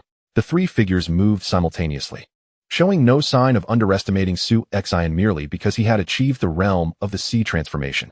Whoosh, whoosh, whoosh. Among the 3, 2 wielded blades while the 3rd swung a massive hammer. At the moment of their attack, they emanated a formidable intent. Their assault was exceedingly fierce and terrifying. 2 of them were at the pinnacle of the first level of the dragon-seeking tower, while the other was at the second level. Su Xin raised his brow. Upon their assault, he quickly assessed the strength of these 3. In an instant, his long sword was drawn, transforming into a mountain and sea. The 3 immediately exerted their utmost effort. Each strike was swift and overwhelmingly powerful, yet upon clashing with Su Xin's long sword, they felt as if they were striking a mass of cotton. From top to bottom, they could find no weaknesses. Such an extraordinary defense. This sword technique. Such an enigmatic force displacement skill. Even if our might were doubled, it would likely be effortlessly neutralized by his swordplay. The 3 were internally shaken.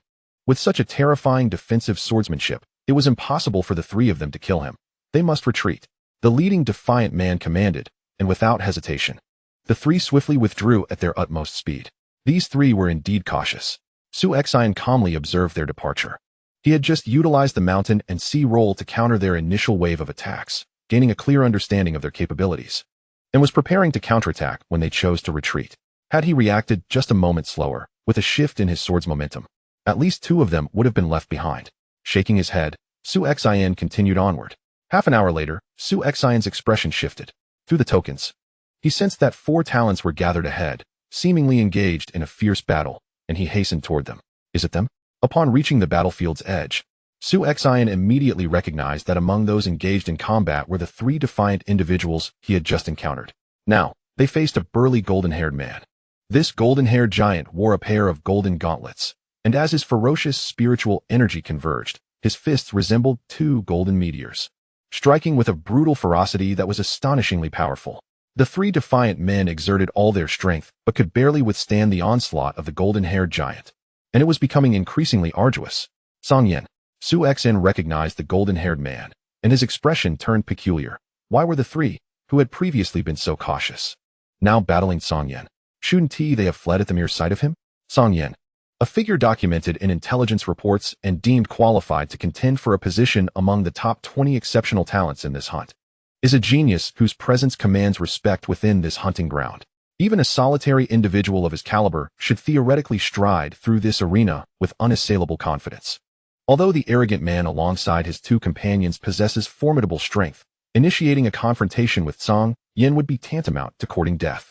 In truth, the trio is filled with trepidation. The tokens they carry merely indicate the presence of a genius nearby, without revealing his identity. Upon sensing Song Yan's proximity, they hastily sought him out, only to find themselves face to face with the very genius they had dreaded. Recognizing him, their instinct was to retreat.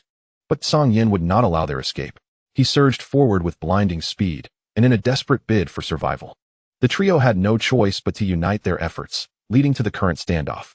Song Yan, we have made concessions and are willing to offer you 10 tokens. Do not push your luck, the arrogant man bellowed amidst the skirmish. Push my luck? What of it? Song Yan sneered, the power of his fists surging to unprecedented heights in that moment. In mere instants, one of the three, overwhelmed and unable to evade, fell victim to Song Yan's fist. Scatter and flee. The remaining two shouted as they bolted in opposite directions, yet Song Yan pursued one of them, swiftly ending that life as well. Ultimately, only the arrogant man managed to escape, while the other two were eliminated, their tokens now in Song Yan's possession. Humph. One managed to flee, Song Yan scoffed, feeling a twinge of dissatisfaction, yet recognizing the formidable nature of those who survive in this hunting ground. Each participant is indeed a genuine prodigy, and for him to have slain 2 out of 3 in direct confrontation is a testament to his prowess. At that moment, Song Yan's piercing gaze, reminiscent of a wild beast, fixed upon Su Xin at the edge of the battlefield.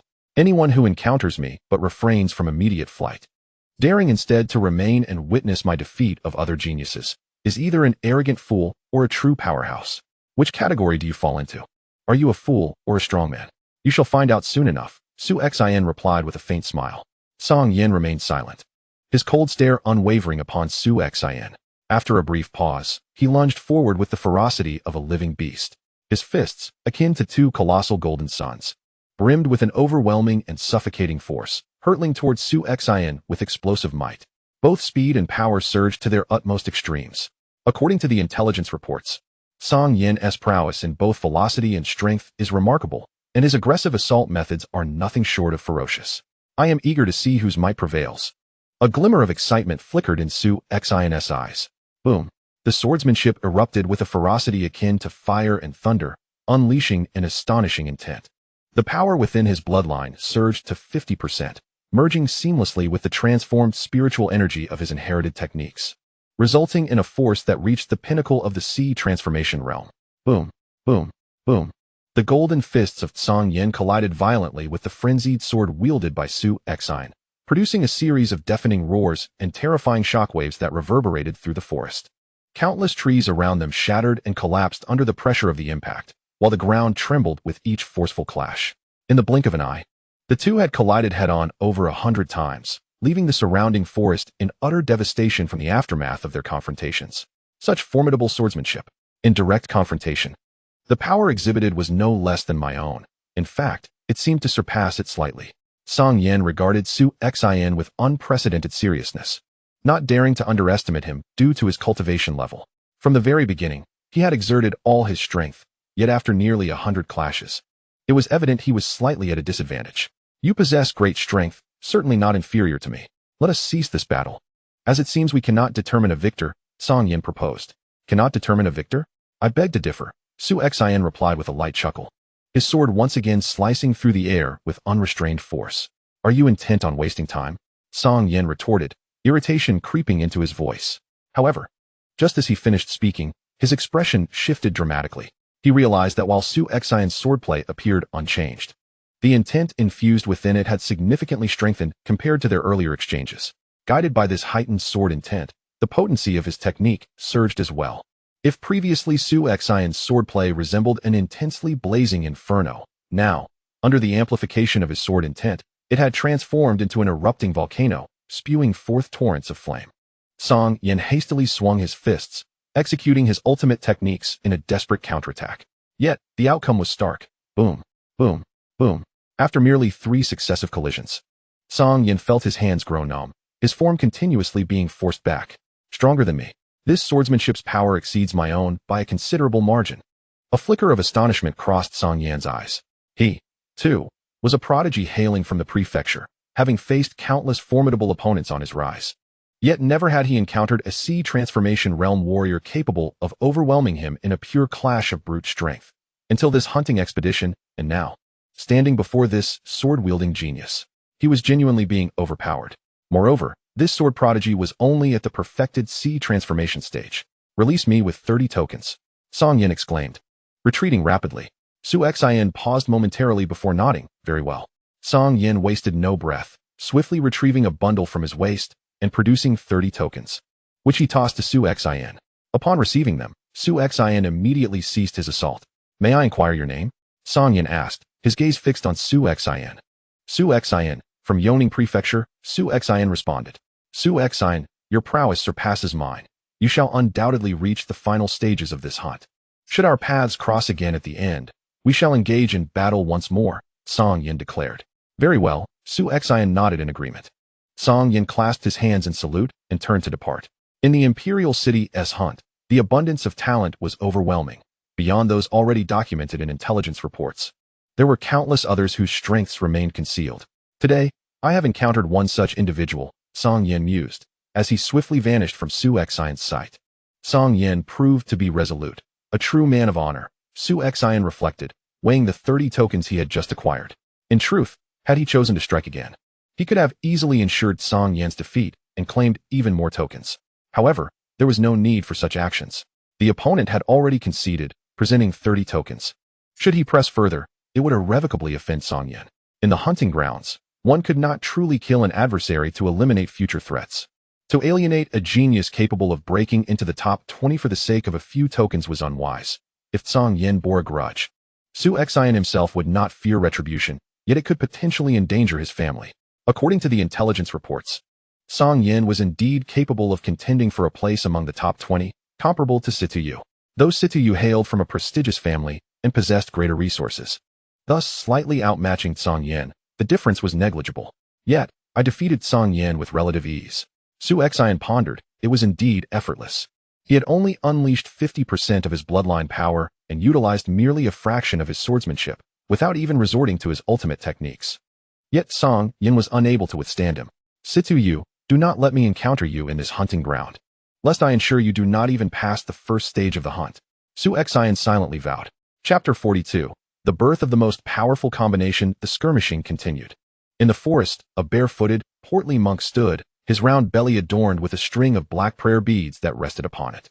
Before this monk stood a red-robed man, who had previously ascended the second level of the dragon-seeking tower, now trembling in fear. Moments ago, his party of 4 had confronted the monk, attempting to seize the tokens he possessed. Yet, in a mere exchange, the monk had unleashed a single move, resulting in the immediate elimination of 3 from the group, leaving only the red-robed man alive for the time being. Have you encountered Situyu in this hunting ground? The monk suddenly inquired. Situyu?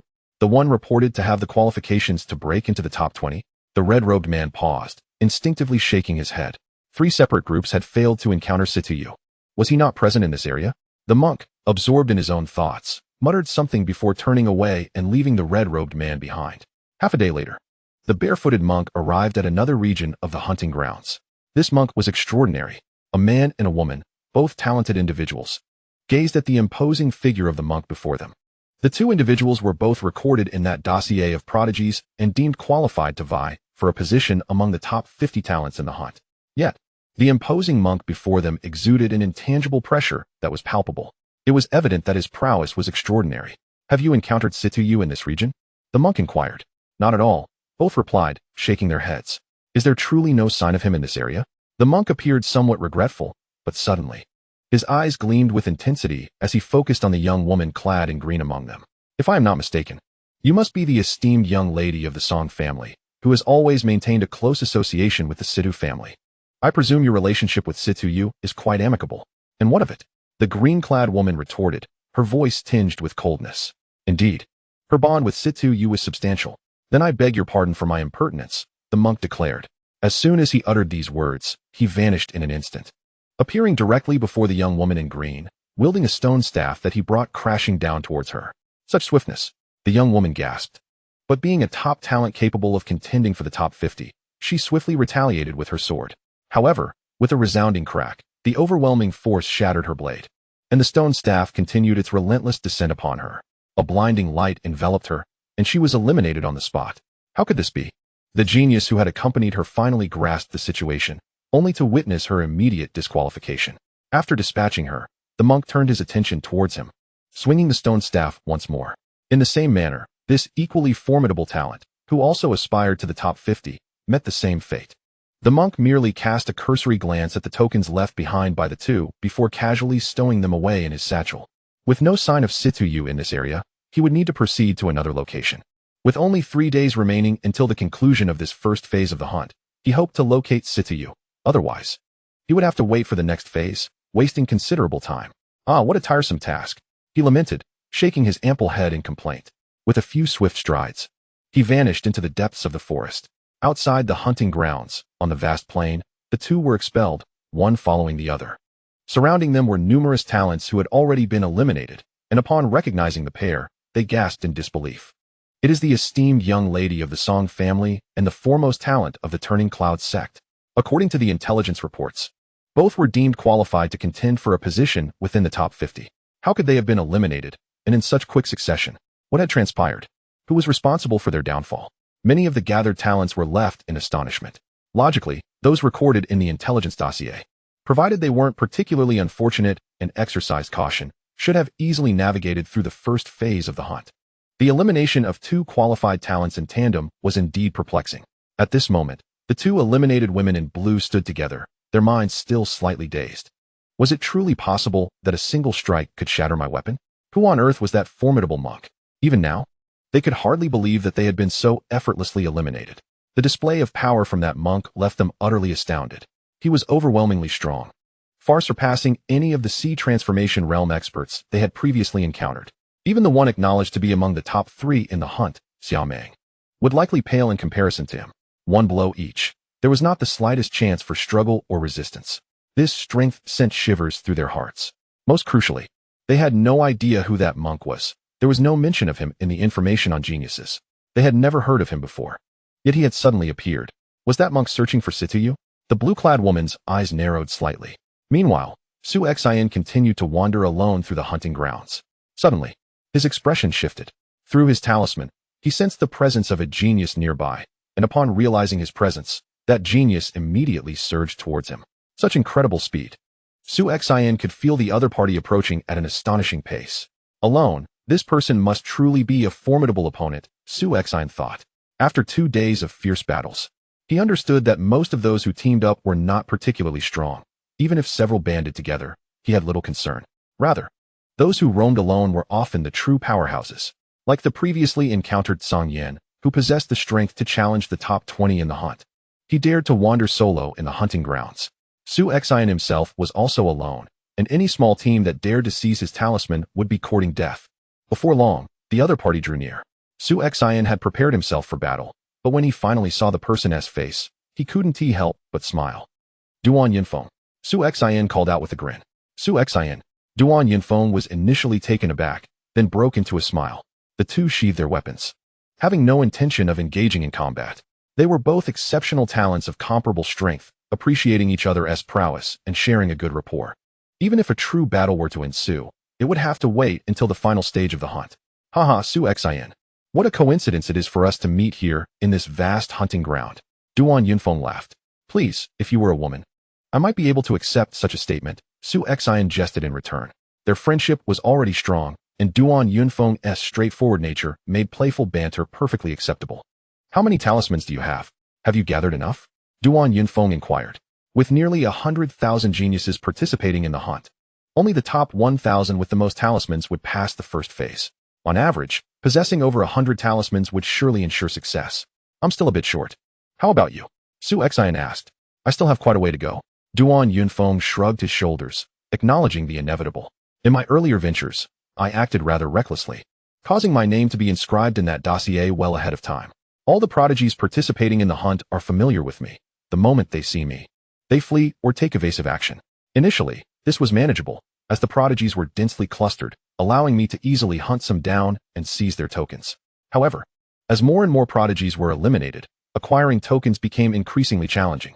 Fortunately, there are still 3 days remaining in this first phase of the hunt, making it relatively easy for me to gather the necessary tokens. Su Xin nodded in understanding. Like himself, he remained inconspicuous. No one recognized him, nor was anyone aware of his true capabilities. Thus, whenever he encountered others, those prodigies, whether alone or in small groups, would instinctively seek to eliminate him. In contrast, Duan Yunfeng was perceived as a formidable foe. Upon sighting him, others would instinctively retreat, naturally diminishing his opportunities to acquire tokens compared to Su Xin. By the way, Su Xin, many prodigies have chosen to form alliances during this first phase of the hunt, including some noted in the dossier. Why don't we join forces as well? Duan Yunfeng suggested suddenly. Join forces? Su Xin exclaimed, his eyes widening. Wouldn't that be too much of an advantage? Indeed, it would be an unfair advantage. Duan Yunfeng didn't need to elaborate. The dossier had already established him as a contender for the top 10, and he had never revealed his full strength. Su Xion's prowess was equally formidable. He had previously subdued a contender for the top 20, forcing them to surrender 30 tokens without exerting his full strength. Either of them possessed the capability to effortlessly eliminate the prodigies in the hunting grounds. If these two were to join forces, well, what of it? Let them think what they will, Duan Yunfeng chuckled. Furthermore, your cultivation is merely at the peak of the ocean transformation stage, and few truly comprehend your strength. Even if we ally, who would truly grasp the might of our combination? Together, we could navigate the hunting grounds with impunity. Even if we encounter other formidable contenders vying for the top 10, including the reputedly strongest Xiaomeng, we could devise a strategy to eliminate them, thus clearing our path for the subsequent hunt. Su Xin felt a flicker of excitement.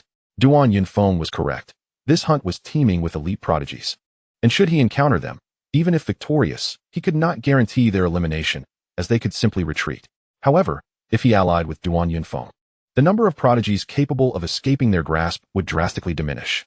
They could systematically eliminate the elite prodigies they encountered, ensuring that they would not face them again in the later stages of the hunt. If they were fortunate enough to confront the formidable Xiaomeng, the two of them together could certainly inflict significant losses upon him. With a stroke of luck, they might even manage to eliminate Xiaomeng ahead of schedule. Very well. Let us join forces, Su Xin agreed. Haha, splendid. Duan Yunfeng erupted in laughter. With the collaboration of the two, the most formidable duo in this hunt has emerged. Chapter 43, Tang Xian, within the hunting grounds. Only one individual has been detected. The opponent has also noticed us, and, realizing they cannot compete, has begun to flee. Haha, pursue them. A team of 4 prodigies, utilizing their talismans, sensed the fleeing figure ahead and immediately gave chase. Soon, they caught up with their quarry. A mere consummate stage of transformation C, the 4 prodigies were taken aback. However, the individual they had pursued had ceased their flight and turned to face them with a playful smile. Something feels amiss. The 4 sensed an unusual tension, and simultaneously, they noticed another figure rapidly approaching, soon coming into view. It was Duan Yunfeng, the renowned Duan Yunfeng, who surely deserves a spot among the top 10 in this hunt. A trap. This is a trap. The expressions of the 4 prodigies shifted dramatically. They were not fools, and could discern that the transformation C warrior before them was merely bait to lure them in. Although their formation was formidable, with 2 members having breached the second layer of the dragon-seeking tower, they felt no confidence against Duan Yunfeng. We must flee. The 4 immediately began to retreat. Yet, the so-called bait, the consummate stage of transformation C, charged directly at them. Seeking death, Duan Yunfeng was one thing, but a mere transformation C warrior dared to obstruct their path. Eliminate him. The 4 attacked simultaneously, unleashing their lethal techniques. However, Su Xin faced them with an air of ease and comfort, his sword slicing through the air. His stance was as solid as a rock, and the sword intent surged forth, akin to a tide of sword energy. Clang, clang, clang, clang, for consecutive sounds of impact echoed, as their assaults were effortlessly parried by Su Xin, who did not retreat a single step, instead pressing forward. the overwhelming wave of energy forcing the four to defend in a frantic manner. How is this possible? The four were bewildered. Logically, with their full power unleashed. Even the information indicated they could challenge the top 50 talents in the hunt, and completely thwarting their attacks should not be this effortless. Yet, this transformation sea warrior not only easily blocked their strikes, but also compelled them to defend desperately with his casually wielded swordsmanship. With Su Xin as an obstruction, the four could not escape in time, and Duan Yunfeng quickly closed in on them. In mere moments, the four were eliminated by the combined efforts of Su Xin and Duan Yunfeng. Haha, that was exhilarating. As Duan Yunfeng counted the talismans left by the four, he laughed heartily, saying, "If it were just me alone, the moment these four saw me, they would have fled immediately. Even if I exerted all my effort to pursue, they would have scattered, and I could at most eliminate one. However, with you as bait, I could intercept them right away, ensuring none could escape."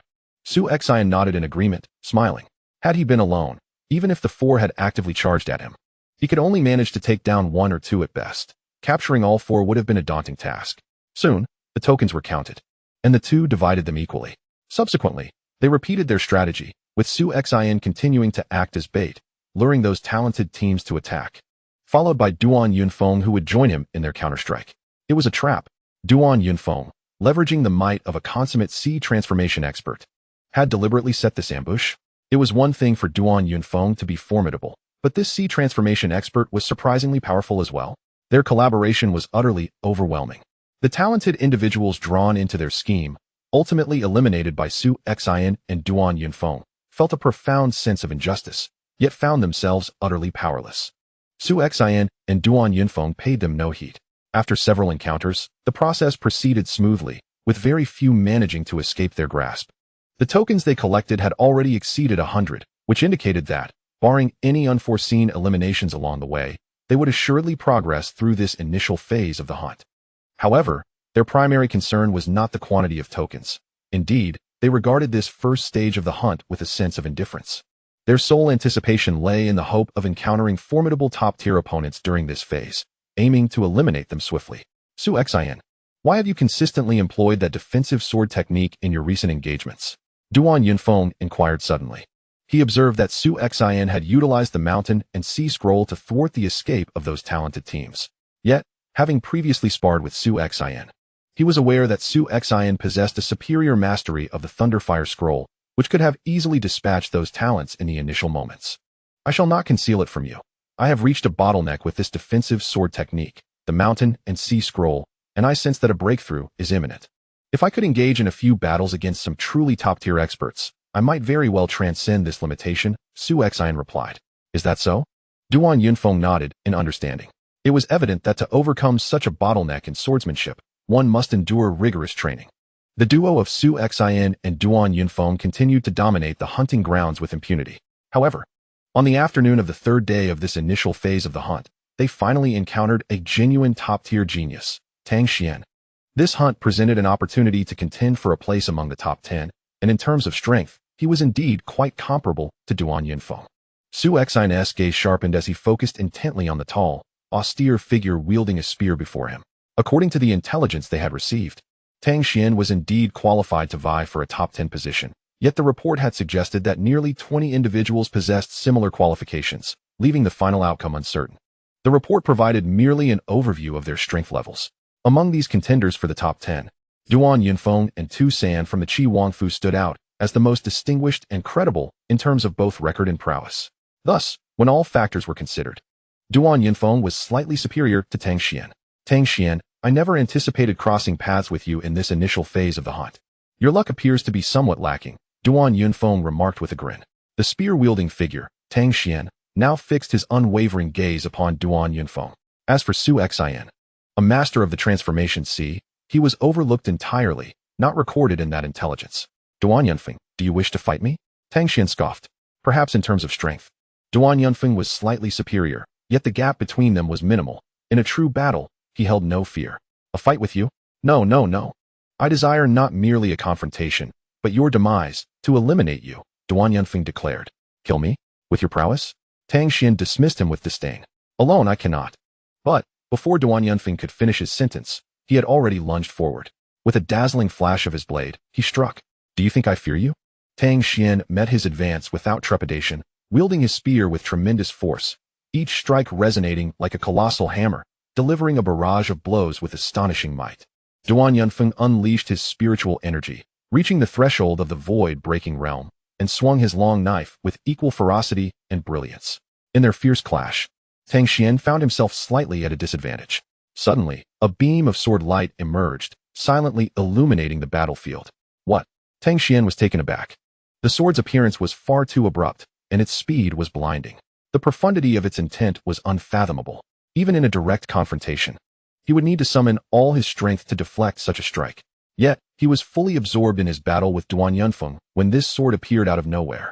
With a sudden surge of formidable power, Tang Xian executed his ultimate move to block Duan Yunfeng's blade, while he awkwardly twisted his body to evade the silent sword light. Though he managed to dodge, a lingering dread gripped him. Was it he? That sword strike, just now, was it unleashed by him? It was then that Tang Xian recognized the wielder of that sword was indeed the Transformation Sea Master he had dismissed and completely ignored at the outset. Humph. You are swift to evade, Su Xin remarked coldly. Tang Xian has underestimated you, Duan Yunfeng chuckled. Let us combine our efforts, Su Xin, to eliminate this genius who is qualified to breach the top 10 in the hunt. Agreed, Su Xin nodded. In unison, the two launched their assault. Tang Xian could no longer maintain his composure, exerting all his might to contend against both Su Xin and Duan Yunfeng. Yet, with each exchange, his anxiety deepened. Duan Yunfeng was one thing. He had long been aware of his strength and was unafraid in a one-on-one encounter. But now, with Su Xin, who clearly possessed an extraordinary swordsmanship, the depth of his intent had undoubtedly reached the first tier, surpassing even his own. Despite being merely a Transformation Sea Master, Su Xion's explosive power rivaled that of any peak Transformation Sea expert. He must still be a bloodline awakener. Against either of these two, he held no chance of victory. Should they join forces, escape would be impossible. Tang Xian was truly alarmed. He never anticipated that with his own strength, he would be cornered to such an extent in this Imperial City hunt, merely in the initial phase of the competition. Even so, he is on the verge of being eliminated. Duan Yunfeng, along with that swordsman, you both possess the strength to contend for a place among the top 10 in this hunt. Alone in this arena, you could navigate with ease. Yet you shamelessly conspire together. How utterly disgraceful. Tang Xian could only roar in fury, left with no other recourse. Shameless? Duan Yunfeng scoffed. What of it? He was eccentric, acting according to his whims, utterly indifferent to the opinions of others. At that moment, Su Xin suddenly paused. Tang Xian, I can offer you an opportunity, Su Xin declared. I possess a defensive sword technique. If you can breach it head-on, I shall allow you to depart. Tang Xian turned to Su Xin, his expression incredulous. Are you serious? Indeed, Su Xin affirmed with a nod. Tang Xian then glanced at Duan Yunfeng. Don't look at me, if he has proposed it. I certainly won't oppose, Duan Yunfeng replied nonchalantly. He was already aware that Su Xion's defensive sword technique had reached a bottleneck, and it was evident that he sought to refine it using Tang Xian. Furthermore, to be honest, he regarded Tang Xian with little concern. Even if he were to let him go, he posed no threat in the subsequent stages of the hunt. Let us begin. Su Xin pointed his long sword forward. I am eager to witness the strength of your defensive sword technique. Tang Xian's gaze turned icy as he stepped forward, his spear transforming instantaneously into a dragon-like entity. Boom. A glimmer of cold light erupted, unleashing a terrifying force. Tang Xian, a master of assault, held unwavering confidence in his offensive capabilities. Despite Su Xion's profound understanding of swordsmanship and the realm's essence, he doubted that Su Xion's defensive technique could entirely withstand his spear technique. Yet, the reality was that no matter how frenzied or formidable Tang Xian's attacks were, he could not breach Su Xion's sword defense. Su Xion's swordsmanship stood like an imposing mountain. Even when Tang Xian unleashed his most formidable strike, it could not shake the mountain in the slightest. Half a stick of incense later, this shall suffice. Su Xin remarked coldly, his gaze fixed on Tang Xian, a flicker of disappointment crossing his eyes. Tang Xian's strength was considerably weaker than he had anticipated. While his spear technique was indeed formidable, his comprehension of the essence was lacking, failing to exert any significant pressure on Su Xin.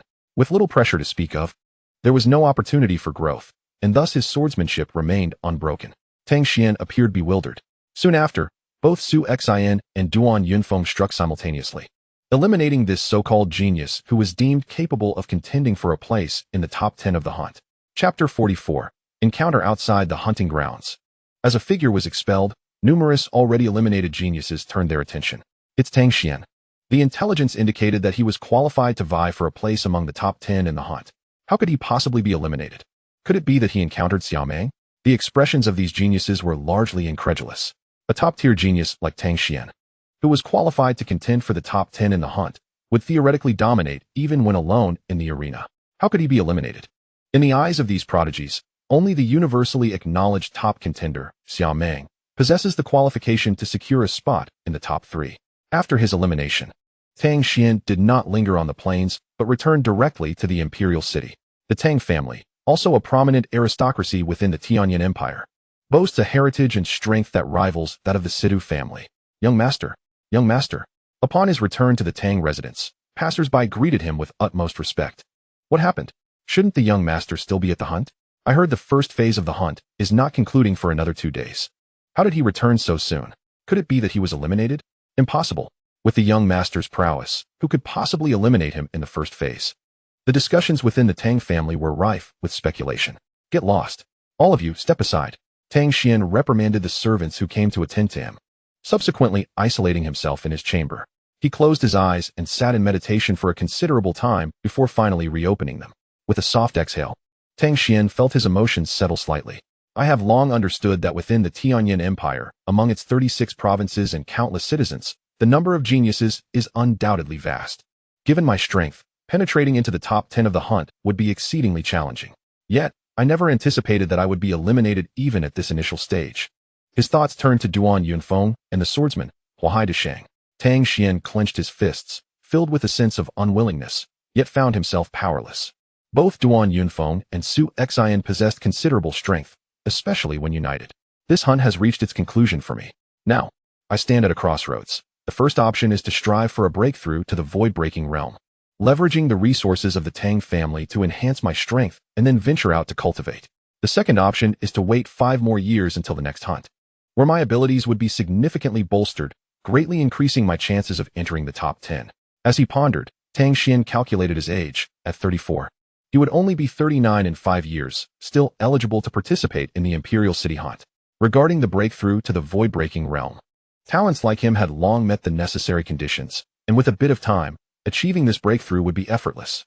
Yet, the very thought of simply breaking through left him feeling unsatisfied. After all, while the Tang family is a top-tier clan with certain resources, it pales in comparison to the Tianyan Palace. The palace stands as the true sanctuary for cultivation within the entire Tianyan Empire. Disciples who train there, provided they do not falter, are destined to become peak powerhouses within the void-breaking realm, each possessing formidable strength and a significant chance of reaching the Nirvana realm. In contrast, relying solely on the resources of the Tang family and his own efforts, his likelihood of advancing to the Nirvana realm was exceedingly slim. Thus, the decision was made. He would wait 5 more years. Tang Xian resolved firmly. Duan Yunfeng and the swordsman, Huahai Deshang, would undoubtedly secure their positions among the top 10 in this hunt and enter the Tianyan Palace for training. They may have a head start. Yet the path of cultivation is fraught with challenges and uncertainties. Though they may be stronger than him now, their future achievements may not necessarily surpass his own. Meanwhile, within the hunting grounds, Su Xin and Duan Yunfeng reveled in their triumph. Su Xin, the bond between us as brothers makes us virtually invincible in this hunting ground. Although Tang Xian's strength does not match ours, encountering him later in the hunting phase could pose significant complications. However, we have successfully eliminated him ahead of time.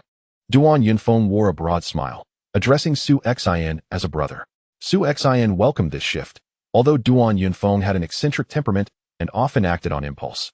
His straightforward nature made him a suitable companion and brother. I now genuinely anticipate meeting Xiaomeng in this hunting ground. When that time comes, we must join forces to eliminate him as well, Duan Yunfeng declared. Given their combined prowess, there were few individuals who truly posed a threat during this hunt, with Xiaomeng undoubtedly being the strongest among them. The hunting ground is vast, and with only 2 days remaining, the likelihood of encountering him is slim, Su Xin remarked. Let us try our luck, Duan Yunfeng chuckled. The two continued their search for prey in the vicinity. Simultaneously, as they eliminated Tang Xian, a portly monk with bare feet and large ears, adorned with massive prayer beads around his neck, had arrived in the area. Nearly 3 days had passed, and he had scoured much of the hunting ground without encountering C2U. This monk lamented his misfortune. Alas, This task is exceedingly arduous. Shortly thereafter, the monk sensed the presence of 2 individuals through his talisman. 2 more practitioners have arrived. I hope they possess knowledge of C2U's whereabouts. The monk promptly approached them. Su Xin, someone is coming. One person? Su Xin and Duan Yunfeng also sensed the other party's presence and swiftly moved to meet them. Soon, they came face to face. Oh, a monk. Duan Yunfeng chuckled. The monk, upon seeing you, did not flee immediately? Su Xion's brow furrowed. Previously, their mutual sensing had not led to a true confrontation. It was natural for the monk to approach.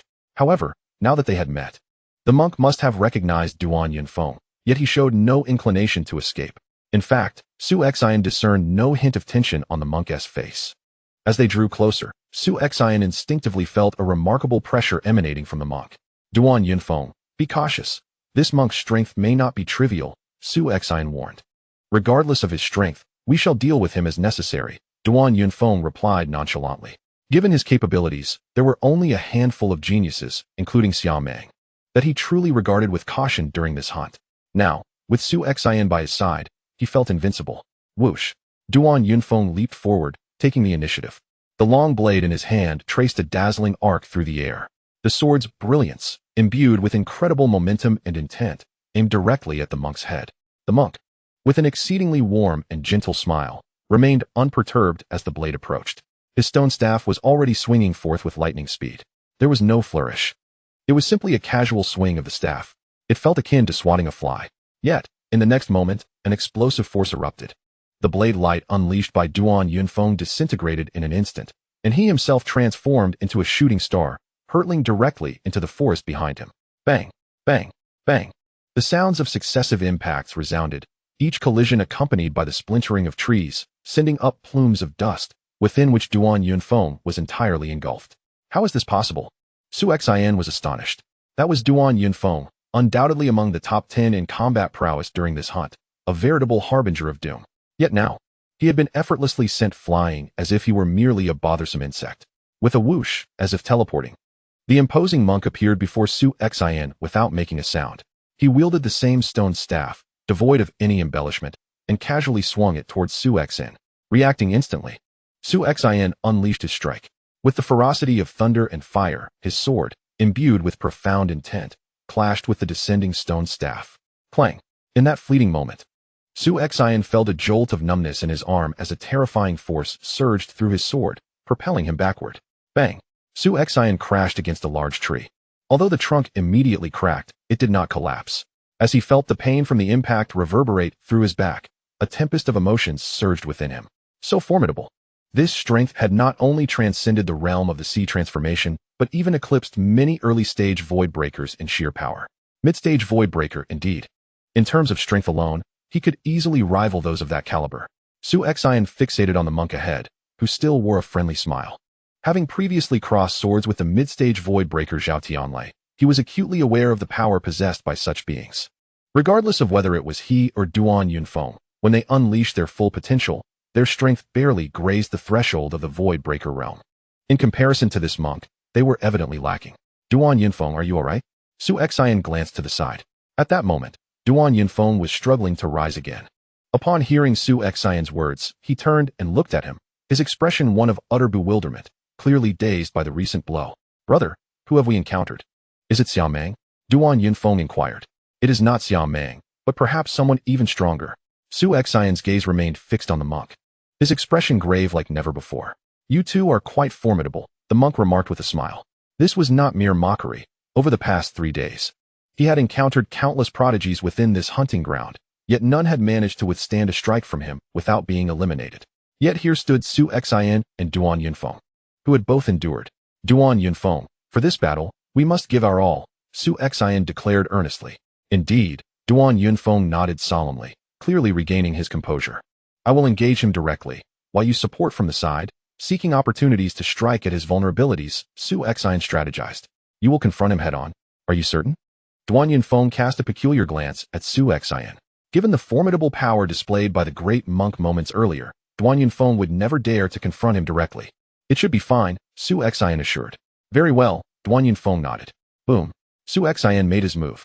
In that instant, the power of his bloodline surged forth, which had previously only reached 50% since the beginning of the hunt, now instantaneously escalating to 70%. With his cultivation level and the unique nature of his bloodline heritage, the power unleashed at 50% was already comparable to that of a pinnacle C transformation expert. Once the bloodline power reached 70%, the explosive force attained the threshold of the void-breaking realm. In terms of swordsmanship, Su Xin pushed the might and essence of his technique to its zenith. His swordplay, akin to thunder and fire, erupted with unparalleled ferocity as he struck directly at the great monk. Meanwhile, Duan Yunfeng moved like a phantom, and a mysterious red glow enveloped him, clearly having employed some means to dramatically enhance his strength. Although Su Xin had not fully unleashed the potential of his bloodline, both he and Duan Yunfeng were exerting themselves to the utmost. The great monk, however, remained cheerfully unperturbed, wielding his stone staff with effortless grace. Bang! The monk's staff collided once more with Su Xion's sword. This time, Su Xion merely stumbled slightly before launching another attack, the first level of sword intent. A flicker of surprise crossed the monk's eyes. The comprehension of intent is categorized into 3 levels, and even within the void-breaking realm, only the most elite could reach the first level. Among the nearly 100,000 prodigies present for this hunt, only Xiaomeng had been known to achieve the first level of comprehension. Yet, at this moment, Su Xion's swordplay evidently embodied the first level of intent. Haha. The great monk laughed, his stone staff moving with increasing speed as he engaged in a frenzied exchange with Su Xin, who showed no signs of fear. At this juncture, Duan Yunfeng erupted into action. He swung his long knife with a peculiar and fierce brilliance. Initially, the monk could withstand the attacks. But as Duan Yunfeng's techniques grew swifter and more unpredictable, the monk gradually found himself unable to maintain his defense. Finally, an opportunity presented itself to Duan Yunfeng. Great monk, allow me to send you on your way, he remarked coldly, as a dazzling arc of light from his blade sliced toward the monk's head. Yet, in his attempt to counter Su Xion's swordplay, the monk was unable to wield his staff to deflect the incoming strike. Just then, a hazy golden light suddenly manifested around the monk's body. Clang! Duan Yunfeng's long knife struck the golden aura, producing a sound akin to metal clashing. The monk turned his head, playfully winking at Duan Yunfeng. What the hell? Duan Yunfeng exclaimed, his eyes widening in shock. Chapter 45. The monster Duan Yunfeng was utterly astounded, so much so that he cursed in disbelief. His full-powered strike aimed at the monk's head had failed to penetrate that layer of golden light. Even a genuine mid-stage void-breaking expert could not possibly defend against such an attack with mere surface-level golden light, could they? Suddenly, a golden light erupted from the eyes of the great monk as he forcefully struck the stone staff down. His movements remained devoid of any embellishment. Yet the might he displayed was evidently far greater than before. Su Xion's gaze sharpened, and he promptly unleashed his ultimate technique, the mystical art of thunder and fire. Starfire burning heaven, a sword that could annihilate dragons. Terrifying sword shadows howled through the air. Bang! The void trembled violently. The stone staff descended upon him like an immense mountain weighing countless tons. Despite Su Xion's desperate attempt to wield his ultimate skill, he was still sent flying upon impact. As for Duan Yunfeng, he was so frightened that he hurriedly retreated. Seeing Su Xin being struck down, he lacked the courage to confront the great monk head-on. With a whoosh, Su Xin regained his footing, though his sword-wielding hand still tingled with numbness. Truly, this was a terrifying strength. He could not help but curse inwardly. In their direct confrontation, even after channeling 70% of his bloodline power and maximizing the thunder and fire technique, with Duan Yunfeng assisting him, they still failed to gain any advantage. Had he been alone in a direct fight, he would undoubtedly have been suppressed by this great monk. The previous scene had also left an impression. Duan Yunfeng's full-powered strike was effortlessly blocked by the monk's golden aura. What kind of being was this? The strength was monstrous. The defense was utterly disheartening. The stone staff he wielded, seemingly simple and brutal, embodied the profound essence of the Tao. When he executed his staff techniques, he could easily deflect even Su Xion's thunder and fire ultimate move. In every aspect, he was flawless, leaving no room for weakness. He was nothing short of a living monstrosity, a true monster. Yes, a monster. This was the only term Su Xin could conceive to describe the great monk before him. The strength of both of you is indeed formidable, and this humble monk is unable to contend with you. However, should you wish to seize the token in my possession, it will be quite difficult.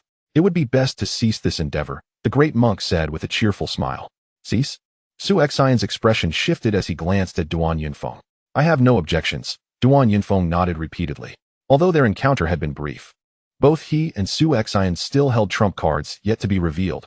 while it seemed the great monk had already showcased his hidden strength. His staff techniques had appeared so casual, yet that last strike was likely the culmination of his true capabilities. However, there was no doubt that the monk had not truly exerted himself to the fullest. Most importantly, that last strike had severely shaken Duan Yunfeng's confidence. Typically bold in his actions, he now felt a tinge of trepidation towards this great monk. Then let us cease. Su Xin sheathed his sword. The great monk continued to smile as he tucked the stone staff at his waist, then inquired, "Have you two encountered C2U during your hunt?" "No." Duan Yunfeng shook his head. "C2U?" Su Xin's expression shifted, curious as to why the monk sought this individual. "Naturally, there is a reason. Since you have not encountered him, I shall not intrude further. Alas, I must change locations once more. It truly is a tiresome task." With that, the great monk took a step forward, heading into the adjacent forest. Su Xin and Duan Yunfeng dared not obstruct the imposing monk, who swiftly vanished before their eyes. Once the monk had departed, Duan Yunfeng could no longer maintain his composure. "Brother, what manner of monster did we just encounter? Despite our combined efforts, we could neither defeat him nor even glimpse a path to victory. Even that Xia Meng pales in comparison, does it not?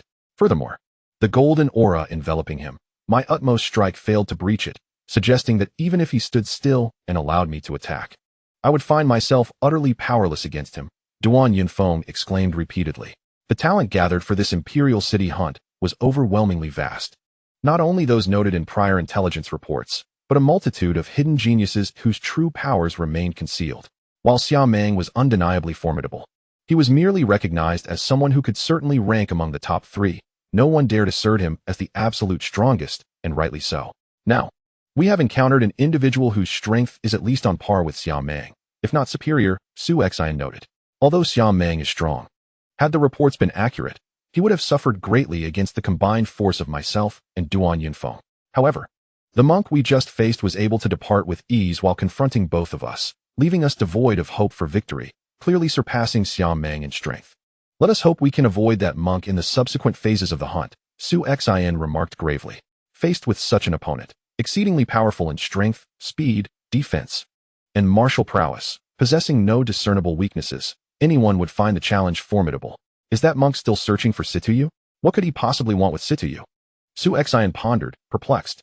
From the monk's words, it was evident he had been searching for C2U for quite some time and had traversed numerous locations. He even mentioned it was a thankless task. Who had assigned him this duty? Shaking his head, Su Xin chose not to dwell on it further. Subsequently, the duo of Su Xin and Duan Yunfeng continued their exploration of the hunting grounds. However, the encounter with the monk had evidently dampened Duan Yunfeng's spirits, robbing him of his earlier fervor. Time passed swiftly, and soon it was the final day of the hunt. As night fell, unlike the previous nights when numerous geniuses would rest in synchrony to restore their energy and spirit, this final night saw those who lacked sufficient talismans for advancement unable to find sleep. Instead of resting, they engaged in even more frenzied battles. Having secured ample talismans well in advance, Su Xin and Duan Yunfeng saw no need for further conflict and sought a relatively secluded spot. Without delay, Su Xin dedicated himself to refining his sword techniques, while Duan Yunfeng casually perched atop a large tree. Perhaps inspired by Su Xin's practice, Duan Yunfeng leaped down. "Su Xin, your defensive swordplay is evidently far superior to what it was during our last encounter in Donyang City. Now that we have the time, shall we engage in a sparring session?" Duan Yunfeng proposed. "Of course," Su Xin replied, his eyes sparkling with enthusiasm. His Shanghai scroll had reached an impasse, and he was in dire need of combat experience against a strong adversary. Previously, during his confrontation with Tang Xian, the latter's capabilities were somewhat lacking, which left him quite disappointed. In contrast, Duan Yunfeng's prowess was significantly superior. Soon, the two engaged in a sparring match. This hunting ground spanned an impressive 100 miles, encompassing towering mountains, dense forests, and serene lakes. At the edge of a breathtaking lake, a youth adorned in luxurious robes sat, flanked by 5 individuals. "Xiaomo, I have arrived. Speak, whom shall I assist you in confronting?" inquired a wild-looking man with disheveled hair and a scruffy beard. Xiaomo was perceived in intelligence reports as a top genius with the potential to breach the top 20 in hunting, and he held considerable influence within the Tianyan dynasty. The wild man, known as Bajio, was also a contender for the top 20. Among the other 4, aside from a frail maiden, the remaining 3 were also recognized figures in the intelligence report, each vying for a place among the top 100 talents. "Do not rush. Let us wait for everyone to arrive," the noble-robed youth, Xiao Mo replied. Is there more? Ba Jiu inquired, astonished. The six waited by the lake for a brief, while until a stunning woman clad in a green robe approached gracefully. Princess Luo? Upon seeing her, Ba Jiu and the other talented individuals were taken aback. Princess Luo, the foremost talent of the Xian sect, also held the potential to challenge the top 20. As a bloodline awakener, she possessed immense advantages in strength, making her even superior to Xiao Mo and Ba Jiu in terms of power. Some claimed that the intelligence report had underestimated her capabilities, asserting that she was fully deserving of a place among the top 10. Xiao Mo, what grand scheme have you orchestrated, and against whom shall we direct our efforts? Ba Jiu's expression turned solemn. With Xiao Mo, Princess Luo, and another formidable contender. The assembly was indeed formidable enough to challenge even the strongest, Xiao Meng. Now that all have gathered, I shall not conceal the truth from you. Xiao Mo finally rose. Speaking softly, the person I intend to confront is Duan Yunfeng. Is it him? Both Princess Luo and Ba Jiu expressed their astonishment. Duan Yunfeng, while not quite reaching Xiao Meng's level of strength, was still among the top geniuses of this hunting expedition. No wonder Xiao Mo had summoned such a formidable array of allies. Xiao Mo, do you harbor a grudge against Duan Yunfeng? Ba Jiu queried. A grudge? Indeed, there was. Xiao Mo's gaze darkened with profound resentment. He would never forget what Duan Yunfeng had done to him on the day of his wedding. Even before the bride had stepped out, Duan Yunfeng had brazenly entered the bride's home and absconded with her. When Xiao Mo pursued, Duan Yunfeng had mercilessly retaliated, delivering a humiliating lesson. That day marked the most disgraceful moment of his life, a humiliation he had never endured before. Most importantly, when he sought to exact revenge using his connections, those behind him had declared their unwillingness to provoke Duan Yunfeng. In terms of background, Duan Yunfeng undoubtedly surpasses him. Both in terms of lineage and personal prowess, he has been thoroughly outclassed by Duan Yunfeng, leaving him with no opportunity for retaliation. It is only during this royal city hunt, particularly in the initial phase, that he sees a chance to exact his revenge. Duan Yunfeng, I may be powerless against you in daily life, and I may not be able to kill you during this hunt, but I can certainly devise a way to eliminate you from the competition, thereby extinguishing your hopes of entering the Tianyan Palace, Xiao Mo thought fiercely. Xiao Mo, even if you seek vengeance against Duan Yunfeng, the hunting grounds are vast, and this is the final night. How can you ensure that you will find him? Asked Fairy Luo. Rest assured, since I have invited you all here, I will undoubtedly locate Duan Yunfeng's position, Xiao Mo replied, glancing at the most unassuming among them. A delicate girl. The frail girl stepped forward and said, Esteemed guests, I hail from the Yuling sect. The Yuling sect? The expressions of Fairy Luo, Ba Jiu, and others shifted. The Yuling sect is merely a minor faction within the Tianyan dynasty, incomparable to the deeply rooted Ziyun sect. However, the beast-taming techniques of the Yuling sect are quite remarkable. Many of the Zifeng beasts they rode on their journey to the royal city were tamed by the Yuling sect. I once encountered Duan Yunfeng in the hunting grounds, and I had my tamed beast leave a trace of its scent on him. This scent cannot dissipate within just a few days, and I can use my beast to track his whereabouts, the delicate girl explained. Is that so? Everyone immediately understood. Additionally, the delicate girl continued, when I met Duan Yunfeng, he was accompanied by another individual. Another person? The strength of Duan Yunfeng is formidable. Does he truly require a partner? Ba Jiu and the others were astonished. The one accompanying him is a sword-wielding genius. Although his cultivation is relatively low, merely at the great completion of the sea transformation stage, his strength is not to be underestimated, the delicate girl stated. She recalled how, during a previous encounter with her companions, they had intended to eliminate this sea transformation expert right away, only to be surprised when he managed to fend off their attacks. Subsequently, when Duan Yunfeng arrived, her team was decimated, leaving her the sole survivor by sheer luck. A mere great completion of the sea transformation stage cannot be that formidable. Any one of us could easily overpower him, a nearby genius laughed. Xiao Mo, Fairy Luo, and Ba Jiu paid little heed to this. Since he is just a sea transformation expert, there is no need for concern. Let us proceed, Xiao Mo declared. Soon, the group of 7, guided by the delicate girl, swiftly made their way toward the location of Duan Yunfeng and Su Xin. Chapter 46. Great completion of the sea transformation? In a secluded forest. Clash, clash, clash. The sound of intense collisions echoed continuously. Duan Yunfeng's blade technique reached near perfection, each strike dazzling and radiant, executed with an astonishing speed that was almost unbelievable. As Su Xin wielded the mountain and sea scroll, it transformed into a vast expanse of mountains and seas. With a swift motion of his sword, he conjured an overwhelming aura of sword intent, successfully fending off the incessant onslaught of blade light. Compared to before, Su Xion's swordsmanship exhibited a remarkable steadiness and profound weight. He had only casually unleashed 50% of his bloodline power. Despite Duan Yunfeng pushing his own strength to its absolute limits, he found himself incapable of breaching Su Xion's sword technique. Enough, Duan Yunfeng conceded. Unless I resort to my ultimate move, even if my swordplay were to accelerate by 30 or 40%, it would pose no threat to you. After their exchange, Duan Yunfeng appeared quite vexed. Su Xion's defensive sword art was exceedingly peculiar, particularly the subtle techniques that dissipated force in layers, leaving him in a state of discomfort. Su Xion exhaled softly. In terms of strength, Duan Yunfeng was vastly superior to Tang Xian, and the pressure exerted by his swordplay was considerably greater. This spar had deepened his understanding of the mountain and sea scroll, yet he still had not achieved a genuine breakthrough. Suddenly, both Su Xion and Duan Yunfeng lifted their gazes simultaneously towards a certain direction. A group was approaching, and it was not small in number. Su Xion's expression sharpened. Our duo is virtually invincible within this hunting ground. Even against that monstrous monk, it would be a stalemate. On this final night, it would suffice for us not to seek trouble, yet someone dares to come forth seeking their demise. A flicker of malice flashed in Duan Yunfeng's eyes. He was no benevolent soul, but rather a true harbinger of death. The fact that someone had come to provoke him, rather than the other way around, only fueled his ire. Soon, a group of 7 appeared before Su Xion and Duan Yunfeng. Is it him? Su Xion raised an eyebrow. Having recognized the leader and understanding the reason for his approach, Xiao Mo, the prodigy eligible to vie for a spot in the top 20 during this hunt. Su Xion recalled that Duan Yunfeng had humiliated Xiao Mo on the day of his wedding by stealing his bride.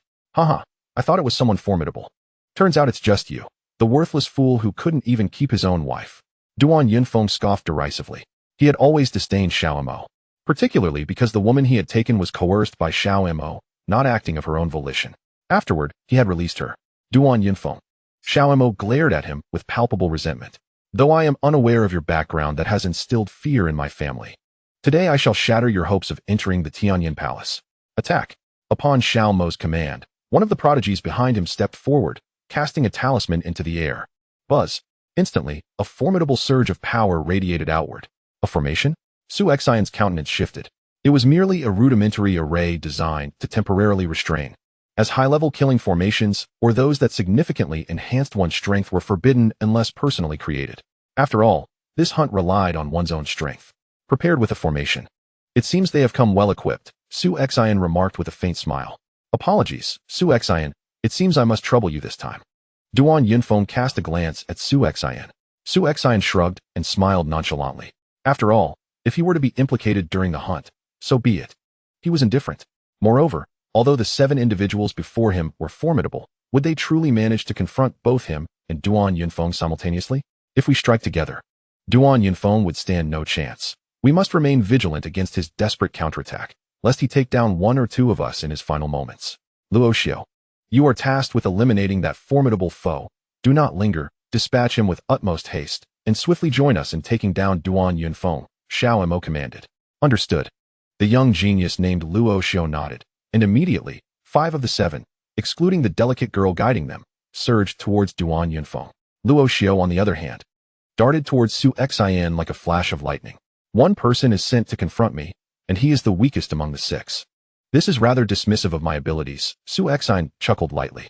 Among the 7 assailants, aside from the fragile girl, the other 6 were all renowned geniuses documented in intelligence reports.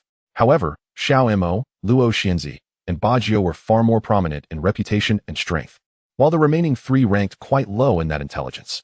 Su Xion had merely skimmed the reports earlier and noted that Luo Xiao was evidently the weakest, despite being underestimated. Su Xion paid it no mind and advanced directly. Duan Yunfeng, there is no escape for you. Today, you are destined for elimination. Xiao Mo's voice was icy, echoing through the forest as Luo Xianzi, Bajio, and the other 2 geniuses made their moves. Together, the 5 unleashed a barrage of powerful attacks directed at Duan Yunfeng. Humph, do you think I fear you? Duan Yunfeng, however, showed no sign of trepidation. A crimson aura enveloped him, and his gaze turned a shade of scarlet. The fearsome sword technique erupted forth. The blade light shimmered like a galaxy, dazzlingly radiant against the night sky. With a single individual wielding this technique, He effortlessly countered the 5's onslaught. Truly, he was a peerless genius recognized as a certain contender for the top 10 in this hunt. Luo Xinzi nodded inwardly, aware of the disparity in strength between herself and Duan Yunfeng. Were it not for the combined efforts of the 5, she would never dare to provoke him. After a round of exchanges, the 5 prepared to strike again, but suddenly, impossible. A startled exclamation rang out. The 5 encircling Duan Yunfeng instinctively turned to see Luo Xiao, who had earlier charged at Su Xin, standing there with wide eyes, his body enveloped in radiant white light, soon to be whisked away from the hunting grounds. Xiaomo, Luo Xinzi, and Ba Jiu were momentarily stunned. Luo Xiao, although the weakest among their 6, was also recorded in the intelligence as a top genius aspiring to break into the 100 elite of this hunt. How little time had passed since they first engaged. The 5 individuals merely exchanged a fleeting encounter with Duan Yunfeng, while Luo Xiao engaged simultaneously, resulting in a mere brush with the opponent. Yet, in such a brief moment, Luo Xiao was utterly annihilated. The quintet instinctively turned their gazes towards Su Xin, who wielded a sword with one hand. They discerned that Su Xin's aura indeed resonated with the realm of Hua Hai De Cheng. However, could a mere instant be sufficient to slay Luo Xiao? Such prowess, even the most formidable among them, the enchanting Luo Xinzi, may not possess. Haha, to send the weakest among you to confront my brother alone, Xiaomo. You truly are foolish, Duan Yunfeng bellowed with laughter, simultaneously urging, brother, come swiftly. Together, we shall vanquish all 5 of them. Certainly. Su Xin replied with a smile as he stepped forward. Luo Xinzi, you stay back to engage with Duan Yunfeng. Ba Jiu, the 3 of you unite to eliminate that Hua Hai De Cheng. Xiaomo commanded. The original plan envisioned 6 individuals joining forces to decisively subdue Duan Yunfeng. Who could have anticipated that the Hua Hai De Cheng, previously deemed inconsequential, possessed such overwhelming strength, necessitating an immediate strategic pivot? Whoosh, whoosh, whoosh. Instantly, Ba Jiu and the other 2 prodigies surged towards Su Xin. They recognized his formidable prowess and thus refrained from any carelessness, unleashing their full might. 3 individuals, one of whom was Ba Jiu, acknowledged as capable of breaching the top 20 in their intelligence reports? Su Xin raised an eyebrow. His Shanhai scroll, a remarkable defensive technique, ensured that even in a one-on-one scenario, Duan Yunfeng could not exert excessive pressure on him without resorting to his ultimate move. However, should the 3 adversaries combine their efforts, Su Xin promptly wielded his sword, bracing against their onslaught.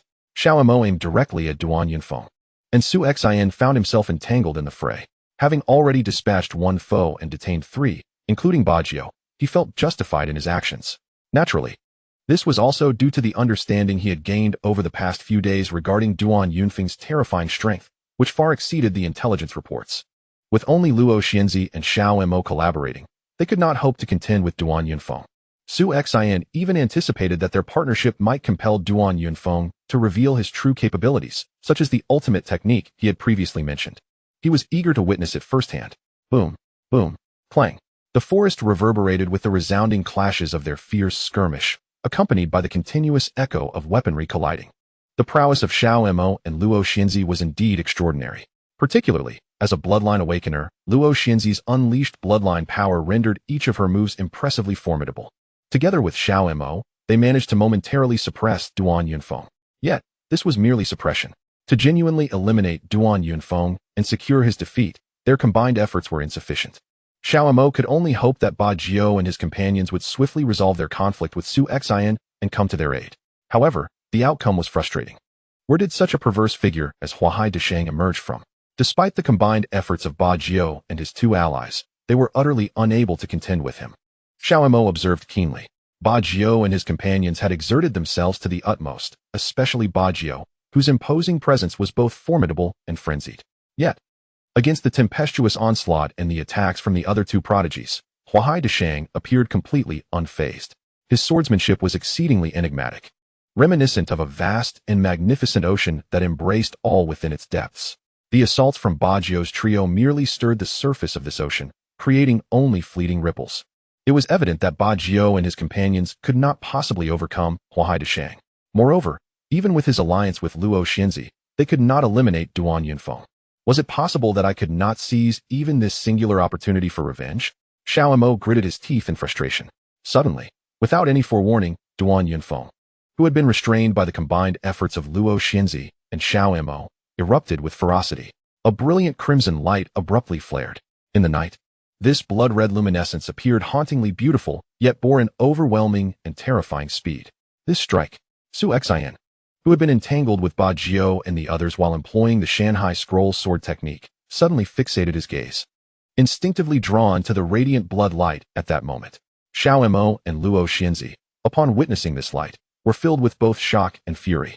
The speed of this blood light was astonishing, rendering them utterly incapable of defense.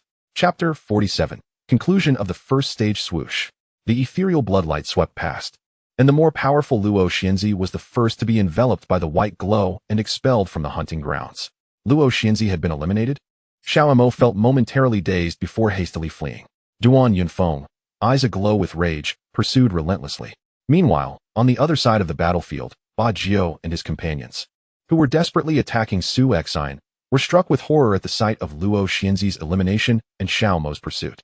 "We must leave," Ba Jiao exclaimed, and together with the other two, they attempted to escape immediately. However, did they truly believe they could flee? Su Xin smiled, and in that instant, his previously purely defensive swordsmanship unfurled into a myriad of sword shadows. It was as if, at the heart of the ocean, colossal waves were rising. These surging waves enveloped the three surrounding individuals completely. Although the Shanghai scroll was primarily a defensive technique, it also excelled in entangling adversaries. The essence of the swordsmanship was imbued with an unyielding and endless force, rendering the trio incapable of breaking free. Despite their utmost efforts to escape, ensnared within the ceaseless waves of sword intent, they found themselves unable to detach from Su Xin. Any attempt to forcibly extricate themselves risked being swept away by the sword intent, resulting in severe injury. Within this hunting ground, the conditions under which the restrictions of their talisman would activate were exceedingly delicate. They would not only trigger at the brink of death, but could also activate even upon sustaining significant injury, thus counting as elimination. This was a grave predicament. How could Huahai Deshang be so troublesome? The expressions of Ba Jiao and his companions changed dramatically. After a brief moment, Duan Yunfeng returned before them, while Xiao Mo had evidently been eliminated. However, upon returning to the battlefield, Duan Yunfeng did not act immediately. Instead, he cast a curious glance towards Su Xin. "Brother, what are you still playing at? Shouldn't you swiftly strike and eliminate the three of them?" "Playing?" Ba Jiao and the others were taken aback. The figure they regarded as exceedingly formidable, a master of the sea transformation, had merely been toying with them? Indeed, with a light chuckle, Su Xin decisively moved into action, his sword intent shifting dramatically. What was once a soft and flowing sword essence transformed into something ferocious and searing.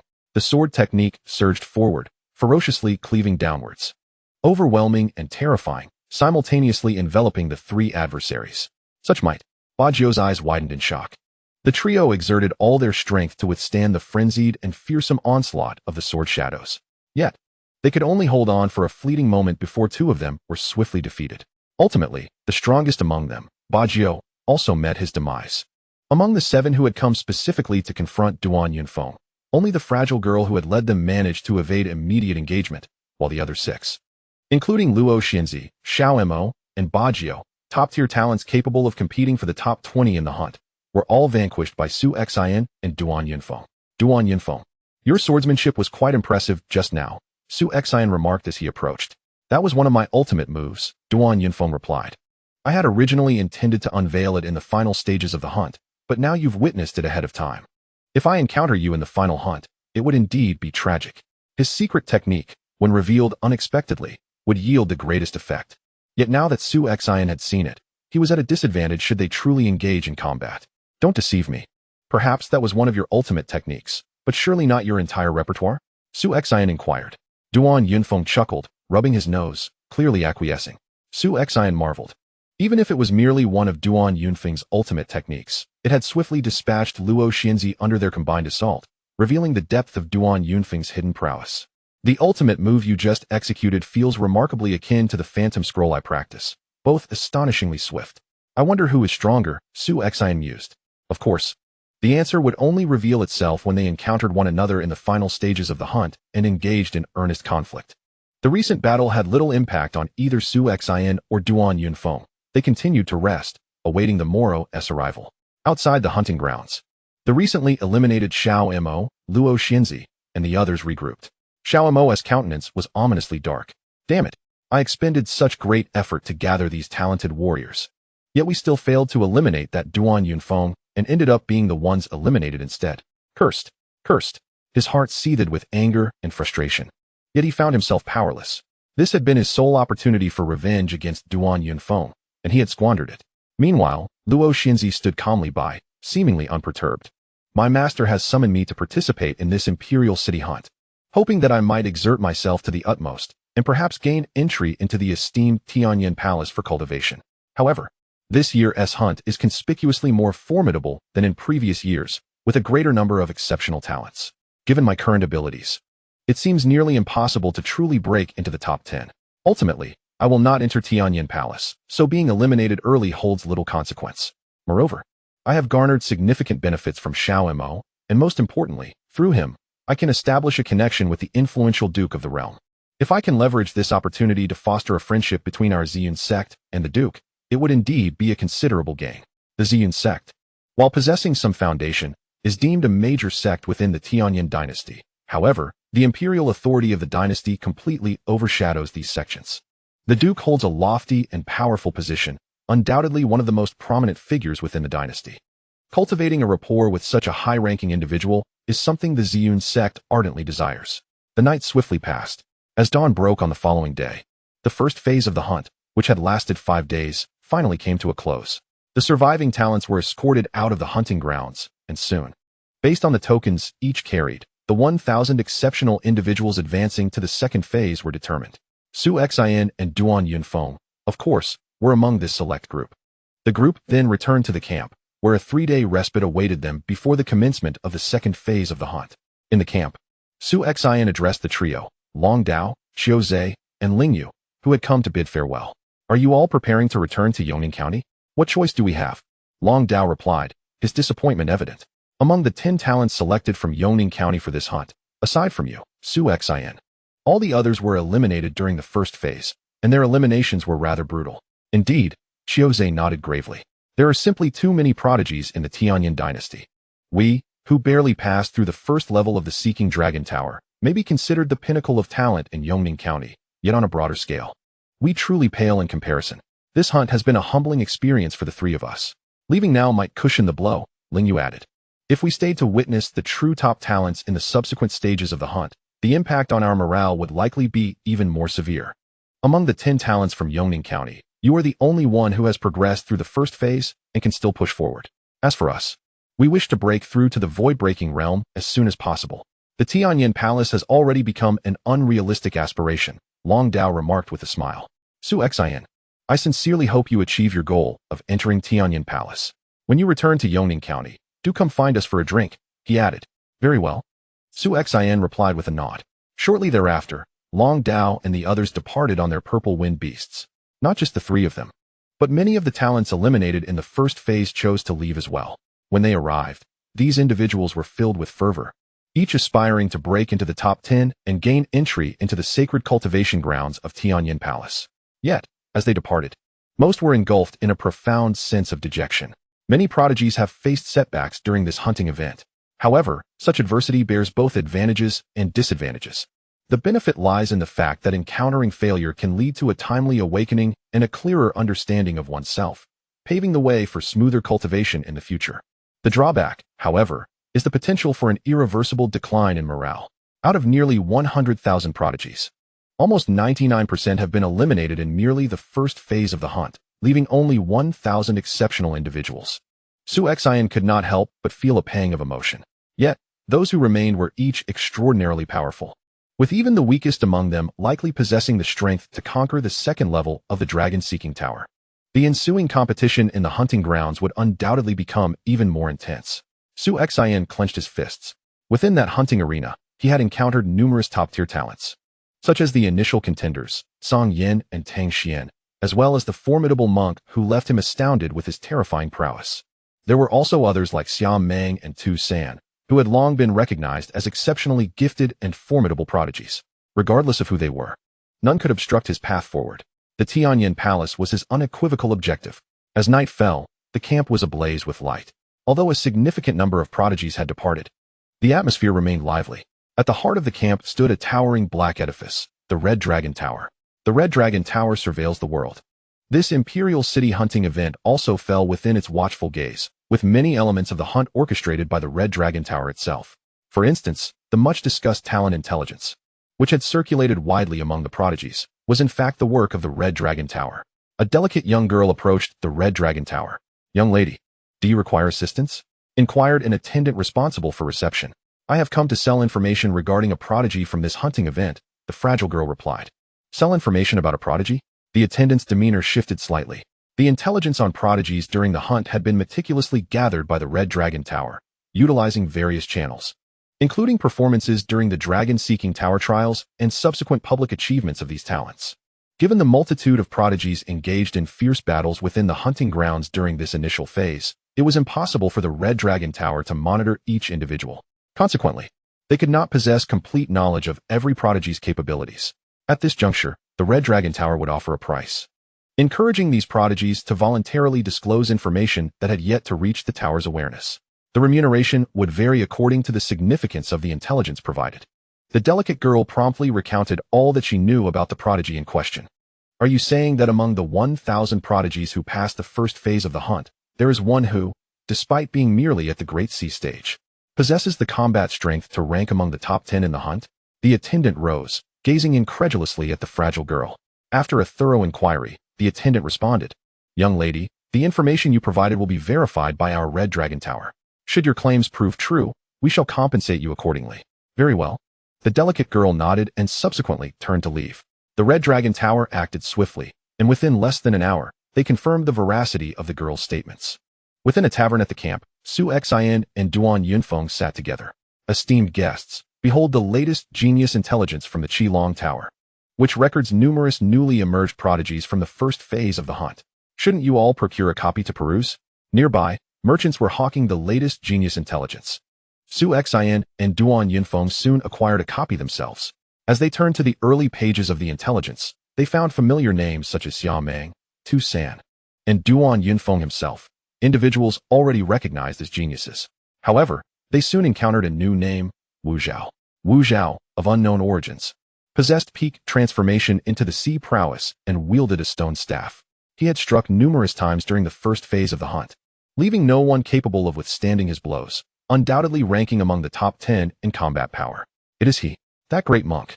Upon reading the introduction of Wu Zhao, Su Xin and Duan Yunfeng immediately realized that he must be the formidable monk they had encountered in the hunting grounds.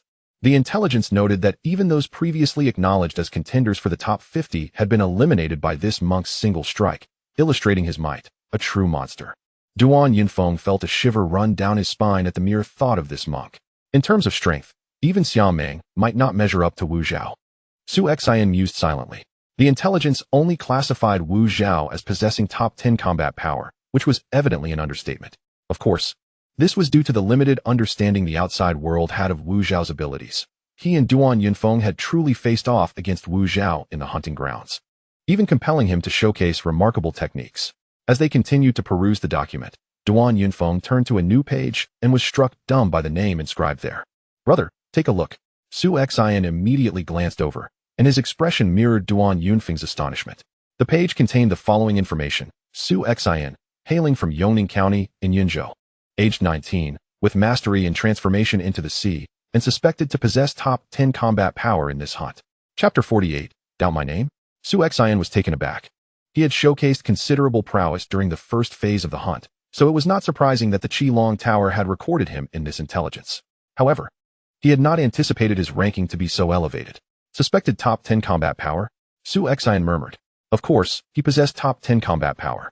It was just that during the first phase of the hunt, he had seldom revealed his full strength. The Qilong Tower merely stated suspicion, implying a lack of absolute certainty. Su Xin, look here.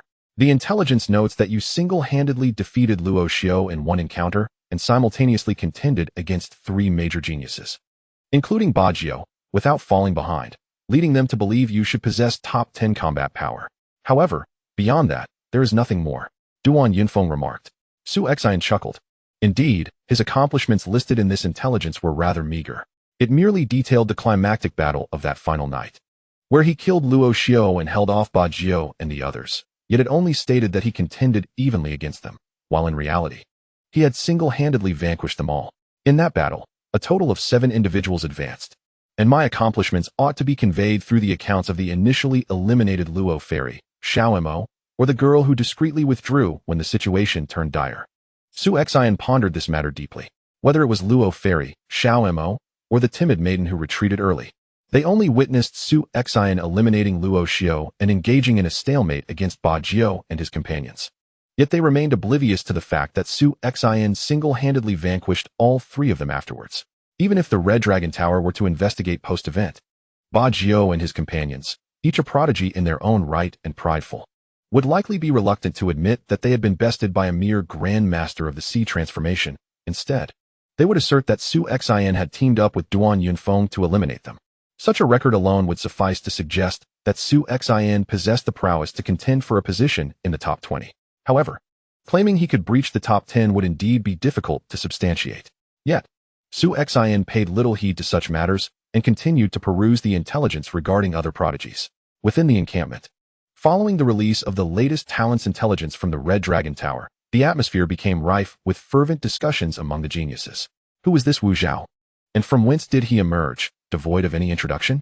Yet his strength was undeniably formidable. According to the information provided, few could withstand his prowess. Even the young lady from the Song family, who could potentially contend for a spot among the top 50 in the hunt, was effortlessly dispatched by him, truly terrifying.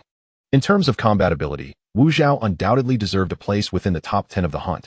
Yet who was this Su Xin, who seemingly appeared from nowhere? How could a mere Grand Master of the Sea transformation be ranked among the top 10? He had eliminated Luo Xiao in a single encounter and simultaneously held his ground against 3 outstanding talents, including Ba Jiao, which was indeed impressive. It was entirely reasonable to assert that he could rank within the top 20, but the top 10 seemed a stretch. Indeed, the top 20 was sufficient. Many who were deemed worthy of vying for the top 10 had records that were evidently far superior to his. The criteria used by the Red Dragon Tower to compile rankings remained a mystery, yet perhaps Su Xin possessed some extraordinary means. What means could he possibly have? As a Grand Master of the Sea transformation, I find it hard to believe he wields the strength to contend for the top 10. Throughout the encampment, discussions swirled, predominantly concerning Wu Zhao and Su Xin. After the initial phase of the hunt, it was undeniable that a plethora of new talents had emerged, with Wu Zhao and Su Xin being the highest ranked among them. Wu Zhao's combat prowess was indeed commendable, and his accomplishments were sufficiently persuasive, prompting awe from those who spoke of him. Conversely, while the talents within the encampment were taken aback by Su Xion's capabilities as a Grand Master of the Sea transformation, many felt that the Red Dragon Tower had ranked him too highly based solely on his achievements. Su Xian, in their eyes, did not merit a place within the top 10, and some believed he still lacked the qualification to contend for that position. How foolish they were. In a corner of the encampment, a robust, golden-haired man listened intently to the discussions around him, particularly the disparagement directed at Su Xin, a smirk of disdain curling at the corners of his mouth. They were utterly unaware of Su Xion's true strength and dared to claim he was unworthy of the top 10? It was truly laughable. Song Yin scoffed, eagerly anticipating the upcoming hunt. Those who belittled Su Xin would soon learn the truth upon encountering him. Unlike others, he had faced Su Xin directly in the hunting grounds and had been compelled to surrender 30 talismans to secure his own release. He was acutely aware that Su Xion's prowess far surpassed his own, a genius qualified to contend for a place among the top 20. Su Xin undoubtedly possessed the strength of a top 10 contender. While he recognized this, he would never voice it. As for Tang Xian, even when the Red Dragon Tower inquired about his elimination, he would merely attribute it to the alliance of Duan Yunfeng and Su Xin, perhaps offering a few modest praises regarding Su Xion's abilities, but he would never admit to being outclassed by someone who had merely reached the Great Ocean stage. Within a beautiful estate in the Imperial City, there lay a tranquil lake. A man clad in gray, wearing a wide-brimmed hat, was quietly fishing with a bamboo rod. The lake's surface was smooth and undisturbed, and the entire estate was enveloped in serene silence. The gray-clad man gazed intently, fishing for over half an hour without any sign of movement. The scene appeared frozen in time. Suddenly, a figure streaked through the air, landing behind the gray figure. A gust of wind stirred, causing the surrounding trees to sway and the lake to ripple gently. The gray-clad man shifted his gaze slightly, breaking free from his previous state of stillness. "My lord," a frail old man abruptly appeared, bowing respectfully before him. The old man's weathered visage indicated his advanced age, and his cultivation had reached the pinnacle of the void-breaking realm. Yet, Before the gray-clad man, this formidable figure seemed exceedingly humble and deferential. "What is it?" the gray-clad man inquired, turning his head slightly. "My lord, this is news just returned from the hunt." The frail old man respectfully presented a slip of paper. "The hunt?" The gray-clad man's brow furrowed slightly. The imperial city's hunt was merely a competition among some young aspirants. When had it risen to a matter of his concern? With a flick of his hand, the slip of paper floated into his grasp. After a brief glance, a smile crept upon his lips. "The young man I previously praised has qualified to contend for a place among the top 10 in this hunt? Yet, why does it say suspected?" the gray-clad man inquired. "In response, my lord, the Red Dragon Tower has verified his achievements, noting that he is still a bit short of the top 10. However, during our investigation, we observed that Ba Jiao and a few other geniuses who faced him appeared somewhat unsettled. They acknowledged that their joint efforts only matched Su Xin's prowess. Yet they were reluctant to elaborate on the elimination process, suggesting it was as if Su Xin single-handedly eliminated the three of them. Later, we also received additional intelligence from Tang Xian, leading us to conclude that Su Xin possesses the strength of a top 10 contender. It is merely due to the lack of publicly available records that we described it as suspected," the frail old man explained. "Is that so?" The gray-clad man nodded. "The Red Dragon Tower has always operated with the utmost rigor. What they have verified already indicates that Su Xin possesses a combat prowess ranking among the top 10. However, due to the lack of absolutely convincing achievements and the fear of inciting considerable skepticism, they chose to use the term suspected. Remarkable, is it not? It has only been a little over 2 months. The gray-clad man recalls that he first became aware of Su Xin when this young individual dared to challenge the dragon-seeking tower over 2 months ago. He was the guardian of that tower. At that time, he was quite astonished by Su Xin's displayed strength. A mere minor figure in the sea transformation realm managed to effortlessly conquer the first level of the dragon-seeking tower. Consequently, he personally visited the Tianyan Palace, hoping to recommend this young talent for an exceptional admission opportunity. And now, in just over 2 months, this young individual has come to participate in the Royal City Hunt, qualifying to compete for a spot in the top 10. Such remarkable progress in such a brief span. That old fellow Qingyang had previously gone to great lengths to prevent this young individual from entering the Tianyan Palace, but now, witnessing this young one's performance in the hunt, he must be utterly dumbfounded. "Humph," the gray-clad man scoffed, thinking of the stubborn old coot, who has been in the Tianyan Palace for many years, yet still clings to the past. "If this continues, I fear his position as palace master may soon come to an end." The gray-clad man felt quite displeased that Su Xin did not receive the exceptional admission opportunity from the Tianyan Palace. After all, with his esteemed status as a powerful figure in the Nirvana realm and one of the highest echelons of the Red Dragon Tower, his personal recommendation had resulted in failure, which naturally left him feeling disgruntled. He was also aware that many high-ranking individuals within the Tianyan Palace had greatly admired Su Xin's talent and agreed to the exceptional admission. Except for that old fellow Qingyang. The Tianyan Palace has 3 masters, and Qingyang is one of them, holding considerable power. His vehement opposition, even citing the incident from over 3 years ago when Su Xin was personally punished by the Tianyan Emperor, resulted in the suspension of Su Xin's exceptional admission opportunity. Yet, the gray-clad man understood that Qingyang's fervent obstruction was merely a reflection of his old master's orders. The Tianyan Palace did not grant the exceptional admission quota, leading this young individual to participate in the Royal City Hunt, relying solely on his undeniable strength to seize a disciple's spot. "This young fellow has ambition, I admire that." The gray-clad man smiled, then rose to his feet, resting the bamboo pole upon his shoulder. "When does the next hunt commence?" he inquired. "The second stage of the hunt will take place 3 days from now within the Royal City, followed by the final stage 3 days later," replied the frail old man. "Very well, keep a close watch. If that young fellow makes it to the final stage of the hunt, inform me, and I shall also make my way to witness it," the gray-clad man said with a smile. This statement startled the frail old man. Given this esteemed gentleman's status, he was willing to personally observe. This indicates that this gentleman holds Su Xin in far greater regard than one might assume. Indeed, the frail old man nodded respectfully before turning to depart. And thus, the estate, along with the tranquil lake before them, once again fell silent. Chapter 49, A Twisted Heart. In a tavern within the camp, in a private room. Regrettably, at the very outset, I encountered a prodigy qualified to contend for a place among the top 100 hunters. Otherwise, this noble heir would have had a chance to succeed in the initial phase of the hunt. A young man adorned in a resplendent golden robe sat there, flanked by 2 companions. One of them was Situ Yu, and the other was the renowned genius Tu San, hailing from the Qi royal household. who was deemed eligible to challenge for a position among the top 10. Yet, both Su Xin and Su displayed utmost reverence before the seated young man. Your Highness, the decree has been issued. Within 3 days, the entire family of that genius who was eliminated, along with those closely associated with him, shall be eradicated. Su Xin reported respectfully. Do not be so ruthless. It suffices to eliminate his entire family. The young man waved his hand dismissively, his tone remarkably indifferent, as if the extermination of an entire family were as trivial as crushing a swarm of ants. Su, standing respectfully nearby, couldn't he help but click his tongue in disbelief. The royal hunt was ostensibly designed for the talented individuals within the Tianyin dynasty to compete fairly based on their own abilities. Even if one were to be eliminated during the hunt, it would solely be a consequence of their own inadequacy.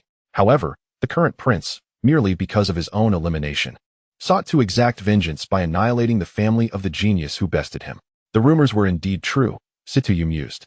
He had previously heard whispers regarding this princely figure, Xia Yuanji, who was said to be a bastard raised in a highly unconventional environment, his psyche twisted and deranged. Upon ascending to the role of prince, he had become unrestrained, often resorting to execution or even extermination of entire clans over trivial matters. Within the royal city alone, several families had met their demise at the hands of this prince, and the reasons were invariably insipid. Such a harbinger of doom necessitated my utmost caution. Otherwise, should I provoke him, my family might not be able to shield me from his wrath. Su contemplated silently. He was genuinely reluctant to serve such a prince, whose temperament had long since warped into madness. Yet, this was a task mandated by his family, to cultivate a favorable relationship with this prince. Su, have you perused the latest genius intelligence released by the Red Dragon Tower? Xia Yuanji suddenly inquired, turning his gaze towards him. I have. Su nodded vigorously. According to information gathered by my subordinates, the two newly emerged prodigies with potential to break into the top 10 appear to be somewhat connected to you. Xia Yuanji remarked with a smile, his fingers tapping rhythmically on the armrest of his chair. Indeed, Su affirmed, nodding again. Among them, the one named Wu Zhao is a complete stranger to me. I have never had any prior dealings with him, and I am perplexed as to why he seeks me out and harbors such animosity towards me. After the conclusion of the first phase of the hunt, Su learned from the eliminated Miss Song that an extraordinarily formidable monk had been searching for him throughout the initial phase. Miss Song further mentioned that the monk had acted to eliminate her precisely because he was aware of their amicable relationship. Clearly, that monk was intent on troubling him. According to the intelligence from the Red Dragon Tower, this Wu Zhao possesses considerable strength. Even I might not prevail against him, Su Xin remarked. You lack the confidence to secure victory even against Lien Tu San? Xia Yuanji chuckled in astonishment. Su, you truly are unfortunate to have drawn the attention of such an individual.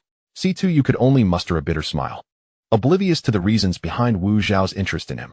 In addition to Wu Zhao, there was also Su Xin from the Su family. Xia Yuanji's gaze suddenly turned frigid. Humph, the Su family, a clan long past its prime, with even their ancestral figure in the Nirvana realm now deceased. Yet, recently, a squad of Yinglong guards dispatched at your C2 family's behest was completely annihilated there. That was an entire squad of Yinglong guards. The anger in Xia Yuanji's voice was palpable. C2 felt a shiver run through him.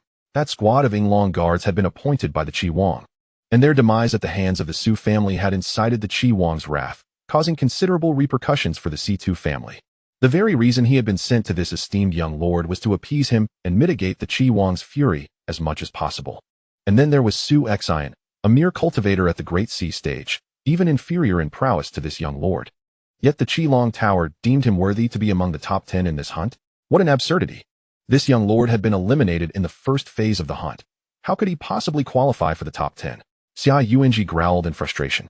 His childhood experiences had twisted his heart beyond repair. He considered himself a genius and could not tolerate those with talents surpassing his own.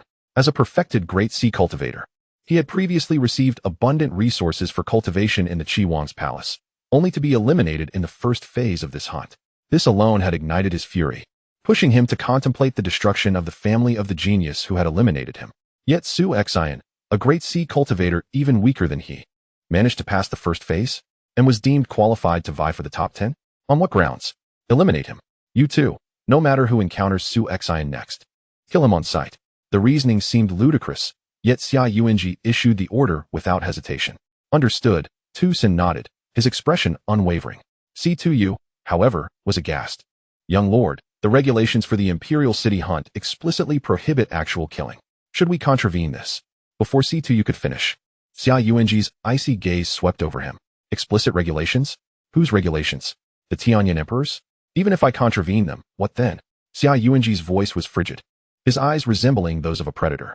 C2 was rendered speechless, fully aware of the reckless nature of this young lord's actions, yet recognizing that he possessed the audacity to act without restraint.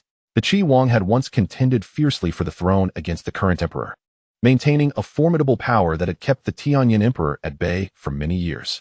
Despite ultimately losing that battle, the Qi Huang's influence remained vast, so much so that the Tianyan Emperor had refrained from any actions against him throughout his reign. Xia Yuanji, having acted with such impunity and indulged in wanton slaughter, had been tolerated by the Tianyan Emperor. Yet, it was merely a casual act of eliminating a genius during the hunt. The Lord of the Flame Emperor would likely not take much notice of Xia Yuanji. Understanding this, C2 could not help but feel a sense of schadenfreude. The crown prince of the Qi royal manor has set his sights on you, Su Xin. Indeed, you are quite unfortunate. More so than I. For he too is embroiled in misfortune, having attracted the attention of an enigmatic force, the Wu dynasty. However, at least the Wu dynasty abides by the rules of the hunt. In stark contrast, the individual fixated upon Su Xin is a genuine madman, devoid of any semblance of order, and the rationale behind his obsession is utterly ludicrous. Soon, 3 days passed. At the break of dawn, the 1,000 geniuses who had successfully navigated the first phase of the hunt were led into the Grand Flame Emperor city.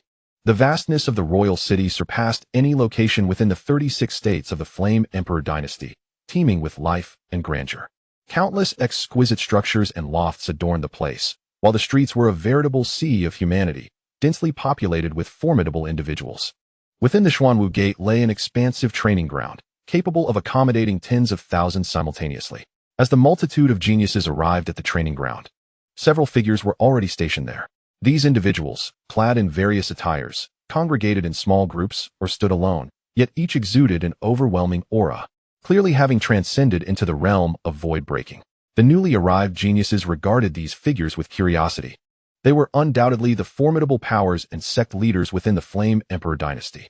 Standing alongside Duan Yunfeng, Su Xin remarked, at each royal city hunt, while the top 10 geniuses are undoubtedly absorbed into the Flame Palace, the remaining geniuses also possess remarkable potential and talent, vying for attention from the major forces and sects of the Flame Emperor dynasty. Su Xin nodded slightly, aware that the royal city hunt was the grandest celebration of talent within the Flame Emperor dynasty. This event attracted countless geniuses precisely because it garnered the attention of various factions throughout the dynasty. Through the hunt, those geniuses already affiliated with certain powers or sects could not only showcase their strength to elevate their respective factions, but could also aspire to challenge the Flame Palace. Conversely, those who had not yet aligned with any faction could utilize the hunt to demonstrate their worth and subsequently join the ranks of the prominent powers and sections. The major forces and sects within the Flame Emperor dynasty possessed considerable resources, and joining such entities would undoubtedly yield significant benefits. For instance, the Su clan, to which Su Xin belonged, had previously sent powerful individuals to these hunts during its zenith, seeking to attract genuine talents. Even if they could not recruit these geniuses in the end, forging amicable relations in advance was a wise strategy. You shall have 1 hour to prepare. The second phase of the hunt will commence thereafter. The resounding voice echoed throughout the training ground. 1 hour to prepare? As Su Xion's heart stirred, he instantly comprehended that this hour was likely designated for those factions to recruit prodigies. Although the initial phase of the hunt had not been publicly disclosed, after nearly 100,000 talents were whittled down to a mere 1,000, most of the promising individuals had already surfaced. Even if some concealed their true abilities, the numbers would not be substantial. These factions could now recruit talents based on the intelligence provided by the Red Dragon Tower. Indeed, the many powerful figures gathered there began to take action. In one corner of the training grounds, Elder Mo remarked, I did not expect you to personally attend this year's Imperial City Hunt. There was no choice. The talents participating this year are evidently superior to previous cohorts, compelling the sect to place greater emphasis on them. 2 acquaintances gathered casually to converse. Have you identified any promising talents? One inquired. The top-tier individuals destined for the Tianyan Palace are beyond reach, but among the other talents, a few exceptional candidates have emerged, Elder Mo replied with a smile, holding a document containing information on prodigies from the Red Dragon Tower, compared to the details circulating among those talents. The intelligence acquired by these powerful factions was far more comprehensive. At that moment, Elder Mo's gaze fixated intensely on a name within the document, Su Xin. His eyes gleamed with fervor. According to the intelligence from the Red Dragon Tower, Su Xin was merely 19 years old and had only attained substantial mastery in the Transformation Sea realm. Yet he possessed the capability to contend for a place among the top 10 in the hunt. What an extraordinary talent. He must have awakened a powerful bloodline. When compared to the strongest talents in this hunt, Su Xion's potential appeared even more remarkable. Contemplating this, Elder Mo promptly made his way towards Su Xion's location. Chapter 50. The second phase of the hunt on the training grounds. Su Xion stood alongside Duan Yunfeng, observing the busy activities of the powerful figures from various factions. Young friends, a white-robed elder approached them. I am Elder Mo of the Tianai sect. He introduced himself. Tianai sect? Su Xion's heart stirred. The Tianyin dynasty, with its vast territories, encompassed numerous sects and factions. Among these, 3 sects were renowned and universally acknowledged as the most formidable. The Tianai sect was one of these 3. It is said that the Tianai sect has existed for centuries, boasting profound heritage. Currently, within the Tianai sect, there are as many as 4 powerful individuals in the Nirvana realm. It is well understood that in the Tianyin dynasty, a family with a single Nirvana ancestor is considered a top-tier clan, and possessing 4 such strong figures, coupled with its deep-rooted heritage, allows the Tianai sect to be regarded as a colossal entity within the Tianyin dynasty. As long as they do not rebel or provoke the royal family into action, the Tianai sect can navigate the Tianyin dynasty with ease. Young Su Xion, I have come to inquire whether you would be willing to join our Tianai sect. Elder Mo smiled warmly. If you are willing, you may directly become a core disciple of my Tianai sect. The resources and cultivation opportunities available to you will rank just below those afforded to the disciples of the Tianyin Palace and the royal family. Furthermore, our Tianai sect boasts 4 current elders of the Nirvana realm, and I can assure you that one of these esteemed elders will take you as a disciple and personally guide you. Additionally, I have heard that your Su family has faced some crises in recent years, but should you choose to join my Tianai sect, I guarantee that no one will dare to lay a finger on your family. Elder Mo has laid forth these terms with sincerity, offering resources that are second only to those of the Tianyin Palace and royal disciples, the mentorship of a Nirvana realm expert, and the assurance of your family's safety. Even Su Xion found himself momentarily taken aback by these propositions. However, it was Duan Yunfeng who first reacted, expressing his dissatisfaction. Old man, what do you mean by this? I am standing here with Su Xion, yet your Tianai sect extends an invitation only to him, disregarding me? Su Xion was startled. Here was a venerable elder of the Tianai sect, a peak expert of the void-breaking realm, and yet Duan Yunfeng had the audacity to address him so casually, without a hint of concern for the elder's potential anger. However, upon hearing Duan Yunfeng's words, Elder Mo showed no signs of irritation. Instead, he chuckled. If young friend Duan wishes to join our Tianai sect, I would gladly welcome you, though I fear our sect may be too humble for your tastes. Humph. You guessed correctly. I truly look down upon your Tianai sect, Duan Yunfeng retorted, dismissively. Su Xion quickly grasped the underlying dynamics. Duan Yunfeng's background was significant, and Elder Mo was undoubtedly aware of it. Thus, despite Duan Yunfeng's remarkable talents, Elder Mo had no intention of extending an invitation to him. In truth, it was not only Duan Yunfeng. Many other prodigies were present on this hunting expedition. For instance, there were Xia Meng and Tu San, both well-known figures, one a royal descendant, the other hailing from the Qi royal residence.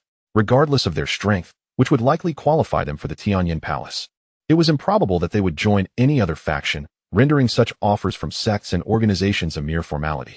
Thank you for your kindness, Elder Mo. But I will first endeavor to break into the top 10 and secure a place in the Tianyin Palace for my training. If that proves unfeasible, I shall then consider the Tianai sect, Su Xion stated. That is only natural, Elder Mo replied with a smile. In that case, let us await the conclusion of this hunting expedition and await your decision. With that, Elder Mo took his leave. Following him, various other sects and powerful factions approached Su Xion, including one of the 3 foremost sects, which extended equally appealing terms. Naturally, these factions were aware that Su Xion would not immediately acquiesce, but would first seek to enter the Tianyin Palace, hence their early overtures. As for Su Xion's final decision, it would only be revealed after the hunt concluded. The invitations from these sects and powers were, indeed, a stroke of good fortune for me. Even if fortune forsakes me and I ultimately fail to penetrate the top 10, I can still opt to align myself with these formidable factions and sects, at least ensuring a modicum of safety for my family. Su Xion contemplated silently. An hour swiftly elapsed, and the 1,000 prodigies had reconvened. The individual presiding over this second phase of the hunt brandished a peculiar white orb. With a flick of his wrist, he cast the white orb into the void, whereupon it expanded and emitted a dazzling white light that enveloped all 1,000 talented individuals on the training ground, causing them to vanish simultaneously. The Sky Heart Realm? Is this the realm utilized by the Tianyan royal family for the trials of their offspring? Various powerful figures from the surrounding factions and sects recognized the origin of the white orb. The Sky Heart Realm serves as a trial space exclusively designed for the royal progeny. The white orb acts as a conduit, transporting these 1,000 prodigies into the Sky Heart Realm. Once the multitude of talents had been dispatched to the Sky Heart Realm, the hovering white orb radiated beams of white light, projecting a series of mirrored images into the void of the training ground, depicting scenes of the prodigies within the Sky Heart Realm, albeit merely a fraction of the entirety. To employ the Sky Heart Realm as the second phase of the hunt is indeed intriguing. Elder Emo stood with his hands clasped behind his back in a corner of the training ground, smiling as he observed the unfolding images in the void. This was an expansive trial space, where the ground was composed of azure stones, measuring nearly 100 feet in both length and width. Surrounding the azure stones was a luminous white barrier. At this moment, Su Xin found himself at the very center of this trial space. A resounding voice echoed in the ears of the 1,000 prodigies across the various trial spaces. After a brief interval of 10 breaths, adversaries would emerge in succession from the white barrier encircling the trial space, launching assaults against you. These opponents would vary in type and number, and your task would be to withstand the onslaught of these successive foes. The greater the number of adversaries you endure, the higher your chances of succeeding in the second phase of the hunt. It was merely a cursory recounting, lacking the detailed stipulations of the rules. The rules for the first phase of the hunt had been meticulously articulated, and it had been explicitly stated that only 1,000 would ultimately prevail. Yet, for the second phase, no indication was given as to how many would remain. Rather, we were merely instructed to withstand the attacks of our opponents. Su Xin furrowed his brow slightly. The 10 breaths passed swiftly, and from the surrounding white barrier, 2 shadowy figures darted forth. Whoosh, whoosh. These 2 figures moved with astonishing speed, akin to twin hurricanes, simultaneously charging towards Su Xin from opposing directions. As they drew near, Su Xin discerned their true forms. Not human, but beasts. His pupils constricted in alarm. The 2 shadows were unmistakably 2 towering black wolves, each measuring over 2 meters in length. Their crimson eyes glowed with a bloodthirsty aura as they lunged forward. In an instant, Su Xin unsheathed his sword. Swish, swish. The blade sang with a swift elegance, a speed that was simply unfathomable. As the 2 colossal wolves charged towards him, their heads were swiftly severed, and with a mournful howl, they transformed into ethereal white light, vanishing within the trial space. They were not genuine beasts, but rather avatars conjured through some extraordinary means. Su Xin was taken aback. Such remarkable skills were truly impressive. It was evident that the creator of this trial space was far from ordinary. Once the 2 wolves dissipated, several figures emerged from the surrounding white light. This time, 4 avian creatures with beaks as sharp as swords appeared. In terms of speed, these 4 were even swifter than the preceding wolves. Su Xin responded with alacrity, soon dispatching the 4 avian foes, causing them to dissolve into light. Subsequently, waves of opponents continued to materialize from the white light, strange creatures that included beasts, avian monstrosities, and flying insects. Although these adversaries possessed considerable strength, they posed little threat to Su Xin. He swiftly eliminated 5 rounds of opponents, and now found himself facing the 6th round. In this round, his adversaries were 2 human assassins, clad in dark robes. Not only were they remarkably swift, but their movements were also unsettlingly elusive. Their terrifying speed and agility made it exceedingly difficult for Su Xin to perceive their forms. The attacks they executed were silent and unexpected, making them even more formidable. If Su Xin were to focus and employ his swordsmanship, he could indeed defeat these 2 assassins. Yet after 6 consecutive rounds of combat, he sensed something amiss. His spiritual energy had been steadily depleting, with no opportunity for replenishment. Furrowing his brow, Su Xin reflected on the previous 5 rounds, where he had relied solely on his own strength to vanquish his foes, resulting in significant energy expenditure. Particularly during the 5th round, where he faced a swarm of over 100 flying insects, his energy was considerably drained. The relentless succession of opponents in the trial space afforded him no respite, nor time to recuperate his spiritual energy. The 2 assassins in this 6th round were especially troublesome. Should he resort to his true capabilities, the energy cost would be even greater. However, He was uncertain how many more rounds awaited him or under what conditions he would be deemed to have passed this second stage of the hunt. The rules previously announced by the individual in charge indicated that they were to endure the onslaught of waves of opponents. The more rounds they withstood, the greater their chances of advancement, not necessarily to eliminate foes at the fastest pace. With a sudden clarity, Su Xin steadied himself, choosing to halt his pursuit of the two assassins and instead stand his ground as they approached him. With a whisper, two cold daggers lunged silently towards him. Su Xin drew his sword, the intent swirling forth, transforming into a formidable force that effortlessly deflected their strikes. The assassins continued to attack, their blows ringing out in a relentless clamor, yet Su Xin deftly parried each assault. Remarkably, within mere moments, without him having to counter, the forms of the two assassins dissolved into nothingness. Indeed, just as he suspected, as the two assassins transformed into radiant light and dissipated within the trial space. A smile graced Su Xin's lips. He had come to comprehend that the second phase of the hunt was not about engaging in fierce battles with these adversaries, but rather about preserving his life amidst their relentless onslaughts. As long as he could withstand their attacks for a duration, these opponents would ultimately vanish. In this second phase of the hunt, beyond relying on one's own strength, it was a contest of endurance and perception. If one failed to discern the traps within this phase and blindly sought to confront successive challengers, depleting a significant amount of spiritual energy, even those with the capability to surpass the second phase might find themselves eliminated. Su Xin mused. With the true rules elucidated, he found that handling the situation ahead would be considerably simpler. Chapter 51. The Final Four in the Training Ground. After a brief period following the entry of 1,000 prodigies into the Tianqin realm, a number of them began to emerge one after another. Am I eliminated? This shouldn't be. My strength could easily withstand that round of attacks, yet my spiritual energy has been entirely exhausted. How many rounds did you endure? 8 rounds. The prodigies who had already been sent out gathered together, engaging in discussions, their expressions largely grim. Before long, the majority of the prodigies from the Tianqin realm had been expelled. At that moment, a tall, muscular man with golden hair was also sent out. His appearance immediately captured the attention of all the prodigies present. It's Su Xin. Is it really him? He was expelled so early? Many prodigies expressed astonishment. Su Xin was a top-tier prodigy qualified to challenge for a position in the top 20 of the hunt, based solely on strength. He should not have been sent out of the Tianqin realm at such an early stage, especially considering that there were still over 100 prodigies remaining inside. Damn it.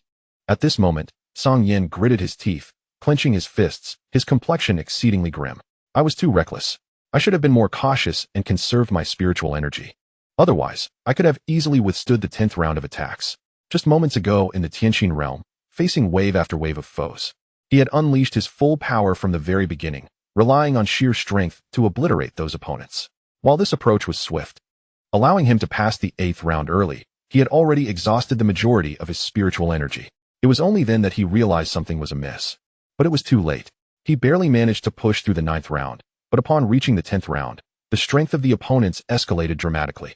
With only a scant amount of spiritual energy remaining, he was ultimately eliminated by the challengers of the 10th round. In the Tianqin realm, the 9th round served as a threshold. Upon reaching the 10th round, the difficulty increased significantly. If too much spiritual energy was spent in the initial 9 rounds, one could easily be eliminated in the 10th round due to the heightened challenges and excessive energy depletion. Elder Mo from the Tianai sect stood with his hands clasped behind his back, observing the prodigies being eliminated and expelled from the Tianqin realm, shaking his head in silence. He understood the purpose for which the Tianyan dynasty had established the Tianqin realm as the assessment for the second phase of the hunt. A genius, undoubtedly endowed with exceptional talent, may find their potential stifled in a precarious environment if they lack the most fundamental judgment in crises or react sluggishly. Such a genius, regardless of their innate abilities, is unlikely to achieve great heights. Take Su Xin, for example. His recklessness led him to rely on brute force to vanquish opponents without fully comprehending the rules of the second phase of the hunt, thus squandering his spiritual energy. It is only reasonable that he faced early elimination. As time passed, more and more geniuses were expelled from the Tianqin realm. After a brief interlude, Duan Yunfeng was also sent out. Regrettably, despite knowing the importance of conserving spiritual energy, he could not resist employing formidable sword techniques to dispatch his adversaries during the encounters. Had he possessed a modicum more of spiritual energy, allowing him to unleash a couple of ultimate moves, he could have withstood the 13th round of attacks, and even persevered into the 14th. Duan Yunfeng sighed softly. Within the Tianqin realm, He had endured 12 rounds of assaults, managing to last through most of the 13th round before being eliminated. This outcome placed him among the select few of the many geniuses who had already been ousted. Presently, only 4 images remained suspended in the void above the training ground, indicating that merely 4 individuals continued to navigate the challenges within the Tianqin realm.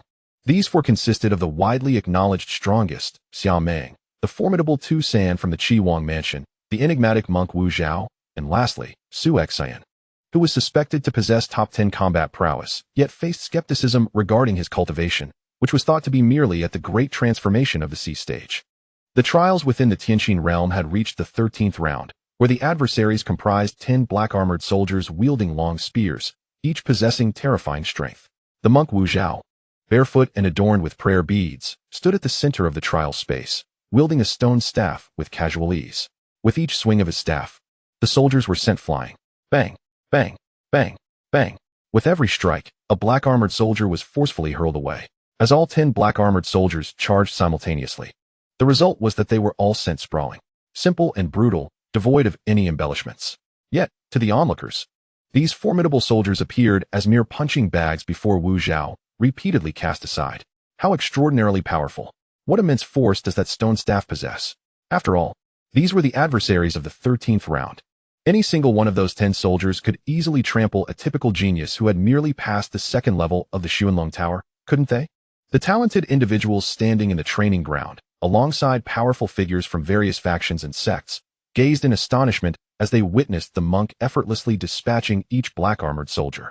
That monstrous figure, Duan Yunfeng clenched his teeth in silent frustration, recalling the moment he had been struck dumb by that monk's staff, a chill coursing through him. The 13th round was swiftly overcome.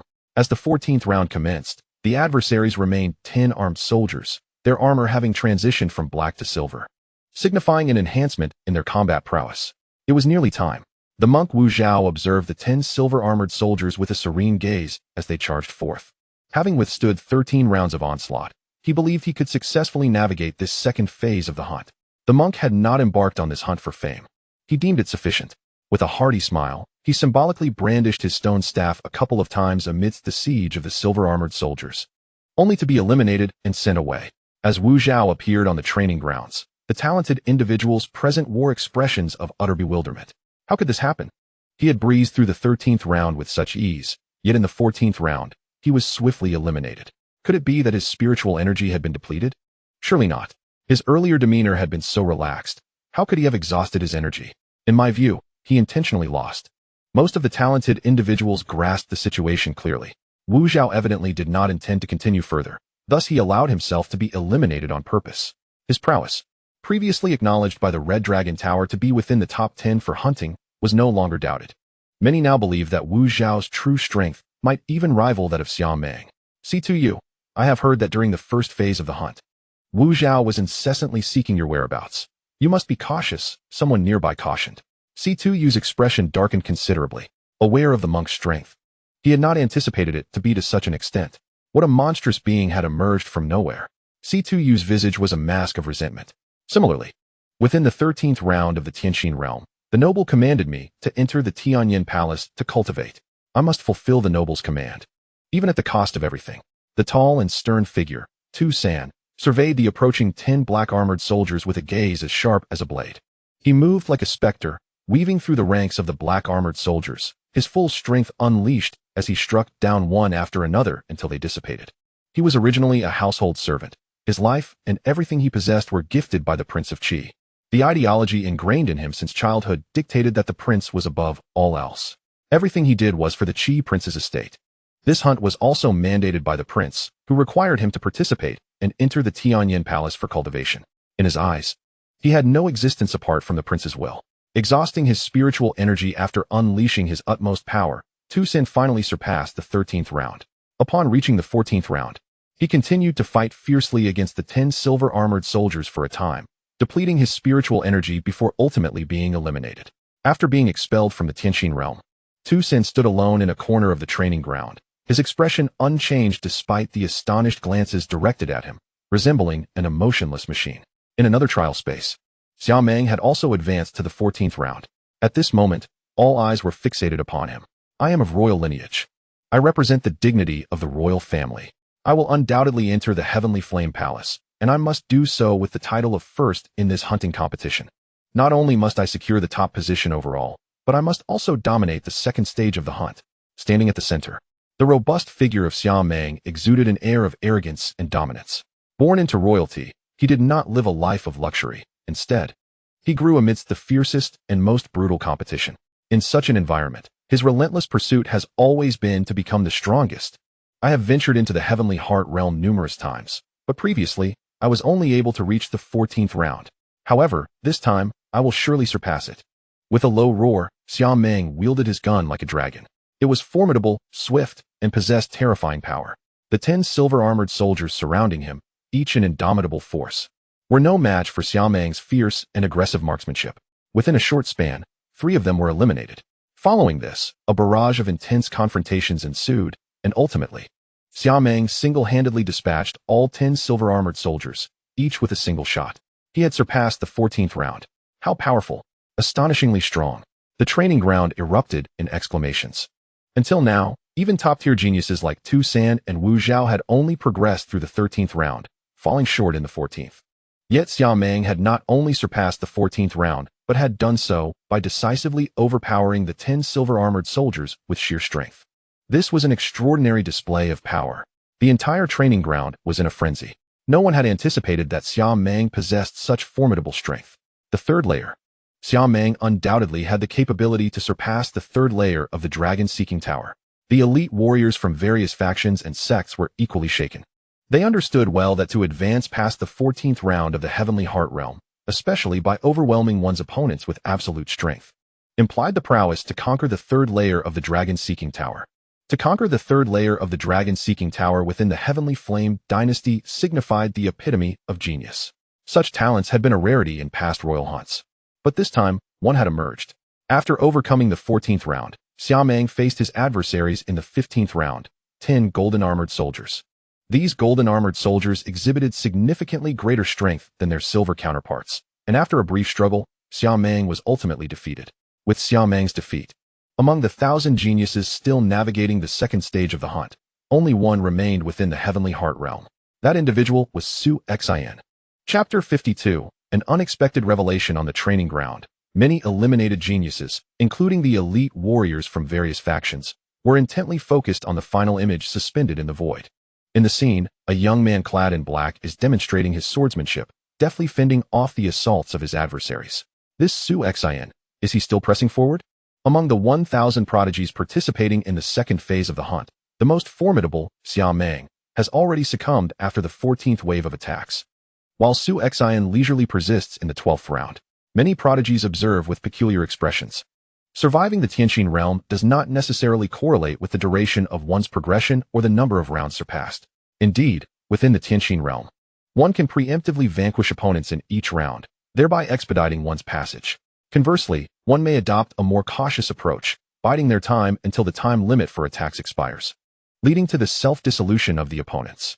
Su Xin evidently belongs to the latter category. Upon discerning the true rules of the second phase of the hunt after the 6th round, Su Xin ceased to actively eliminate his foes. Instead, he focused on conserving his spiritual energy, employing defensive sword techniques to repel the attacks. By utilizing the Shanhai scroll, which requires minimal spiritual energy expenditure, he awaited the expiration of his opponent's attack time, allowing them to dissipate naturally.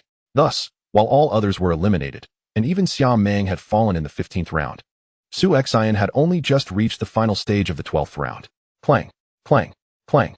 Following a series of collisions, the time limit for attacks in the 12th round concluded, and the opponents disintegrated. Su Xin smoothly transitioned into the 13th round. How effortlessly delightful this is. With a purely defensive strategy, his spiritual energy consumption was minimal, making it all the more manageable.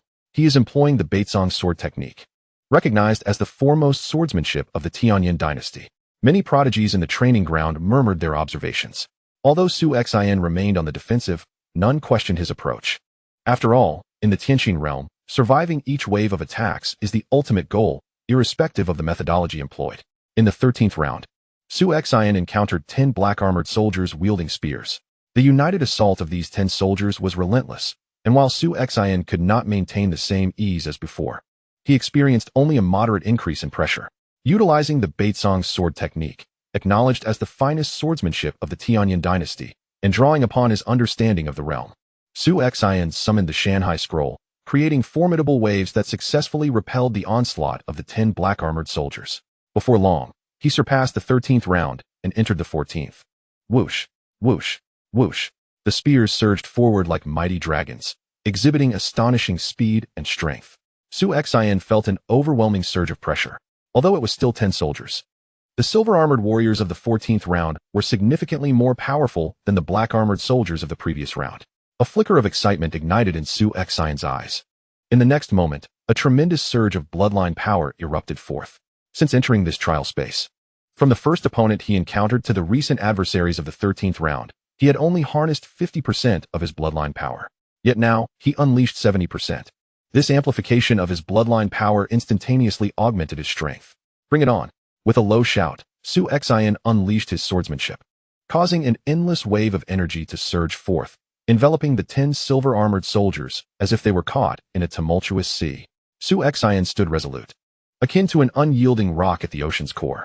As the long spears relentlessly advanced, he deftly wielded his sword, executing a series of enigmatic maneuvers, sweeping horizontally, striking down fiercely, and delivering sharp, unexpected thrusts.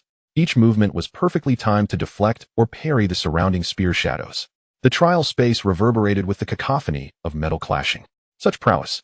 The many talented observers in the training grounds displayed expressions of astonishment. They recognized that Su Xin's defensive sword technique was extraordinary, showcasing an impressive comprehension of the sword's essence, evidently reaching the first tier of understanding. Among the nearly 100,000 aspiring talents in this hunt, only Xiao Meng, Tu San, and Duan Yinfeng had truly entered this first tier of comprehension. As for Wu Zhao, although his staff techniques were immensely powerful and his understanding of the essence was likely also at this first tier, he had yet to fully reveal it. Thus, in terms of comprehension of the essence, Su Xin could undoubtedly rank among the top 5 in this hunt. His mastery of the first tier, combined with the North Song sword technique's mountain and sea style, made his swordplay resemble the vastness of mountains and oceans. Most crucially, his technique of dissipating force allowed him to withstand even the most formidable of attacks, although his cultivation was somewhat lacking, having only barely reached the threshold of the void-breaking realm despite practicing special techniques and unleashing the power of his bloodline. He could still contend with those whose explosive strength rivaled or even surpassed his own, many of whom, aside from Xiao Meng, had failed to pass the 14th round of attacks. Yet, Su Xin was assuredly capable of overcoming the 14th round. Elder Mo from Tianai sect spoke in a hushed tone. Indeed, thus far in this hunt, only Xiao Meng had advanced beyond the 14th round. Yet, it was evident to keen observers that though the 10 silver-armored soldiers posed immense pressure, Su Xin could withstand their assaults. As long as he could endure without immediate defeat, once the time limit expired, he would surely pass the 14th round. Before long, the 10 silver-armored soldiers dissipated. Su Xin successfully stepped into the 15th round. In this round, he faced 10 golden-armored soldiers. Previously, Xiao Meng had also reached this 15th round and had struggled against these golden soldiers, ultimately being defeated swiftly. Now, as Su Xin engaged the 10 golden-armored soldiers, a powerful spear thrust forth, imbued with a peculiar spiraling force, creating ripples in the void and producing a sharp, piercing sound. Su Xin continued to exert all his strength utilizing the mountain and sea sword technique to defend. With a resounding clash, a terrifying force surged through him. Although he managed to block the spear, his arm tingled with numbness. What a formidable power! This strength was likely no less than Wu Zhao's mighty strike. A glimmer of astonishment flickered in Su Xin's eyes. Previously, in the hunting grounds, during a confrontation with the towering monk Wu Chao, the sheer force unleashed by his casually wielded stone staff remains vividly etched in Su Xin's memory. With a single strike, Duan Yinfeng was rendered momentarily dazed. Now, Su Xin perceives that the power contained within the long spears thrusting toward him from the 10 armored soldiers is no less formidable than Wu Chao's blow. The crucial difference lies in the fact that while Wu Chao's strength was singular, the current onslaught comprises a full 10 armored soldiers.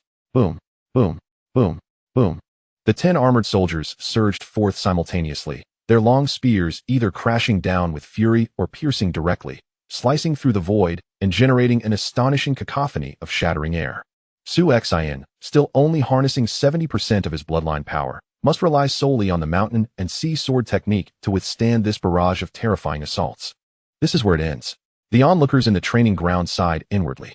They could all discern that under the relentless siege of the 10 armored soldiers, Su Xin had already been pushed to his limits from the very beginning. Unless a miracle occurred, he could at most endure for a short while before being utterly defeated. In the Tianxin realm, the challenges only grow more daunting as one progresses. For an individual at the transformation C stage, to have advanced through the 14th round is already a remarkable feat. The 15th round is simply beyond their reach. Moreover, Su Xin is merely at the peak of the transformation C stage. Should his cultivation elevate to the consummate transformation C or the pinnacle of the transformation C, perhaps there would be a chance. Elder Emo smiled gently. Indeed, the 15th round of the Tianxin realm is arduous. During the imperial city hunts held every 5 years by the Tianyan dynasty, a plethora of prodigies participate. Among countless top talents across numerous generations, those capable of surpassing the 14th round can be counted on one hand, and not a single individual has ever advanced past the 15th round in the last 20 sessions. Spanning a century, he is destined to lose. Elder Emo gazed at the mirrored image above, observing that the numerous prodigies present, along with the powerful figures from various factions and sects, all presumed that Su Xin was on the verge of defeat. But suddenly Elder Mo's expression shifted. In the trial space, while it was evident that Su Xin had reached his utmost limit under the assault of the 10 armored soldiers, this extreme pressure paradoxically bestowed upon him a novel understanding of swordsmanship, as insights began to naturally manifest within his mind. The mountain and sea scroll. What constitutes a mountain? Amidst the relentless siege of the 10 armored soldiers, Su Xin pondered deeply. The terrifying might surged time and again, each collision causing his form to tremble. To stabilize himself, he drove his feet heavily into the ground. It seemed merely a means to ensure his footing, yet at the moment his feet sank into the earth, a sudden clarity dawned upon him. The ground, the earth? He understood. The reason mountains and rivers are steadfast is due to their connection to the earth beneath them, anchoring them to their roots. Even in the vast ocean, the reason a stubborn rock can stand tall is that it is anchored to the seabed. The earth is the foundation of mountains, trees, stubborn stones, and all things in the world. Su Xin continued to wield his sword technique, yet he found himself naturally merging with the very essence of the earth. He was as if a nail, firmly driven into the ground. The marksmanship of the 10 golden armored soldiers remained terrifying, each strike imbued with astonishing power. Yet, as Su Xin wielded his sword to parry, his movements flowed naturally, displaying a remarkable smoothness and unity that was evidently more refined than before. Even though each blow from the golden armored soldiers could send tremors through his arm, he now found the task significantly easier. What could explain this transformation? The numerous prodigies observing from the training grounds, including formidable figures from various sects and factions, were struck with astonishment.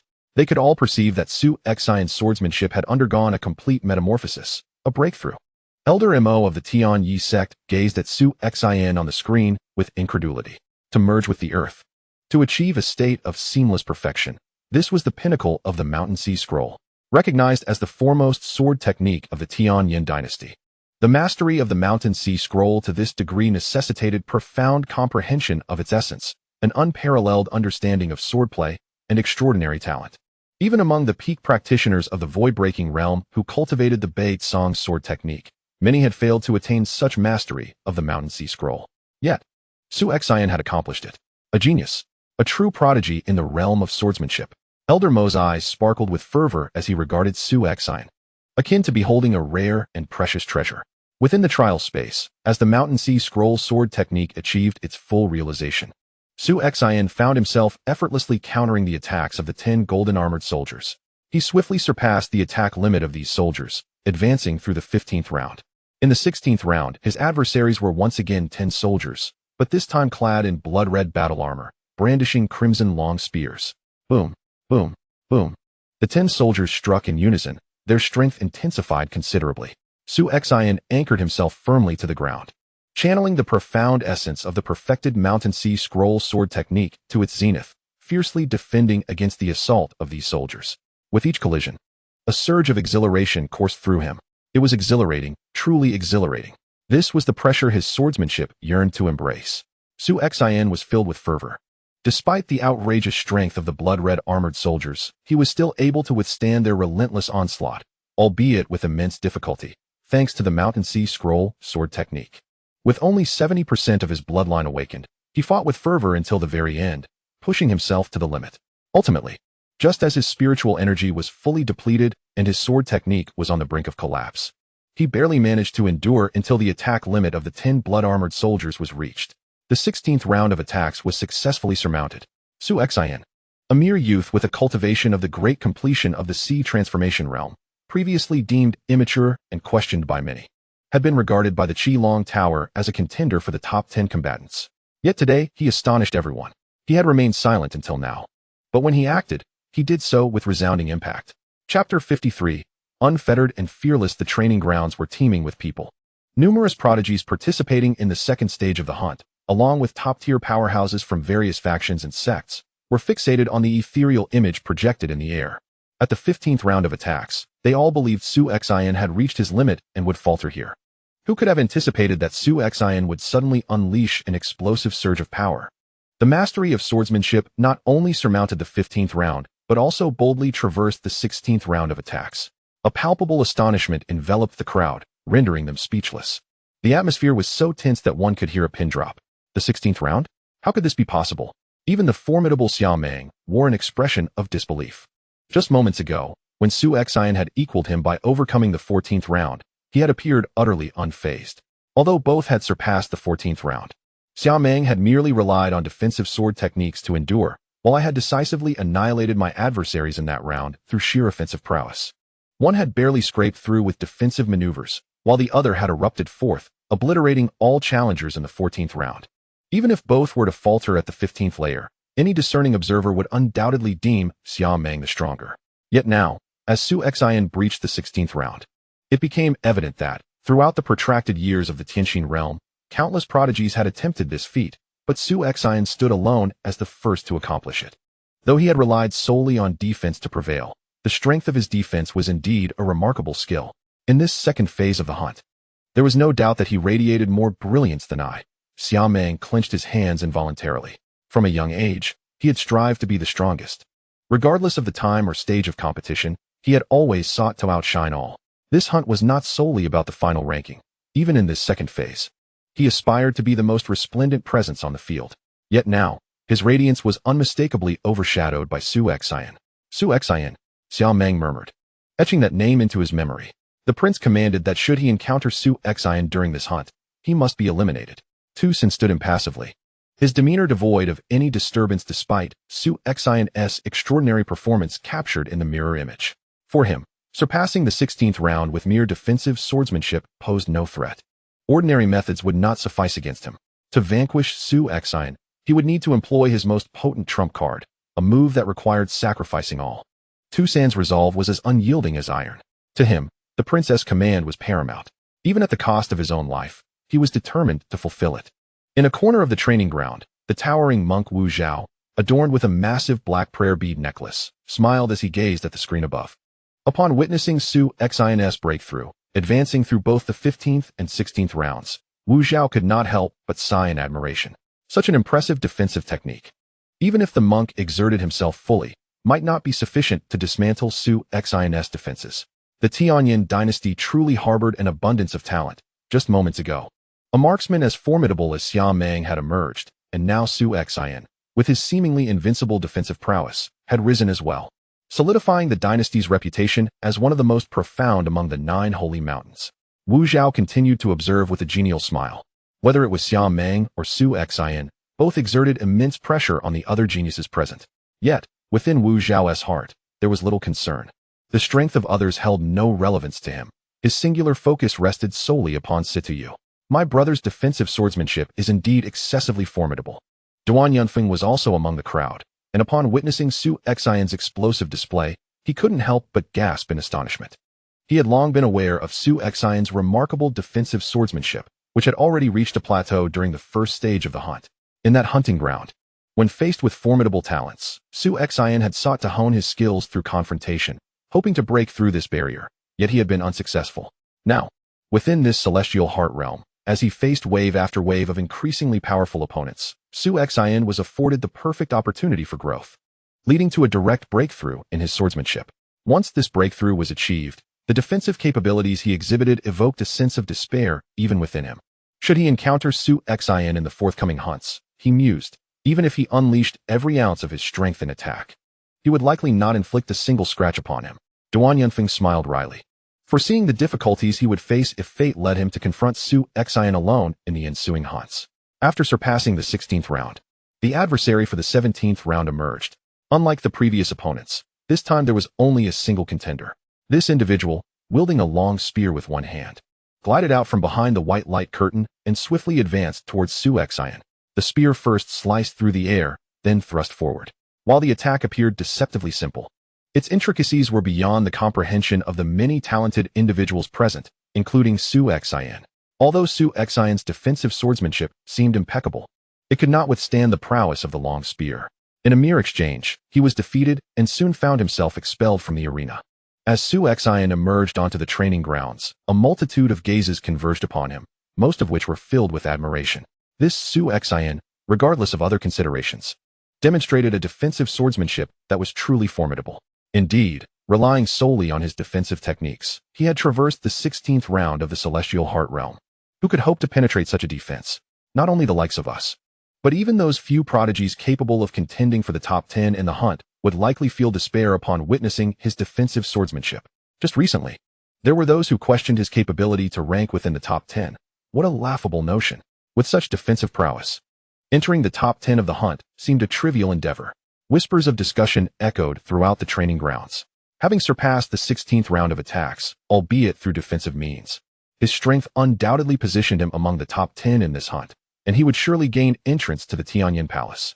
It seemed impossible for him to be admitted into our Tianyi sect. Elder Mo silently shook his head nearby. He understood that Su Xin's explosive emergence had severed all ties with the Tianyi sect. This sentiment extended beyond the sect, affecting other forces and factions that had previously sought to recruit Su Xin. Su Xin, your sudden surge of power is truly astonishing, Duan Yunfeng remarked as he approached Su Xin with a smile. What is happening? Why is everyone looking at me? Su Xin inquired, perplexed.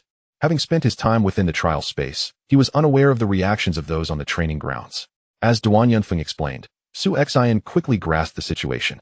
I am the only one who has surpassed the 16th round of attacks. Even Xia Meng only managed to get through the 14th round? No wonder so many people have turned their attention towards me, Su Xin mused with a faint smile. In truth, it was only after mastering the Shanghai swordsmanship that he managed to surmount the 16th round, a feat that was immensely arduous. Had his swordsmanship not reached such heights, he would have only been able to conquer the 14th round, never the 15th. At that moment, the violet-haired elder overseeing the hunt floated into view, proclaiming grandly, the second phase of the hunt concludes here. All those who have just breached the 10th round in the trial space are eligible to advance to the third and final phase of the hunt. I shall now announce the names. One by one, he recited the names, Su Xin, Xia Meng, Tu San. After announcing 36 names, the violet-haired elder finally paused.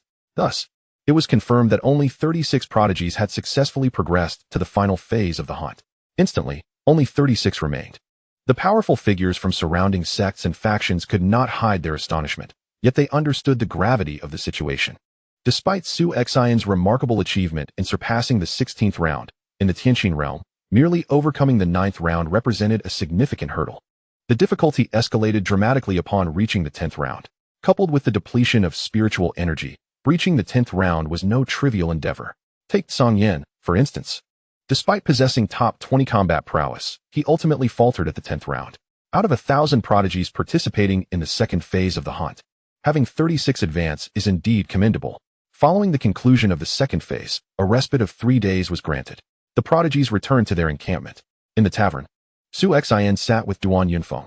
Haha, Su Xin, have you seen the latest talent report released by the Red Dragon Tower? Previously, it merely suggested you might have top 10 combat prowess, but this time it has removed the word suspected and placed your name at the forefront of the report, ahead of mine. Moreover, it states that in terms of defense, you are the indisputable number one among this generation of prodigies. Duan Yunfeng laughed. Su Xin glanced at the report and smiled in return. While many prodigies had already displayed their strengths in the first phase of the hunt, the Red Dragon Tower could only ascertain information through battle outcomes or hearsay from other prodigies, resulting in many inaccuracies. However, in the second phase of the hunt, all prodigies' performances were clearly observed by various factions and sect masters within the Tianqin realm, leading to a more accurate assessment by the Red Dragon Tower. Xia Meng, who had directly vanquished his opponents and surpassed the 14th round, undeniably remained on the first page of the talent report. As for Su Xin, if Xiaomeng was deemed overwhelmingly powerful in his offensive capabilities, then Su Xin was without question the foremost in defense. His defensive swordsmanship was evident to many, and this singular technique was enough to instill despair in most prodigies. After all, with such a defensive swordsmanship in place, even if he solely focused on defense, most prodigies would find themselves at a loss against him, rendering him virtually invincible.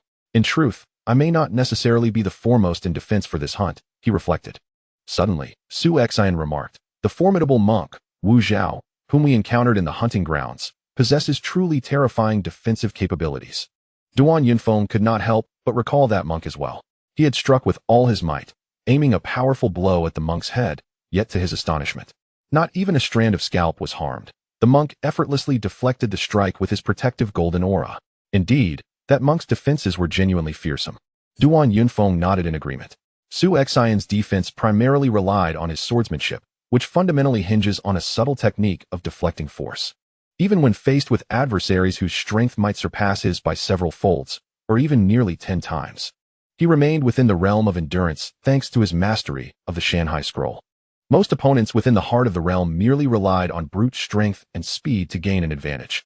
Yet their technical prowess was not particularly high before the 17th round. However, upon reaching that crucial stage, he encountered a singular opponent whose strength had not significantly increased, but who defeated him with sheer skill that far exceeded his expectations. Among the talented hunters, while none may have absolute superiority in skill over him, a few could indeed rival his capabilities. Notable among them were Xiaomeng, Tu San, and Duan Yunfeng, all of whom possessed comparable skill levels, enabling them to devise methods to breach Su Xin's defenses. In contrast, the monk Wu Zhao's protective aura was undeniably more aberrant. Thus far, only Su Xin and Duan Yunfeng were aware of Wu Zhao's extraordinary defensive technique. The other talents, including those from the Red Dragon Tower, remained oblivious. Regardless, Duan Yunfeng chuckled.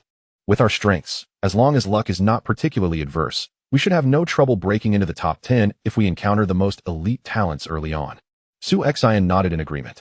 As night fell, the moonlight cast a hazy glow. On an unnamed hill surrounding their encampment, Su Xin practiced his swordsmanship alone. Each evening, he dedicated 1 to 2 hours to this ritual, which had long since become a habit. It was precisely this diligence and commitment that had catalyzed his swift progress in swordplay, not merely innate talent. The sound of his blades slicing through the air was relentless, akin to a fierce wildfire, and like fire, it was merciless, repeatedly battering the air with each strike. With every swing, Su Xin exerted himself to the utmost, delivering each blow with unrestrained vigor. After more than half an hour had elapsed, Su Xin lost count of how many strikes he had made.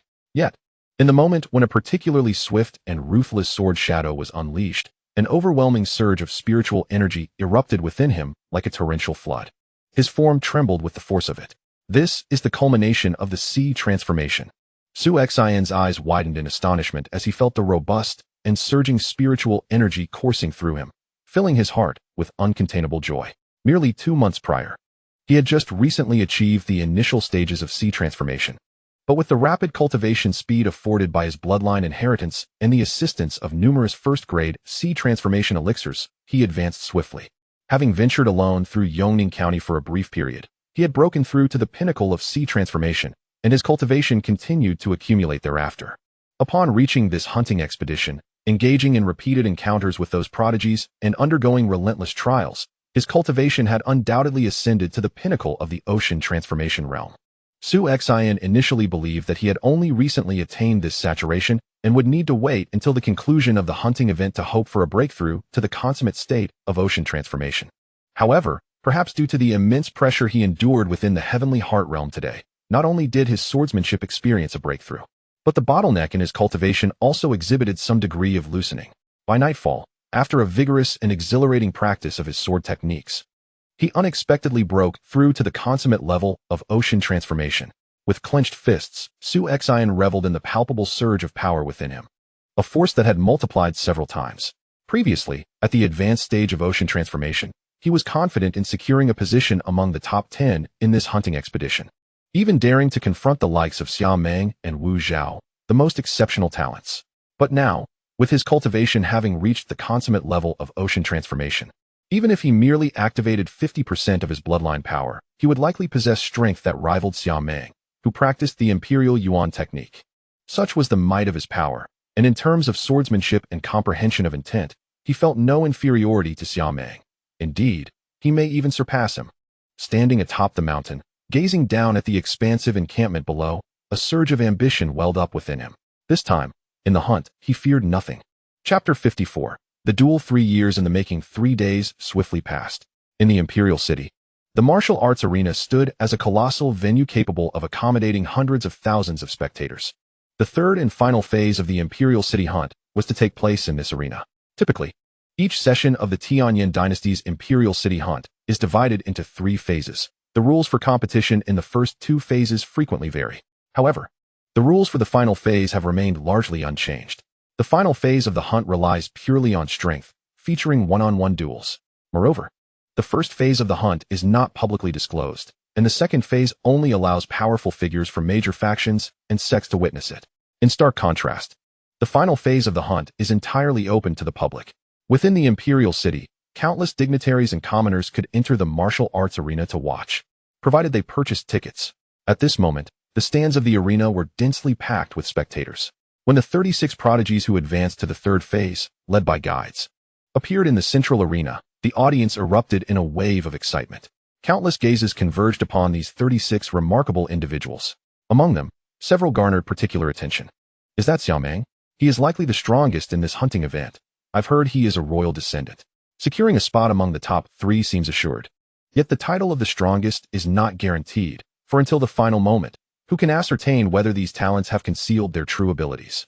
I firmly believe Xia Meng is the strongest. Just observe his demeanor. He clearly regards the other prodigies with indifference. Countless eyes were drawn to the central arena, where Xia Meng stood, his expression proud and exuding an air of dominance. Under the watchful gaze of many, Xia Meng maintained an unwavering expression. Behold, that tall monk. He is Wu Zhao, barefoot, and wearing a cheerful smile that exudes warmth. And there stands Duan Yunfeng. It is said that his swordsmanship is exceptionally formidable. One by one, these prodigies are recognized. But where is Su Xin? Among those gifted individuals below, which one is he? Ah, over there, the young man clad in black, wielding a sword. Observe his countenance. He is remarkably youthful, merely 19 years of age. Yet, in terms of prowess, it is unlikely that anyone in this hunting contest, aside from Xia Meng, would dare to claim superiority over him. Such talent at such a tender age is indeed impressive. Many eyes are drawn to Su Xin, especially as the second phase of the hunt concludes and the Qilong Tower unveils the latest intelligence on these prodigies, not only to the participants, but to all spectators present. Thus, those who gathered to witness the final phase of the hunt are well aware of the top talents in this year's contest, including Xia Meng, Su Xin, Tu San, Wu Zhao, and Duan Yunfeng, each a genius with the potential to rank among the top 10. Su Xin, the youngest and least experienced among them, is nonetheless one of the most formidable, attracting particular attention. The crowd is overwhelming. Su Xin surveyed the throngs of spectators and the cacophony of noise. Feeling an involuntary sigh escape him, hundreds of thousands congregated in this venue create a vibrant atmosphere. Coming from a prominent family, Su Xin, despite his youth, possesses a breadth of experience and manages to adapt. However, some geniuses hailing from various states appeared distinctly anxious. As Su Xin scanned the surroundings, he observed the other talents. Xia Meng wore a cold, haughty expression, as if none of the other geniuses were worthy of his regard. It was only when Su Xin's gaze fell upon him that Xia Meng returned a glance, imbued with a hint of combativeness. Do you wish to challenge me? Su Xin smiled as he shifted his attention to the amiable monk, Wu Zhao. With a perpetual smile that radiates warmth and kindness, Wu Zhao noticed Su Xin's gaze, pressed his palms together, and offered a gentle smile, performing a gesture of respect. Having achieved a breakthrough to the pinnacle of the transformation sea, my strength has surged dramatically. Among the 36 talents who have reached this final stage, the only ones who pose a threat, aside from Xia Meng, are this monk Wu Zhao. Su Xin regarded Wu Zhao with solemnity. For reasons unknown, he felt that this monk might be even more formidable than Xia Meng. During the second phase of the hunt, while it appeared that he and Xia Meng were the strongest, Su Xin later learned that Wu Zhao had not exerted his full strength, deliberately losing after reaching the 14th round. Aside from these two, the remaining geniuses, Tu San, while impressive, does not invoke doubt in Su Xin's ability to triumph over him. As for Duan Yunfeng, he has concealed much of his strength thus far, and Su Xin has only witnessed his ultimate technique once. Had Su Xin not made a breakthrough, he would not have felt assured of victory. But now, he is confident in his ability to defeat Duan Yunfeng. At that moment, Su Xian's gaze suddenly fixed upon an individual. His gaze instantly turned frigid. The person before him was none other than Situ. Su Xian. Situ's countenance was equally grim as he regarded Su Xian. Their eyes met, each harboring a remarkable intent to kill. The feud between the Su family and the Situ family was a long-standing vendetta that had escalated to a point of irreconcilable enmity. As the foremost talents of their respective clans, their fates were irrevocably intertwined, destined for one to perish. Now, encountering each other, they were particularly incensed. Were this not a royal city hunt, but rather another venue or occasion, they would undoubtedly have clashed immediately.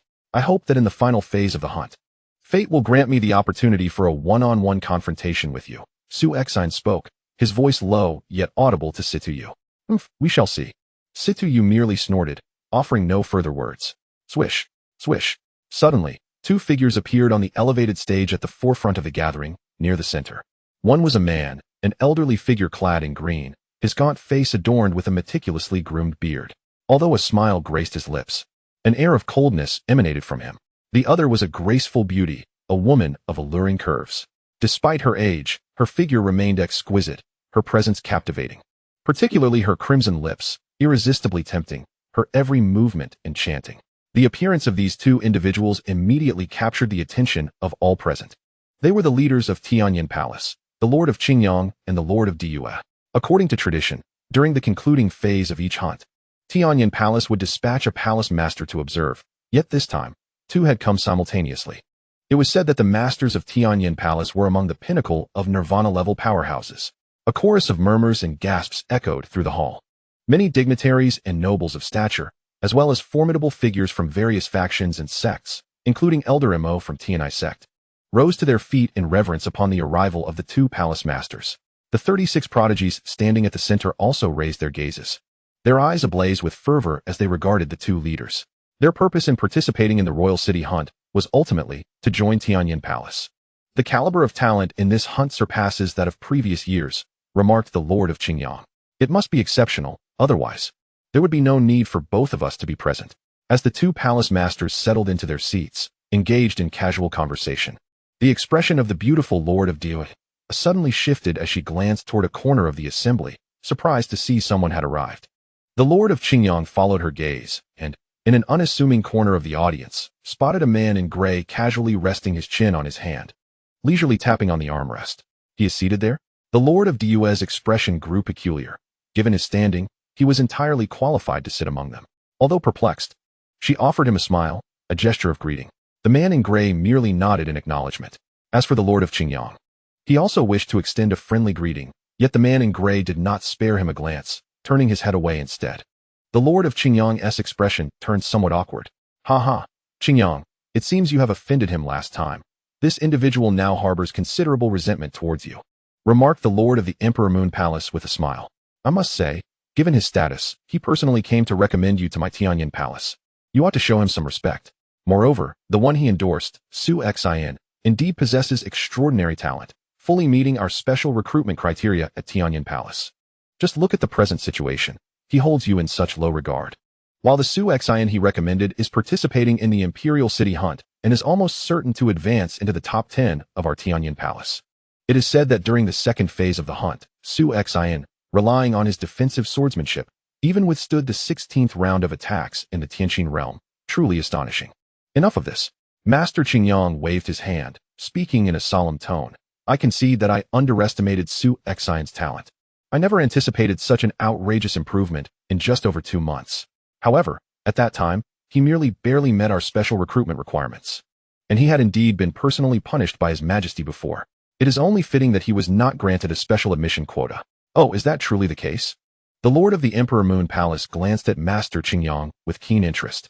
Being fellow palace masters within Tianyan Palace, the Lord of the Emperor Moon Palace understood certain matters quite clearly, though they were never openly articulated. At that moment, His Majesty has arrived. A sharp voice pierced the air, resonating throughout the entire venue. Instantly, the Grand Martial Arena, which had been filled with raucous noise, fell into immediate silence. Under the gaze of all, a middle-aged man clad in royal robes, sporting a distinctive mustache, ascended to the magnificent throne at the center of the venue. In unison, Everyone present, including the two palace masters of Tianyan, rose to pay their respects. Long live His Majesty!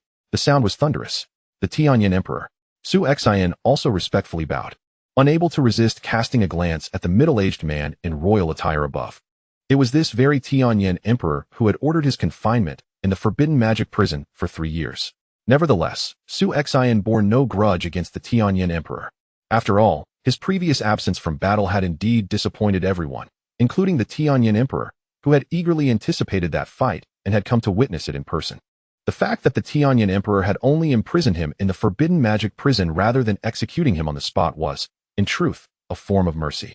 Moreover, when the Su family's patriarch passed away and the Su family faced its gravest peril, it was this Tianyan Emperor who had granted them a glimmer of hope, allowing Su Xin the opportunity to wed the 9th princess, though he ultimately failed to seize it.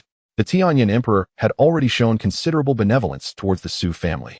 Neither the Su family nor Su Xin himself harbored any grievances against the Tianyan Emperor. You may rise. The Tianyan Emperor gestured with his hand. The crowd stood. An inner official approached the Tianyan Emperor, holding a jade plate, upon which lay several jade slips inscribed with the names of talented individuals. There were a total of 36 jade slips, corresponding to the 36 talents advancing to the 3rd phase of the hunt.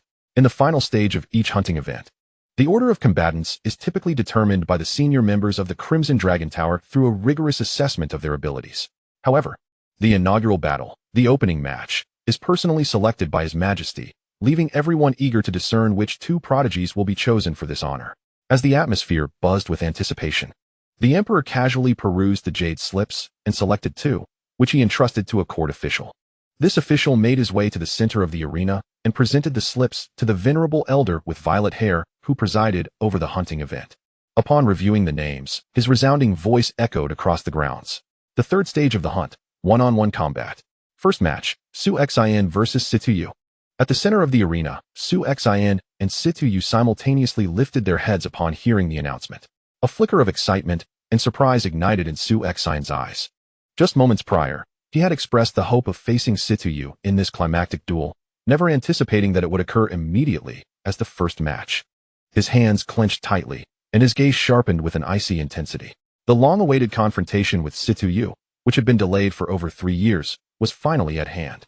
Chapter 55, A Sword. The first match, Su Xin versus Situyu. As the elder with violet hair proclaimed the first bout, a wave of murmurs swept through the crowd. Su Xin against Situyu? In terms of strength, Su Xin undoubtedly ranked among the top 10 in the hunt, possessing a defensive swordsmanship that was nothing short of extraordinary. In contrast, Situyu only held the potential to challenge for a spot in the top 20, lacking the absolute prowess to secure such a position. There seemed to be no suspense in this matchup. What significance did this battle hold? Why had His Majesty specifically chosen these 2 to clash as the opening act? Many were left pondering. While subsequent confrontations might have been acceptable, the pairing of these 2 in the inaugural match, especially at the behest of the Emperor, was unusual. Previous matches handpicked by His Majesty often bore considerable significance.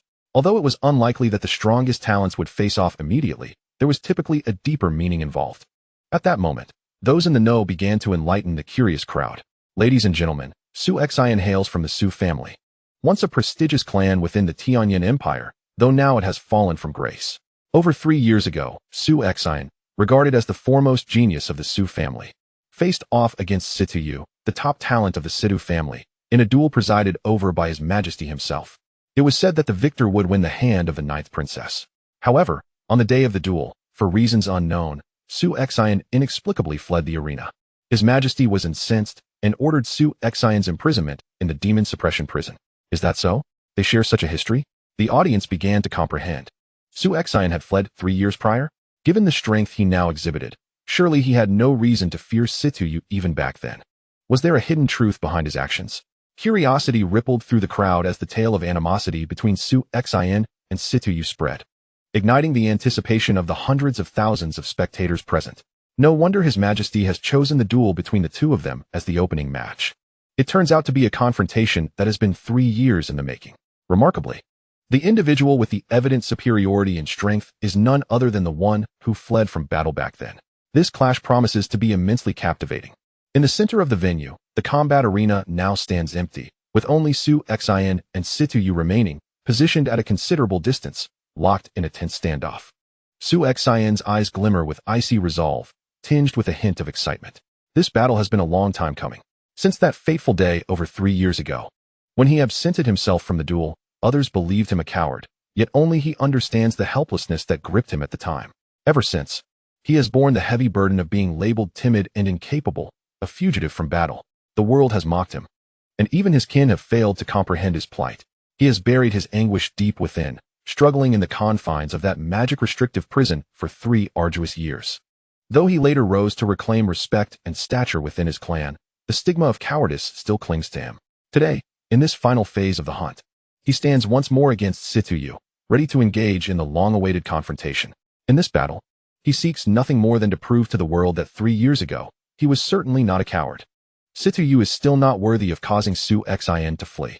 A fierce light ignites in Su Xin's gaze. At this moment, Situ too regards Su Xin with a chilling stare. Su Xin's remarkable progress during the second phase of the hunt, advancing through the 16th round and being recognized as the foremost in defense, has drawn Situ's disdain. Mere defensive prowess, he scoffs. While defense is indeed a form of strength, it is far from the entirety of one's capabilities. The Red Dragon Tower has ranked me within the top 30, allowing me to vie for a position in the top 20. Yet my performance in the earlier stages has been rather unremarkable, leading everyone to believe that my abilities are limited, unaware that I have been concealing my true strength all along. Situ sneers inwardly. As the hunt progresses, only 36 geniuses remain, yet among them, many undoubtedly harbor hidden strengths. Situ is one such individual. While the common perception is that he merely has the potential to challenge for the top 20, the truth is that his true power could contend for the top 10. In the eyes of the majority, this battle appears devoid of suspense, as they believe he cannot possibly be a match for Su Xin. However, Situ remains convinced that he stands a significant chance of victory. The entire venue has fallen silent. The elder with violet hair, presiding over the duel, steps forward and declares in a solemn tone, "There is but one rule in this final phase of the hunt, to strike and then cease. Intentional attempts to inflict lethal harm are strictly forbidden. Any individual who dares to violate this rule during the duel will not only be immediately disqualified from the hunt, but will also face subsequent penalties. Do both of you understand?" Understood. Both Su Xin and Situ respond with a nod. In this one-on-one confrontation on the battlefield, it is fundamentally distinct from the previous hunting grounds, which were enveloped by special arrays that could safeguard the lives of geniuses at crucial moments, provided they possessed the identity tokens. However, in this arena of combat, a moment's carelessness could lead to the immediate demise of a genius. Those who have successfully navigated through the 2 phases of hunting to reach this point are all exceptional talents. The loss of even one would be a significant blow to the Tianyin dynasty, which naturally seeks to avert such occurrences. "Very well, let the first battle commence," declared the old man with purple hair, his form shimmering as he swiftly positioned himself at the edge of the clearing. On the vast battlefield, only Su Xin and Situ remained. "Su Xin, your audacity has certainly grown since 3 years ago. Knowing you are to face me, you dare not flee immediately?" Situ remarked with a sly smile. His words reignited the murmurs of the audience, who clearly discerned the mockery intended for Su Xin. With a stoic expression, Su Xin refrained from engaging in a war of words with Situ. Instead, he drew his long sword and pointed it towards Situ. "One sword," Su Xin declared coldly. "One sword? What do you mean by one sword?" Situ furrowed his brow in confusion. Without providing any further explanation, Su Xin cast a cold glance at Situ. In the next moment, a powerful surge of spiritual energy erupted forth. Su Xion's figure darted through the air like a streak of light. "This is the completion of the transformation into the sea. Wasn't it stated that Su Xin had merely attained the great completion of transformation into the sea?" The audience gasped in astonishment. According to the intelligence gathered from the Qihang Tower, Su Xin was only at the great completion stage. Yet now, with the evident release of spiritual energy, it was clear he had reached the pinnacle of transformation into the sea. Had his cultivation level truly broken through? Previously, even at the great completion stage, Qihang Tower had ranked him among the top 10 hunters, with his defense and swordsmanship recognized as unparalleled. How formidable would he be now that he had ascended to the pinnacle? The 34 geniuses who had retreated from the battlefield also gazed in awe at this spectacle. "Now this is intriguing." A proud expression adorned the face of Xiaomeng, who exuded an air of dominance. As the currently acknowledged strongest contender in this hunt, he regarded all others with disdain. Among the talents present, only a few could earn his respect. Wu Chao barely qualified. And after the conclusion of the second phase of the hunt, The name Su Xin had firmly lodged itself in his memory. Yet, Su Xin's cultivation had previously seemed somewhat inadequate, being only at the great completion stage. However, with his recent breakthrough, he now stood on equal footing with Xia Meng in many respects, undoubtedly qualifying as a worthy opponent. As Su Xin's power surged on the battlefield, Situ Yu was momentarily taken aback. Damn it, his cultivation has actually broken through? Situ Yu had initially believed that by concealing his strength, he had a significant chance of defeating Su Xin. But with Su Xin's sudden display of power, his confidence wavered. Nonetheless, he swiftly retrieved his weapon and charged forward. Boom. A violent sound of air being torn asunder abruptly echoed. With a swift motion, Su Xin unleashed his longsword, channeling a staggering 70% of his bloodline power, exuding an overwhelming force akin to a thunderous tempest. It was a display of sheer ferocity and terror, aimed directly at a head-on clash. Observing this spectacle, Situ could not help but smile. It is essential to note that while his weapon was also a sword, it was a broad, hefty blade, a heavy sword, devoid of sharpness, yet imbued with immense power. His swordsmanship was inherently fierce, excelling in direct confrontations and tests of brute strength. Engaging him in such a manner was, without a doubt, a fool's errand. A glimmer of excitement flickered in Situ Yu's eyes as he grasped his formidable sword with both hands, unleashing his full prowess without restraint. The technique he employed was the breaking army. Situ Yu executed his lethal move, and the enormous heavy sword descended like an unstoppable force, casting a formidable shadow and sweeping down with unstoppable momentum. It became evident to many top-tier warriors present that Situ Yu was concealing his true strength. This singular strike alone indicated that he was far more than a mere contender for a place in the top 20. He was undoubtedly a candidate for the top 10. The revelation that Situ Yu had further hidden abilities was astonishing. The weighty sword he wielded, already a harbinger of colossal might, posed a significant threat to Su Xin, who had chosen to confront him head-on. Whispers circulated among the strong, acknowledging the potential consequences of such a clash. In the blink of an eye, the two sword strikes collided with a resounding crash. A deafening boom echoed through the air, the terrifying force of their clash sending ripples through the void and generating shockwaves that indiscriminately swept across the surroundings. The ground beneath their feet erupted in a violent explosion. Initially, Situ Yu exuded confidence, his face adorned with a chilling smile. However, the moment his heavy sword met Su Xin's blade in direct conflict, an overwhelming and suffocating power surged from Su Xin's weapon. This force exceeded all his expectations and surpassed his capacity to endure. The smile on Situ Yu's face abruptly froze. How could this be possible? A flicker of terror and disbelief flashed in his eyes. In the next instant, under the onslaught of that formidable force, his arms twisted grotesquely as the momentum of his sword shattered, while Su Xin's ferocious sword shadow relentlessly pressed down upon the heavy sword, crashing it against Situ Yu's form and utterly overpowering him. A torrent of blood erupted from Situ Yu's mouth. His body shot backward like a cannonball, crashing forcefully into the ground not far behind, rolling several times before finally coming to a halt. Once he came to a stop, Situ Yu could not muster the strength to raise his head and cast another glance at Su Xin. The excruciating pain radiating from his entire being, including his internal organs, rendered his mind dizzy, plunging him into unconsciousness. This scene ignited a frenzy in the vast venue. Chapter 56, Proving Oneself Defeated? Just like that? With a single encounter. Merely one strike? The hundreds of thousands of spectators were left in stunned silence, struggling to find words to express their astonishment. Despite prior knowledge of the inevitable outcome, it was clear that Situ Yu could not possibly rival Su Xin, even if he concealed some of his capabilities. However, no one anticipated that Situ Yu would be vanquished so swiftly and absurdly. It was merely a single stroke, a direct assault executed by Su Xin, who charged in and delivered a decisive blow. Situ Yu wielded a heavy sword, specializing in the collision of might, yet in a direct confrontation, where he excelled, he suffered a devastating defeat. The disparity was staggering. Both in terms of raw power and the profundity of sword intent, they were not even on the same plane. Situ Yu, despite having some hidden strength and a stroke of luck, could have aspired to breach the top 10 of the hunt. In contrast, Su Xin, whose cultivation had yet to ascend, already possessed the prowess of a top 10 contender. With a breakthrough, he would undoubtedly rank among the top 3 in this hunt. Aside from the formidable Xia Meng, I cannot conceive of anyone else who could stand against him. His strength was overwhelming. Countless spectators marveled, utterly captivated by the sheer might displayed by Su Xin.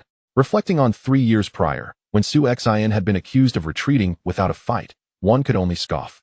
Such formidable strength should have compelled Situ to flee instead. Rumor had it that Su Xin had languished in the demon ceiling prison for 3 years, meaning he had squandered that time. Yet, even so, he effortlessly defeated Situ. How could such a powerhouse be accused of fleeing?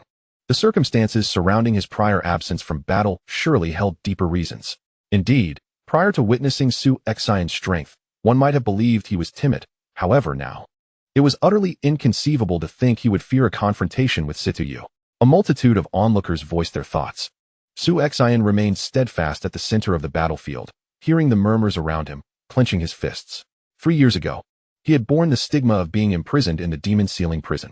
Due to the uniqueness of his bloodline, he could neither contest nor clarify the accusations against him. Yet today, there was no need for defense or explanation. He required no justification. With a single stroke, he had proven his worth. That stroke had irrevocably cleansed his name. Henceforth, no one would speak of his retreat 3 years ago.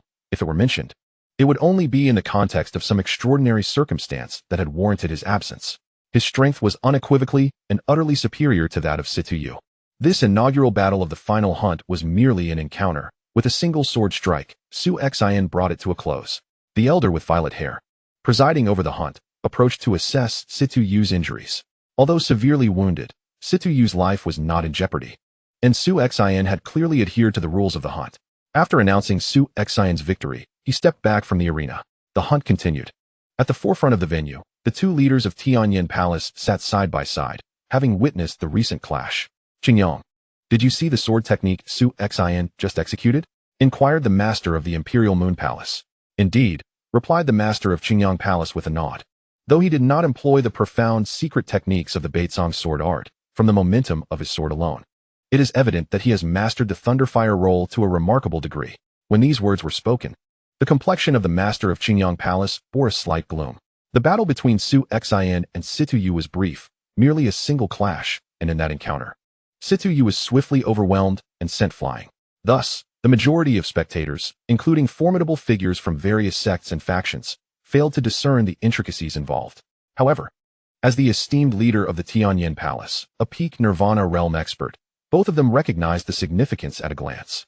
The thunderfire volume had reached a consummate level, and it was evident that he had attained this mastery some time ago, unlike the mountain and sea volume, which had only recently been perfected during the second phase of the hunt. The master of the Emperor Moon Palace smiled. Qingyang, you must understand what this signifies. She turned her gaze toward the master of Qingyang Palace.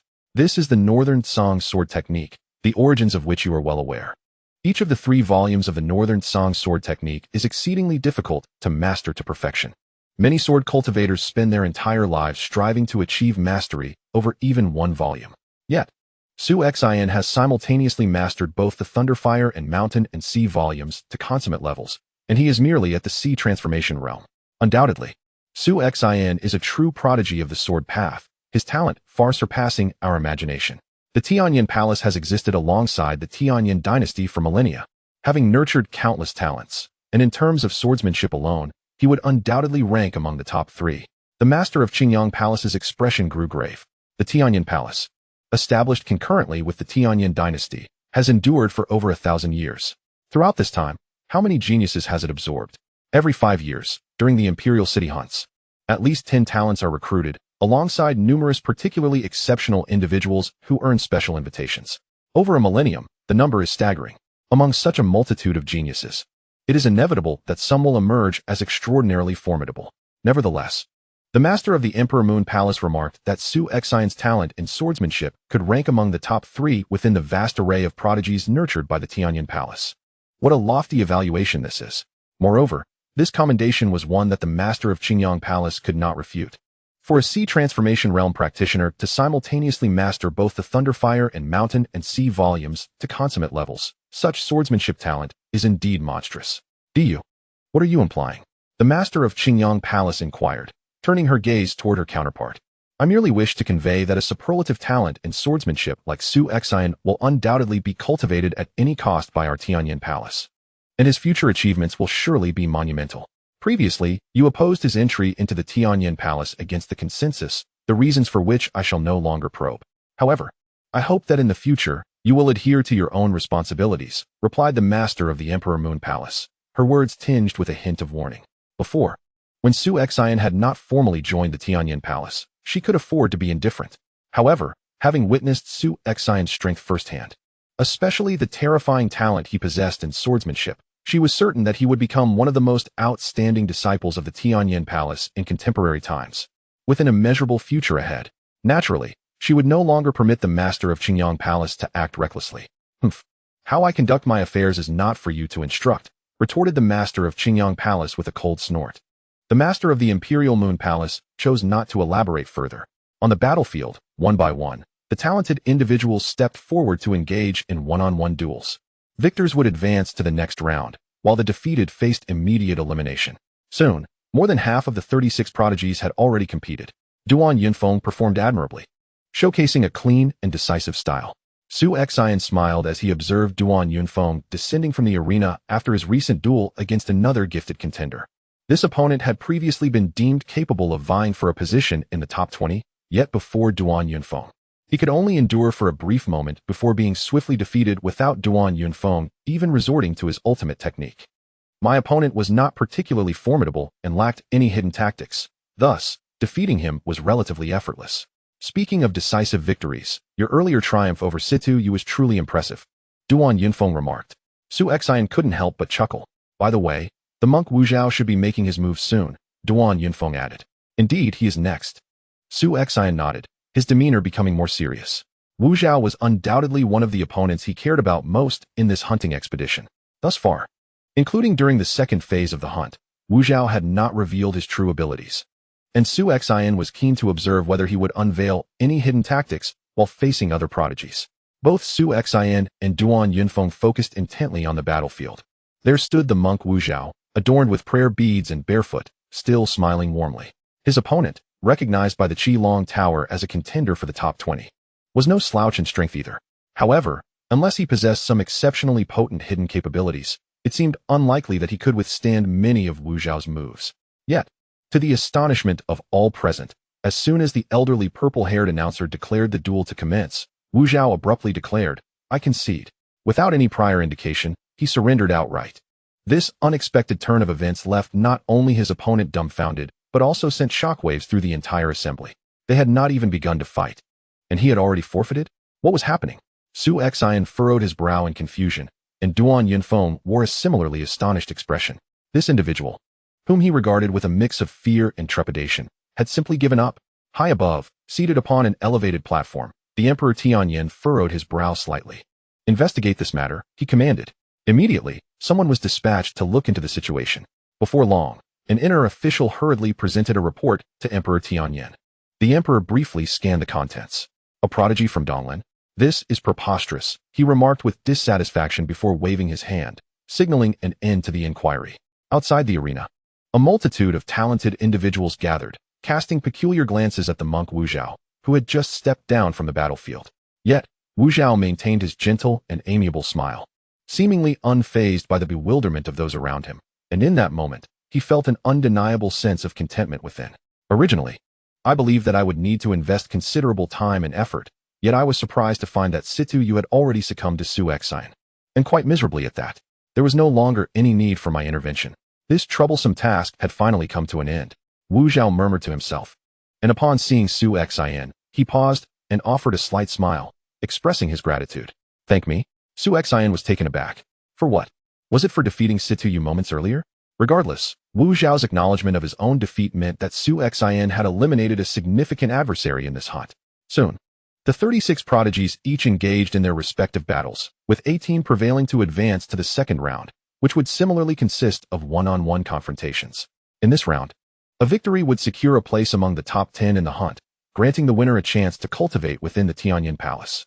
On the high platform, a court official presented a list of the combat sequence for the 18 prodigies to the Tianyin sovereign.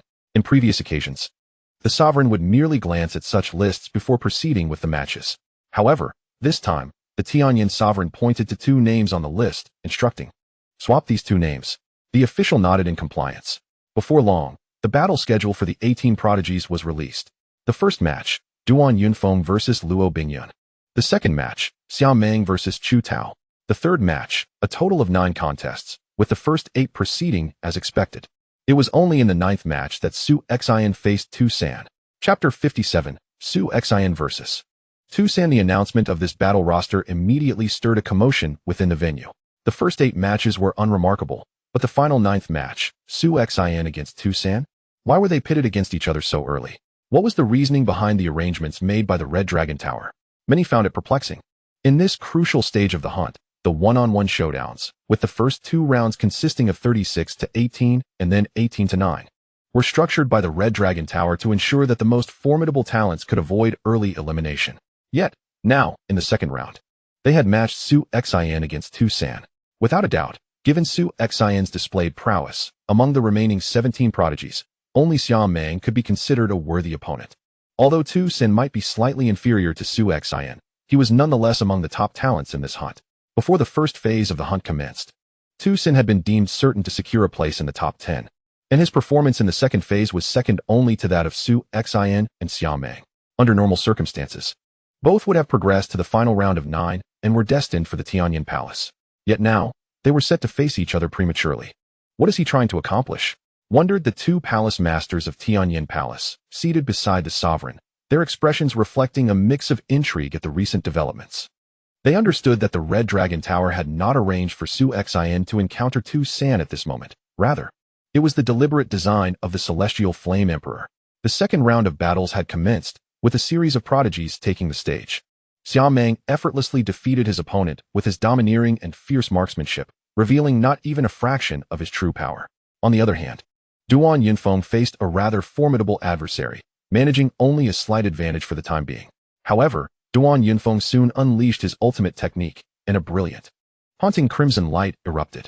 With just 3 strikes, he vanquished his opponent. In no time, 8 out of 9 battles had concluded, leaving only the final match, which was the centerpiece of the event. On the battlefield, Su Xin stood with his sword poised, while Su Xin faced him with an expression devoid of emotion, his eyes tranquil like still waters. In Su Xin's hands glinted a pair of blood-red claws, his chosen weapon.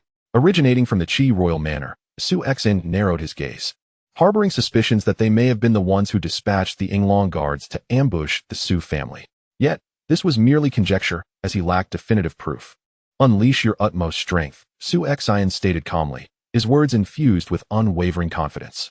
Indeed, such confidence was warranted, had he not experienced a breakthrough in his cultivation.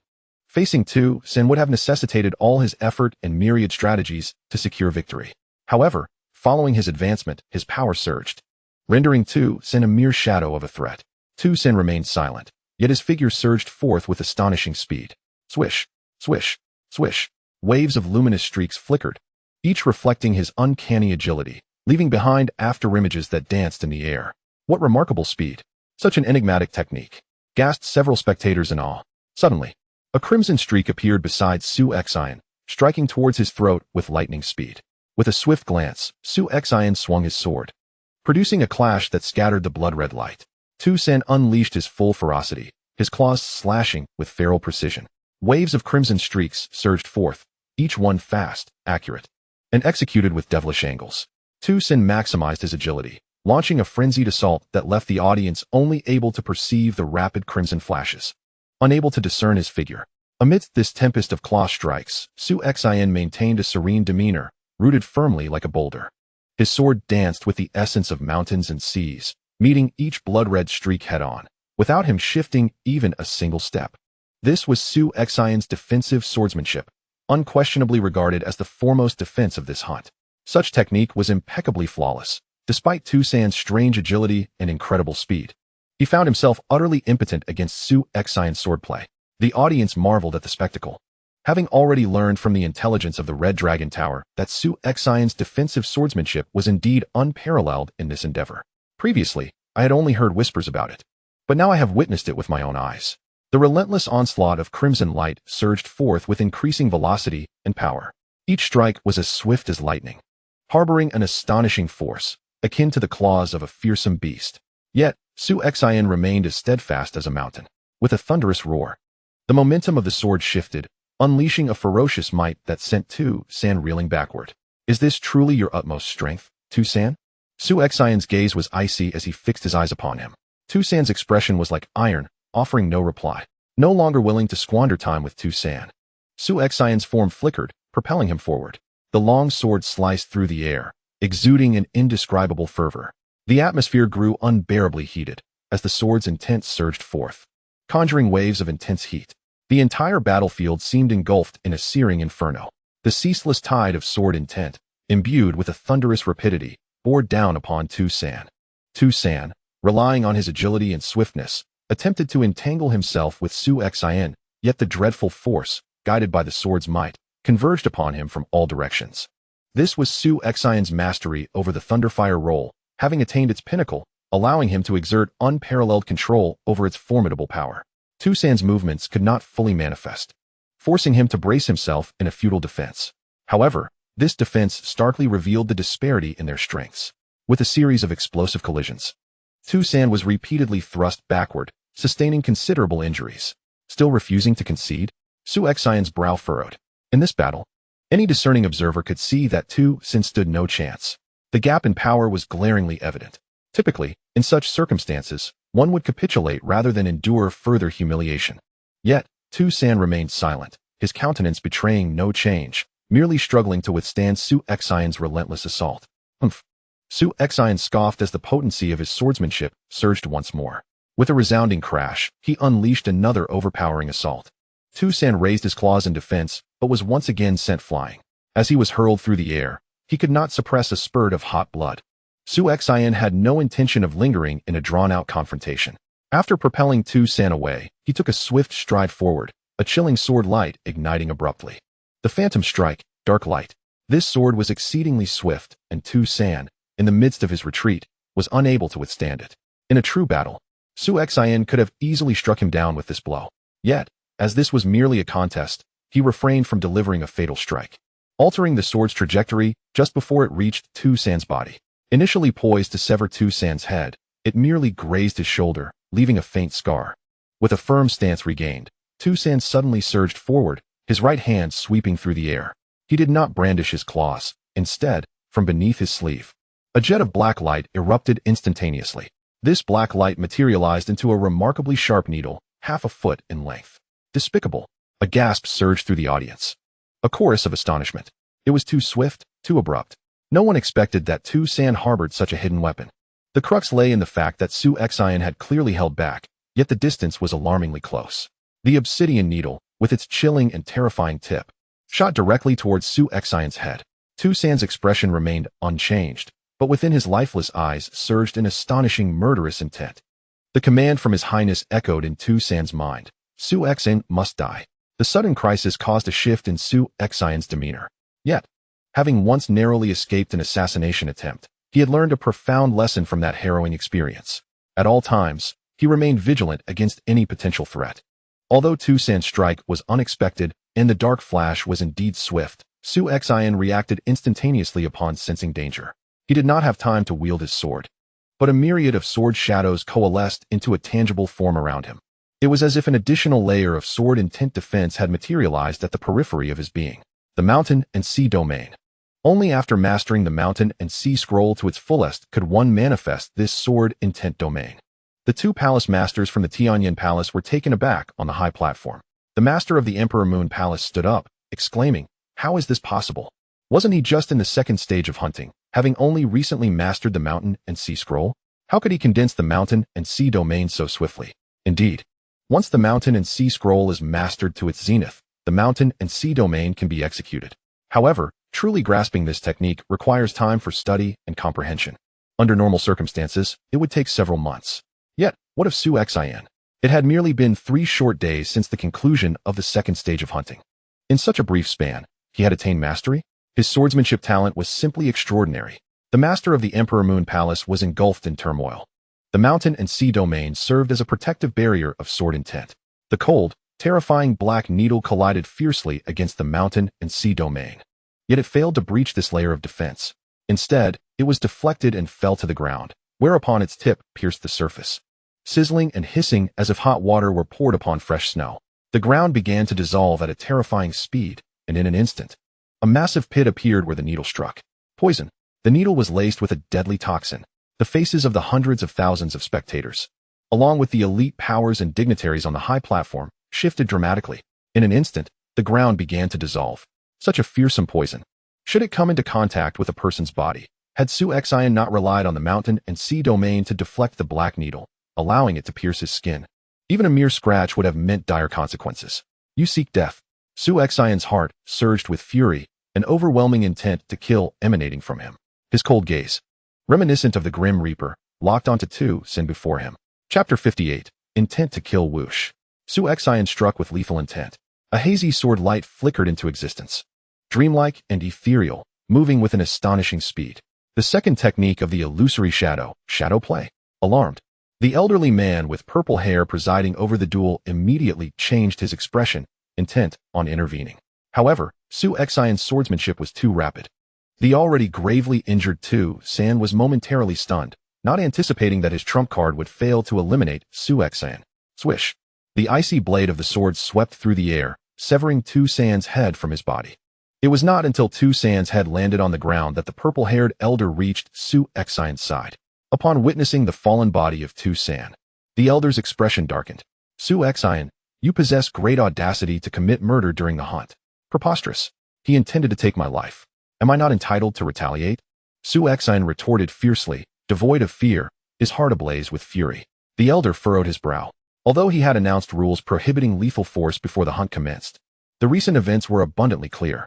It was evident that Su Xin had struck first, employing a vicious and underhanded tactic. Su Xin had shown restraint. Yet Su Xin seized the opportunity to launch a deadly attack. Most concerning was the horrifying poison contained within that black needle, which was evidently intended to ensure Su Xin's immediate demise without offering him a chance for survival. Such treachery would incite wrath in anyone. The elder's gaze shifted towards the Emperor of Tianyin seated on the platform. The current situation was beyond his control. The Emperor waved his hand and stated, "It was Su Xin who initiated the lethal strike, intending to take Su Xin's life. Su Xin's counteraction resulting in Su Xin's death is justified and does not contravene the rules. Remove Su Xin's body and let the hunt proceed." Understood, the purple-haired elder nodded. Soon, individuals stepped forward to retrieve Su Xin's remains while also dealing with the black needle and the lingering poison on the ground. Meanwhile, Su Xin descended from the battlefield with a grim expression. The crowd was abuzz with astonishment. Such a fearsome poison was indeed ruthless. Su Xin had clearly aimed to eliminate Su Xin. Was there an unresolved vendetta between the two? Seizing the moment of Su Xin's restraint, he had struck swiftly and mercilessly, utilizing a needle imbued with such terrifying poison. Fortunately, Su Xin had managed to defend himself just in time. Otherwise, a strike from that needle could have resulted in his immediate death. No one had perceived Su Xin's wickedness. During the duel, he had not uttered a single word. The most insidious dogs are silent. That is true cruelty. The spectators buzzed with speculation, never anticipating such a scene would unfold during the hunt. As Su Xin stepped outside the battlefield, Duan Yunfeng rushed to meet him. "Su Xin, are you unharmed?" he inquired. "I'm fine," Su Xin replied, shaking his head. "What enmity could Su Xin possibly hold against you to act with such reckless abandon?" Duan Yunfeng questioned, furrowing his brow. "Enmity?" Su Xin's gaze sharpened. What grievance could he have with Su Xin? If there were truly animosity, it would undoubtedly stem from the Qi royal mansion behind Su Xin. Su Xin had long harbored suspicions regarding the close ties between the Qi royal mansion and the Sidu family. Might it be that the Qi Wang himself had dispatched the Yinglong guard to ambush the Su family? With the recent events surrounding Su Xin, such doubts have been laid to rest. Su Xin is now certain that the Yinglong guard was indeed sent by the Qi Wang. Only under such circumstances could Su Xin be so frenzied in his attempts to eliminate him during this hunt. The Qi Wang. Su Xin clenched his fists, a surge of murderous intent igniting within his gaze. On the high platform, the Qi Wang's heir, Xia Yuanji, occupied one of the seats. Upon witnessing Su Xin's demise at Su Xin's hands, the young prince seethed with anger. Useless. That Situ Yu is a fool, and Su Xin, who fails to eliminate Su Xin, is equally inept. Xia Yuanji growled, unperturbed by the possibility of others overhearing his words. Even if they did, what consequences could arise from knowing he had sent Su Xin to carry out the assassination? Who would dare confront him? Even if the Tianyin emperor heard, he would likely pretend not to. As for Su Xin's death, Xia Yuanji felt no concern. Merely a servant, despite some talent, he had long since lost his humanity, reducing himself to an emotionless machine. Even with the resources of the Tianyin palace, the likelihood of him achieving nirvana was minuscule, rendering his demise inconsequential to the Qi royal mansion. Xia Yuanji's only frustration lay in Su Xin's continued survival against all odds. Behind Xia Yuanji stood a hunchbacked elder, his visage etched with the marks of time. This elder was a guest elder under the Qi royal mansion, fiercely loyal to the Qi Huang. At this moment, his gaze was cast thoughtfully towards the direction of the Tianyin emperor. The early confrontation between Tu San and Su Xin had been orchestrated by the Tianyin emperor himself, likely anticipating that, given the young prince's temperament, he would command Tu San to eliminate Su Xin. Should this assassination succeed, the Su family would surely descend into madness. Though the Su family had fallen from grace, they had previously managed to retain an entire squad of Yinglong guards dispatched by the prince. It seemed the Su family harbored some hidden cards, which, if unleashed in a frenzy, could pose a significant threat to the prince. Even if Su Xin were not killed, merely initiating the attack would expose their animosity for all to see. Furthermore, it was highly probable that Su Xin, fueled by rage, would slay Tu San, preventing him from entering the Tianyin palace. The hunchbacked elder pondered silently. Indeed, that squad of Yinglong guards had been sent by the Qi Huang. However, this matter remained concealed from public knowledge. Although the Su family might harbor suspicions, they did not dare to confront the Qi royal mansion based solely on conjecture. Yet now, everything had been laid bare. The exposure of their enmity would irrevocably position the Su family, including the talented Su Xin, in direct opposition to the Qi royal mansion. This was one objective. To utilize Su Xin's hand to slay Tu San would deprive the Qi royal mansion of a potential genius with a slim chance of achieving nirvana. This was the second objective. Allowing Tu San to act openly in front of the crowd would unveil the Qi royal mansion's malevolence. This was the third objective. With a single stroke, 3 targets were struck. And the cunning of the Heavenly Flame Emperor was truly remarkable, as he remained detached from the fray. The hunchbacked elder sighed inwardly. During the initial struggle for the throne, the Heavenly Flame Emperor was at a disadvantage, yet he ultimately turned the tide, showcasing extraordinary skill and strategy. Although he appeared to take no action against the Qi Huang mansion, in reality, the Heavenly Flame Emperor was subtly undermining it at every turn. Alas, even though the hunchbacked elder recognized the emperor's machinations, he could not persuade Xia Yuanji to reconsider his intent to eliminate Su Xin. After all, Xia Yuanji's temperament was fixed, and the Qi Huang was exceedingly indulgent towards him. At times, the Qi Huang even intentionally exploited Xia Yuanji's nature to eliminate potential rivals. As for the Su family, they were already a defunct lineage, and even with some hidden cards, the Qi Huang mansion remained indifferent. Only the prodigy named Su Xin posed a potential threat. The second round of the competition, narrowing from 18 to 9, concluded with all 9 matches finished. Among the victors were Su Xin, Xiao Meng, and Duan Yunfeng, who were assured of their places in the Heavenly Flame Palace. The final member would be selected from the defeated talents of the recent matches. Originally, with Tu San's prowess, even after losing to Su Xin, he could have secured the last spot as long as he did not act foolishly. Unfortunately, he was slain by Su Xin on the spot, leaving only the 8 defeated talents for selection. Ultimately, a genius named Ling Yu joined Su Xin and the other 9. Thus, the strongest 10 who would directly gain the qualification to cultivate within the Heavenly Flame Palace had been determined. However, the hunt was not yet entirely over. On the battlefield, the 10 talents stood side by side, and apart from the self-assured Xiao Meng, Su Xin, and Duan Yunfeng, the expressions of the others betrayed a hint of excitement. Suddenly, a figure descended onto the battlefield. It was the esteemed master of the Imperial Moon Palace from the Heavenly Flame Palace, who regarded the 10 talents with a serene smile. You 10 have been confirmed for admission into the Heavenly Flame Palace as disciples, where the most crucial aspect is the fire points. The Heavenly Flame Palace will allocate your initial fire points based on your rankings in this hunt. 6th to 10th place, 1,000 fire points. 4th and 5th places, 2,000 fire points. 3rd place, 3,000 fire points. 2nd place, 5,000 fire points. And the 1st place will receive a direct reward of 10,000 fire points. As for how many fire points each of you ultimately obtains, that will depend on your own efforts. With that, the master of the Imperial Moon Palace returned to her seat. Fire points, you say? The 10 prodigies exchanged glances, each gripping their fists tightly. The Heavenly Flame Palace had existed within the Heavenly Flame dynasty for ages, absorbing countless talents. And much information about it was already known to the world. In the realm of the Tianyin dynasty, many are aware of the unique fire points within the Tianyin Palace, where an abundance of cultivation resources, essential for enhancing one's abilities, can primarily be exchanged using these fire points. For these prodigies, the acquisition of fire points is of utmost importance, with the 1st place yielding an impressive 10,000 fire points, while those ranked 6th to 10th receive a mere 1,000, a tenfold disparity. Thus, these 10 gifted individuals are eager to strive for more fire points. The forthcoming battles will see each contender draw their combat order, as proclaimed by the silver-haired elder overseeing the hunt. Ultimately, all 10 prodigies are destined to enter the Tianyin Palace, the only variable being the quantity of fire points they will secure. Consequently, there is no need for the Qilong Tower to meticulously arrange the dueling sequence or to deliberately avoid the top talents. Soon, each of the 10 prodigies had drawn their combat order, establishing 5 matchups. Su Xin's opponent was a talented young woman named Mo Bing, while Duan Yunfeng found himself pitted against Xia Meng. Brother, my luck is abysmal. Of all the possible opponents, I have to face Xia Meng right at the start. Duan Yunfeng lamented, his face a mask of despair. He had initially hoped to at least secure a place in the top 4 or 5, but now it seemed he could only aim for a position between 6th and 10th, netting just 1,000 fire points. Even the 3rd place only offers 3,000 fire points, a negligible difference in the grand scheme. Su Xin merely smiled. Before long, Su Xin and Mo Bing found themselves on the battlefield.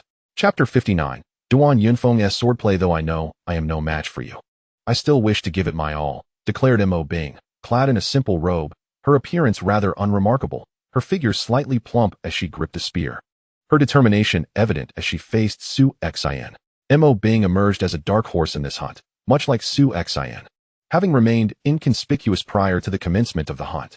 Even after demonstrating her abilities during the first phase, she was merely regarded as someone capable of entering the top 100. It was only during the second phase that she began to reveal her true strength, advancing through the challenges in the 3rd phase to earn her place in the Tianyin Palace.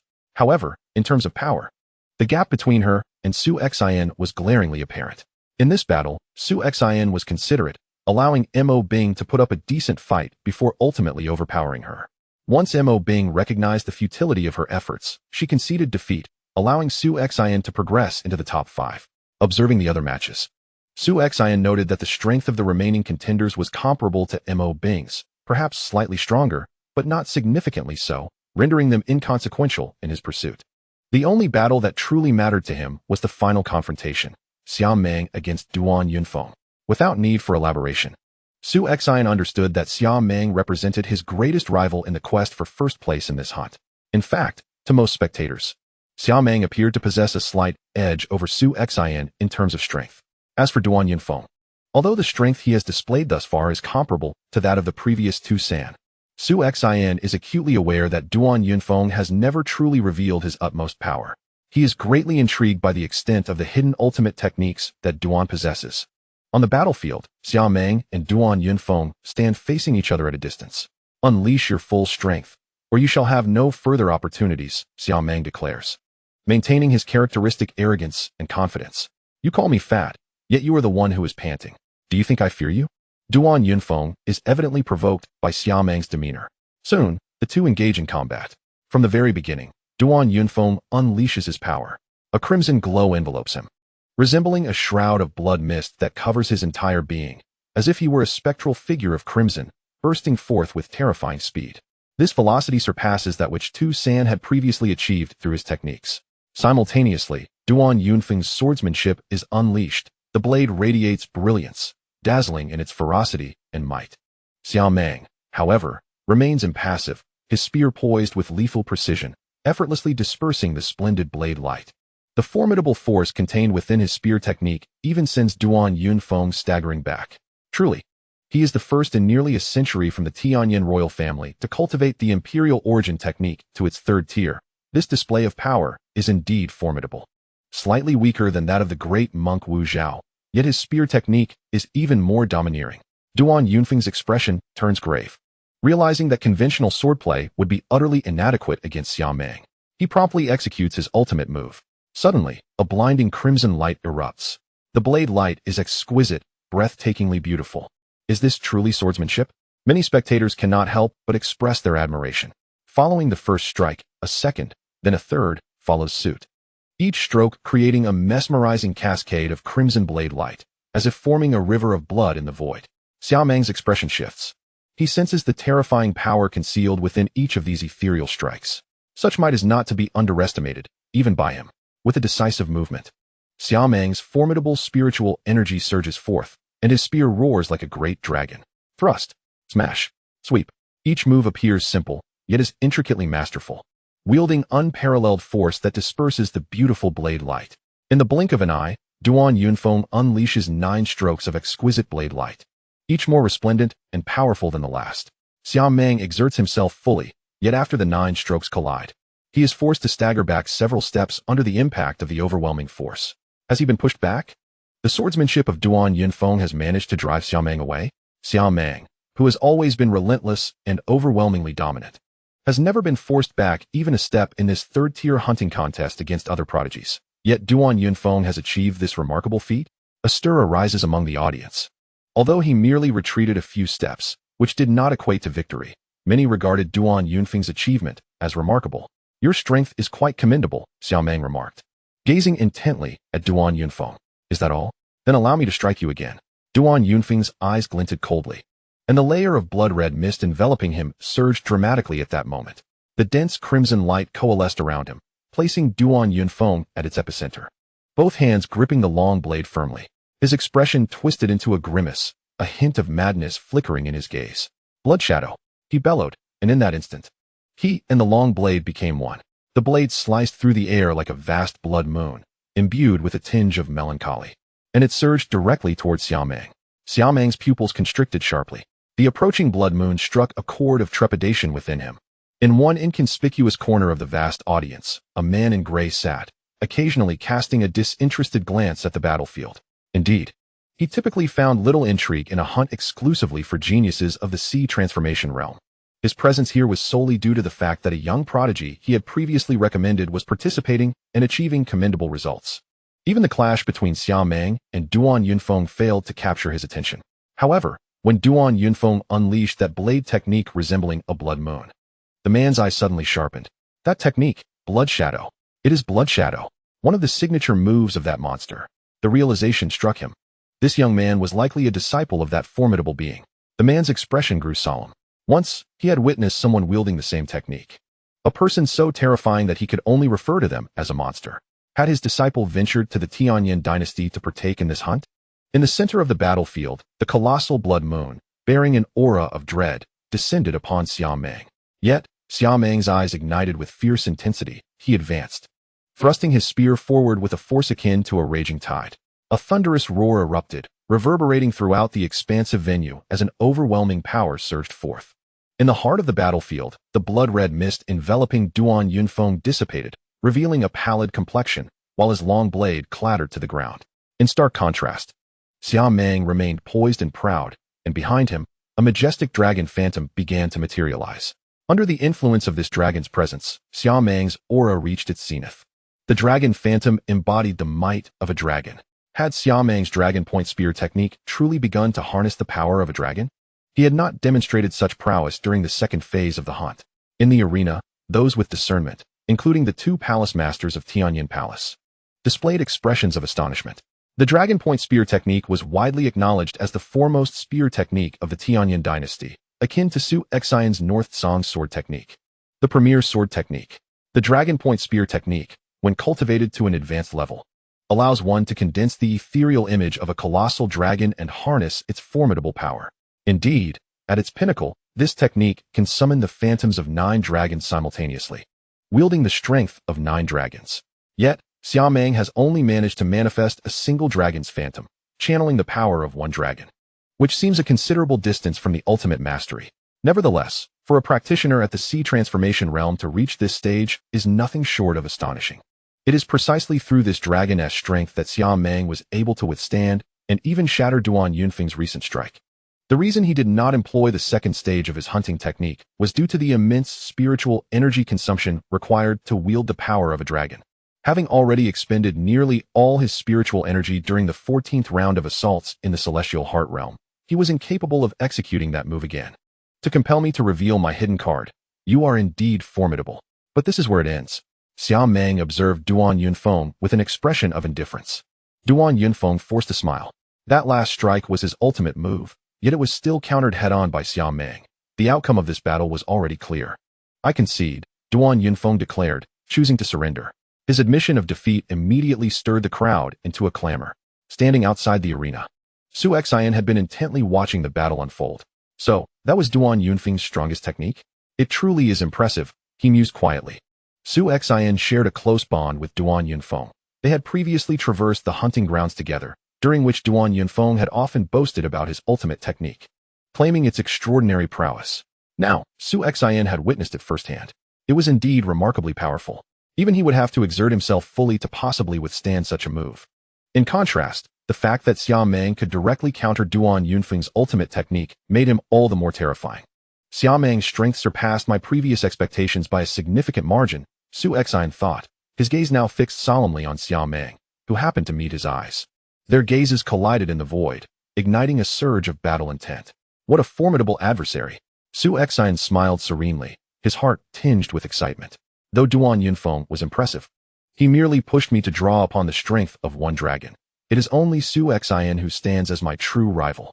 Xia Meng's gaze was equally fervent. With the conclusion of the 5 duels, the defeated were ranked from 6th to 10th, and upon entering the Tianyin Palace, each would earn merely 1,000 fire points. The victorious 5 would continue to the next round of battles. The subsequent matches would not consist of one-on-one eliminations, but rather a round-robin among the 5. Each participant would face the other 4, and the final rankings from 1st to 5th would be determined based on their performances. The arena buzzed anew with the commencement of these subsequent confrontations. Su Xin would engage in consecutive battles with the 4 other prodigies.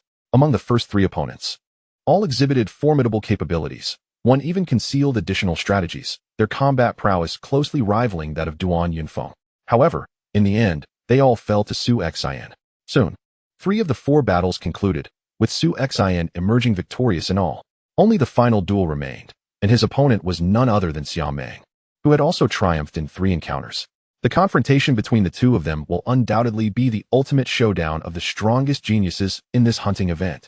Chapter 60. The pinnacle battle as Su Xin and Xia Meng, the 2 most formidable talents, simultaneously stepped onto the battlefield. The previously lively venue fell into an unusual silence. Everyone held their breath, gazing intently at the pair. Both Su Xin and Xia Meng had drawn their respective weapons.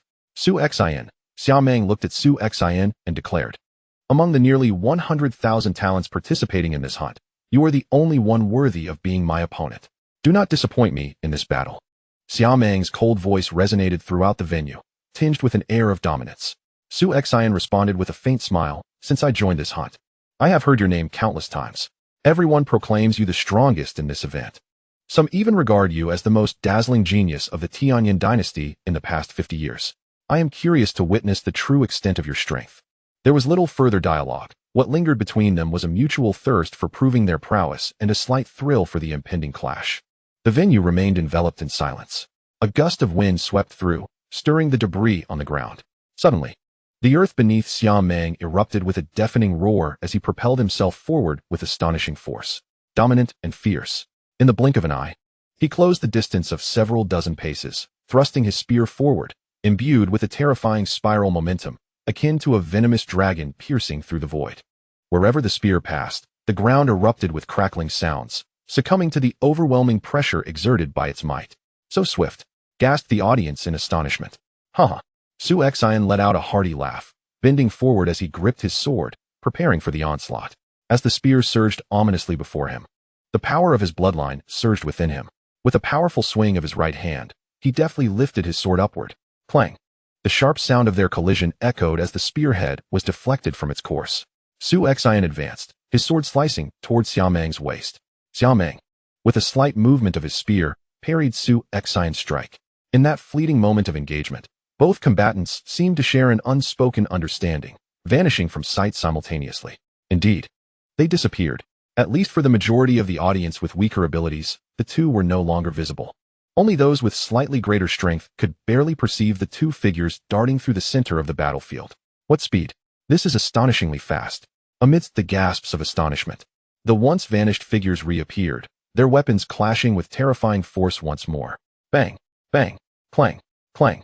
The fierce exchanges continued, with their forms vanishing and re-emerging in a series of uncanny movements. Their speed had reached its zenith. With each collision, a thunderous sound erupted, accompanied by visible shockwaves that either trembled the ground or swept through the void. Xia Meng's marksmanship was formidable and domineering as the speed escalated. The terrifying piercing power contained within the gun's tip became almost absurd. With a single clash, the tip of the gun was thrust toward the ground, and before it could make actual contact, the earth was already penetrated, creating a spiraling pit nearly half a meter deep. Su Xion's sword, equally sharp, unleashed a mere flicker of sword energy. After Xiao Meng evaded, the blade struck the ground, leaving behind an enormous scar over 10 meters long. In just a few dozen exchanges, the two figures flickered in and out of existence, alternating their appearances several times. Yet the battlefield lay in utter disarray, marred by the terrifying pits created by the gun's tip, alongside the meticulously straight sword scars extending for meters. Clang! Another clash resounded. As they reappeared, both were forcefully repelled. Yet their fighting spirit intensified. Once Xiao Meng steadied himself, he gripped the long spear with both hands, a faint golden light shimmering upon it. Whoosh! The spear lunged forward, akin to a dragon unfurling its jaws.